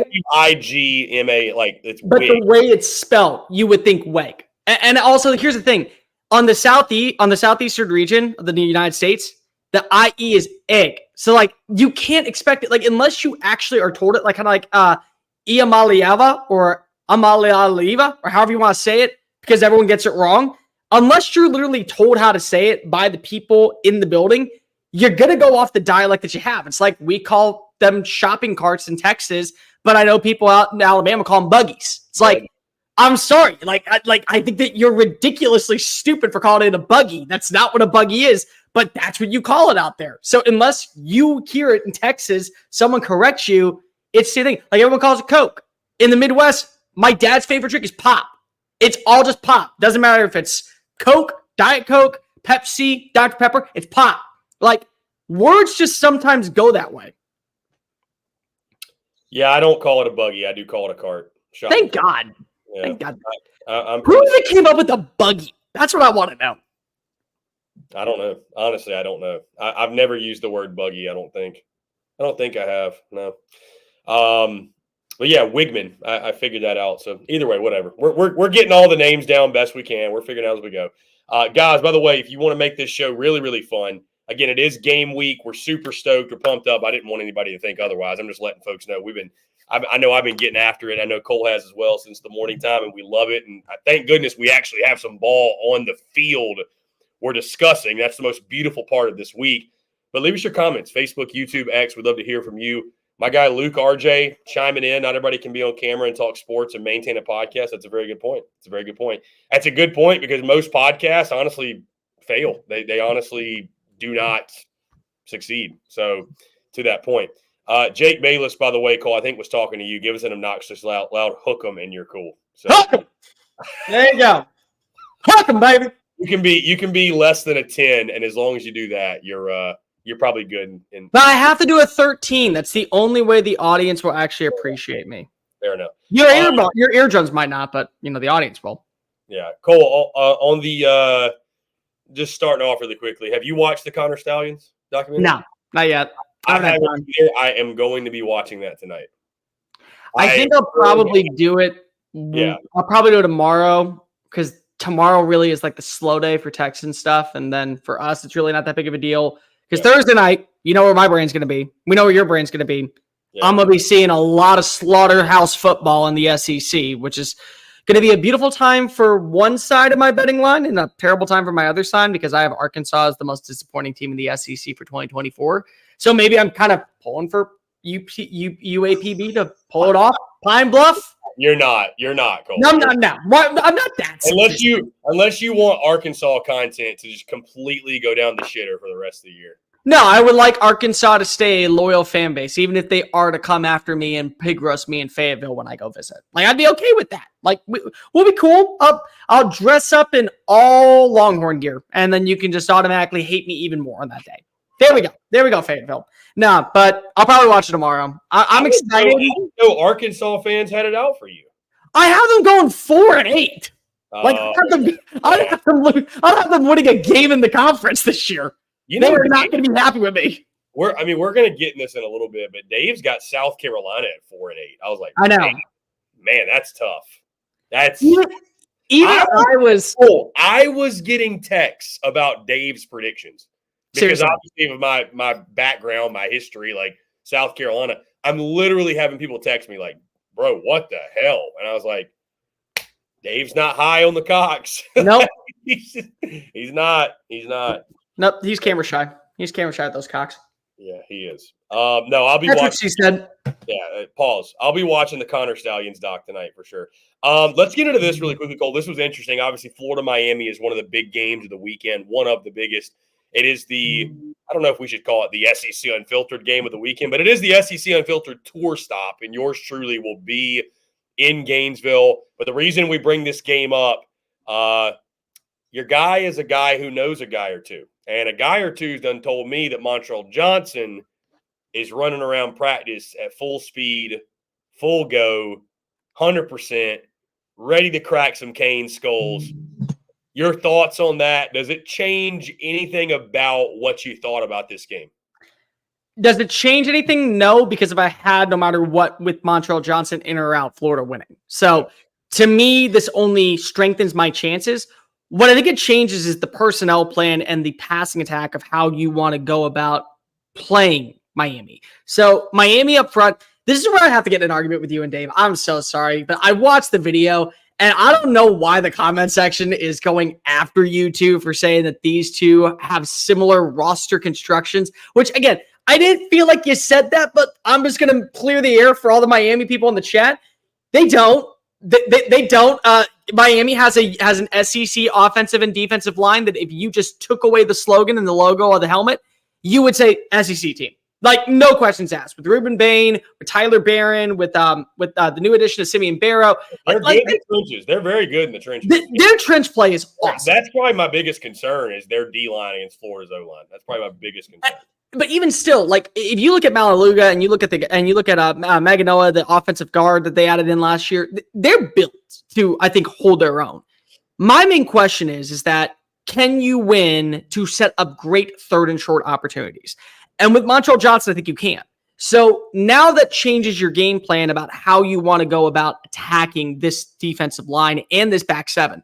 So I have questions when it comes to Miami secondary. I think if they're a solid team, I don't know if they're going to be one of the best in college football this year. They did lose a couple of pieces in the offseason, whether it be the portal, whether it be to the draft. That was one area where I didn't think that they addressed it enough. I felt like they did a good job of bringing in new linebacker help, like Jalen Ackerman from Louisville. I thought that was a great addition.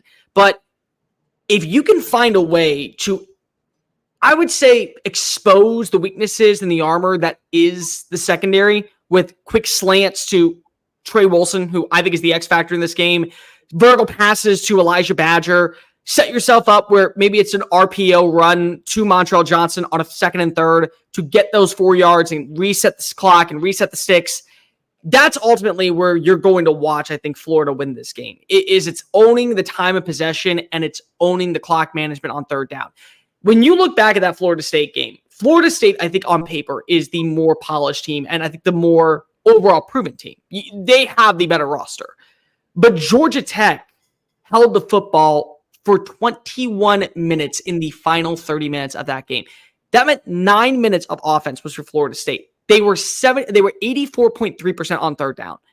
When you have that, that's an impossible way to go ahead and win. So if your formula is similar to that, if you're Florida, that's the way that you do so. And I think with Montreal Johnson, you have the capabilities of being that type of team where you do force Cam Ward to have to play in an up-tempo passing attack, where you do put a little bit more pressure on your defense to get a critical stop, where you do put a little bit more pressure on your secondary to play in man coverage and not allow these wide receivers like Restrepo and like Sam Brown break off the line of scrimmage. But that's an okay thing. I think that you feel a lot better about where your defense is versus where your offense is at this time. You just want your offense to be able to capitalize on short yardage situations. Yeah, Cole, I think it's going to have to be a 20-17, 23-20, 24-20 type of Florida win. They're going to win the game. Florida's not going to win a shootout. No. I've got 23-20 Gators. That was my score prediction.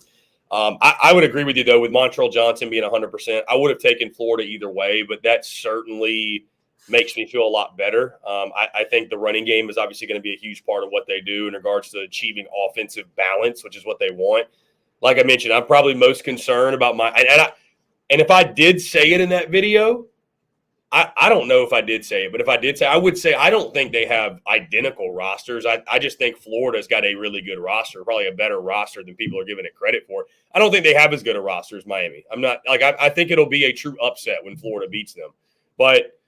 I think there's different factors in the game, like you mentioned. I think they're going to use the quick passing game, like you talked about with Trey Wilson and Elijah Badger. I'm really curious to see how Florida attacks that Miami defense because, again, while I think it's going to be like a 20-17, 23-20, can Florida pop a couple explosive plays in the passing game to kind of loosen the defense up, make some room for Montreal Johnson and Trayon Webb in that running game, right? Because you can't allow Miami obviously to get 7-8 in the box and then – Darren Graham Mertz the throne. If you can't be balanced, right, it's going to be a long day as for any offense. But yeah, to your point, I think the matchup with Cam Ward going into the swamp. Damian Martinez is a hell of a player. You mentioned the receivers as well, but I'm curious, man. Cam Ward in the swamp, the biggest crowd he's played in front of, most raucous environment. Does it result in a couple mistakes? I think that's the kind of game where like. One bad mistake, one bad turnover or two is going to call. Like that's, I know it's so simple to say, right? Like what's the key to the game? Well, don't turn the ball over. But a game like that, it's really amplified. And why do I feel like, Cole, as we're talking this out, and maybe I didn't even mention it in the preview, why do I feel like a game like this, the irony of that it will come down like maybe it's some play in special teams. Or it's like who can do the little things right? And it's the irony of the fact that Billy Napier's Florida program hasn't done the little things right very often. So I think that's another reason why this game is so important because it's going to be close. It's going to be tightly contested. Florida is going to have to dot their I's and cross their T's to win this game. So what's so funny to me is that we talked so much about Cam Ward. And Cam Ward, I think, at the season's end is going to be one of the best quarterbacks in the ACC, if not a top 10 quarterback in college football. I have no doubt about it. For starters, this will be the best offensive line he's ever played with. This will be the most, I would say, personal fit of a personnel that he has ever worked in underneath Shannon Dawson's offense. The way that they like to call plays is the way that he played high school football. And it was how he became an FCS legend at Incarnate Word before he went on over to Washington State. And he went to Washington State because Eric Morris was the head coach at Incarnate Word. There was already a relationship. To learn that offense to a T was a great fit.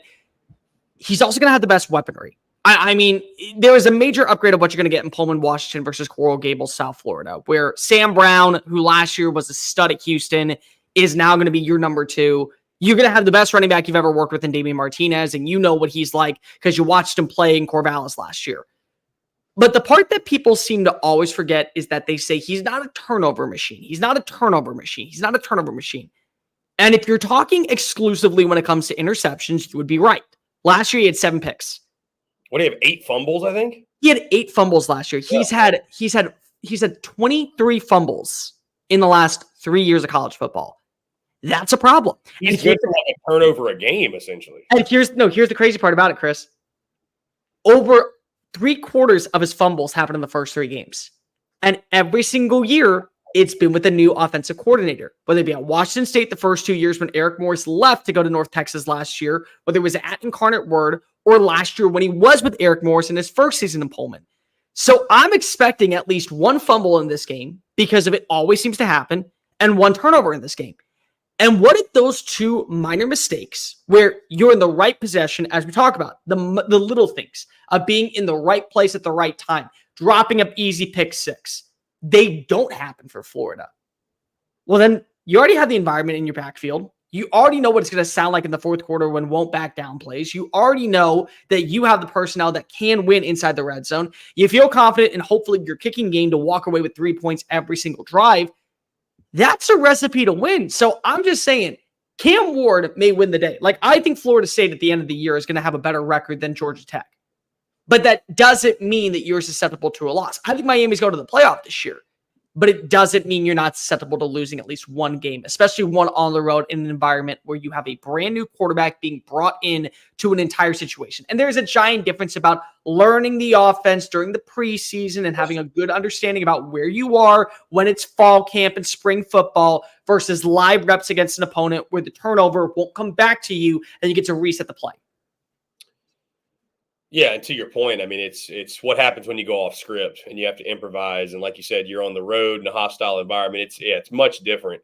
So yeah, I mean, to your point, I'm excited to be there. I can't wait to experience the swamp. I've never experienced it before. Can't wait to hear how loud it is and in person. I think, to your point, man, the turnovers. I mean, that is a huge point of emphasis in this game.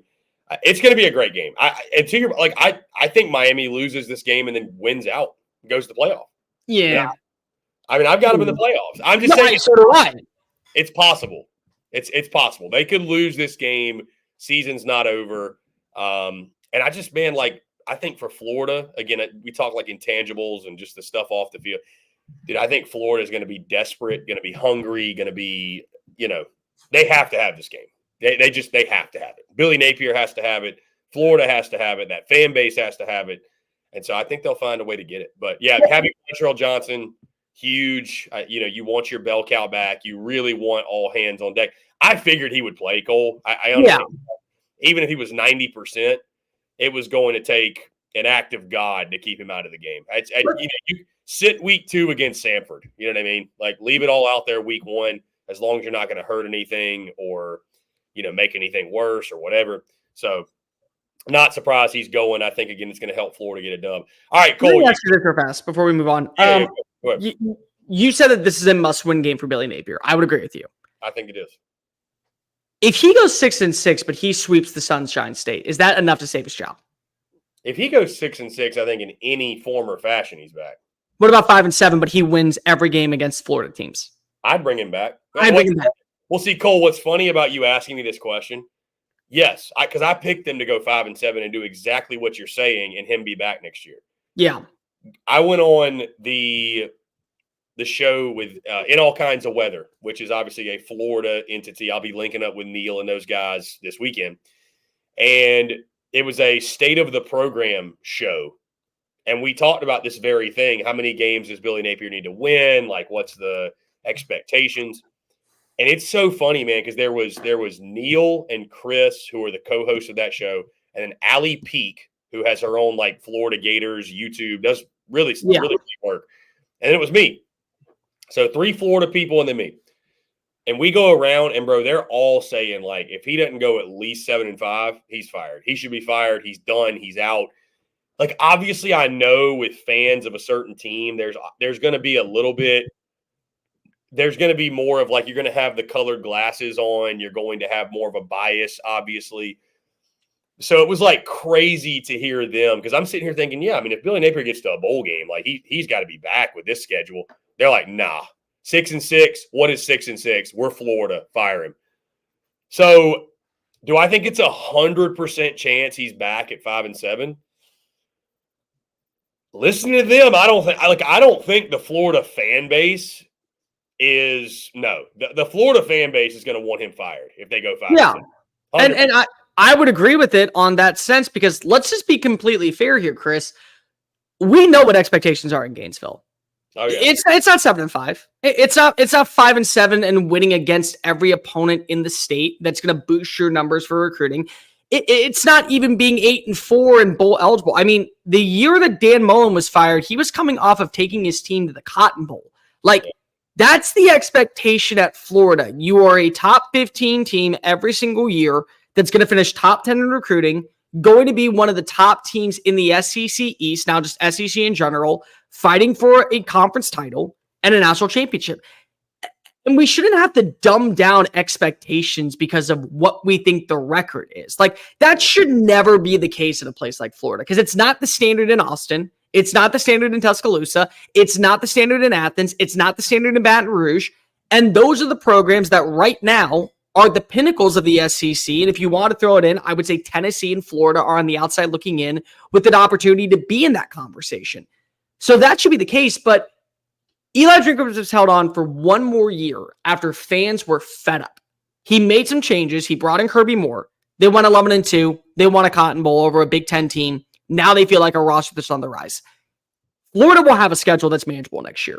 They will be fine. And if they have the pieces sticking around past this season and DJ Lagway doesn't go anywhere and you see enough in him, 9 wins, 10 wins, college football playoff bound. And then we're talking about Billy in a completely different light. How you win and lose those games, I think, is more important than the actual wins and losses on the schedule this year. Because if nobody with that schedule is probably going to walk away unscathed, but if you look good in those matchups against Texas A&M, against Oklahoma, against LSU, against Texas, and you win in the Sunshine State battles, you're showing the progress that you want to see. It's just now finding the final pieces that are going to jump you over the hump. Yeah, I think the big kicker you mentioned is what will DJ Lagway do? I think that's the big. I mean, you don't keep the wrong head coach employed if just for one prospect, but when it's a guy like DJ Lagway, I mean, you do it for DJ Lagway. You do. I mean, you, obviously, if you go 4-8 or worse, like, he has to be gone. But I don't know, man. Like, you would hate to miss out on him. You would hate to miss out on seeing what he could have been at Florida. So, anyways, Cole, really quickly, side note, we're going to get into your standings really quickly. Beautiful. Earlier today, we're going to get in this. But you mentioned Oklahoma, and it sparked something, and I wanted to ask because I'm going to put you right in the middle of these two fan bases. Love it. And you know where I'm – no, let's go, baby. Listen, I more so want to ask the question. Is Oklahoma-Missouri a rivalry? No. Okay. Yeah. Okay. Let me put this. Okay. No, I'm the meme. I'm the no. Yeah. Well, I'm that meme. Because I don't know if you saw the post I put on Twitter last night, but I mean, I literally am getting on the timeline, and Oklahoma and Missouri fans are like going at each other's throats over the depth charts. Because of Caden Green, because they're like Caden Green, right? Yes, he was promised to start at left tackle. He's starting at guard. What a bum! And then Mizzou fans are, and I'm like, the fact that y'all want to tell me it's not a rivalry and y'all are getting at each other's necks over depth charts, like, what are we doing? It may not be a rivalry on the field, but it is a rivalry within fan bases. So, like, here's the way I would put it. It's a Twitter rivalry more than it is an actual fandom rivalry. Like, these were two schools in the Big 12 for years. They played against each other. There were multiple times during that span where they went down to the wire, where Oklahoma got the win and it propelled them to a Big 12 title in the season, where Missouri was able to stick around and get to that 10-win season. And so the Caden Green stuff really got elevated when Eli Drinkwitz decided to say, we brought him back home to the good guys. And they got pissed at that. Like, Oklahoma fans could not handle when they heard about how that was a big, big deal. When he left, they were rioting because they thought, okay, well, why are you going to a place like Missouri when you're at a place where you're learning underneath Bill Beatonbaugh? But what was interesting is that you still saw Eli Drinkwitz poke the bear throughout the entire spring practice. So that just raised the level. The part about Caden Green, which is so interesting, is that he was promised to be a starting left tackle for the team, but yet he was the one that marched into Drink's office and told him, hey, I know that you guys are interested in bringing in the guy Brian from SMU, Marcus Bryant, all AAC offensive tackle. Go get him. I'll play guard if it helps us go to the college football playoff. So he willingly made that move. And now Oklahoma fans are saying, well, you wouldn't have to make that move when you're at Oklahoma. And it's like, no shit, because if you don't have the left tackle right now to where you feel confident, of course he was going to be your starting left tackle this year because you kind of needed him to. So it's like, to me, that's where this whole thing kind of goes off. It's a rivalry because of these two played against each other for years. It's a rivalry because these fan bases are going to have this as the Caden Green game where who cuts out on bragging rights? Did we need Caden Green? Was it worth getting Caden Green? And me personally, I think it's a rivalry because of everyone's going to get that like third game where, for Alabama, it's always going to be Auburn and Tennessee. So who's that third game every year? For me, it's LSU because that's always the best game of the college football season. Almost every single year, you know what to expect.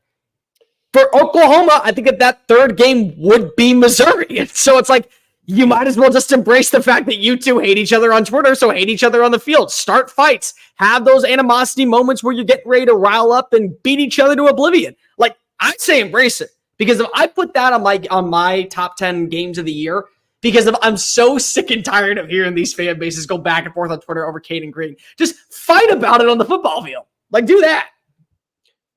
I really would love to send you to Como for that game. That'd be fun. If you do it, I'll go. Like, I will go and I'll wear the split shirt and just see people lose their shit. Just for context, by the way, Oklahoma 67-24-5 against Missouri all time. Yeah. And fun fact, Missouri has beaten Oklahoma 4 times since 1973. I think the last time was, let me see, 2007. 2010, they beat them in Como, 36-7. Before that, it was 1998. Yeah, see, that's the problem when it comes to rivalries. But at the same time, there's always good matchups that we talk about. Like, you got to realize, third Saturday in October, for years, as much as it was a rivalry, was it a rivalry? It was like a 16-year winning streak by Bama or whatever it was. Nick Saban lost one time. Yeah. He lost once. So it's like, how can you, like, you can say it's a rivalry because of what the game means to the fan base in the history of it all. But in the Saban era, Bama fans were more interested in that LSU game than they were in the Tennessee game. Like, there would be times where fans would leave in the third quarter of Tennessee football. And that feels like a broken rule, like an unwritten rule that should not happen in college football. But it does because of it was just so lopsided with Derek Dooley and Butch Jones and even Jeremy Pruitt. And you felt kind of disgusted now knowing what that rivalry meant. But like people cared about LSU more than they cared about it. And it's like you hear Alabama fans now go, I've heard about the third Saturday night. Like that to me is what Oklahoma versus Missouri should be. And it isn't, but it is. What do you think, Cole? Is there a point where if you lose a certain amount in a row, a rivalry is no longer considered a rivalry? Like if you lose 10 in a row, is it still a rivalry? Yeah, but it's like a backdoor rivalry. I think it would be like what's the rivalry called between Mississippi State and Alabama? Like the first rival, or I don't know that. I didn't know they had a nickname. Yeah, they have a nickname. It's like the Southern Bell rival or something. They have like Mississippi State has won I think 3 times in the last like 40 years. Like that's not a rivalry.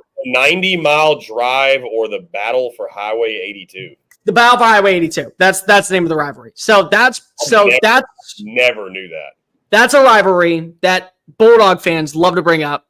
Bama fans don't give a shit. They're like, yeah, okay, whatever. Sure, we're a rival. Like Texas A&M fans consider quietly, because of the way that they play against Alabama, that to be one of their biggest rivals. And I'll give them credit. A&M wakes up for that game. 90% of the time, A&M wakes up for that game and makes it interesting.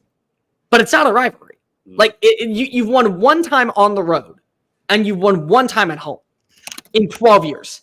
That's not a rivalry. That's nothing. Slow your roll. Slow down. So, like, Cole, would you say Georgia Tech's a rivalry? Yes, but, like, it's a rivalry because it's in-state. I will always consider those. Georgia's only won 6 in a row. That's the most I've ever won? I don't know what their longest winning streak is. It's got to be like 19 or something. It's got to be years. They won 7. They won 7 from 01 to 07. No, I think 7 might be the longest. because that's a rivalry, but it's also in state. Yeah, because I mean, dude, Georgia Tech beat Georgia in 2014 and 2016. Obviously, Kirby hasn't lost to him since. I mean, and he's bro. The scores since Kirby's been there: 38-7, 45-21, 52-7, 45-0, 37-14, and then 31-23 last year. It's a blowout. Hey, Georgia Tech this year might be interesting. I will go interesting. I will not go upset. We're not doing that. Interesting. Okay.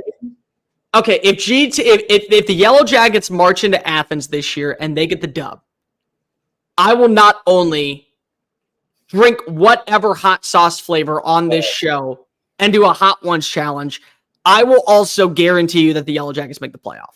There's no way. Cole, I'll give you an even worse punishment. If Georgia Tech beats Georgia, you have to start ACC Unfiltered. Do it. I'll do it. That's fine with that. ACC Unfiltered.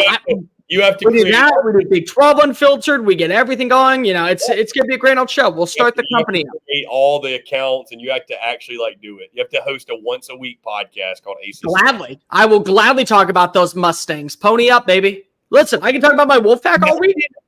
Bro, imagine being an ACC guy and how much. I guess it would have obviously been fun talking Tech, Florida State, but I can't fathom having to care about that SMU Nevada game, to the levels that we care about the SEC game.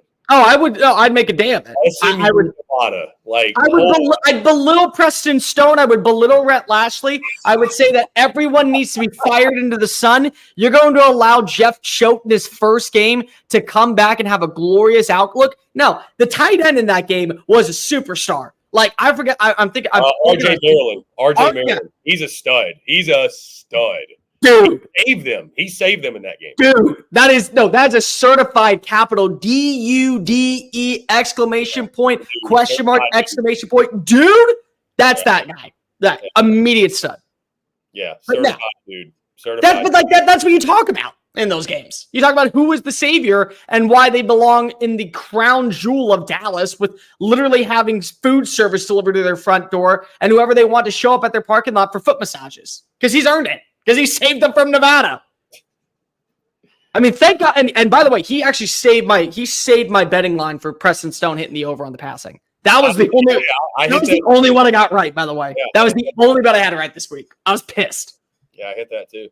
All right, Cole, let's get in your SEC standing sections really quickly. I'm just going to kind of highlight the ones that, obviously, guys, it's on social media. You can go check it out at SEC Unfiltered, at Cole Thompson, Mr. Cole Thompson, or Cole under. How many underscores in your Instagram name?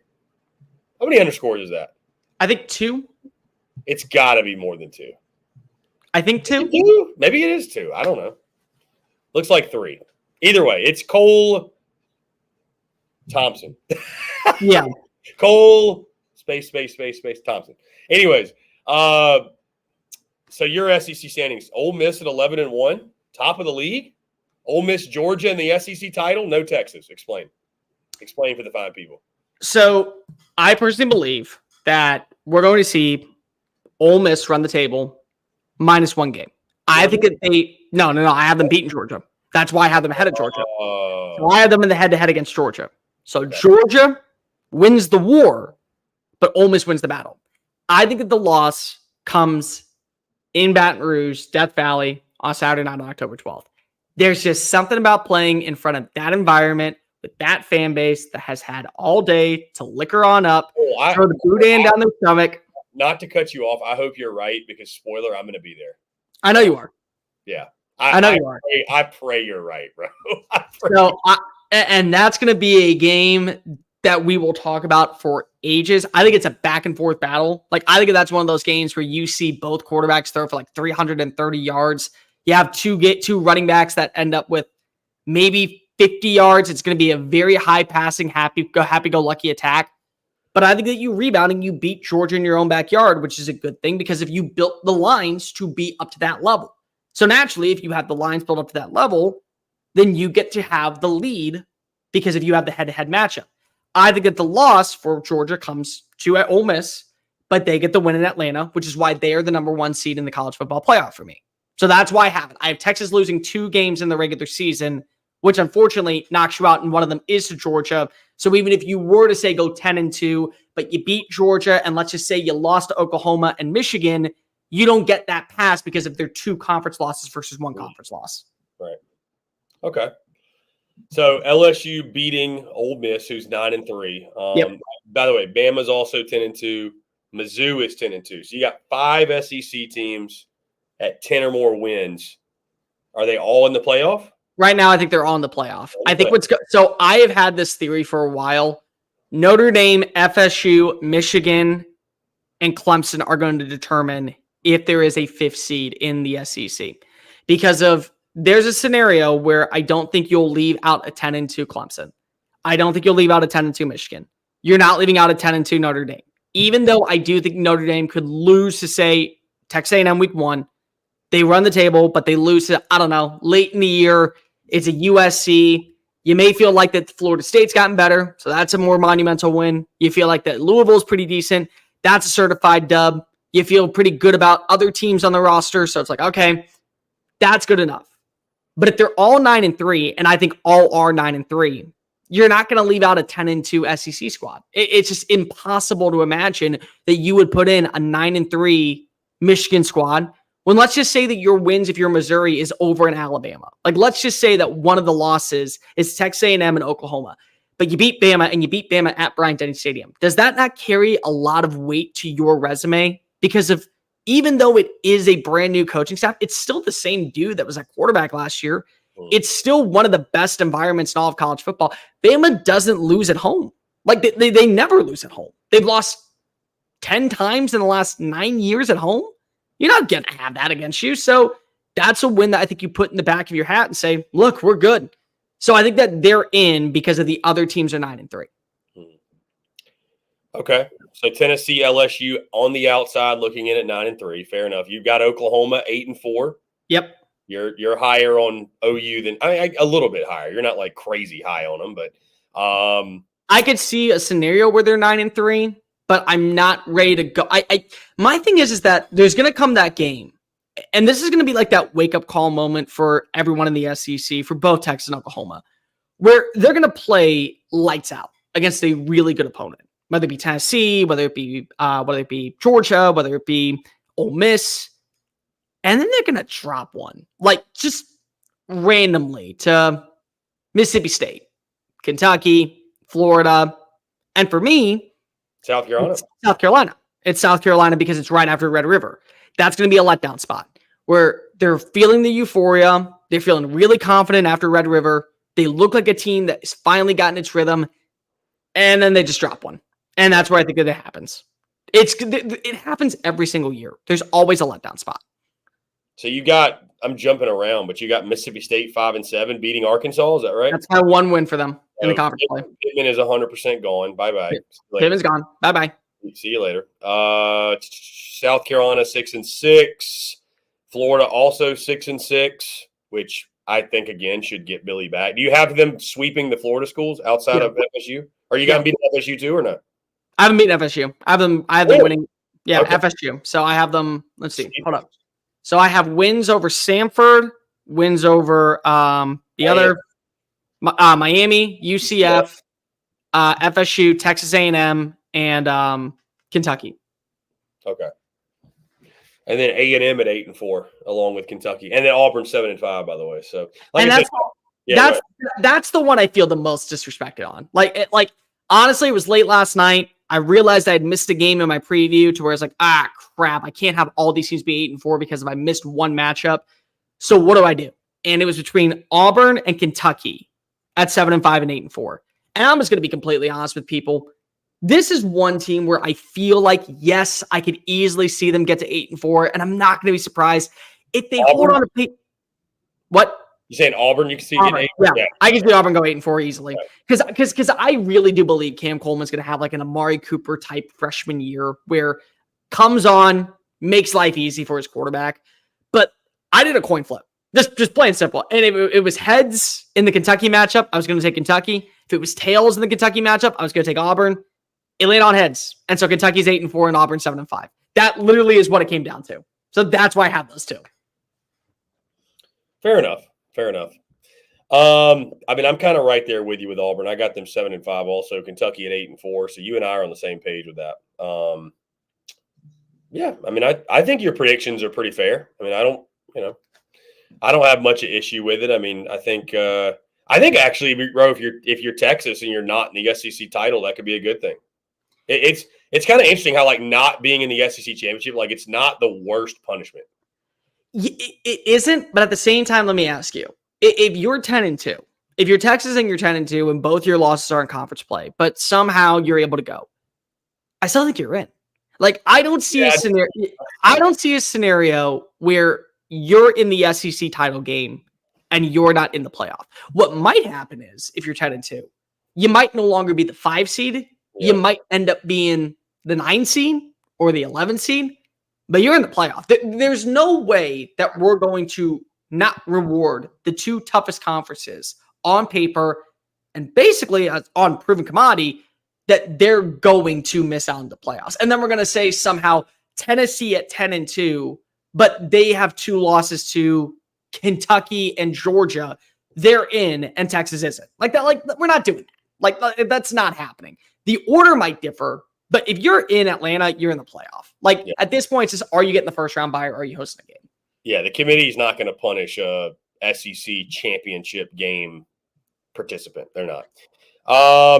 Let's see. Jake Bayless going back to the Oklahoma-Missouri stuff. They've been going at it on Twitter ever since Caden Green transferred and the Stone recruitment. I'm not familiar with that. Who's the Stone? I'm trying to remember who that is. I don't even. I'm blanking. Jake, on who it is. Jake, let us know who that is. Luke RJ says if South Carolina beat Florida last year, Billy might have already been fired. That's that is a good point. He would have stayed. I think still one more year. It would have been even probably worse. I don't know. Artistically incredible. Do you see the Big 12 going to an 8-game conference schedule to get more teams in the playoff? The question is that, okay. To me, the problem is that when you look at the Big 12, and I've been on record with this for a while. Chris knows this. I think most people know this. For just pure football joy, for my love of the game, Big 12 is the best conference in college football. Top to bottom. I will always love that clip that Joel Klatt and Josh Pate had talking about They speak my language. They do. They always have. And this is why I have a massive amount of respect for Josh. And this is why I think that Josh and I see eye to eye on a lot of things.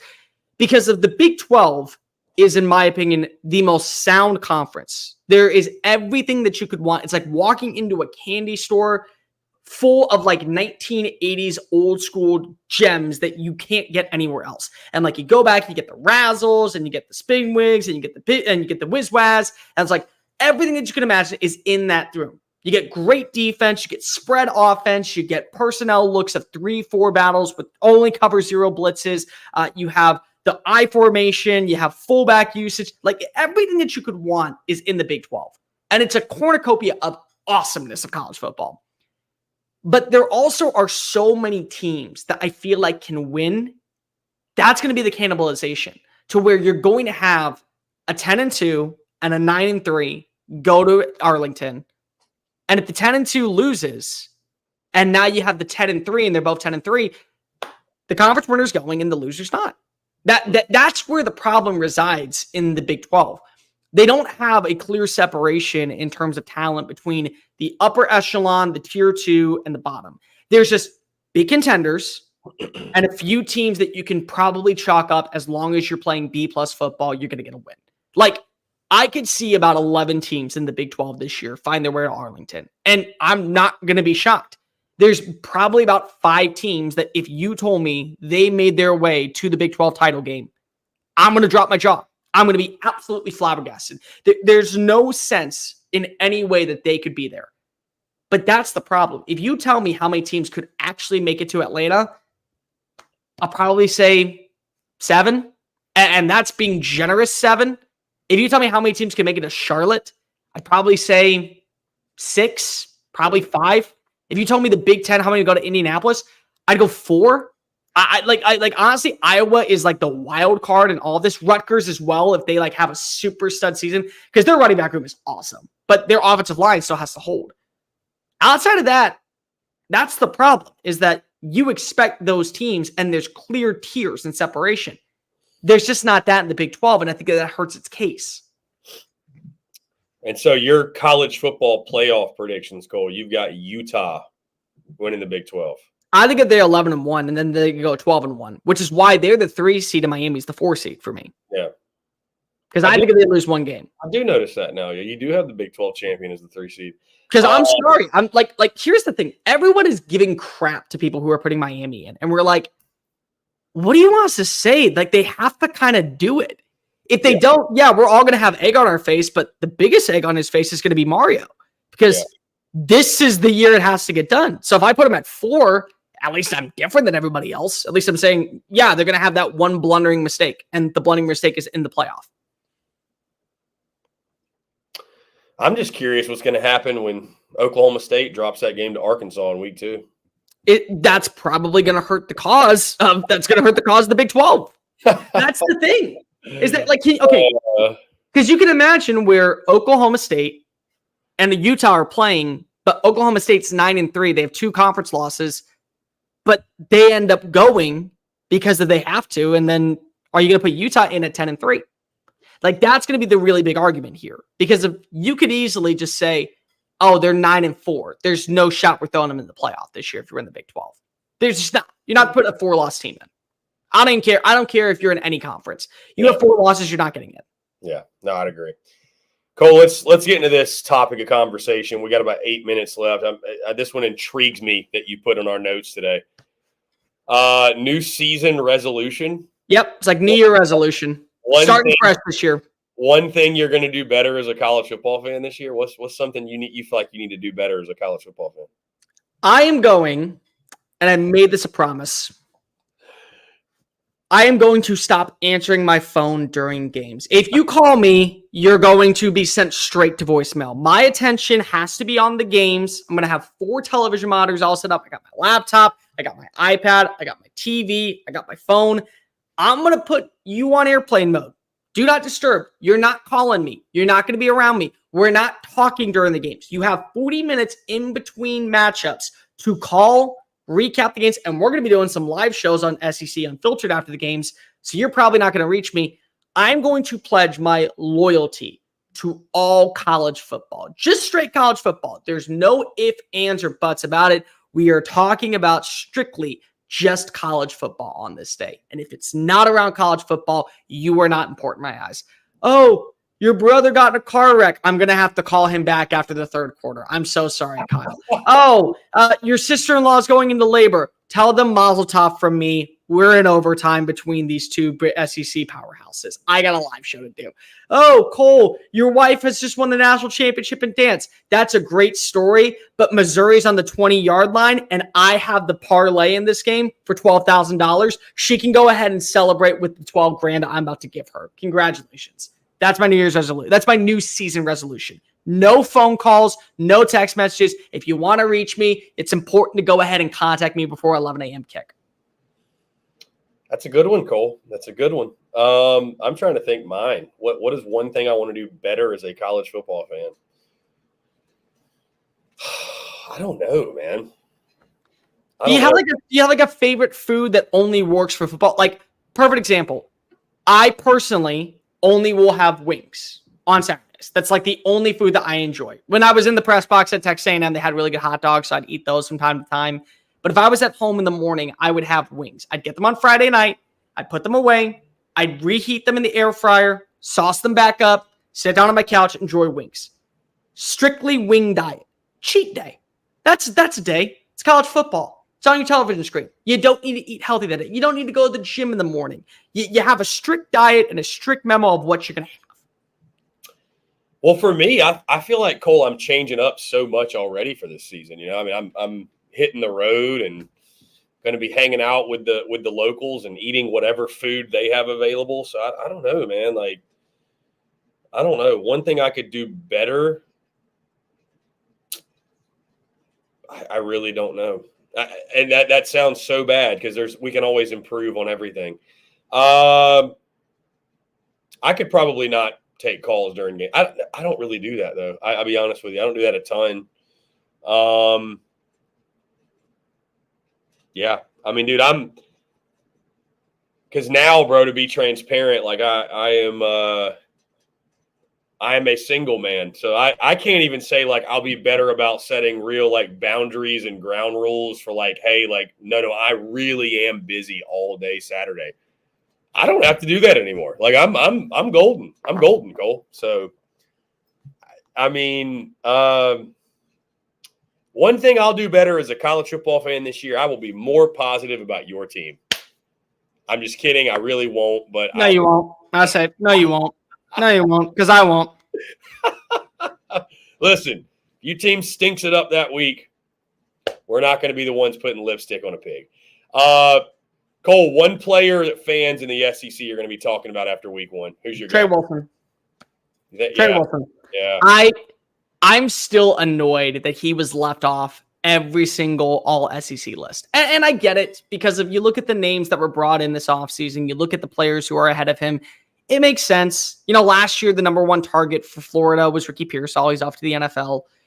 But when you talk about just playmakers, like simply just guys that you don't want to have to meet in the open field for a 1-yard stop, he gets it. It's touchdown, game over. You stop him, game over. You walk away with the victory. That's number 3 down in Florida. They can utilize him in so many different ways. I don't think he's like Percy Harvin light, but what I think is he's a guy that is going to be thrown around in every situation. There will be reverses. There will be quick hits. There'll be jet sweeps. There'll be passes behind the line of scrimmage to where he turns up field for massive gains. He'll go vertical. And I think that just because of how much they plan on utilizing him, the defense coordinators are going to have such a tough game plan on how to play and scheme up Florida's offense, which is really, I think, potent for Billy Napier this year. Because if you can get Trey Wilson just to be the basic do-it-all dude for your offense, it's going to open up other avenues for Shamir Dike, Elijah Batcher, your running backs out of the backfield, and your tight end play. Florida runs a lot of 12 personnel as well. So the tight ends are going to be utilized, I think, in the short yardage situations. I won't be shocked if Trey Wilson's making some passes. And there's a situation where maybe they line up DJ Lagway as a wide receiver, and it's a reverse to him to where he's finding Shamir Dike 40 yards down the field, piss missile, touchdown, and everyone's floating into number 3 to kind of bring him down. So I just think that there's going to be a couple of plays in this Miami game that they scheme up, and we're watching him, and we're like, if A&M does not stop him, Florida can win by 10. If LSU does not stop him, Florida could win by 10. If Texas doesn't stop him in DKR, this is going to be a tougher game than we actually imagined. So I think Trey Wilson's a guy that we're going to have to pay attention to. Another one, just quickly, I love Holden Stays, the tight end that was brought into Tennessee out of Notre Dame. I have not heard enough people talk about him. I think in this game against Chattanooga, we will be talking about him in a lot more prominent light. Cole, I think the guy that SEC fans are going to be talking about after week one is your guy, Nick Scorton, down in College Station. Bingo. I figured you were going to say him, so I didn't want to take them through him. I figured he was on your radar. I mean, and listen, I've picked Notre Dame to win, but I'm not going to front and tell you I'm not terrified about that matchup. I mean, dude, I actually got a text from my buddy, Brian Driscoll, who is the owner, founder, operator, what have you, of Irish Breakdown, which is a huge Notre Dame show and a good buddy of mine. And he informed me that, like, yeah, one of the linemen take it, like, essentially he wanted to convey the message to me that it's not as bad as it looks on their offensive line. Like, these are guys that actually played last year. And one guy, he said, is like a younger guy who actually beat out a certain player who was a veteran, but they got a freshman left tackle and a sophomore guard coming in there to handle Nick Scorton. So I don't know, man. I don't know. I do think, though, Nick Scorton's going to put on a show. I think he's going to be the guy that I think people probably has a good chance to be like defensive player of the week. I think you and I talked about that, and you mentioned that. I think Scorton's the guy. And there's going to be a few, obviously, but I think Scorton's the guy we're going to be talking about. Like, yo, that's a dude. That's a dude. I think he has to be. Like, that's where I'm at right now. Is just he's the dude that people are going to be like, oh wait, He was really good in the Big Ten last year. Yeah, well, you know what? He's gone up against Big Ten bullies for the last 2 seasons and's got like 22 sacks and 21 tackles for losses. Playing against the SEC, like the one thing I will give Big Ten country, they got the big boys. Yeah. They know how to build tree trunk lumberjacks at left tackle and right tackle. And Nick Scorton beat the shit out of him last year. You don't think he can do that in the SEC? You're sadly mistaken. Yeah, it's a big game for Nick Scorton. Could definitely equate to a big game for Texas A&M, no doubt. Cole, we've hit 5 o'clock, man. Always a pleasure. Always a pleasure. Obviously, it moves too fast. It does go too fast. It goes way too fast. Hey, listen, we got you back Thursday, though. You and I will run it back Thursday. A lot of you and Dave and myself all week long, and that is on purpose because, again, myself, Dave, and Cole are going to be essentially your 3 amigos this college football season. We're going to be doing so much together. Unfortunately, Cole is bailing on our happy hour Friday, which stinks. But it's not a bail. It's called being a delightful husband. That's what it is. I understand. I get it. Brownie, listen, I need the brownie points for October 12th when she goes to a wedding and I get to get out of it. So very good. Because there's no freaking way that I'm going to that. Fair enough. Yeah, and again, I'm really excited, though, on a serious note, to work with Dave and Cole and everything we're going to be doing this college football season, from previewing games to reacting to games to recapping games to just talking the talk here on TSU. I mean, everything in between, man. It's going to be a lot of fun. Really looking forward to it. And again, appreciate each and every single one of you for tuning in. Guys, again, stay tuned to Texas Sports Unfiltered, social media, podcast, YouTube. You can find SEC Unfiltered in all the same places. And again, of course, we close you out every day in this final 4 to 5 p.m. Eastern, 3 to 4 Central hour. And we appreciate you guys rocking with us each and every single day. Cole, appreciate you. Thank you for your time. Folks, thank you for tuning in. Appreciate y'all. Have a great rest of your Tuesday. We will talk to you all tomorrow.